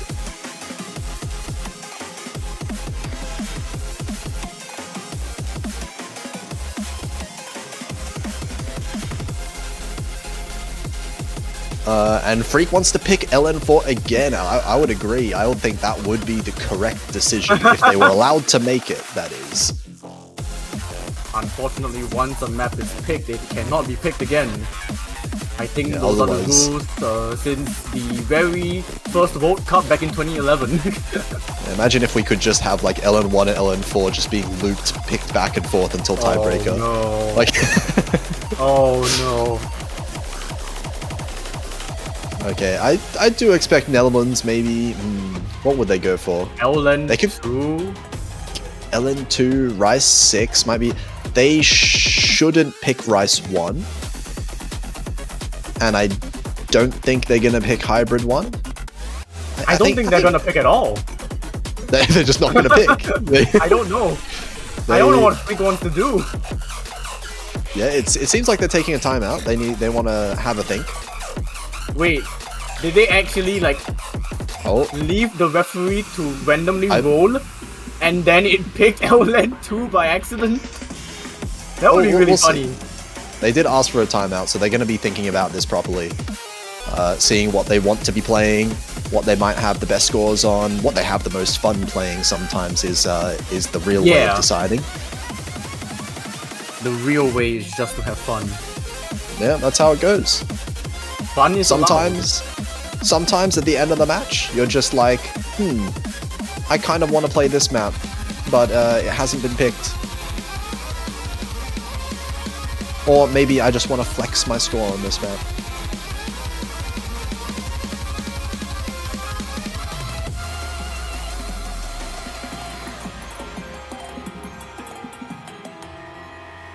Well, we'll see. Either way, I would like to maintain this left-right situation. That would be very nice. But that's just me. Yeah. Ah, don't worry, it's not just you anymore. It would have been great in hindsight for Germany to pick Hybrid 1 instead of Hybrid 3. But can't have everything, I guess. It's okay, it's the base. It is the base for the future where Germany actually take the 6 point. So it's balancing everything out as the winners, but of course Netherlands still in it. I think Freak was asking for a timeout, so we might just have a bit more time to ourselves. Yeah, we'll sit there. We'll sit here and theorize a little bit what they can pick. I actually don't mind Rise 6 as a pick if they're feeling that one, because we did see a little bit of weaknesses in Germany with the Rise 2. And while I mean Rise 6 is a bit more straightforward, there's still the potential for some misses to come out on the side of Germany there. Oh, there we go. It seems like my reasoning has been good enough to convince Freak to pick Rise 6 as well. Your comment on how they are listening to stream is still being proven right.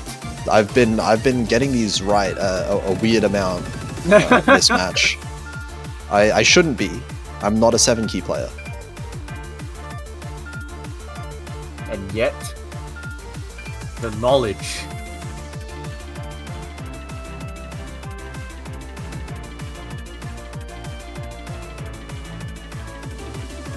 And it seems like we might actually get some time a little bit more, because the German players are not quite ready just yet. The really funny thing is that if Germany actually win this, their match would be against Venezuela, and it would be in 7 minutes. Wait, in 7 minutes? Yeah. Oh my god, wait. Okay. I went to check, like the possible schedule. Oh, sorry, not 7 minutes. I guess 1 hour and 7 minutes. Oh, okay. That might be. I read the time wrong. Actually, you know what? If I was playing, I might almost prefer to play in 7 minutes. I mean, depending on how tired you get, they might be a bit worn out. Maybe they need a rest.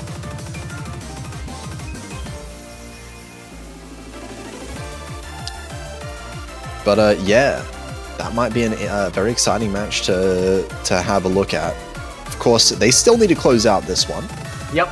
Netherlands have shown that they can definitely hang with some of these picks, so we'll see if they can put on a few more points here. And this one's a fairly short one as well, so misses are going to impact that score quite a lot, and we've seen some chaos happening in that regard. Will we see like both Germany players drop first before both Netherlands players again? Yeah, Netherlands has been very strong at the start of maps. You have to say that much. It's like Germany just switches off in like the first minute, and then they just lock in for the rest of the map.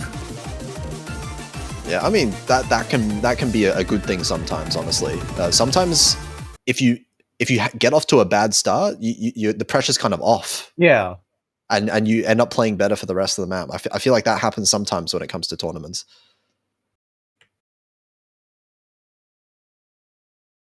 We'll see if that happens again. Oh, I think that's a genuine miss from Freak at the start though. So it does not happen again, but Blacku will trade it with Freak. Already the accuracy advantage just going to be in favor of Germany. Yeah, well, Freak will take a little bit more to bring up that accuracy. Actually, another miss. That's gonna make it take a little bit more for that act to hit 99 once again, but definitely a big accuracy advantage for Germany with Takia Whiskers. What is that, 99.7?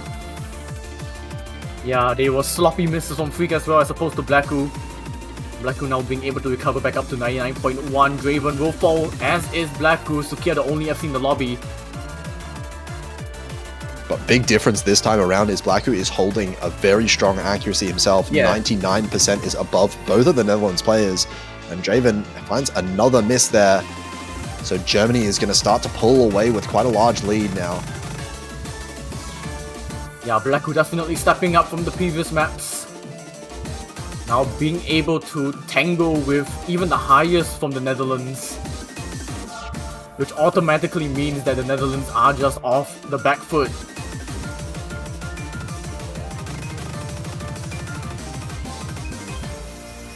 It seems like all players able to build up some substantial combo now above 400. But we go right back to the fast court stream. No break whatsoever as Black will be the first to fall of the 4. Yeah, really big recovery from Freak here in the second half of the map, but it's not looking like it's going to be enough as Draven also finds another miss there, down to 98% accuracy, and nobody is here to match Takia Whiskers. Has been the name of this match so far, and looking likely to close it out with another MVP performance here. Yep, and indeed Germany will take it 6-2. Another valiant effort and another FC from Sukiya. Yeah, really strong scores. Germany looking strong in a lot of these picks. Absolutely phenomenal performance from Germany, but we will have to say goodbye to the Netherlands. They were a very entertaining team to say the least. Yeah, they fought very well, especially for their seed 26, managing to get the upset last week. You know, on paper, a seed that is not expected to even show up in the quarterfinals, but managing to take 2 points off of Germany is a very strong feat as well in and of itself. So they've performed well. Germany not quite out of the quarterfinals just yet, because as you said, they do have to play one more match in exactly 1 hour against Venezuela.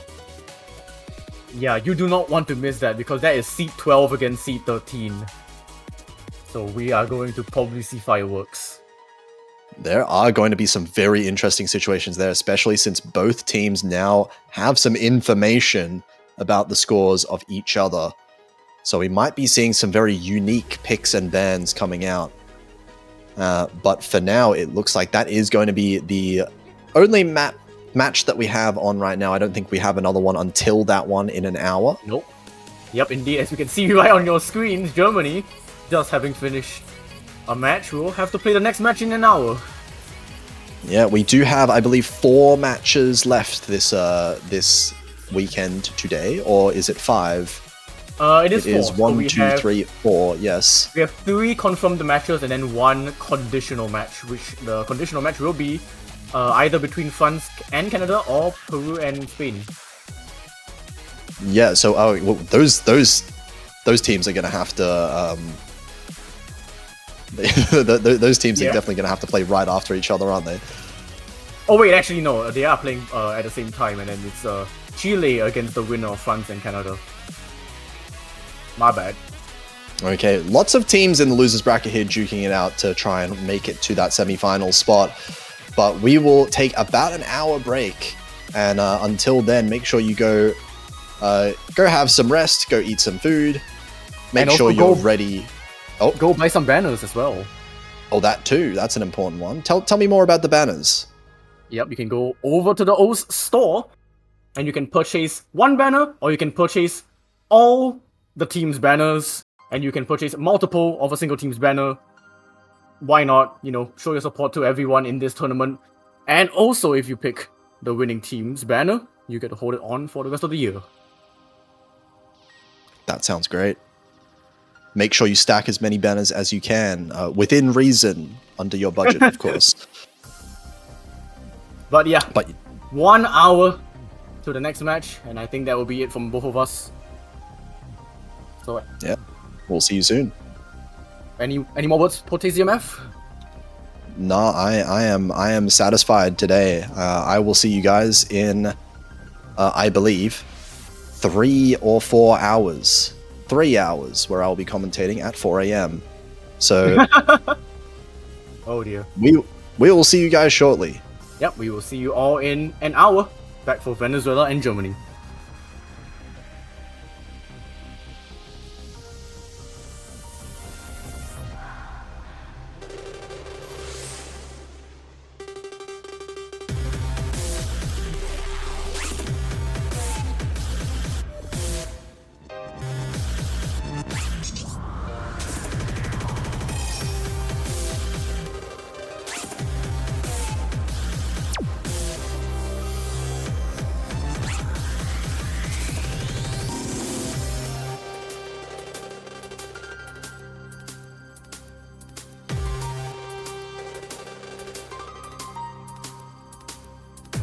Now that you are ready for your second lesson, let us look back and see what were the most important things you have learned from your first lesson.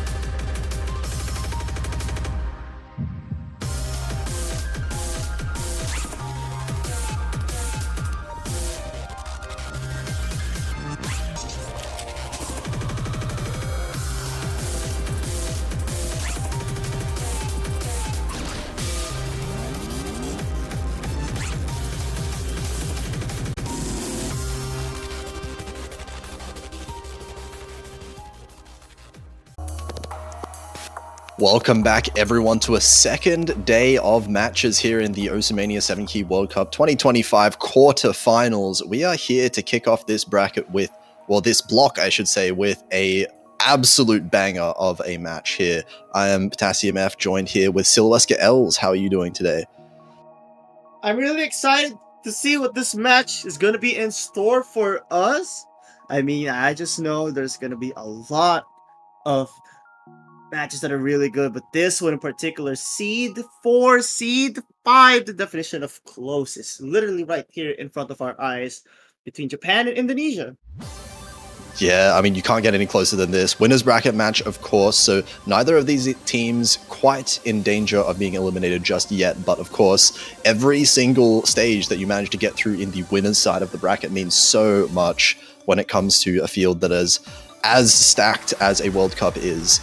And of course, just even besides this being a very close seeding-wise match, these two teams, I have a lot of memories of tiebreakers between these two teams just generally throughout the World Cups. Fair enough. So Japan's going to protect Rise 3, and I think Indonesia's going to protect LNs. Rise 3 is like the most Japan protect like I've ever seen. Definitely is. I think Indonesia protects LN4 or LN1. Nothing in between. Just because they're both the LNs that I think Indonesia will do really good on. And as I say, yeah. There's a few spicy picks, I feel like, in this match. It's definitely going to end up being Japan probably leaning towards more of the Rise picks and Indonesia going for those LNs and hybrids, as we're seeing in the Protects. But there are a couple of like individual maps that are pretty close between the two teams, at least last week.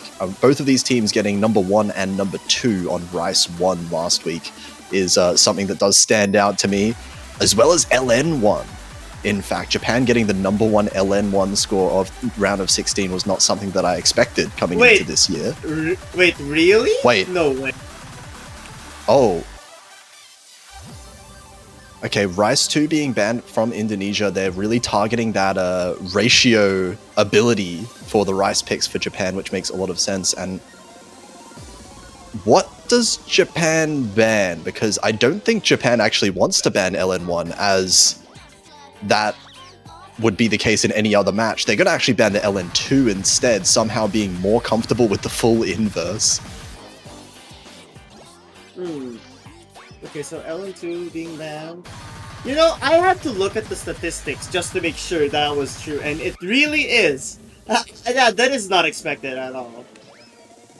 Yeah, historically, Japan definitely not being a team that has been good at LNs in the past few years, at least relative to their skill level, that is. But the addition of Suzuha, I guess, and also Butanic really leveling up this year in the LN department is really showing an improved performance for Japan overall.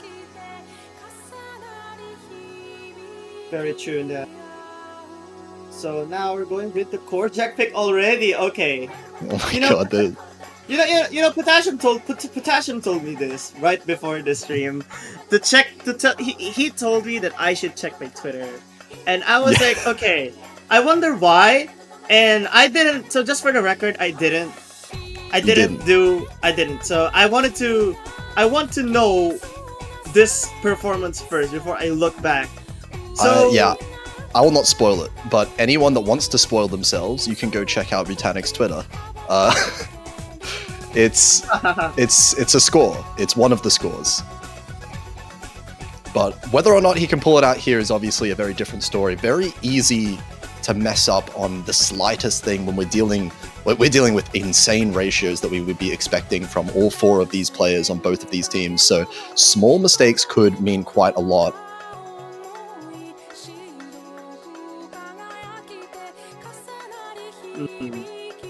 So let's see what scores we're gonna be seeing from both teams.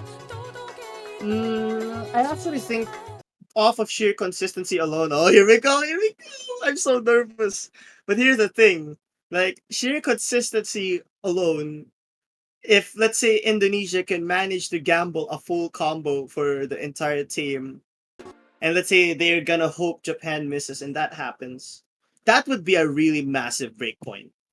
It would be a huge one. This is Japan's most comfortable skill set. And I mean, even though it is their most comfortable, like as you said, it is something where the point difference is going to be really small no matter what. So small mistakes are very possible and scores can swing very quickly if there is any significant mistakes from either team.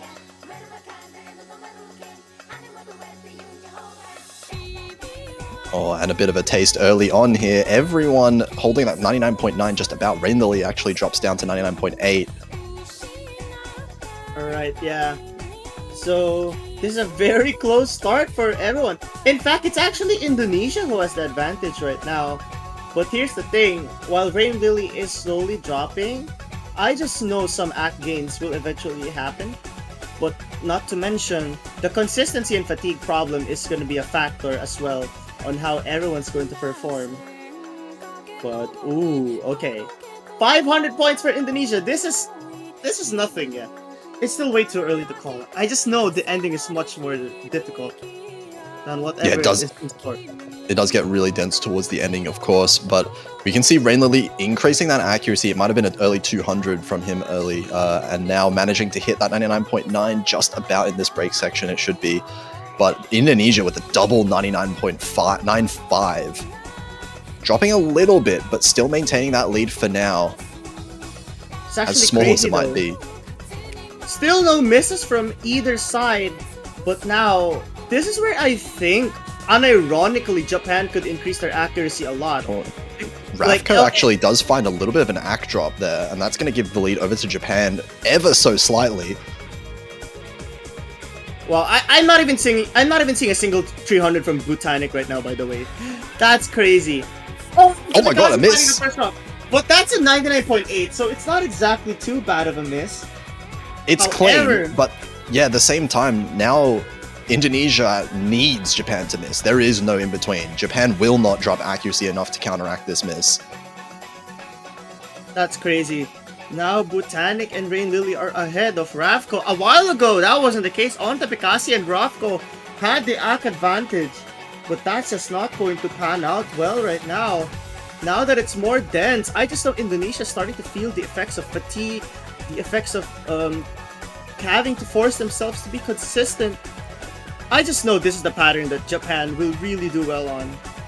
This is a crazy recovery from Rainlily as well. This accuracy has just shot up throughout the map, and 1997 team score. Okay, I'm gonna reveal what the Botanic Twitter was about. He got 8 300s in private. Yeah, 8 300s. So, Eight. so look. I know this is a great score from both Japanese players, especially for Botanic. And Onto Pikasi had a great performance, so 82 300. It's not a joke. But why do you feel like this is an underperformance from Botanic? 56 300s is no joke. But Botanic, 56 is insane. You can just see the difference in the scores between these players here. 0 200s in the entire lobby, 3 double S's. And even without that unfortunate miss there from Onto Bikasi, it does seem like Japan would have the advantage in the ratio department, as well as the double SS's helping that out. And Japan managing to clean up their own protect early on. that's crazy because, you know, if this is what Botanic's quote-unquote underperformance is, we're in for a treat here on the rest of the Rice picks. Yeah, I just don't understand. Like, 999k on Score V2 is so insanely hard to get, especially in a tournament situation. And they're just kind of like pulling it out like it's nothing. Oh yeah, let me just SS this map real quick on quarterfinals. Well, fun fact though, this isn't the best 300 count anyone has gotten on match. That would actually have to go to Logan with, I believe, 31 300s. So, but even though that's the case, Botanic was the one who delivered with the full combo and the D1SS, so Botanic was the highest score so far. Yeah, we'll see how it goes for Indonesia now, because this is an important pick for them. They're going to have their first pick coming in.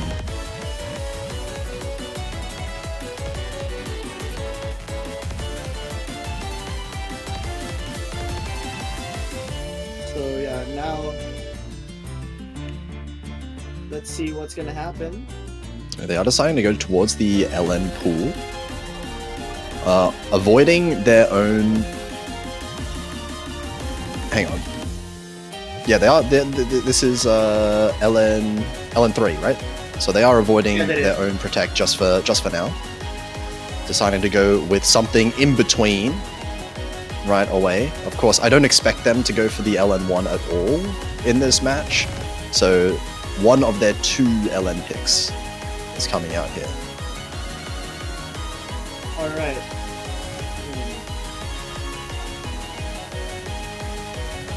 So now, I'm really excited to see how Ellens will go. I know Suzuha is very adept at Ellens, but like something you mentioned a while ago, it seems like Botanic has improved a lot on the Ellens as well. As if he wasn't already good enough last year. But Indonesia, I mean, looking at Indonesia in particular, Onto Bikasi is one of those names that I expect to be a really heavy-hitting LN player. And that, even for Team Japan, is probably going to be a pretty hard score to be able to match, especially if there are some combo breaks in here, which should be expected. I don't expect to see very many 4-way full combos, even in a match this high level. So now, accuracy-wise though, seems like Japan is sort of getting lower than Indonesia, but this is expected.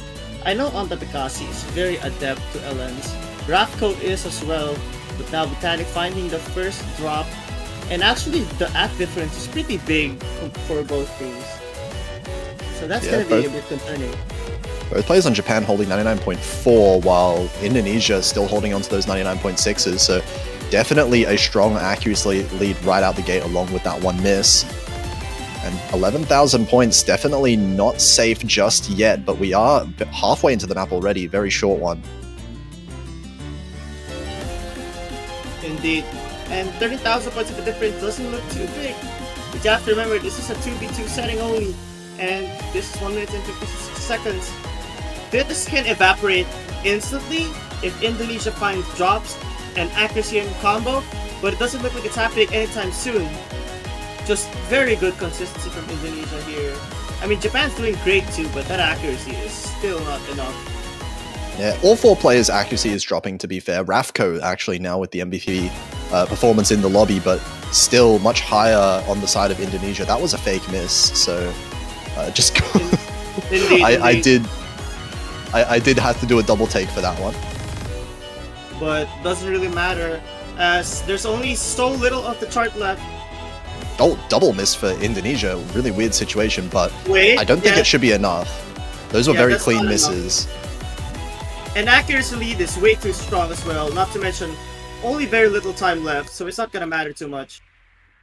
Yeah, shout out to Suzuha actually being the only FC at the end of the map there, but MVP is going to both of the Indonesian players for the accuracy alone, and that is going to be Indonesia picking up their own point. So 1-1, both teams keeping it competitive so far.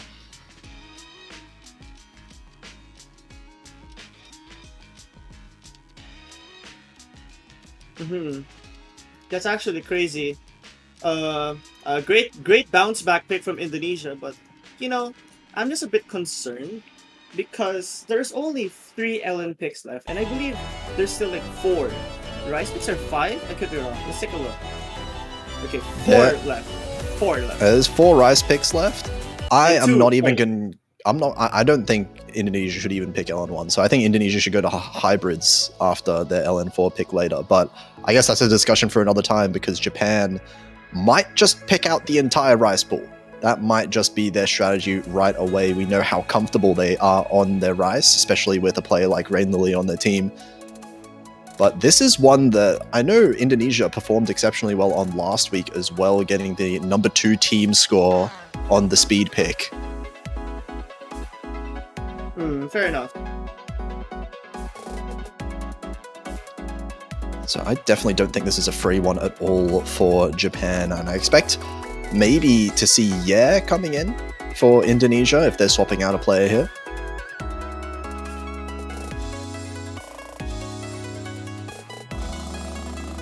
Yeah, one of their players that definitely specializes in the rice picks in general, so onto Bakasi going to be taking a little bit of a break. And I guess that is one of the nice things about these high-level teams rosters. They do have that luxury of having their star players have a bit of a break here and there on maps that they're not comfortable on. Fair enough. I think it's great that both of these teams are very versatile in who they can select to play. So I really agree that Onto Picasso should be taking a bit of a break here and let Yeah do the work. I think Rice really suits Yeah better. I'm trying really hard not to just respond with Yeah, but I don't know. But let's see how this one goes for Japan. Obviously, they are expected to get the higher accuracy, at least comfort-wise, on a map like this. But of course, being a less than 2-minute map as well on this one, misses could mean quite a lot, especially if they're fairly dirty. So we'll see. So far, actually, all 4 players off to a very good accuracy start on this pretty straightforward intro. Oh, okay. Actually, early miss from Rain Lily. That's going to give a little bit of an advantage over to Indonesia for now. Only a little bit though. But here's the thing, there's so much of the chart left. And while Indonesia has a combo advantage, accuracy-wise, it's actually still in the middle, just because of Botanics, 99.92. What is that? What is Botanic doing? What is 99.9? Yeah, this is not a safe lead by any means. Especially with how this chart plays. I just know fatigue is gonna start to kick in. You know, I keep on saying that word, fatigue, recently. But it's really important to highlight that while it doesn't seem like you are tired, you will eventually lose that focus at some point. And that's sort of happening to everyone here. Even Botanic to an extent, as they're starting to drop that accuracy a little bit. Indonesia would have to drop at some point for any comeback possible. But wait, No. never mind. No. It's 1,000. Indonesia cannot make any more mistakes though, because this is a very small lead and Japan is right up there catching up. I don't even know if mistakes are needed. Rain Lily's increasing the accuracy over time. Might just be able to make up for that miss through accuracy alone. And this Wait is a less than second. 1,000 points now. Last few patterns of the map.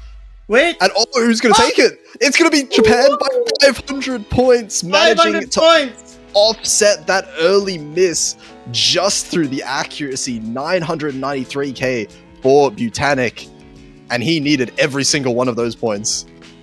I'm not gonna lie, Indonesia's ratio isn't too far apart. so that kind of gives me hope. that Rice parts doesn't look too bad at all. Yeah, I mean, a super impressive double FC from Indonesia. Like, these scores are really not that far apart whatsoever. Ratios really comparable. And the 200 counts as well. Like, with Yeah getting 3 200s, that was very winnable for Indonesia. Just barely slipped by.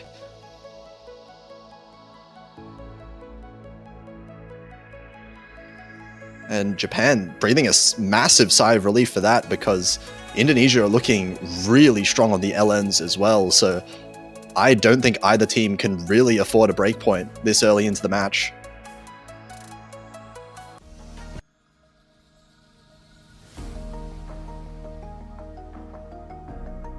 And they're going straight for their own protect. They want to be right on Japan's tail here in terms of the points. And switches out for both teams onto Bekasi, of course, coming back in for the LN pick. And we're going to be seeing Misa for the first time on Team Japan, at least for this match. So, I just noticed, but the bottom players haven't had a single swap at all. Both Botanic and Rafko have been playing literally everything so far.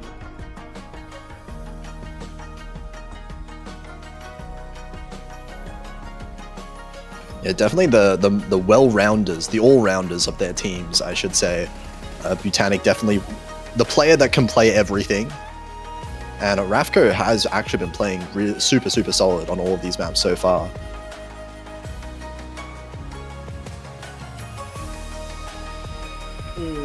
Okay, yeah, let's see though. I mean, Botanic and Rafko have been solid, but let's see how long they can hold this. Yeah, more of a coordination pick. So despite that star rating, there has been a very good reason why this has been, I think, the most banned map so far. Or if not, definitely one of them.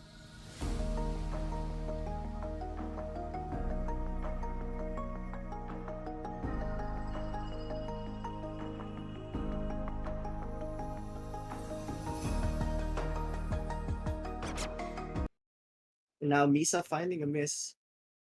Yeah, and right out the gate, you can see a very clear difference in the level of comfort between the two teams.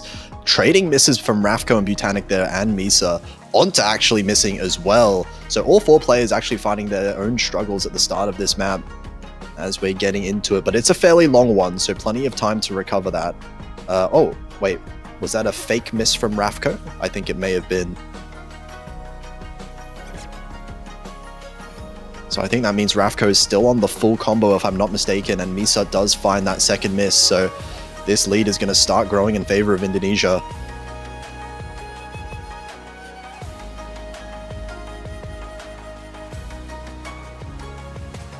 Yeah, that lead is starting to increase.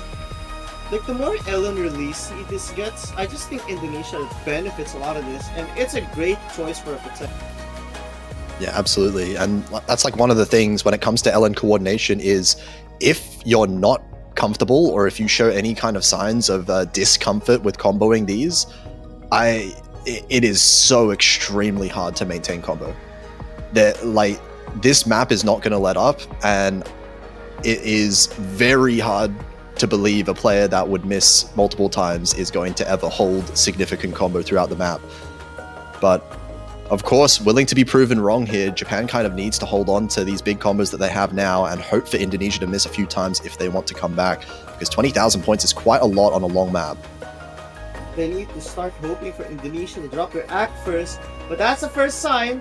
On to Kasi, finding drops on the slow section can really help Japan start to recover some of the lead. But still, without Rafko dropping, that's really gonna affect Japan a lot. Rafko is absolutely crushing this right now. 99.7 is absolutely towering over both of the Japanese players right now, as Botanic does find another miss, down at 99% flat now. So this lead is really not going to be going down anytime soon. It is going to be growing massively over time as Misa finds another miss there.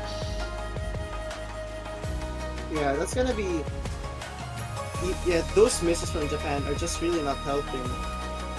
And now there's a little bit more of the chart, but I think Indonesia, as long as they don't have a massive drop for both players, they can comfortably keep this lead. But still, you have to be very careful. Yeah, a bit of the map left, but yeah, 38,000 points now would be one of the chokes of all time to lose from this position. I don't think it's going to happen. I think they have a safe enough lead at this point with these kind of accuracies.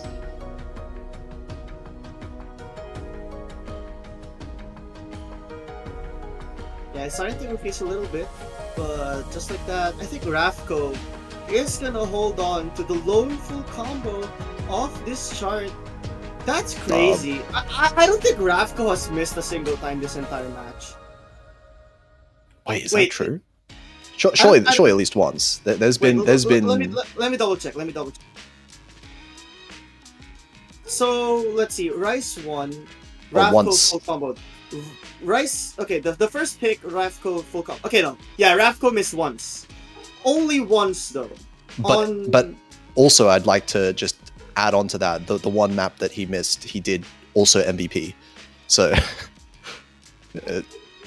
Not particularly a mistake either, but this is a monstrous performance here from Indonesia with 988k full combo from Rafko, and onto Bekasi not that far behind, getting similar accuracy as well. That is exactly why Indonesia was protecting that one and keeping it tied up 2-2.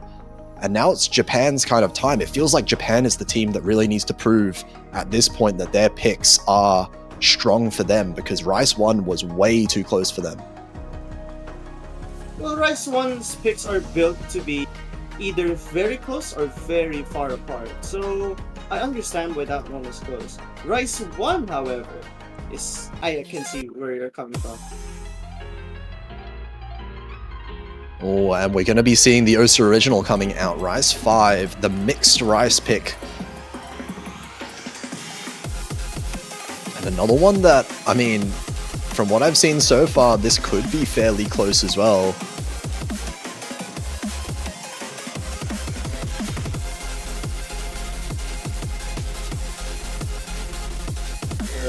I mean, I think I agree. I'll have to agree with this pick from Japan.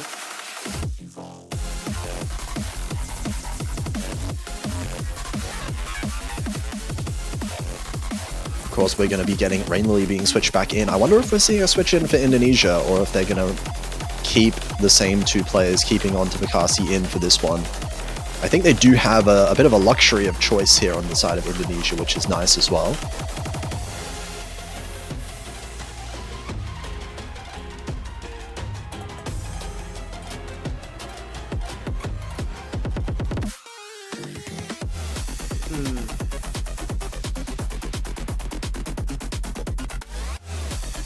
But yeah, looks like it's going to be the same team for Indonesia once again.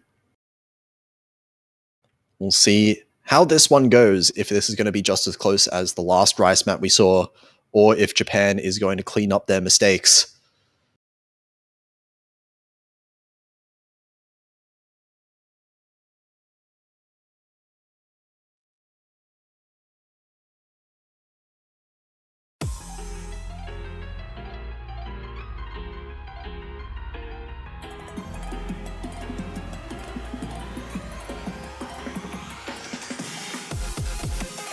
This one has quite a lot of choke potential as well, with the number of mini jacks at this BPM as well, and all of like the bursts and transitioning in and out of all these patterns. We can definitely see a lot of players finding misses here and there, but out the gate looks like Japan with a slight accuracy advantage at the start.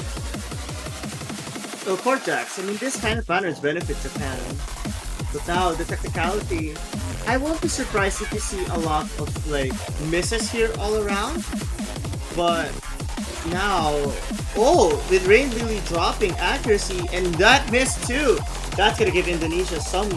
Wow. Messy miss there for Rain Lily. That's down to 99.1 briefly. That's gonna give Indonesia a fair lead. Only 7,000 points, so definitely nothing quite solid just yet. Botanic, of course, still with the MVP of the lobby so far. So still holding them in for Japan, but they're going to be hoping for Indonesia to find a mistake at some point. I don't know, Botanic's starting to show some signs of fatigue, and that focus I keep on mentioning a while ago, is starting to show up a little bit. However, it may not be obvious, but I have a feeling some cracks are starting to form. Oh my god, Now wait, not the- again. Look at this score lead though. This is deja vu from Rice 1. This lead is shrinking quite quickly at that as well, already down to 5,000 points. But Japan has to keep that consistency. They cannot drop anymore. These patterns are getting even harder though.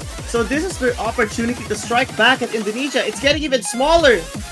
But the Indonesian players refuse to make any mistakes, refuse to give any lead to Japan. This could be a break point right in the front of our eyes. Oh, there's Wait a such a little second. part of the song Oh, left, but Rafka there getting the it miss. goes. There it is. Will this give it back to Japan? It does. But assuming no miss for Japan happened, they hit the Mini Jacks. And just like that, Japan takes this point. I thought Indonesia had it, but that, as from Ravco, decided it was not yet this time. Japan are stealing their own picks away from Indonesia. It feels like Indonesia deserved at least one of these two Rice maps that we've seen recently, but absolutely not, says Butanic in particular. 992 again with the full combo, and just an unfortunate one miss for either team. Can I be honest? This is a concerning look for Japan right now. Like what you said a while ago, Indonesia has been winning their picks convincingly. While Japan, they've had to fight for every single Rice pick. You know, this is not a sustainable strategy, because at some point you're gonna be tired, you're gonna start to feel the fatigue coming in. I'm not really so sure if this is a sustainable strategy right now. I would say there's kind of two sides of this, because while I do agree Japan has been really fighting for these Rice picks, Indonesia's also out of LN picks now. After they've just picked the LN1 now, this is Indonesia's last pick for LN. They can only win one more maximum of the LN picks. They have to win probably one or two hybrids after this if they want to force a tiebreaker out. Okay, I understand your point, but the thing is, Indonesia doesn't have to sweat as much as Japan has to take these points away. Like, that's my biggest concern. We'll see. That might change later on, and it might change in this one as well, because I'm not sure exactly how this is going to scale for either team, but I am terrified of Japan's LN1 performance last week. That was inhuman scores that I saw. Very much so. But now, let's see how Indonesia respond. Yeah, going to be seeing Misa coming in for this one. Of course, Indonesia, Onta and Ravco are the two players I would expect here for all of these LN maps. But Misa joining instead of Suzuha in particular on this one. Of course, Misa actually has been playing a few of the LN maps really well so far this tournament, so that would make a lot of sense.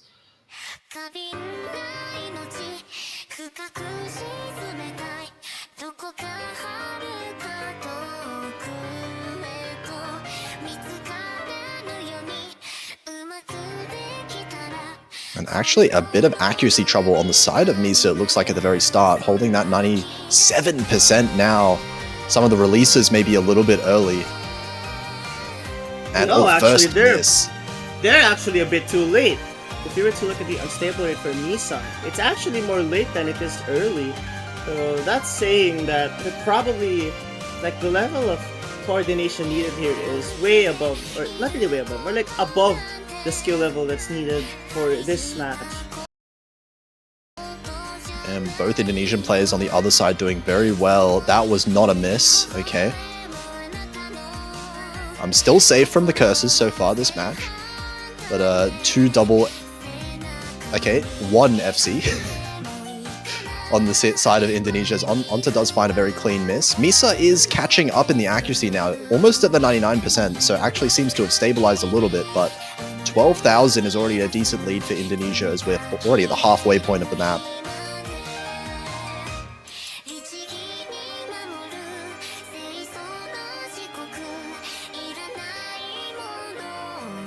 Japan's going to have to hope for maybe 2 more misses from Indonesia if they want to make a bit of a comeback here. Their accuracies are not bad on the side of Japan, but Indonesia's is just a little bit better, and Misa does find another miss as well, so Indonesia looking fairly comfortable so far.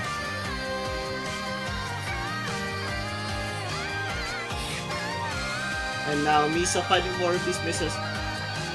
Even though Onta also dropped, it doesn't really matter if the accuracy... You know what, come to think of it, this difference is just Misa and Onta Pikasi because Rafko and Botanic are very close. I mean, Botanic actually has a slightly higher accuracy than Rafko. And not to mention the full combo as well. Yeah, now that Rafko does find a miss, but it's ultimately going to be inconsequential because that is a clean miss and Misa does trade it out anyway. So 20,000 points just about. Indonesia is going to clean sweep this LN pool and take it 3-3 despite Botanic full comboing once again. Oh no, I see it. I see something. But anyways, yeah, the target counts not too far apart. Actually, the ratio isn't as well. I think Japan could have a slightly better ratio than Indonesia just off of the timing. So that's a great score from Japan, and they really could have contested that. But it's 3-3 right now. Yeah, 3-3, and now we're back to the spicy picks. Back to the rice, which has been a bit of a coin toss. And I wonder which one they're going to go for. I feel like given that it's Japan, Rice 6 is likely to come out now. Especially if they want to try and hold together more full combos, you know, try not to let more of these misses slip through. Rice 6 would be the more comfortable of the 2 maps left over. And it does seem like that is what they're going to be going for.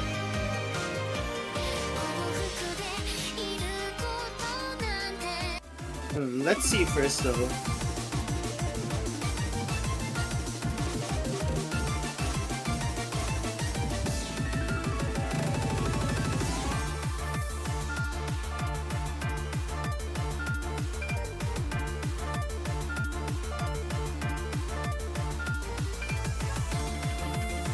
Okay, so it's going to be...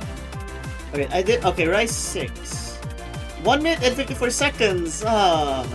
Okay, this might sound weird, but if Japan finds a mistake here, then this is gonna look like a really bad pick from Japan. Because the entire story for a lot of these Rice picks has Japan has been playing catch-up against Indonesia. Yeah, and I mean, a short map like this, single misses are going to hurt the score quite a lot. I see where you're coming from there. And Japan has been the team to make those single misses here and there. So I guess for Indonesia, the name of the game is going to be holding on to the combo, because if Indonesia can pull out 2 full combos, this is their opportunity primed for a break point. The first in the match, potentially.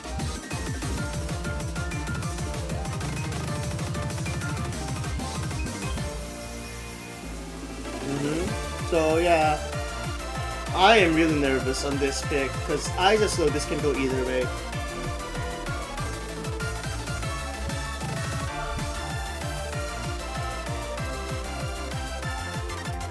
And let's see it. We are going to be getting in onto Bekasi and Rafko staying in for Indonesia.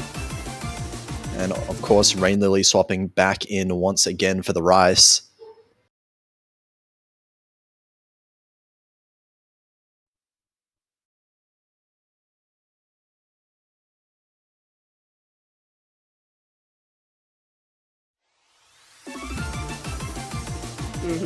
So now, we're gonna be seeing how these two teams perform. Very high pressure situation. It is only a best of 5 right now.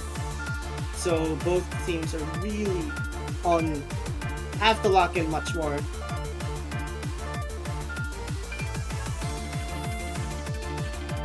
These are some exceptional starting accuracies from all 4 players right now. Rafko with 99.7, a little bit behind the other players, but not by much. So only 1,000 points the difference.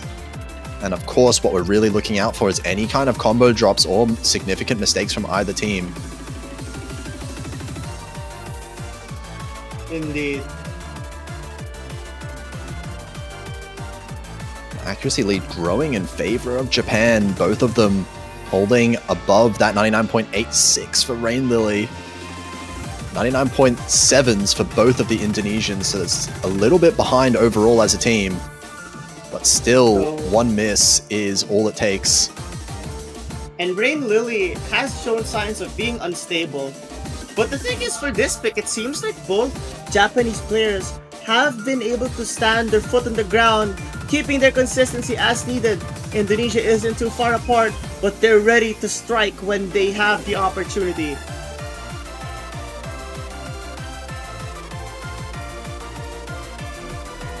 Oh, it's so close towards the end still. No one really making any significant mistakes. It's just that accuracy lead. That's the entire thing. Yeah, and very impressive work. I don't want to mention a certain name right now, so I'm looking at elsewhere until the map finishes. But this is looking like a 4-way full combo in this lobby is insane. And 1991 with an obscene 997k from Butanic. And a V1SS as well. They're actually the only one in the lobby. Japan performed so well, but you know, Indonesia performed amazing too. I mean, what can you do? 4-way full combo. You cannot say that any of these scores is not fantastic.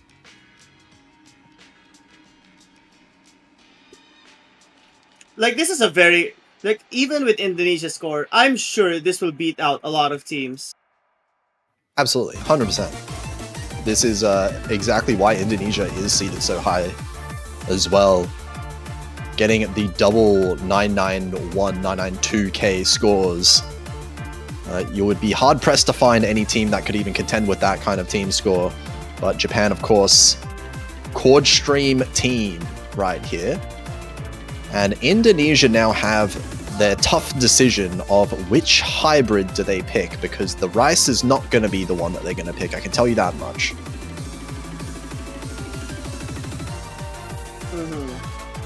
I don't know what Indonesia picks to... I don't know if it's hybrid 3. Hybrid Maybe 2. hybrid... I'd say hybrid 2, okay. Hybrid 2. I think Hybrid 2 has some of the more tricky LN patterns, so if they're trying to really attack that comfort zone for Japan, this is probably the pick to go for.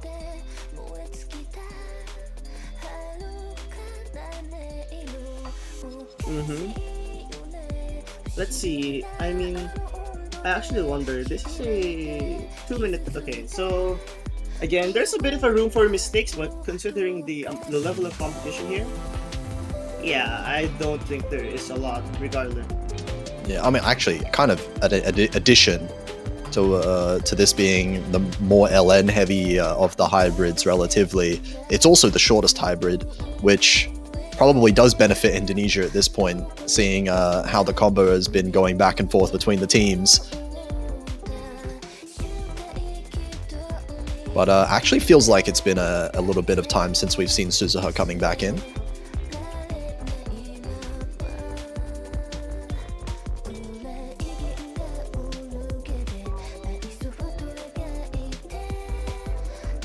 Actually, yeah, we haven't seen Suzuha since the second pick of the match.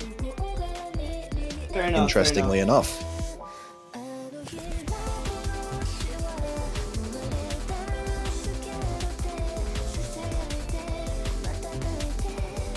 So we'll see how this one turns out. The first hybrid that we're going to be seeing, and I'm sure everyone's kind of thinking about right now, it very well could go the distance to the tiebreaker. So I'm going to be looking very carefully at how these hybrids go, because it may be a bit of an indication as to that tiebreaker potential of which team might have the edge in their kind of well-roundedness between skill sets.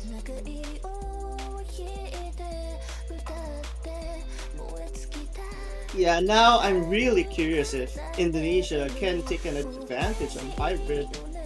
So we have here the presence of Minijax. Putting in Suzuha here makes a lot of sense. Just because I think Suzuha is more adept to these kinds of technical patterns. And accuracy can go to Indonesia right now, but it's all about the consistency. A while ago, Japan has been playing catch-up and has been showing that they can definitely do so. Yeah, I mean, so far, neck and neck, all 4 accuracies are just about the same. They're all hovering around that 99.7 mark. Botanic drops a little bit of accuracy, but 1,000 points still the difference between the teams, and still 4 FCs.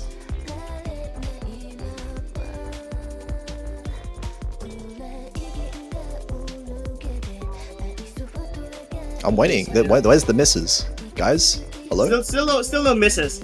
Okay, I'm gonna predict there's gonna be a miss. Now, I'm joking. I'm joking. That's not gonna happen. But look at this. Technical LS. This is the part that I think Indonesia can take. But why is it so close? No one is finding mistakes yet. Oh. Okay, Suzuha does find 1 miss, but Onta does trade it pretty quickly, so those are going to cancel out each other a little bit. And these accuracies are so close between the two teams still. It's less than 1,000 points of difference, and I actually don't know who's in the lead right now. Botanic with the highest accuracy might just give Japan the advantage, but there's still so much of the map left. There still is. While Japan has the lead right now, I wouldn't call this safe. Even if this is a rice part, Indonesia has shown that they can be adept to these patterns too. With more of these LNs, I am so nervous right now. Oh, these LNs are so brutal. I can't believe no one's missing on these. How do we still have 2 full combos? It's the end of the map already, but 2,000 points. Still opportunity to find mistakes. A few 200s might be enough to flip this score.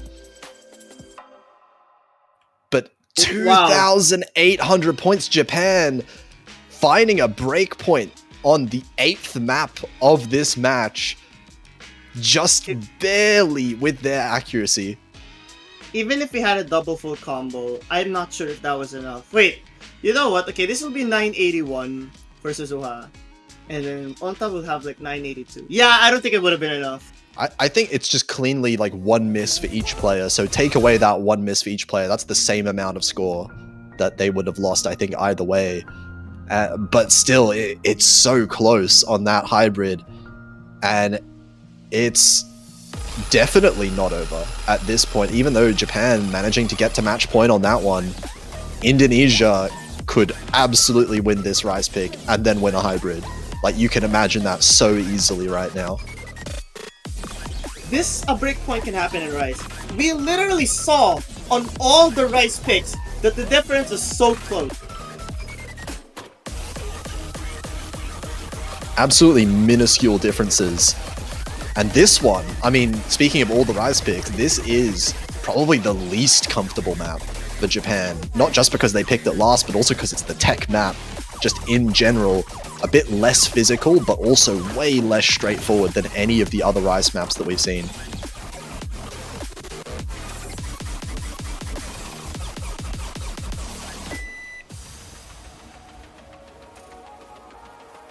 And look at that, guess who we're seeing back in? We're going to be seeing, one of the players who was part of that near breakpoint on the Rice 1 for Indonesia there. So definitely a player that can keep up with these technical bursts that we're going to be seeing in this map.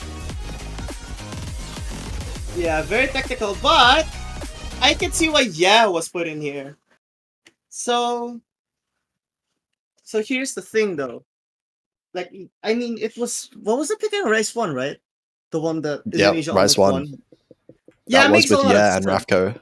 It makes a lot of sense why is subbed in here. And another 2-minute long map, so mistakes are crucial for either team. They cannot be affording any of those.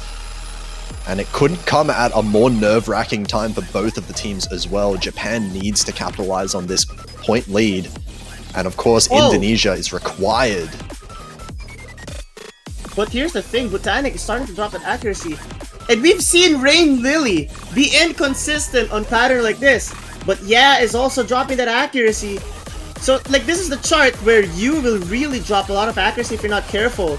And you know what? I won't be surprised from either teams if this happens too. But now, why is everyone so consistent? Oh. Well, there is a miss from Yeah, now dropping down to 99.2, so this lead is going to start growing in favor of Japan as Butanic does increase the accuracy back up to 99.6. Both players on Japan beating out the accuracies of the Indonesians. And we're in this little break section here, but they can't relax just yet because these little bursts can be surprisingly tricky. Yeah, that's gonna be really difficult now. But while it looks like a massive lead, this is only one miss of a difference. So the moment Japan finds any sort of uncomfortableness, this lead will start to shrink. However, Indonesia's accuracy is starting to get lower and lower. This is starting to become scary now. Somehow Japan's accuracy is rising as well. They're both above 99.7 now, and Yeah finds a second miss.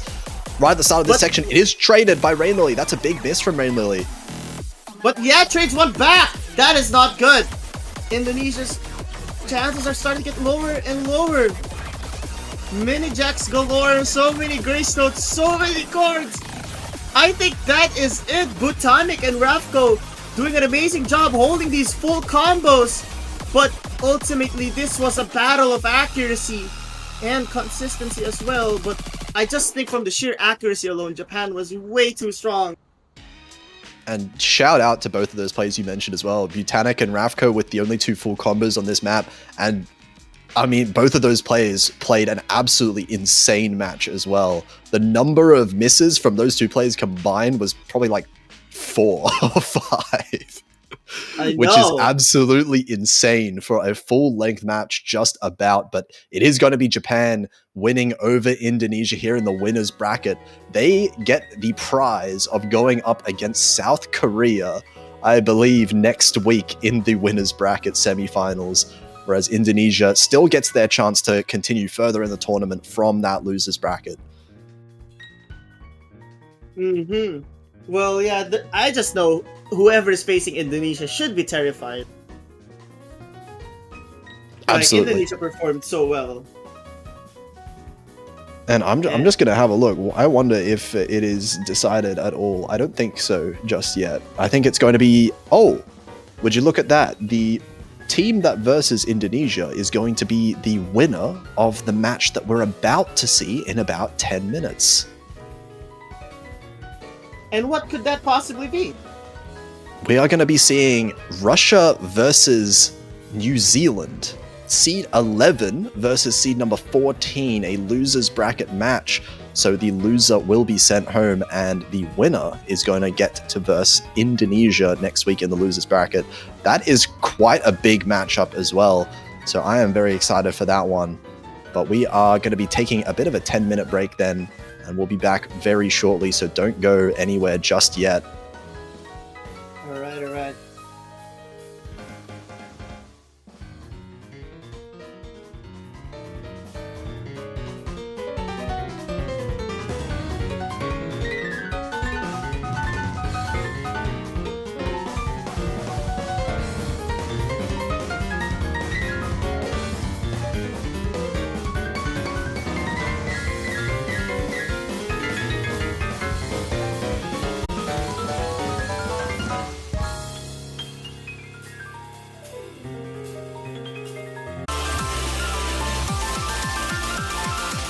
Alright, hello everyone, welcome back once again to Mania 7 Key World Cup 2025. We're back here with a little bit of a spicy matchup going here on the winner bracket. You would see one of the few fan favorites as well for the entire tournament. You're gonna have Philippines versus Hong Kong, seed 3 versus seed 6. This is me, and I'll be commentating alongside Serve Chu. How's it going? Hello, what a nice evening we have. And this matchup in particular is quite interesting because Zek and Tanjing C have been showing really good form over the past 2 matches. Meanwhile, the Philippines, this is that one match where, honestly speaking, they'll have to start stepping up because their form over the past 2 matches haven't exactly been what we would expect what we would have expected from them the past 2 weekends. And it's because Hong Kong will never let them breathe this match. If they need to take advantage of their their seeding, really, of their players, pretty much. Yeah, they're certainly not going without a fight for against the Philippines, especially for big powerhouses on the household names. I would say even for the Philippines themselves might have not lost their edge even on the earlier rounds or in particular. At the very least, we're gonna expect some at the very least almost the same roster, given if they're also available when they are able to show up on some of the, I guess in particular, map types would be fairly interesting. Well, I think we've pretty much talked about everyone's advantage here. I mean, I think the one thing Hong Kong might want to look at is actually the rice. As unintuitive as it may be, considering that Hong Kong is also pretty strong on noodles, but it's also contingent on who the Philippines would end up playing the rice charts in this match. Yeah, recently showing that I guess on the Philippines side has been mostly Arkwin, Shadow, and maybe on the side maybe Sunny as well, showing up like around 16 in particular. We haven't seen quite a bit of OG Sounds action, or maybe some of you might know them as Kura in the, I guess in particular earlier name instances, which it might show some bits of struggle from the usual I guess team members from the Philippines side. Yeah, hopefully we get to see a little bit more of other team members to shine as well. And mostly, I guess in particular, would be OG San.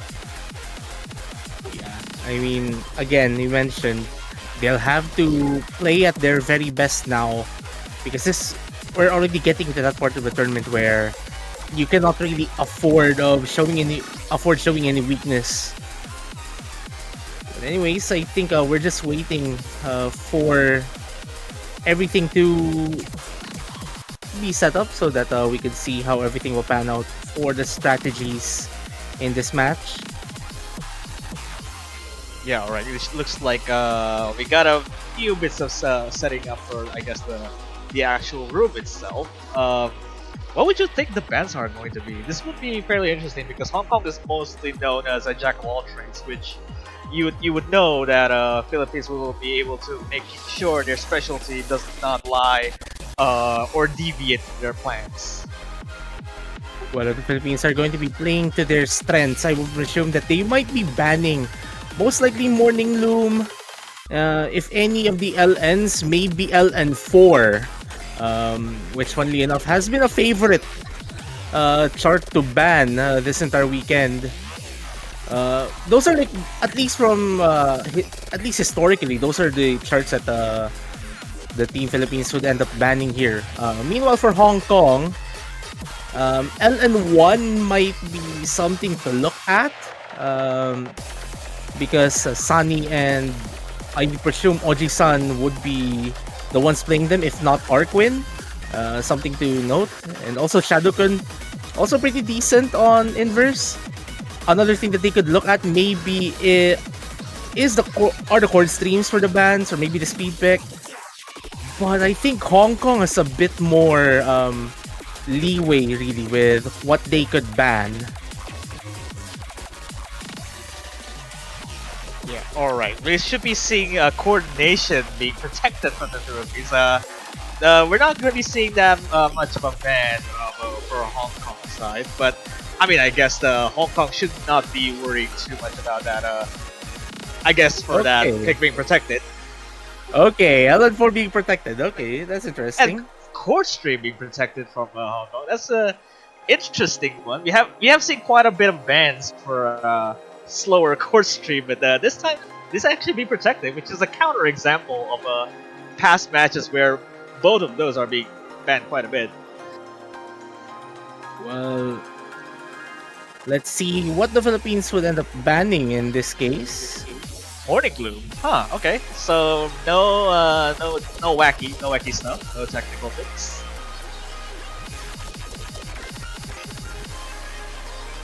Fair ban, I guess, for against the Philippines. Yeah. But Philippines would be, I'm not sure, but Philippines will probably gonna have to take a gamble and maybe ban one of the hybrid, I would say.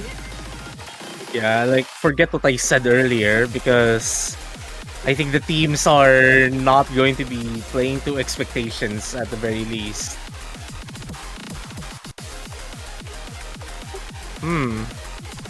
Actually, a hybrid ban might not be too out of place. Most likely, if anything, it might be hybrid 2. But considering everything Yeah. else, I'm not sure. I mean, I guess it's fair for Isopod being banned since it has some few, I guess, more trickier snaps in terms of complexity, which I do not think that Philippines will able also risk it.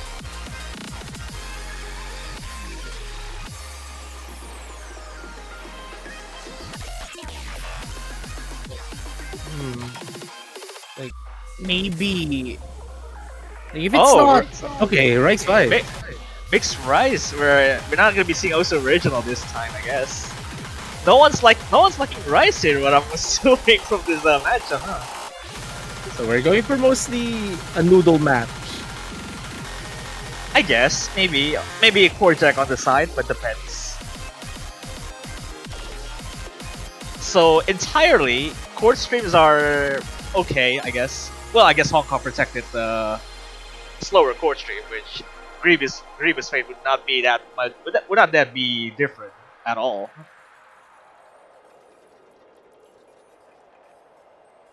Okay, so now let's see the first pick here coming from the Philippines. Honestly, I'm not even sure what to call here. Hybrids, maybe just to start things up, but okay, I'll take that back. It might be not. It might be a bad move starting with a hybrid for the Philippines. We considering the team member that have shown up on the chat, on the room chat. Only 2. I guess 3 if you count Shadow. They are going for. Wait, huh? Okay, alright. They are not playing to our expectations. They So don't they're- care what the commentators say. Psychologically speaking, this is okay. It would pay heavy blow to Hong Kong because this is Hong Kong Protect, no? Okay, so I presume Arkwin will be coming in.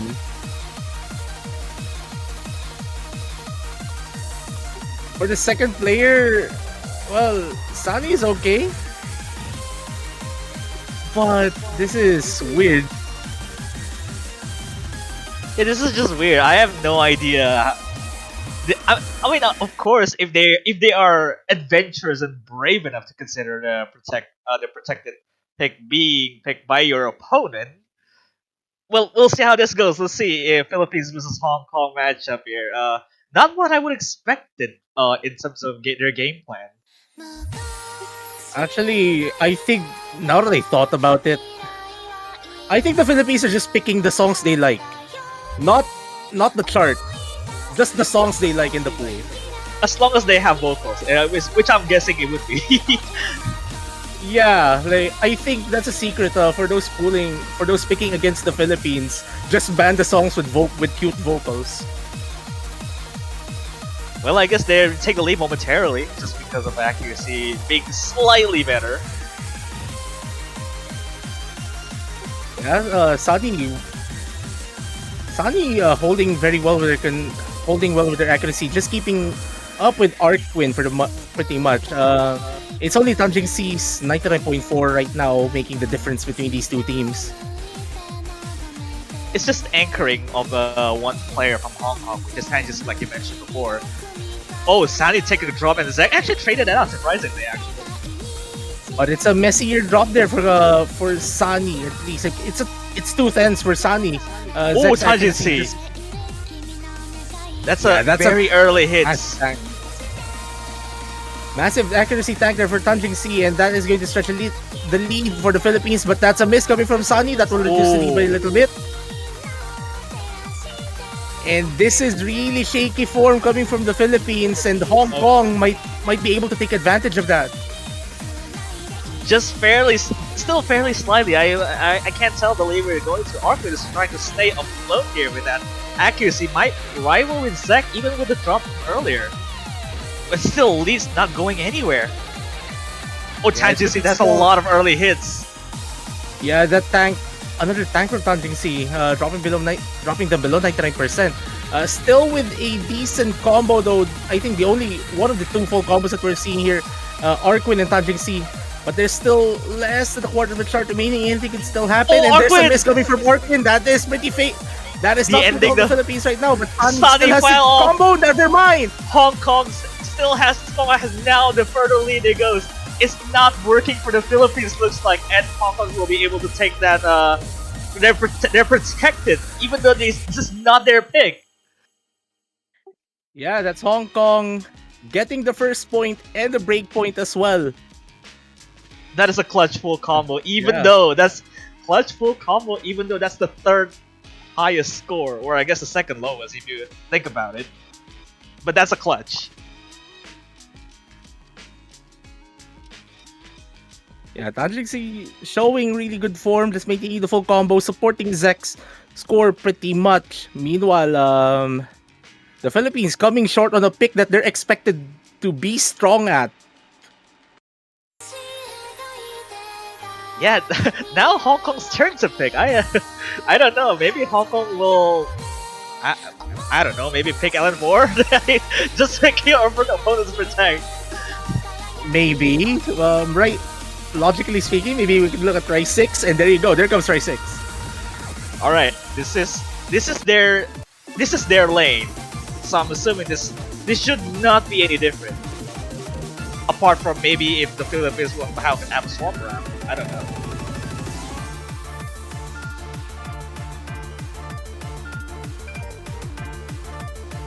And honestly, this one, like honestly, if Sunny is going to continue with their form, their misses, that's not going to help Team Philippines at all. Okay. But this is looking a bit interesting. Here.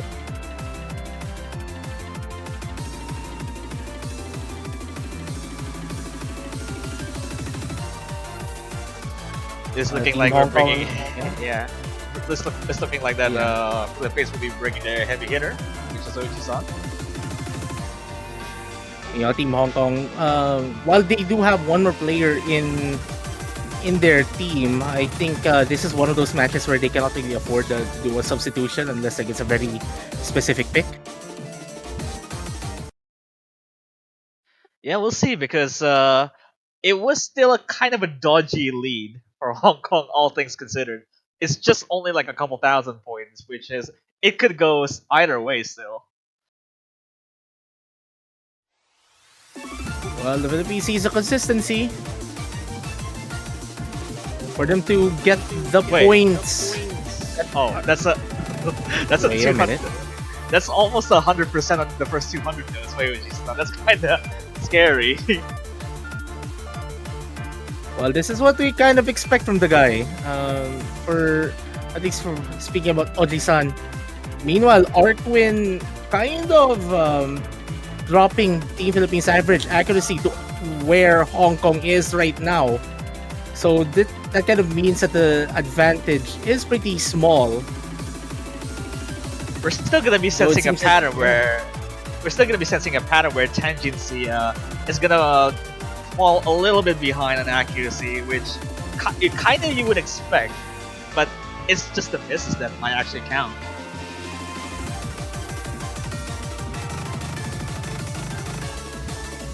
Everyone's still with their full combos going into the second half of the chart. And right now, the 1v1 set we're looking at, Oji-san and Zach. You have Arquin going to counter Tangency.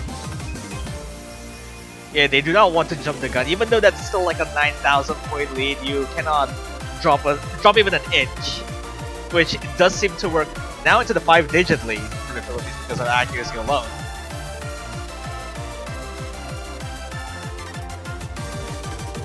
So far, so good for the Philippines, yeah. Yeah, we're at a point where a miss would still be able to save the lead, which I do not think these players are gonna miss at any point. Oh wow, dropping at the very end there for Arkwin. Well. Oh boy, okay. At the very So, least, no four-way FC.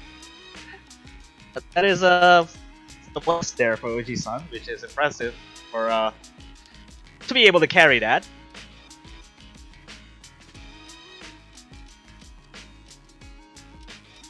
Yeah, that's a pretty ridiculous accuracy. They're coming from Mochi-san.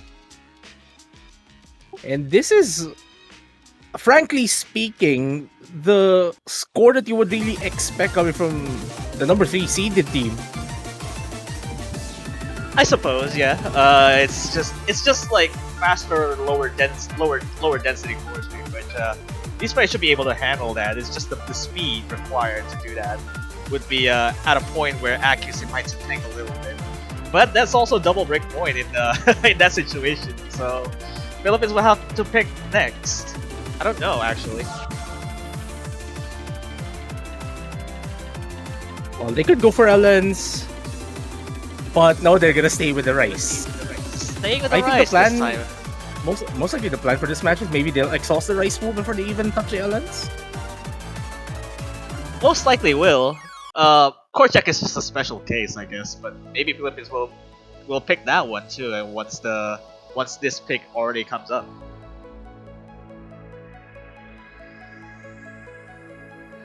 Probably gonna be seeing the same team members, I would say. No changes whatsoever. Yeah, Arkwin and Oji-san, this is what you'd expect as a Team PH's Rice team. And again, they need to step up their game if they want to get through this match because Hong Kong will never let them breathe. Yeah, this will be interesting as a speed pick. As silly as this sounds, this is the less straightforward speed pick. You would normally see consistent 1/4 snap, or I guess in terms of BPM, this would be 1/8 snap. But there are bursts in here which are heavily chokeable.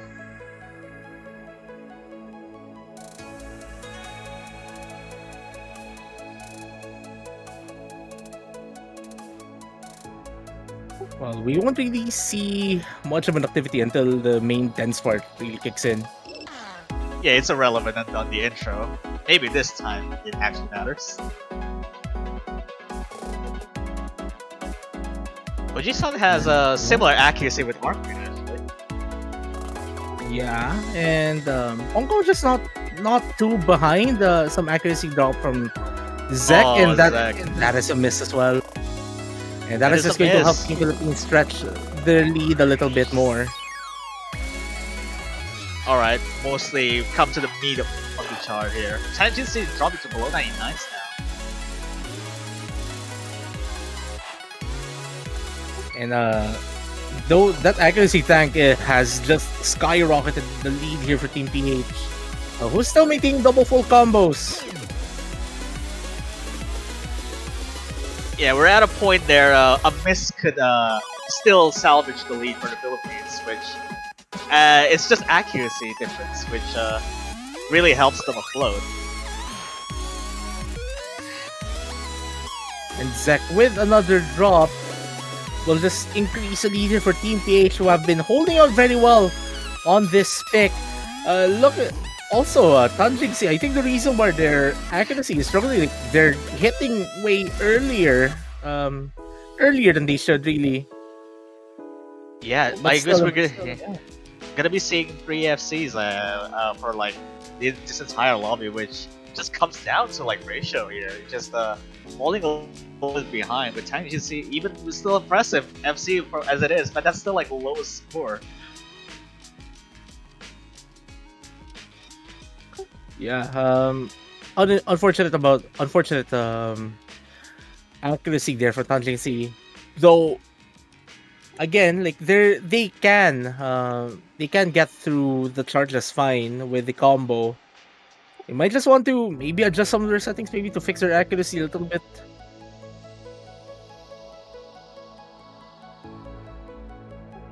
Maybe this time Hong Kong now has the pick, which I mean, at this point, they could not go with more checks from what I'm assuming. So what I'm saying is that we maybe long node one or I guess Ataraxia, that's fine too. Ataraxia. Well, honestly, I think this might be a good starting point really for the LNs. This will practically dictate how everything will go once we get to that LN side of the pool. I presume Team Philippines might look into playing the court jack pick, Rice 3 once the ball is back in their court. But I think it might be a good injection of confidence for either of these teams to score on this one. Yeah, we are after seeing like 3 charts back to back being Rice. We get a little bit of finally get a departure on seeing how these players would play Lump Note. I guess in mid game. I guess it's classified as a mid game, not completely where density actually kicks in to make people struggle on this.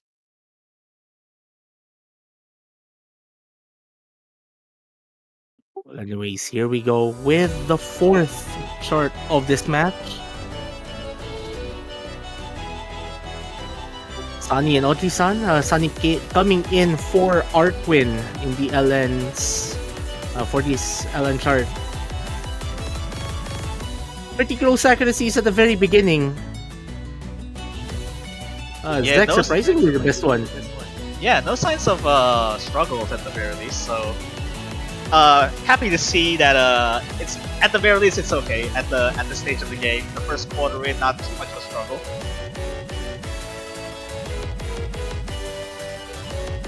But like the lead is virtually nothing at the moment. Oh, But Zek's the first drop. missed. Yeah, now finally, I think there's a pretty definitive lead that we could look at right now. Though the accuracies are still really close, Zek still has a better accuracy than Sunny. Yeah, sure, it's only 100th, but still, that slight advantage will still help Hong Kong maintain this lead to a pretty manageable level. But Tanjing C finding a drop will not help him. Yeah, that's no full combos, 2 full combos on the side of Philippines. It's just handily, we're super strong in this. And Sunny has also dropped their full combo, but Oji-san with a really good supporting score right now. The only full combo remaining in this room, with still quarter of the chart remaining, so there's still a lot of notes to negotiate. The lead is still pretty manageable, but Hong Kong will have to start hoping to see some tanking from the Philippines. Yeah, still around 5-digit lead, which not a lot, but there's also not a lot in the chart left, I think. So I guess this would handily goes to a breakpoint as well. The Philippines taking the second breakpoint for that on the Hong Kong side there. That's really, really strong showing there for all of these players still holding at the 99s here. Okay, so Zek's combo break was an Ellen drop. So not really a miss, just unfortunate. Yeah, it's just only a dent, which only a couple 100 points apart from Sunny's score, which insane if you think about it.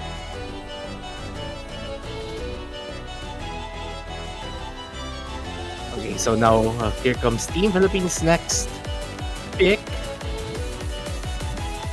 Is it going to be Court Jack though? Court Jack might be a good one. Honestly, the hybrid. At the very least, we're now seeing long nodes from the Philippines side is able to catapult through their way for most of the Olympics remaining here.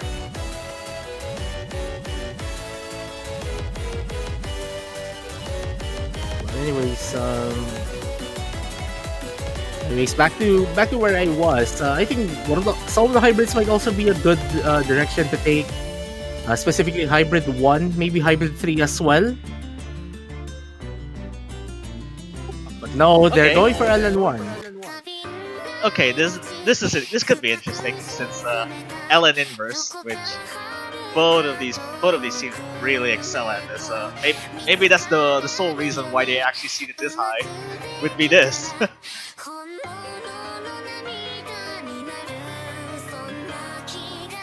Anyways, this one has some really tricky patterns, especially at the second half. Those inverted stairs are not fun to read, not fun to get through at all. Also, the gaps in between, just the negative space in between, like the Ellens, are kind of quite big enough. So it might be best to just actually time it right. Since if you actually like overholding some of it, it might give you some advantage, but accuracy is gonna tank.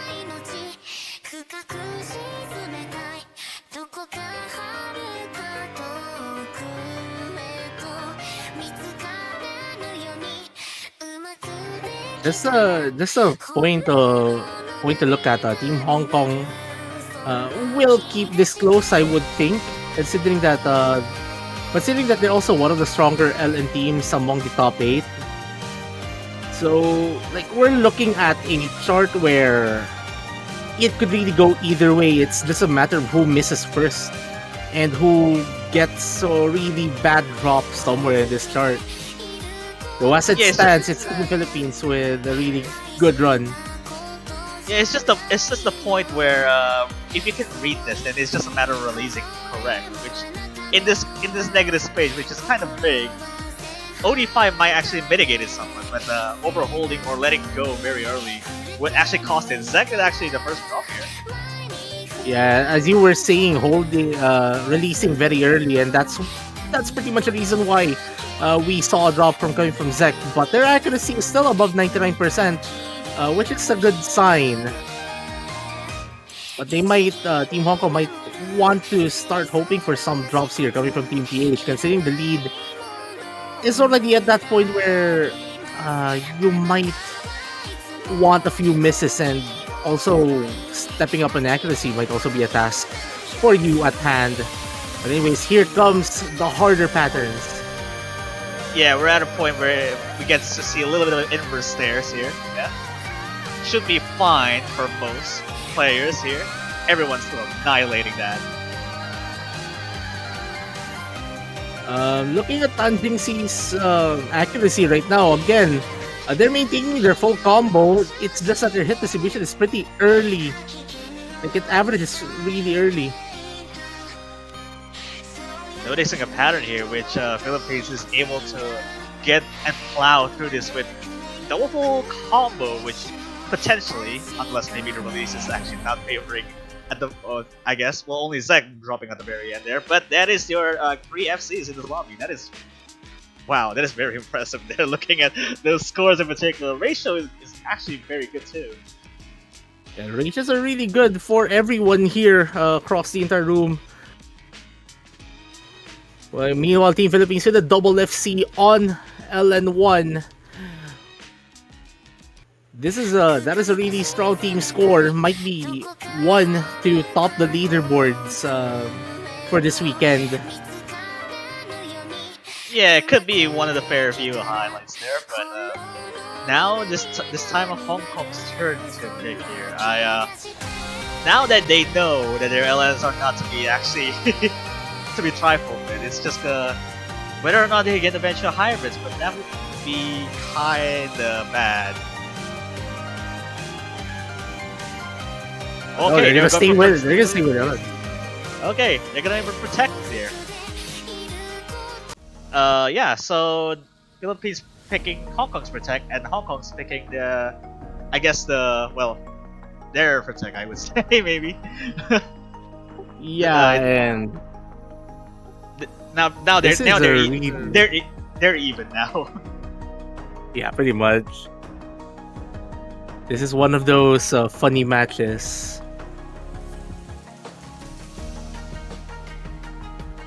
I don't know. Something tells me that even though that the lead is kind of significant, we saw like an element first chart earlier. This is just different. It's not just like you coordinate them. It's also fairly low BPM, which OD7 doesn't really help the cause of accuracy. But anyways, I think like what of the matches I commentated this weekend. Just a side note, I think this is actually the first time I'm seeing this being played. Like Well, of the matches I yeah, I commentated. guess. And I guess. it's just a testament on how rarely this thing hasn't played this weekend, and this is one of those special matches where everything really just lines up. Like you have both noodle teams. They would want to. They would obviously want to play noodles. Yeah, again, exact similar issue with the accuracy. Tangency is releasing way too early. We might have to figure it out a little bit there to releasing maybe just a tad bit late.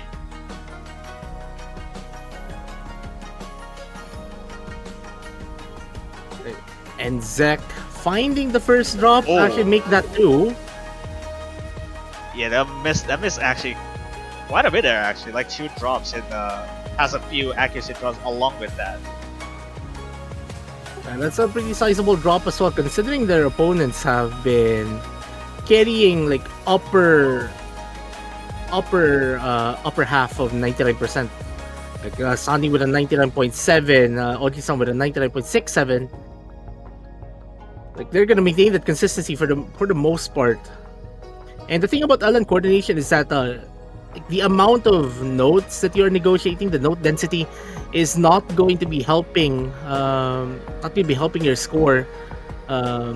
Your combo doesn't accumulate fast enough on these slower LN charts. Yeah, I guess mostly because like the node count itself is it just accounts to like holding the long node and releasing it, which with this BPM it's gonna take a while to actually recover. Well, there's the first drop coming from Sunny, but it's a really small. Well, 2. Well, as I was about to say, Make it 2, I I was about to guess, say but small drop. But Zeka does counter it with what is essentially a tank. yeah, that's 2 drops I guess from the Zek side. So only 2 versus 4 drops I guess in particular. But there's something to notice that Sunny's drops in particular, it's just only drops on not 200s, it's just slider breaks most likely. Yeah, this is still a really strong score, really. But we still have 2 more full combos left in this room by way of Oji-san and Tanjing-C. But the difference between the 2 full combos is like a full percent and a tenth.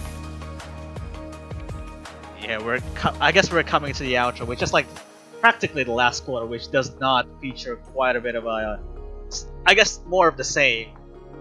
But it's practically kind of sealed if you look at the accuracy alone. Yeah.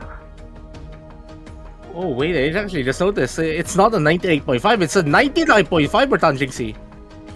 So not too far behind Oji-san's full combo score as well.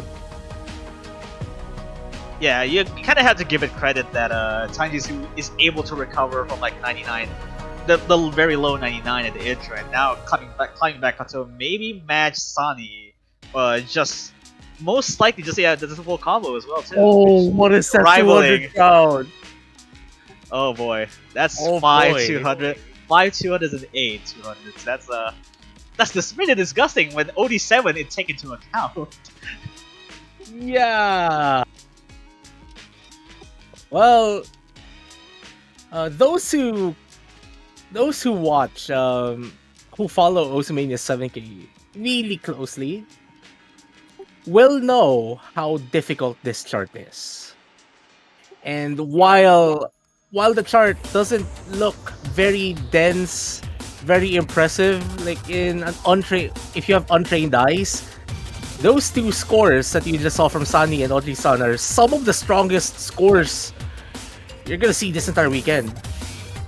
Oh, we're actually gonna be double swap there for Philippines for Suzumi, that Tiebreaker-esque hybrid. No Sunny, no Oji-san. Just Arcwind and Shadow. Interesting, to say the least. Interesting. And it's on the hardest pick of the pool as well. Okay, I'm at the very least skeptical because we haven't seen. I guess mid game Shadowkun would play around. I guess in the most of the late game pools, but I guess we'll have to see for this hybrid.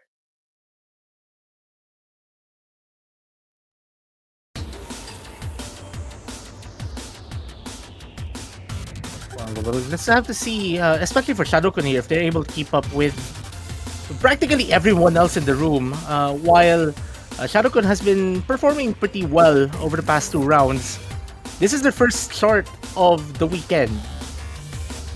And Yeah. it's on a pretty vital point. Yeah, looks like he's able to keep up with most of the. I guess the intro would be tame in comparison. Well, tame would not be the right word to say it, but it's definitely still keeping up there.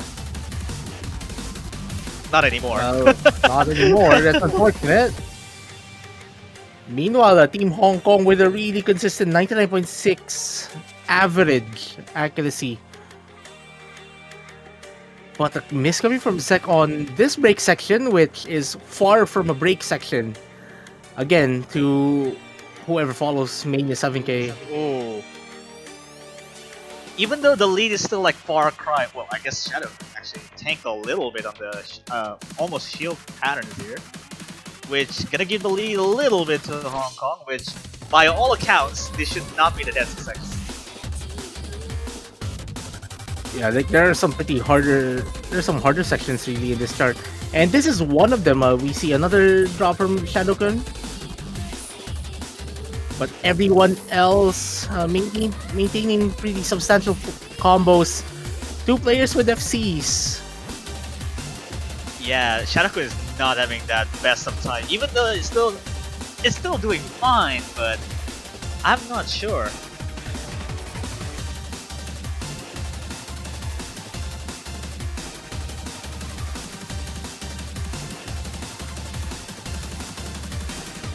At least practically goes to like just actually Well, no more full now combo. losing the full combo. I believe Tangis is the only full combo. Yeah. Yeah, Tantric C with the only full combo, and I think their accuracy has been pretty solid for the most part. Yeah, by solid, it's still like I believe that's like a 99.4 at the intro, and he's still staying at a 99.4. He doesn't get better. He doesn't get worse.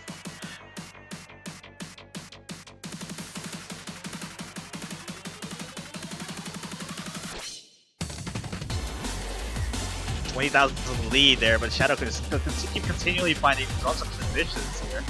Not looking very good here, just to keep them ahead in general.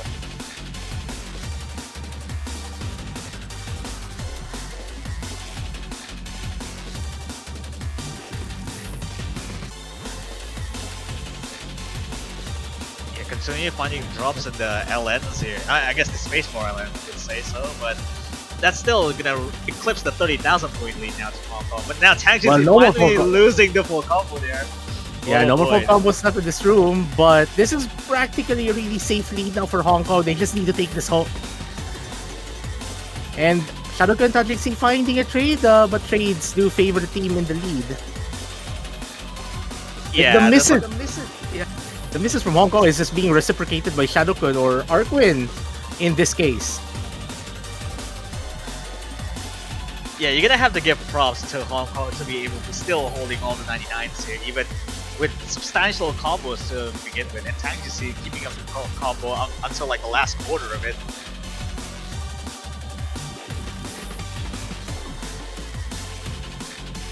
Yeah, this is practically 2 to 5 here. Yeah, this is pretty much Hong Kong's point sealed.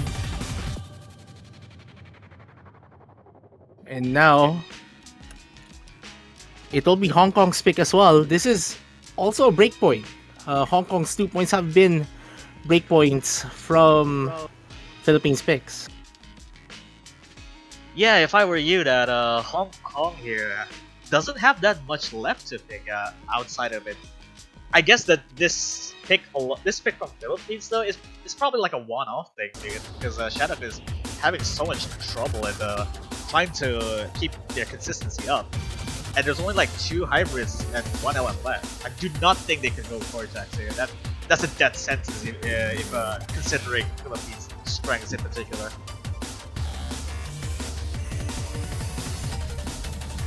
Okay, Isopode it is. Isopode being hybrid 2, they're gonna venture along on the I guess wacky snaps. Not necessarily Ellen intense. It's just weird. It's just a weird pick in general, though.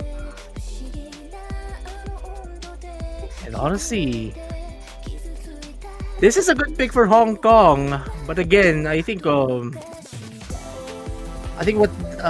Hong Kong really needs is able to maintain their combos for the most part. Like that's already one check mark pretty much.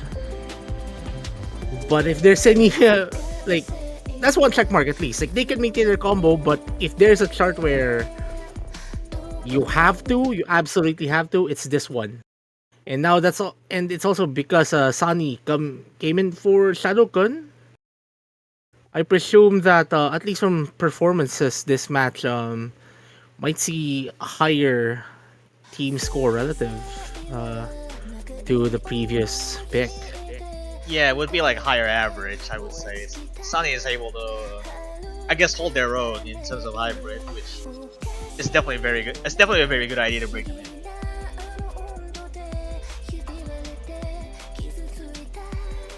So, interestingly enough, it's just probably it's either 2 sections which are either they are good or very good at long runs, but Hong Kong needs to tank the core stream at the end there, or not necessarily core stream, but just the technical patterns in the last 15 seconds or so. Something interesting to note: Hong Kong has been maintaining better accuracy in this, like over the first third of this chart. They're averaging around 99.7, and meanwhile Team PH at around 99.5. But now it really depends on who tanks their accuracy first in this pick, because we've been seeing this score gap flicker between the two sides. Yeah, still no lead whatsoever until the first half of this. Though. I getting kind of nervous a little bit, but there's still like the last 15 seconds, which features a lot of rice or technical patterns, which it can go either way.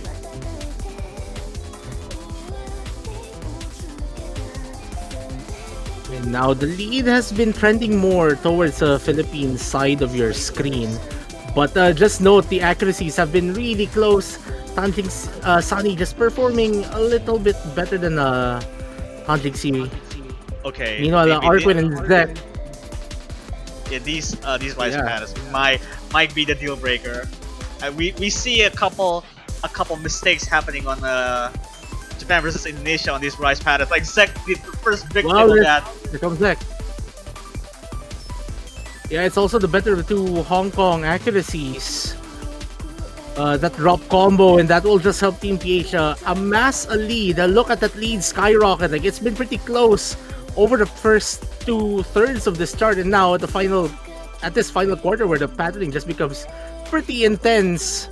We're at 5 digits, all just because of that one drop and the increase in intensity. Sunny unfortunately dropping their full combo. Dropping at the very end there, unfortunately. But that is a win for the Philippines. 6-2 against Hong Kong there. Very, very well fought there by Hong Kong to take 2 breakpoints on their side. But unfortunately, this is not their lucky day to get some more points out of the Philippines. So Philippines will be moving on to the winner's bracket of the semifinals. And Hong Kong still has one last leg remaining on the lower bracket, which still goes to the semifinals, but on a lower level. Yeah, Hong Kong is going to have to get through 2 matches to assure them a spot in the finals weekend. Meanwhile, semifinal. Yeah, it should be finals weekend if they win the 2 matches next week. Yeah. Meanwhile, Team Philippines will have a task and a half next weekend because they're gonna face familiar opposition, China, next week. Yeah, that is a matchup. Seed 3 versus seed, I guess, second place of the entire seeding in China. does able to get through that, but that is for semifinals, which Philippines gonna have to step up their game because not only that, the entire team will have to upscore themselves, or I guess they have skill pools for to be able to tackle semifinals full, I guess. Well, if anything though, all of the top three have conceded points this World Cup already. And considering everything, as far as I know, it's only Team PH having conceded a total of 5 points, and it's the most of the top three. Might be a dynamic to look at come next weekend. But for now, we still have a few more matches left in this weekend, and the first one of those few will be happening 13 minutes from now. We have neighbors, Germany versus the Netherlands face each other. Yeah, And that is spicy. those are the few European countries that I guess there's only that one last leg, because I believe that was also like lower bracket matchup too, which given their history about their particular places in like the last few years World Cup, it's probably pretty stagnant. Maybe they have to duke it out against each other. But anyways, before we take a short break, just a reminder, the Osimania 7K World Cup in 2025 team support banners are up on the OC store. If you want to support your country or your players, favorite players' country, you may do so by buying a banner on the OC store. The money that goes to those banners will be going to the prize pool, and if you just so happen to buy the banner of the winning team, that banner will stay on your profile until the next edition of the 7K World Cup. In addition, you can buy multiple banners, like multiples of the same country, multiples of anything. So if you want to make your profile extra long for the next 2-3 weeks, you can do so. I mean, we've seen some crazy people do that. So yeah. Those proceedings will also definitely help fund the prize pool itself. So support means a lot to these countries, to the team members, to all the countries involved in the World Cup as well. So do get your support up. Well, anyways, that's it for me personally this weekend. You'll be hearing a different set of commentators over the next few matches, over the next few hours as well. So, in behalf of the rest of the team, this has been Sergio 85 and Mifa for the Osimania 7K World Cup 2025 quarterfinals weekend. See you guys 11 minutes from now. We'll be signing off. Hello everyone! Welcome to the Osimania 7K World Cup 2025 quarterfinals round. And in this match, we're going to be having two countries, which would be Russian Federation and New Zealand. If you were to look at the seeding, it is incredibly close, and I can't wait to see how that pushes through. I am Silovas Kaels, and joining me on the commentary booth is none other than Potassium F. Hello, how are you doing today? I'm doing well, especially after that previous match. That was a really exciting one, and hopefully another one here. We are going to be seeing two of the losers bracket teams now versing once again, so loser, of course, will be eliminated from the tournament, but also this is the second match that both of these teams have played this weekend. They have both come out of victories yesterday. So one extra little spicy detail is they have some information on what the other team is capable of on some of these picks. And after comparing some of the scores, I will expect Russia to pick all of the rice picks, is what my conclusion is from that.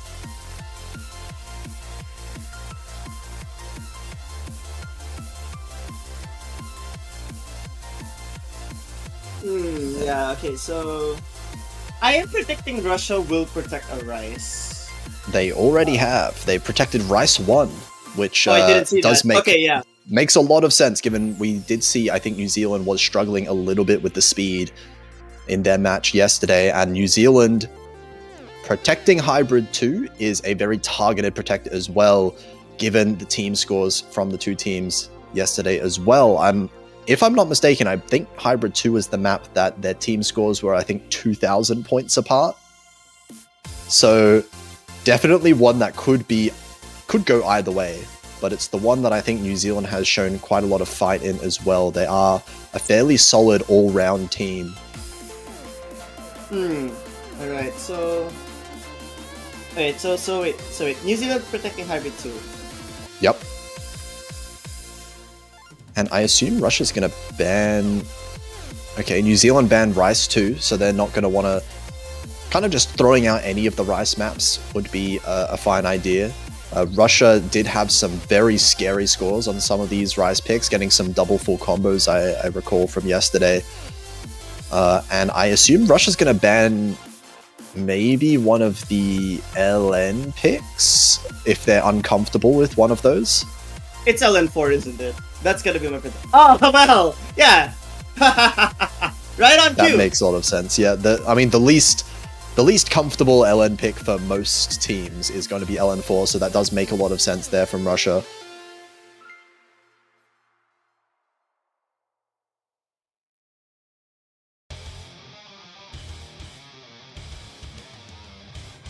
And it looks like they don't intend on wasting any time. They're taking the Japan strategy of just, let's pick our protect right away. No waiting. We're going straight for Rice 1, and that is one that I think they should, in theory, have a fair advantage on. It does look like the teams are switched, though, for now.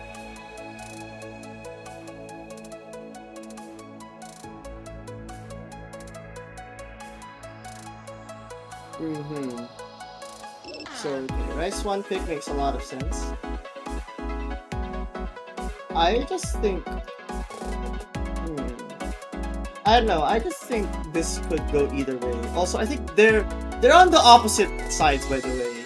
Just realized that right now. Yeah, they do need to be switching around at some point here. But I definitely think, given the information that we had from yesterday, it would be very difficult for New Zealand to win this one unless they get significantly better on this than they did yesterday. Because it did look like there was a bit of discomfort from some of their players, but we'll see. We are going to be having the two Rice players that you would expect for Russia here in Karays and Tiebreaker, and New Zealand having Worms, their resident Rice player, coming in for this as well, along with Robeats. Fair enough. So, okay.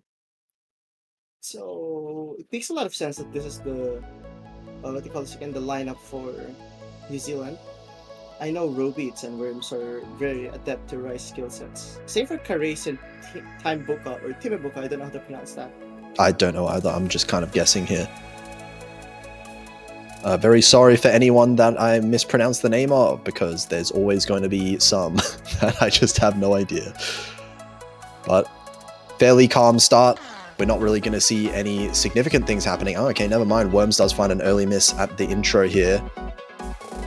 But not too big of a gap, because still matching Tiebreaker's accuracy is Worms. So small lead for Russia. Small lead, but that's gonna mean a lot, especially considering with how the accuracy of New Zealand hasn't really been up to par. Two misses traded, but I think that actually favors me. Oh wait, no, that favors New Zealand slightly, just because of the accuracy drop of Tiebreaker there. Yeah, that accuracy now is looking like it's almost in favor of New Zealand, but New Zealand having the two misses to Russia's one. Ray still holding on that full combo is giving them the advantage so far, and Robeats with another miss there, that's going to expand this lead out. Yeah, that's going to be a bit deadly. Oh, Tiebreaker, that's a massive miss. That essentially will tie Robeats there, so there's still a bit of time, but Robeats trades one back. This is exactly what's happening. Russia's giving them opportunities, but New Zealand just cannot capitalize on them. And throughout all of this, we have Karay still with the full combo, still with the highest ACK in the lobby, and that's really making a huge difference for the Russian Federation. They are looking like they're going to pick up their own point early on their protect, and it is a solid win for them, despite New Zealand having some pretty good scores themselves, actually, with the 960k from Worms, but solid full combo for Correis, a clean one at that. And that is going to be Russia off to a good start themselves. Great start indeed. They win their own pick, which is exactly what you have to do. But seems like New Zealand's ratio is slightly better, but the tournament count it's all Russian Federation for me. And I think it's going to be interesting seeing what New Zealand decide to go for as their game plan here, because they did protect the hybrid, but aside from that hybrid too, it's very hard for me to tell exactly what New Zealand might have an advantage on. The LNs might be what they end up going for. Probably. But do they go for it now, or do they go straight for the protect right away is my question. Let's see.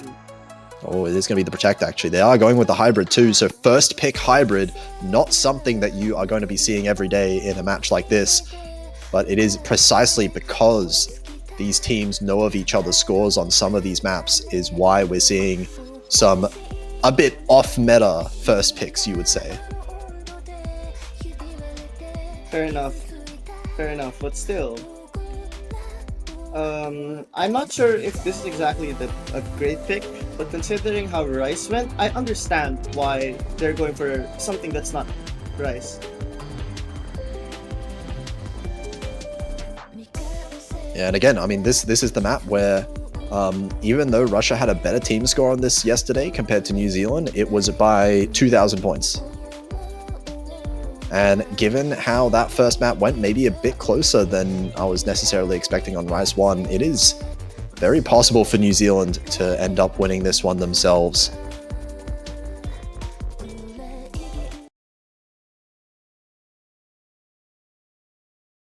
And we are seeing some resident LN players from each team being swapped in, Meiju being a notable LN player on the side of Russian Federation, and Do You Fart, of course, being the LN player for New Zealand also. So yeah, I understand these two swap-ins. Makes a lot of sense, while Rubits and Timubuka stay. Well, Timubuka's sort of having a shaky start, but thankfully it's only at the very beginning, and there's not so much time left in this chart.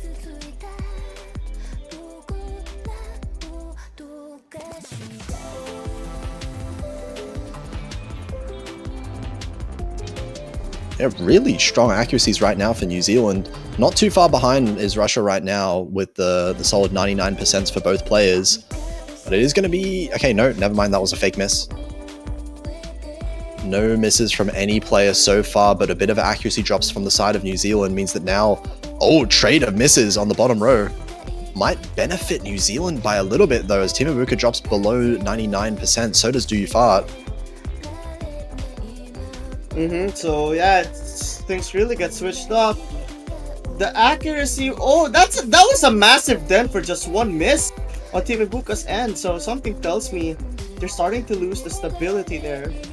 But New Zealand as a team, both of their players have been missing a couple of times now. The only player that is not finding these frequent misses is Meiju on the side of Russia, and that is what's giving this 10,000 point lead towards Russia right now as Robeats finds multiple misses. That is denting the score a little bit, but the accuracies are still really close despite the repeated misses. It should theoretically still be comebackable for New Zealand, but this lead growing more and more. Do You Fart finding another miss? Well, that's one miss on Timubuka right there. But New Zealand is sort of starting to creep in. Oh my god. That's their chance! This is their opportunity. That's a massive team reset and another one. Oh, hang on a second. Wait, That's Meiju struggling all of a sudden. Do You Fart does trade one back, but this is getting really, really close. But Robeats, oh, this is the problem. They cannot capitalize on the opportunities Russian Federation is giving them. But now these elements are in. I think there's a bit of a chance again. Oh, there's not that much time left. The accuracies are dead even between the two teams. It's just the misses happening a bit too frequently on New Zealand's side throughout the map. This map is cooling down, and 8,000 points, I don't know if that's going to be possible to come back from.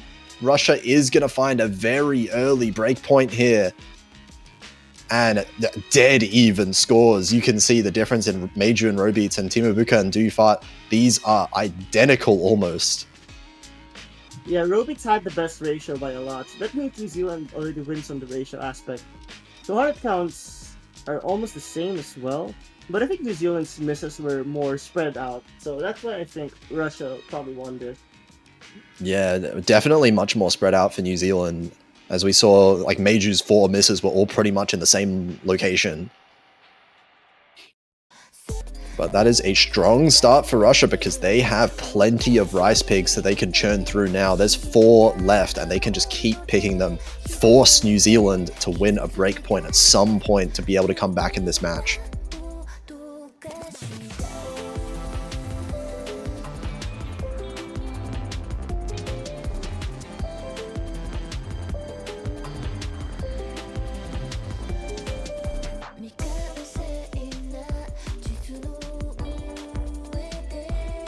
And the question is, which one do they go for? Because there's still quite a few left. I would say... Oh, okay, Rice 5 going to be the pick here. I was thinking Rice 6 coming out at some point for Russia, but Rice 5 I think is also a decent choice for them. And I'm trying to think back, did New Zealand play this last time? I think they may have. But definitely kind of along similar lines of the Rice 1. They're trying to really target New Zealand's potential discomfort when it comes to like the faster patterns, the more technical patterns, and hoping that Russia themselves hold onto those combos for a bit longer.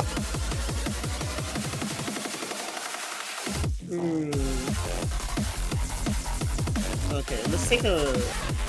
I'm really excited to see how this one turns out. But no Robeats for this pick? That's an interesting decision there. There's been a fair few of these Rice picks that Robeats has not been playing for. I think Dufa is definitely one of the players that has been, I feel like, more consistent when it comes to holding combo on the New Zealand team, while Worms is that player that is expected to get the higher accuracy on the team as well.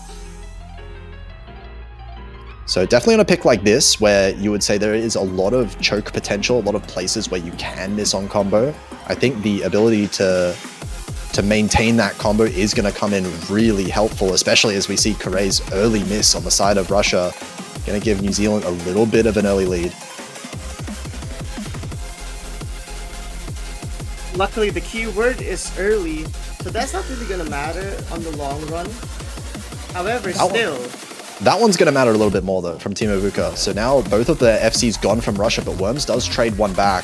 So this lead is going to stay quite close. Dufart finding a big miss. That was a whole % of accuracy being dropped. Yeah, that's going to be massive. Another one. It's really going to affect them if they cannot keep this consistency up. Oh, but full lobby wipe there. Both players on New Zealand and Russia all missing. So this score is not going to balloon quite as much as Russia would like it to. Another miss at the end there from Duyufar is going to keep it in Russia's favor, but we can see the trades coming back and forth. Team Avuka missing once more. This lead is refusing to grow. Yeah, these misses are gonna haunt Russian Federation, especially if it's gonna keep on coming. But thankfully, New Zealand also drops. Dufart has been on a roll combo-wise, but Worms has been fighting. Oh, that's the worst place to find a miss! On the break section as well. Really unfortunate repeated misses here from Worms, running out of stamina a little bit perhaps, and now it seems like Russia has been the team to start stabilizing their combo. They've been missing a lot less in this recent section, and that's why this lead is now 25,000 points as we're getting into the last section of the map.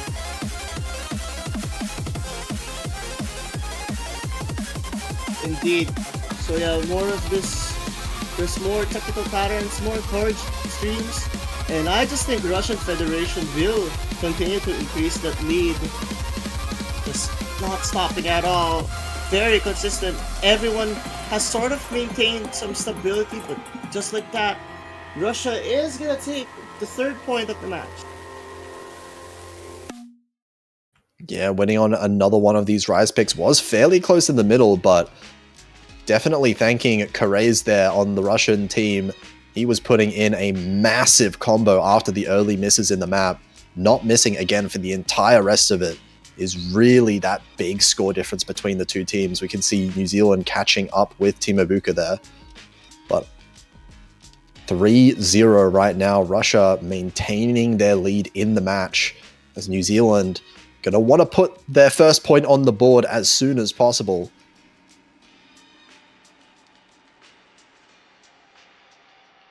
All right. So yeah, I think New Zealand's picking. Huh. I don't know. Okay, to be fair, the hybrid pick was very close. Wait. Huh? Wait. Oh, okay. Yeah, hybrid was picked. That's what I was wondering. So wait, what's happening? It's LN2? LN2. It is LN2. Trying out a different part of the pool that hasn't quite been tested so far in this match. Definitely a pretty good idea. I wouldn't go towards any of the Rise picks for New Zealand. So between LN and hybrid is going to be nice to try something different.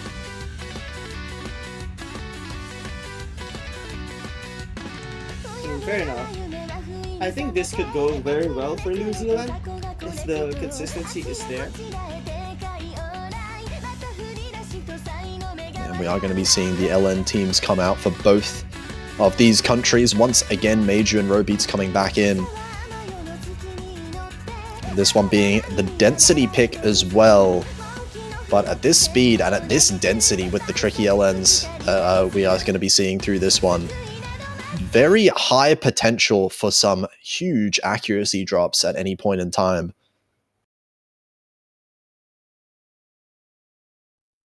Fair enough.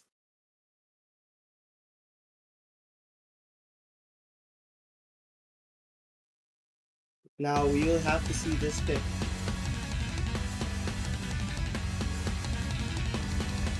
And we have seen this time and time again so far. This intro is rough.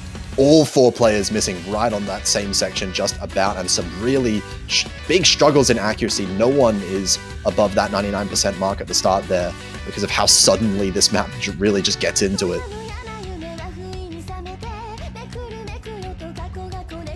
And now, Russia is in the advantage in the driver's seat for LNs.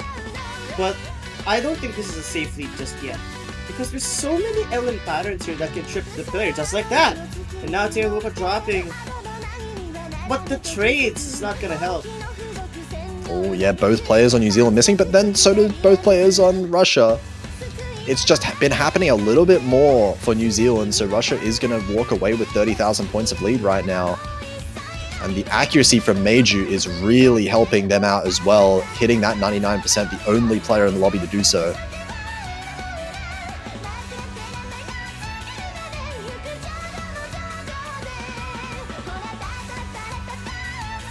New Zealand struggling to hold any 400 combos, so they are not reaching that maximum combo threshold very often. Well, Russia has been holding consistent so far in this kind of second quarter of the map. Yeah, and now that even though Russia has missed a few times, New Zealand has done that even more, not to mention accuracy. So just from the consistency alone and from reading, they aren't really able to keep up with Russia on these picks. So I think LN2, sorry, is this LN2? This is right. This is LN2, LN2, yes.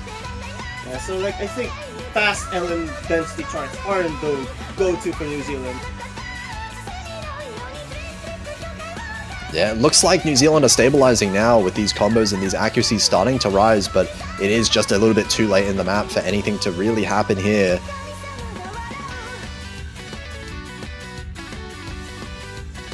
Yeah, time is running out, and I think Russia will convincingly take this one. Yeah, that is 40,000 points, not enough time in the map. And Russia takes a second breakpoint here. They are 4-0 up now. And once again, it feels like Russia's getting these scores where they're missing at the start of the map and then just FCing the entire rest of it. As we see 3,000 combo there for Team Ibuka.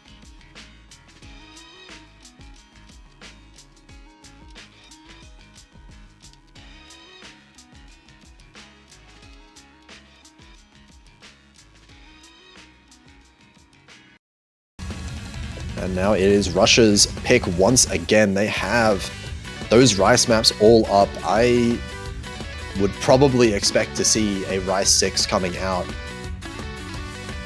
because that is another one that I think Russia does have the information for New Zealand on, and another one that I feel like Russia should be relatively comfortable with compared to something like the Rise 4. Yeah, I think Russia probably... They shouldn't pick Rise 3. Oh my goodness! The moment I said that, they pick Rise 3. What is going on? I mean, Rise 3, definitely not a bad pick either. I think that Rise 4 was probably like maybe the only pick that I wouldn't go for. This one might be quite risky, but so far it has been Russia that have had the better accuracy on the Rise, so that should definitely come in handy when it comes to a chord jack like this. Fair enough, fair enough.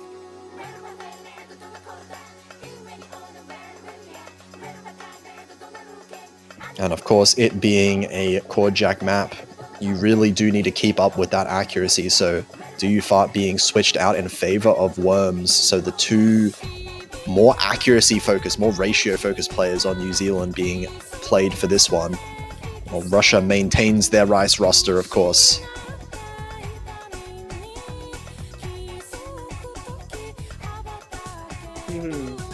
So yeah, I just really think, I hope Russia is very consistent on this chart.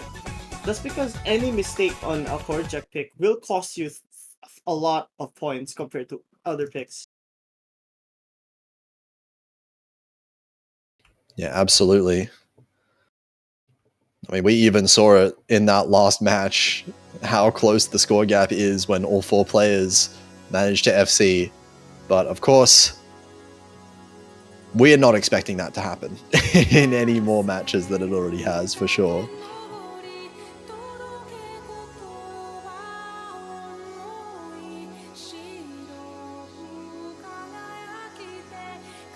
Alright, let's see.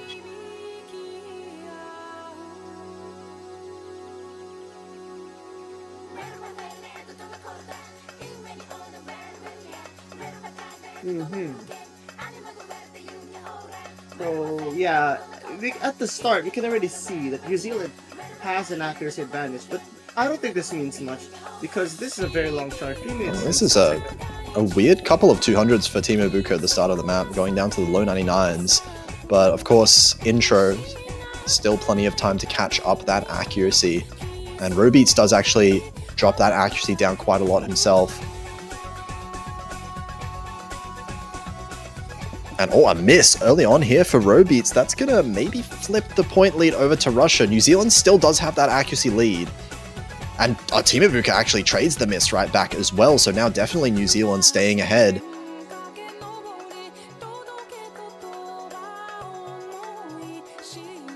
And a decent lead that feels like the first decent lead that New Zealand has had so far in this match now. But they're going to have to hold on. The densest section is going to appear right at the end of the map. And oh wait! Really? This is what I was saying. I wasn't a fan of this pick. And this is exactly why. Yeah, that happens more often than you would think it would.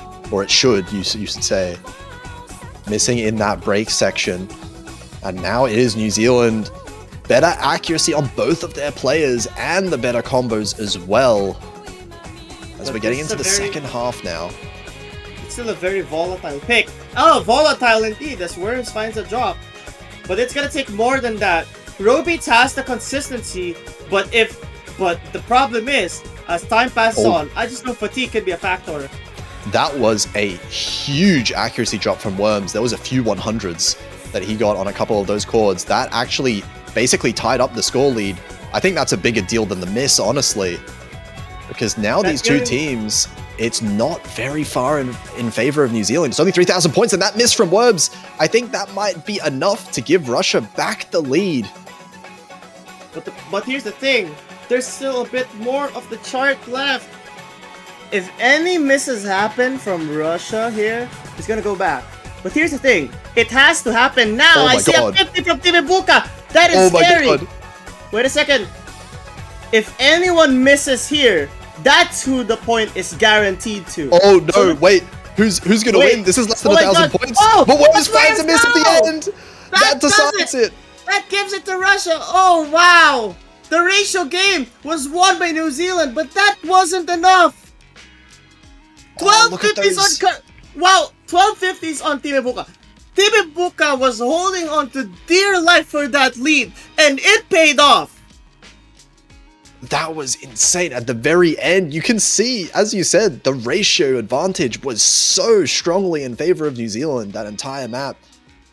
But the missed differences just towards the very end is what costed the entire map. And now Russia managing to get by the skin of their teeth. 5-0 now. They're on a break. They're on a match point, I should say, already.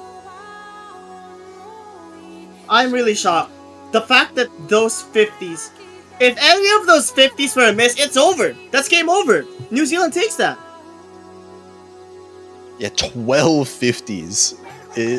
That was a balancing act there for Team Ibuka. And, oh wait, oh my god. New Zealand, they're picking Rice. That is a ballsy call right there, but Rice 6 coming out.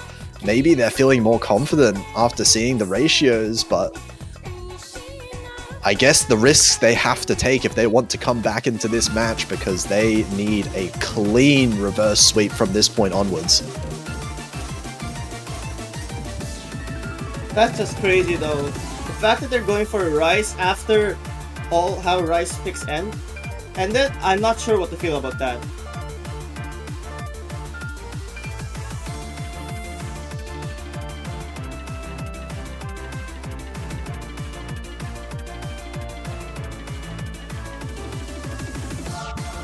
And of course, they are going to be keeping in Robeats and Worms for this one. I do believe this is another one of those picks that you do want to be keeping the accuracy decently high on as well, because it is one of the more straightforward of the Rice picks.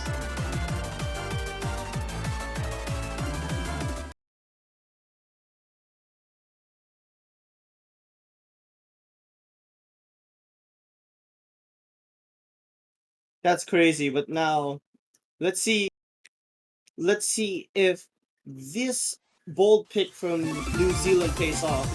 I don't know really if this is the pick they should have went with.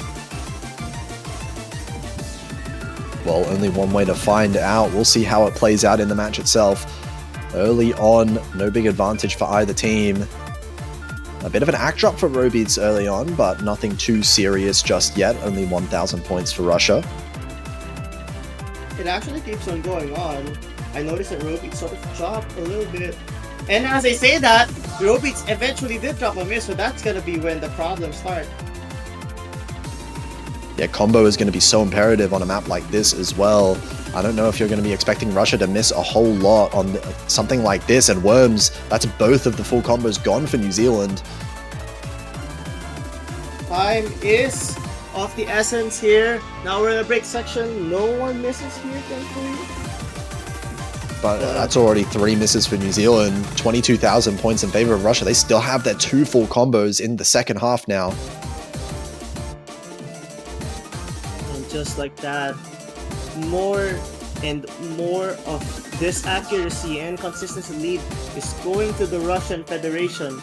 Not exactly what you'd want if you're in New Zealand, but there's still a bit of time, and I know it's not the least dense chart out there. Yeah, but the misses are just not coming from the side of Russia. Robeats finding another one there. Still 2 full combos on that left side of the screen, and a wipe for New Zealand. It feels like it's way too late in the map now. This is 45,000 points. Massive full combos for both of those Russian players, as Team Ibuka with a huge 99.7%. And I think that does it. The Russian Federation has secured a win 6-0. That's a very big win, especially considering that this is only 3 seeds apart. However, you gotta give it to New Zealand. They had so many close calls. Like, we could have been seeing a 4-2 situation right now. Yeah, there were some very real opportunities there for New Zealand, but just unfortunately for them, every close map going the side of Russia, and Russia is going to manage to pull off the clean sweep. New Zealand is going to be eliminated here in the quarterfinals, while Russia is going to be moving forward to verse Indonesia next week in the losers bracket. Spicy match. Very spicy match. I am hoping to see that match really live because I just know those teams will be amazing in the next round. Yeah, absolutely. And of course, the map pool's only getting harder from here on, so we're going to be seeing a lot more drama with the misses as well. And some players probably struggling to keep up as well as the maps. I think they're going to get a lot harder. I think we're reaching the end game very soon. But that is going to be it for this one here. And I believe, do we have a match in 30 minutes or not? Let me check. Let's see. We do not, actually. An hour from now. Okay. Now that is a big match as well. Oh, we got quite a few of them left. The rest of this weekend being pretty stacked in terms of matches here. Philippines versus Hong Kong going to be the next one at 12 UTC. That's going to be in an hour and a half. So make sure you stick around for that one, because that one is a winner's bracket match, is it? It's the last winner's bracket match that hasn't happened yet, yes. Oh, okay. Very spicy one there coming up. And then followed up with quite a few, I think, losers bracket matches in a row coming later tonight. So make sure you stick around for that one. We're going to be going offline for about an hour and a half. But unless there's anything you want to add, we will see you guys later.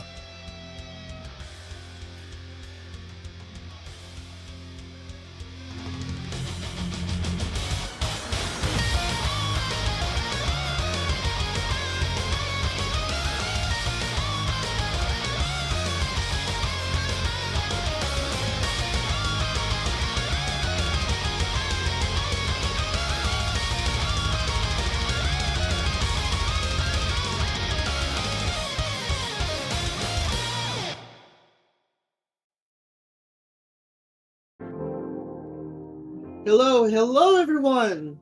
Welcome to the Osmania 7K World Cup 2025 quarterfinals round.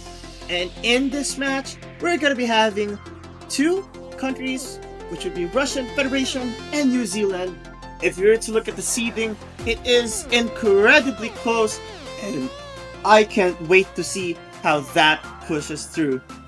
I am Silovas Kaels, and joining me on the commentary booth is none other than Potassium F. Hello, how are you doing today? I'm doing well, especially after that previous match. That was a really exciting one. And hopefully another one here. We are going to be seeing two of the losers bracket teams now versing once again. So the loser, of course, will be eliminated from the tournament. But also, this is the second match that both of these teams have played this weekend. They have both come out of victories yesterday. So one extra little spicy detail is they have some information on what the other team is capable of on some of these picks. And after comparing some of the scores, I will expect Russia to pick all of the rice picks, is what my conclusion is from that.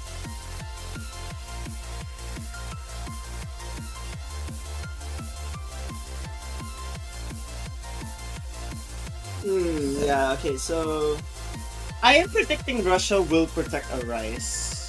They already have. They protected Rice 1, which I didn't see does that. makes a lot of sense, given we did see, I think New Zealand was struggling a little bit with the speed in their match yesterday, and New Zealand protecting Hybrid 2 is a very targeted protect as well, given the team scores from the two teams yesterday as well.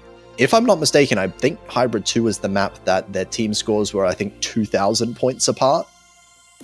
So definitely one that could go either way, but it's the one that I think New Zealand has shown quite a lot of fight in as well. They are a fairly solid all-round team.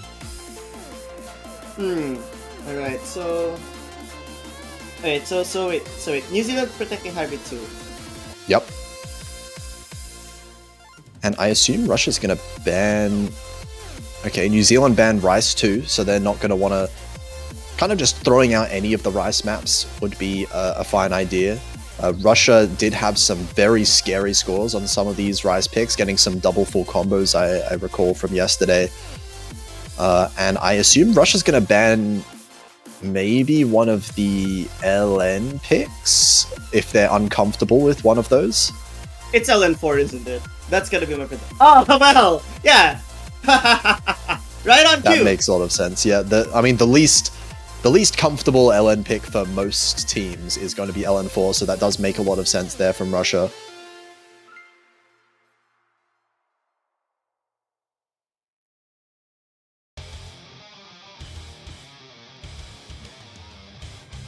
And it looks like they don't intend on wasting any time. They're taking the Japan strategy of just, let's pick our protect right away. No waiting.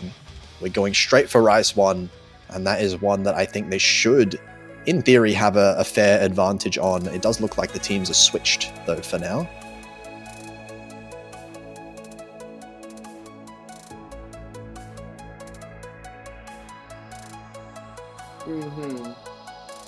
So the Rice 1 pick makes a lot of sense.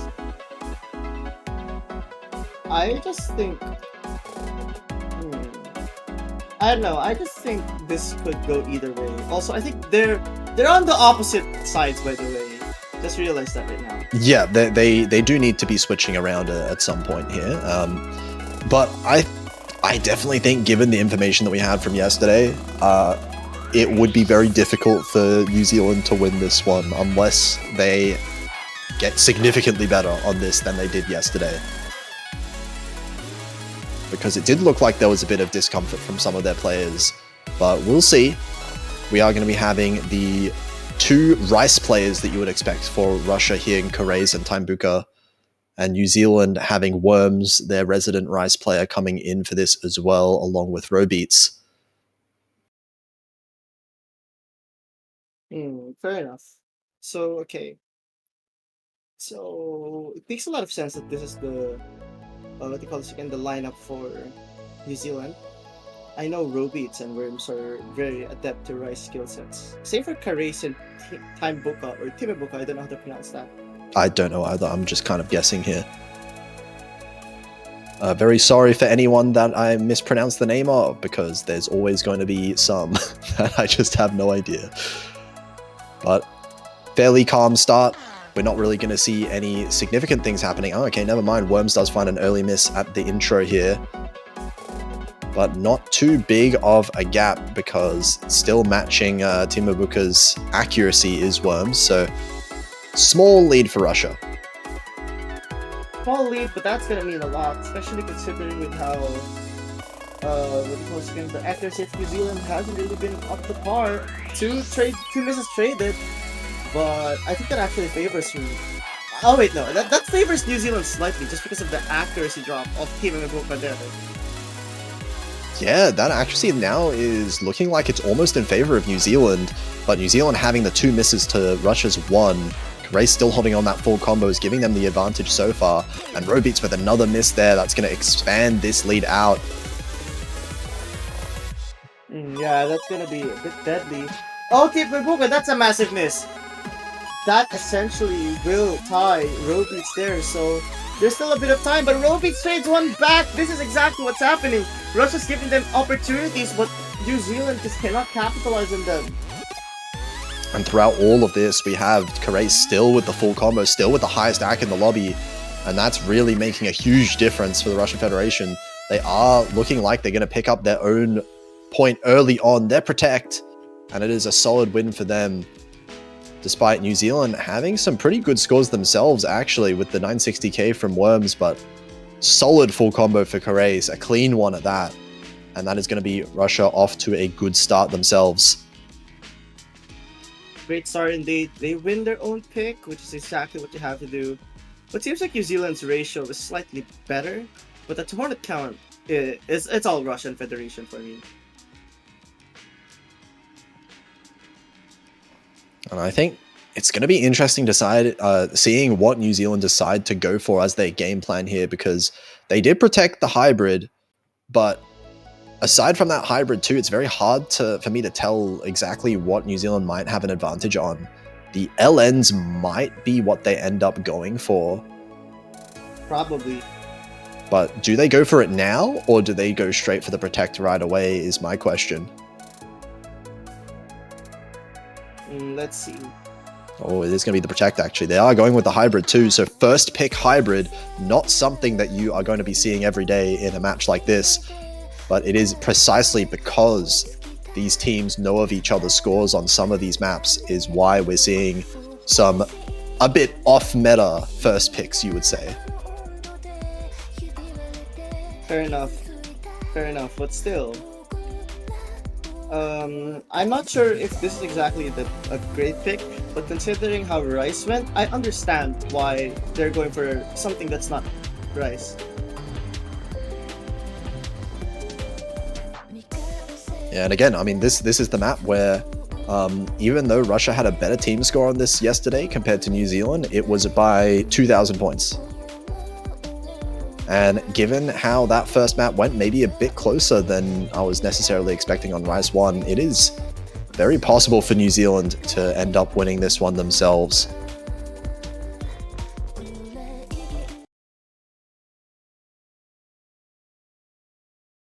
And we are seeing some resident LN players from each team being swapped in, Meiju being a notable LN player on the side of Russian Federation, and Duyufat, of course, being the LN player for New Zealand also.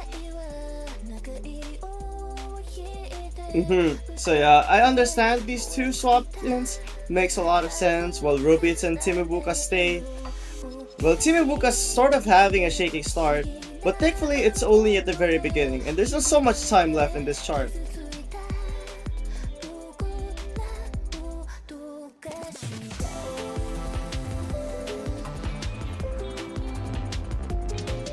Yeah, really strong accuracies right now for New Zealand. Not too far behind is Russia right now with the solid 99% for both players. But it is going to be... Okay, no, never mind, that was a fake miss. No misses from any player so far, but a bit of accuracy drops from the side of New Zealand means that now... Oh, trade of misses on the bottom row. Might benefit New Zealand by a little bit though, as Timubuka drops below 99%, so does Duyufat. So yeah, things really get switched up. The accuracy, that was a massive dent for just one miss on Timubuka's end, so something tells me they're starting to lose the stability there. But New Zealand as a team, both of their players have been missing a couple of times now. The only player that is not finding these frequent misses is Meiju on the side of Russia, and that is what's giving this 10,000 point lead towards Russia right now as Robeats finds multiple misses. That is denting the score a little bit, but the accuracies are still really close despite the repeated misses. It should theoretically still be comebackable for New Zealand, but this lead growing more and more. Duyufat finding another miss. Well, that's one miss on Timubuka right there. But New Zealand is sort of starting to creep in. Oh my god. That's their chance! This is their opportunity. That's a massive team reset and another one. Oh, hang on a second. Wait, That's Meiju struggling all of a sudden. Duyufat does trade one back, but this is getting really, really close. But Robeats, this is the problem. They cannot capitalize on the opportunities Russian Federation is giving them. But now these elements are in. I think there's a bit of a chance again. Oh, there's not that much time left.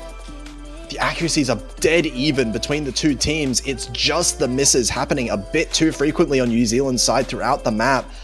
This map is cooling down, and 8,000 points, I don't know if that's going to be possible to come back from.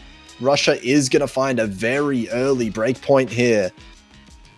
And dead even scores. You can see the difference in Meiju and Robeats and Timubuka and Duyufat. These are identical almost.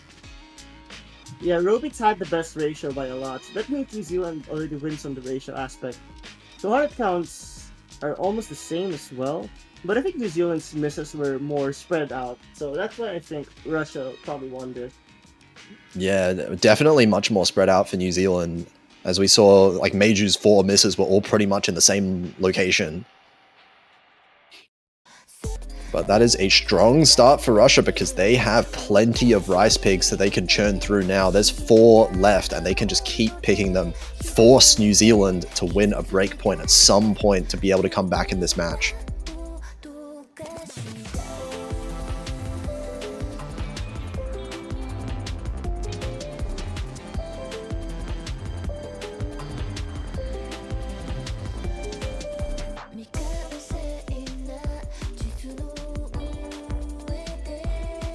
the question is, which one do they go for? Because there's still quite a few left. I would say... Oh, okay, Rise 5 going to be the pick here. I was thinking Rise 6 coming out at some point for Russia, but Rise 5 I think is also a decent choice for them. And I'm trying to think back, did New Zealand play this last time? I think they may have. But definitely kind of along similar lines of the Rise 1. They're trying to really target New Zealand's potential discomfort when it comes to like the faster patterns, the more technical patterns, and hoping that Russia themselves hold onto those combos for a bit longer.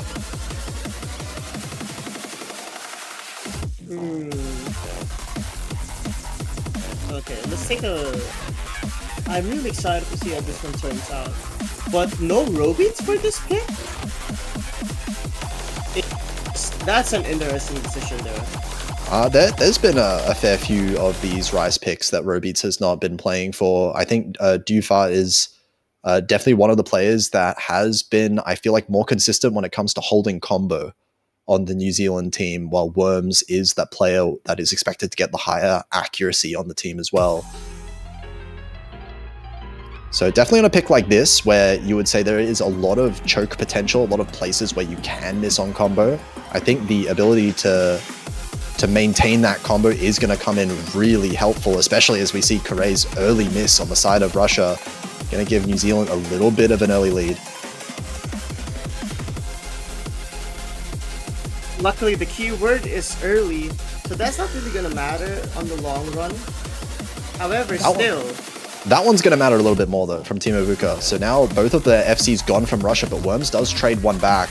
So this lead is going to stay quite close. Dufa finding a big miss. That was a whole % of accuracy being dropped. Yeah, that's gonna be massive. Another one!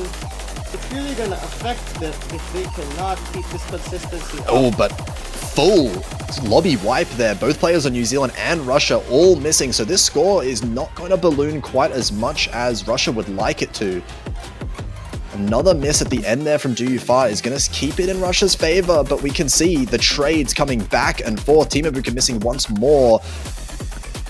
This lead is refusing to grow. Yeah, these misses are gonna haunt Russian Federation, especially if it's gonna keep on coming. But thankfully, New Zealand also drops. New Park has been on a roll combo-wise, but Worms has been fighting. Oh, that's the worst place to find a miss! On the break section as well. Really unfortunate repeated misses here from Worms, running out of stamina a little bit perhaps, and now it seems like Russia has been the team to start stabilizing their combo. They've been missing a lot less in this recent section, and that's why this lead is now 25,000 points as we're getting into the last section of the map.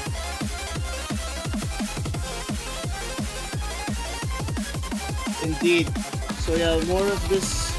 There's more technical patterns, more courage streams, and I just think the Russian Federation will continue to increase that lead. Just not stopping at all. Very consistent. Everyone has sort of maintained some stability, but just like that, Russia is gonna take the 3rd point of the match.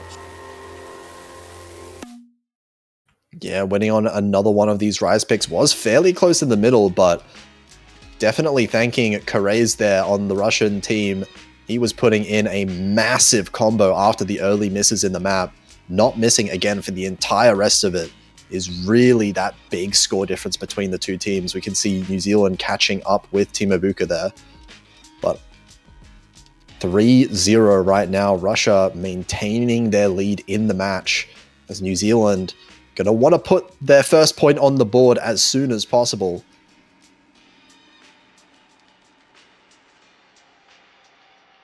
Alright. So yeah, I think New Zealand's picking...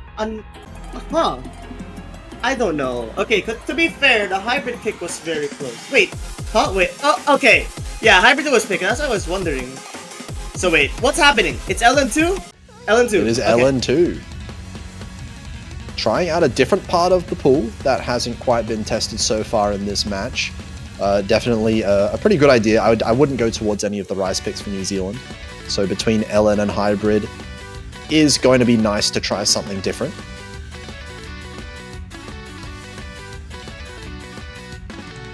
fair enough. I think this could go very well for New Zealand if the consistency is there. And we are going to be seeing the LN teams come out for both of these countries. Once again, Meiju and Robeats coming back in. This one being the density pick as well. But at this speed and at this density with the tricky LNs, we are going to be seeing through this one.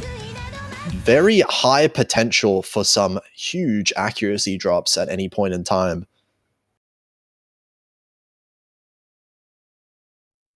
Fair enough.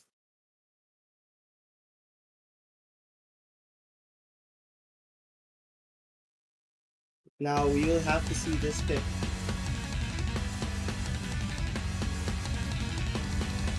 And we have seen this time and time again so far. This intro is rough. All 4 players missing right on that same section just about, and some really big struggles in accuracy. No one is above that 99% mark at the start there because of how suddenly this map really just gets into it.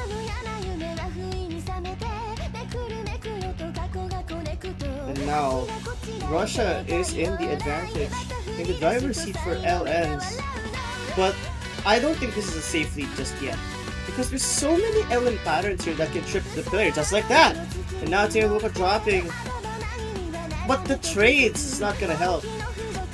Oh yeah, both players on New Zealand missing, but then so did both players on Russia. It's just been happening a little bit more for New Zealand, so Russia is going to walk away with 30,000 points of lead right now. And the accuracy from Meiju is really helping them out as well, hitting that 99%, the only player in the lobby to do so.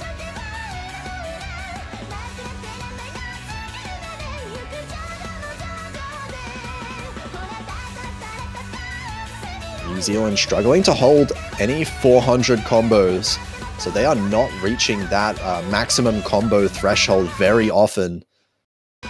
Well, Russia has been holding consistent so far in this kind of second quarter of the map. Yeah, and now that even though Russia has missed a few times, New Zealand has done that even more, not to mention accuracy. So just from the consistency alone and from reading, they aren't really able to keep up with Russia on these picks. So I think LN2, sorry, is this LN2? This is right. This is LN2, LN2, yes. Yeah, so like I think fast LN density charts aren't the go-to for New Zealand. Yeah, it looks like New Zealand are stabilizing now with these combos and these accuracies starting to rise, but it is just a little bit too late in the map for anything to really happen here.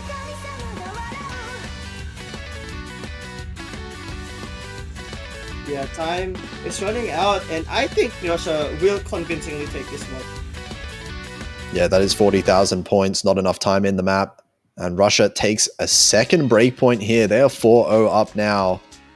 And once again, it feels like Russia's getting these scores where they're missing at the start of the map and then just FCing the entire rest of it. As we see 3,000 combo there for Team Ibuka.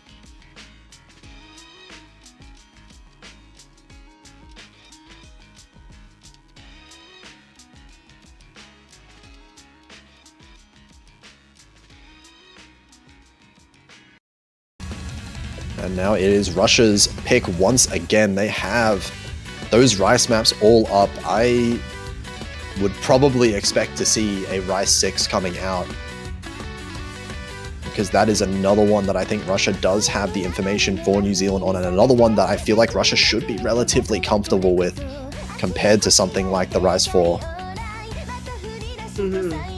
Yeah, I think Russia probably... They shouldn't pick Rice 3. Oh my goodness! The moment I said that, they pick Rice 3! What is going on? I mean, Rice 3, definitely not a bad pick either.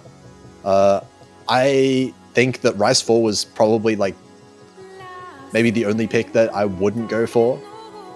This one might be quite risky, but so far it has been Russia that have had the better accuracy on the Rice, so that should definitely come in handy when it comes to a core jack like this. Fair enough, fair enough.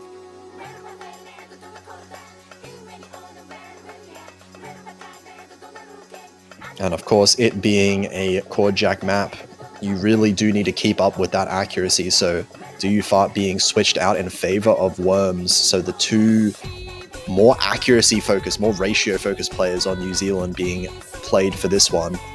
Well, Russia maintains their Rice roster, of course.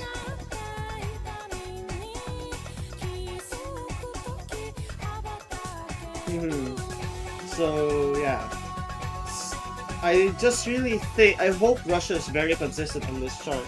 Just because any mistake on a core jack pick will cost you a lot of points compared to other picks. Yeah, absolutely.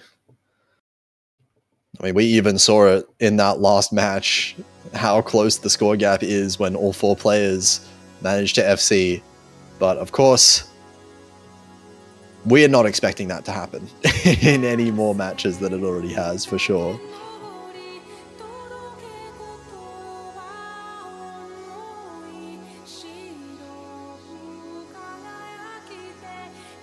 Alright, let's see.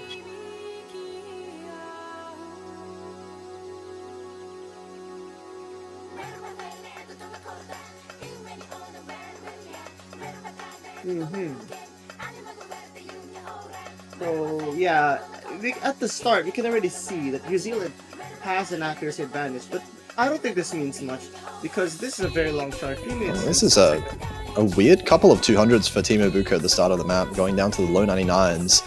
But of course, intro, still plenty of time to catch up that accuracy. And Robeats does actually drop that accuracy down quite a lot himself. And a miss early on here for Robeats. That's going to maybe flip the point lead over to Russia. New Zealand still does have that accuracy lead. And Team Ibuka actually trades the miss right back as well. So now definitely New Zealand staying ahead.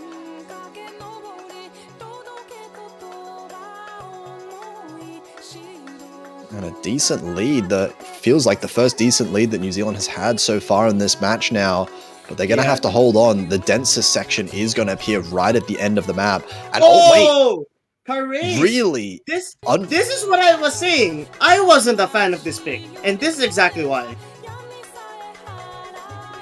Yeah, that happens more often than you would think it would, or it should, you should say.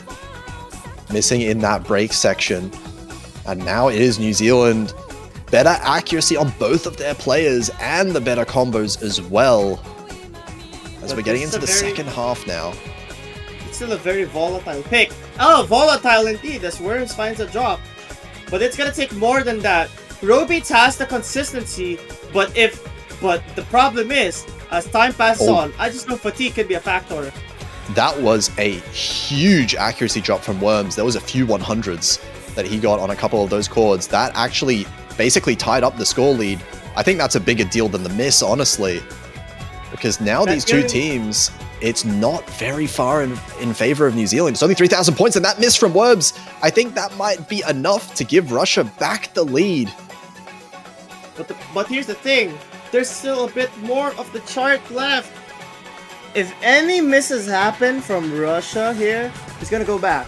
But here's the thing. It has to happen now. I see a 50 from Team Ibuka. That is scary. Wait a second. If anyone misses here, that's who the point is guaranteed to. Oh no, so, wait. Who's gonna win? This is less than 1,000 points. Oh, but Worms finds a miss at the end. That decides it. That gives it to Russia. Oh wow.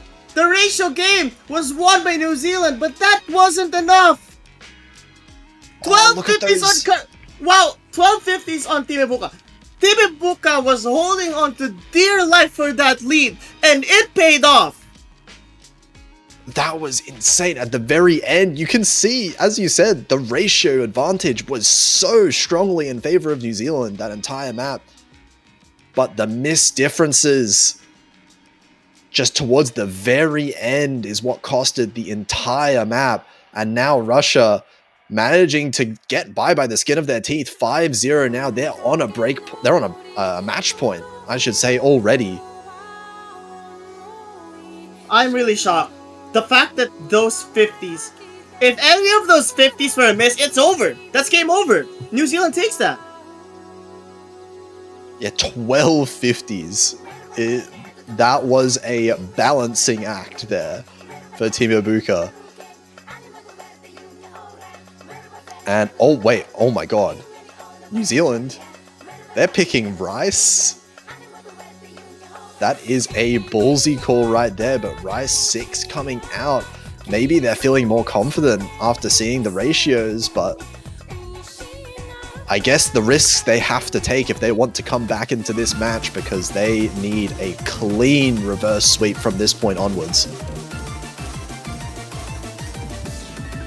That's just crazy though. The fact that they're going for Rice after all how Rice picks end, and then I'm not sure what to feel about that.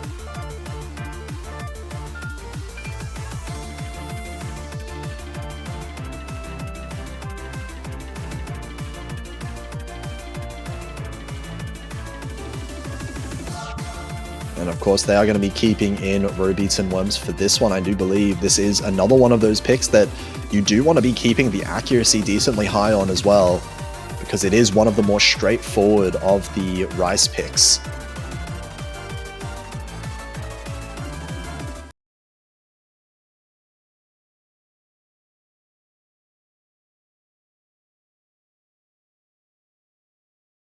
That's crazy, but now let's see if this bold pick from New Zealand pays off. I don't know really if this is the pick they should have went with. Well, only one way to find out. We'll see how it plays out in the match itself. Early on, no big advantage for either team. A bit of an act drop for Robeats early on, but nothing too serious just yet. Only 1,000 points for Russia. It actually keeps on going on. I noticed that Robeats sort of dropped a little bit. And as I say that, Robeats eventually did drop a miss, so that's gonna be when the problems start. Yeah, combo is going to be so imperative on a map like this as well. I don't know if you're going to be expecting Russia to miss a whole lot on something like this. And Worms, that's both of the full combos gone for New Zealand. Time is of the essence here. Now we're in a break section. No one misses here, thankfully. But that's already 3 misses for New Zealand. 22,000 points in favor of Russia. They still have their 2 full combos in the second half now. And just like that, more and more of this accuracy and consistency lead is going to the Russian Federation. Not exactly what you'd want if you're in New Zealand, but there's still a bit of time, and I know it's not the least dense chart out there. Yeah, but the misses are just not coming from the side of Russia. Robeats finding another one there. Still 2 full combos on that left side of the screen, and a wipe for New Zealand. It feels like it's way too late in the map now. This is 45,000 points. Massive full combos for both of those Russian players, as Tiebreaker with a huge 99.7%. And I think that does it. The Russian Federation has secured a win 6-0. That's a very big win, especially considering that this is only 3 seeds apart. However, you gotta give it to New Zealand. They had so many close calls. Like, we could have been seeing a 4-2 situation right now. Yeah, there were some very real opportunities there for New Zealand, but just unfortunately for them, every close map going the side of Russia, and Russia is going to manage to pull off the clean sweep. New Zealand is going to be eliminated here in the quarterfinals, while Russia is going to be moving forward to verse Indonesia next week in the losers bracket. Spicy match, very spicy match. I am hoping to see that match really live, because I just know those teams will be amazing in the next round. Yeah, absolutely. And of course, the map pool's only getting harder from here on, so we're going to be seeing a lot more drama with the misses as well, and some players probably struggling to keep up as well, as the maps. I think they're going to get a lot harder. I think we're reaching the end game very soon, but that is going to be it for this one here. And I believe, do we have a match in 30 minutes or not? Let me check. Let's see. We do not, actually. An hour from now. Okay. Now that is a big match as well. Well, we got quite a few of them left. The rest of this weekend being pretty stacked in terms of matches here. Philippines versus Hong Kong going to be the next one at 12 UTC. That's going to be in an hour and a half. So make sure you stick around for that one, because that one is a winner's bracket match, is it? It's the last winner's bracket match that hasn't happened yet, yes. Oh, okay. Very spicy one there coming up. And then followed up with quite a few, I think, losers bracket matches in a row coming later tonight. So make sure you stick around for that one. We're going to be going offline for about an hour and a half. But unless there's anything you want to add, we will see you guys later.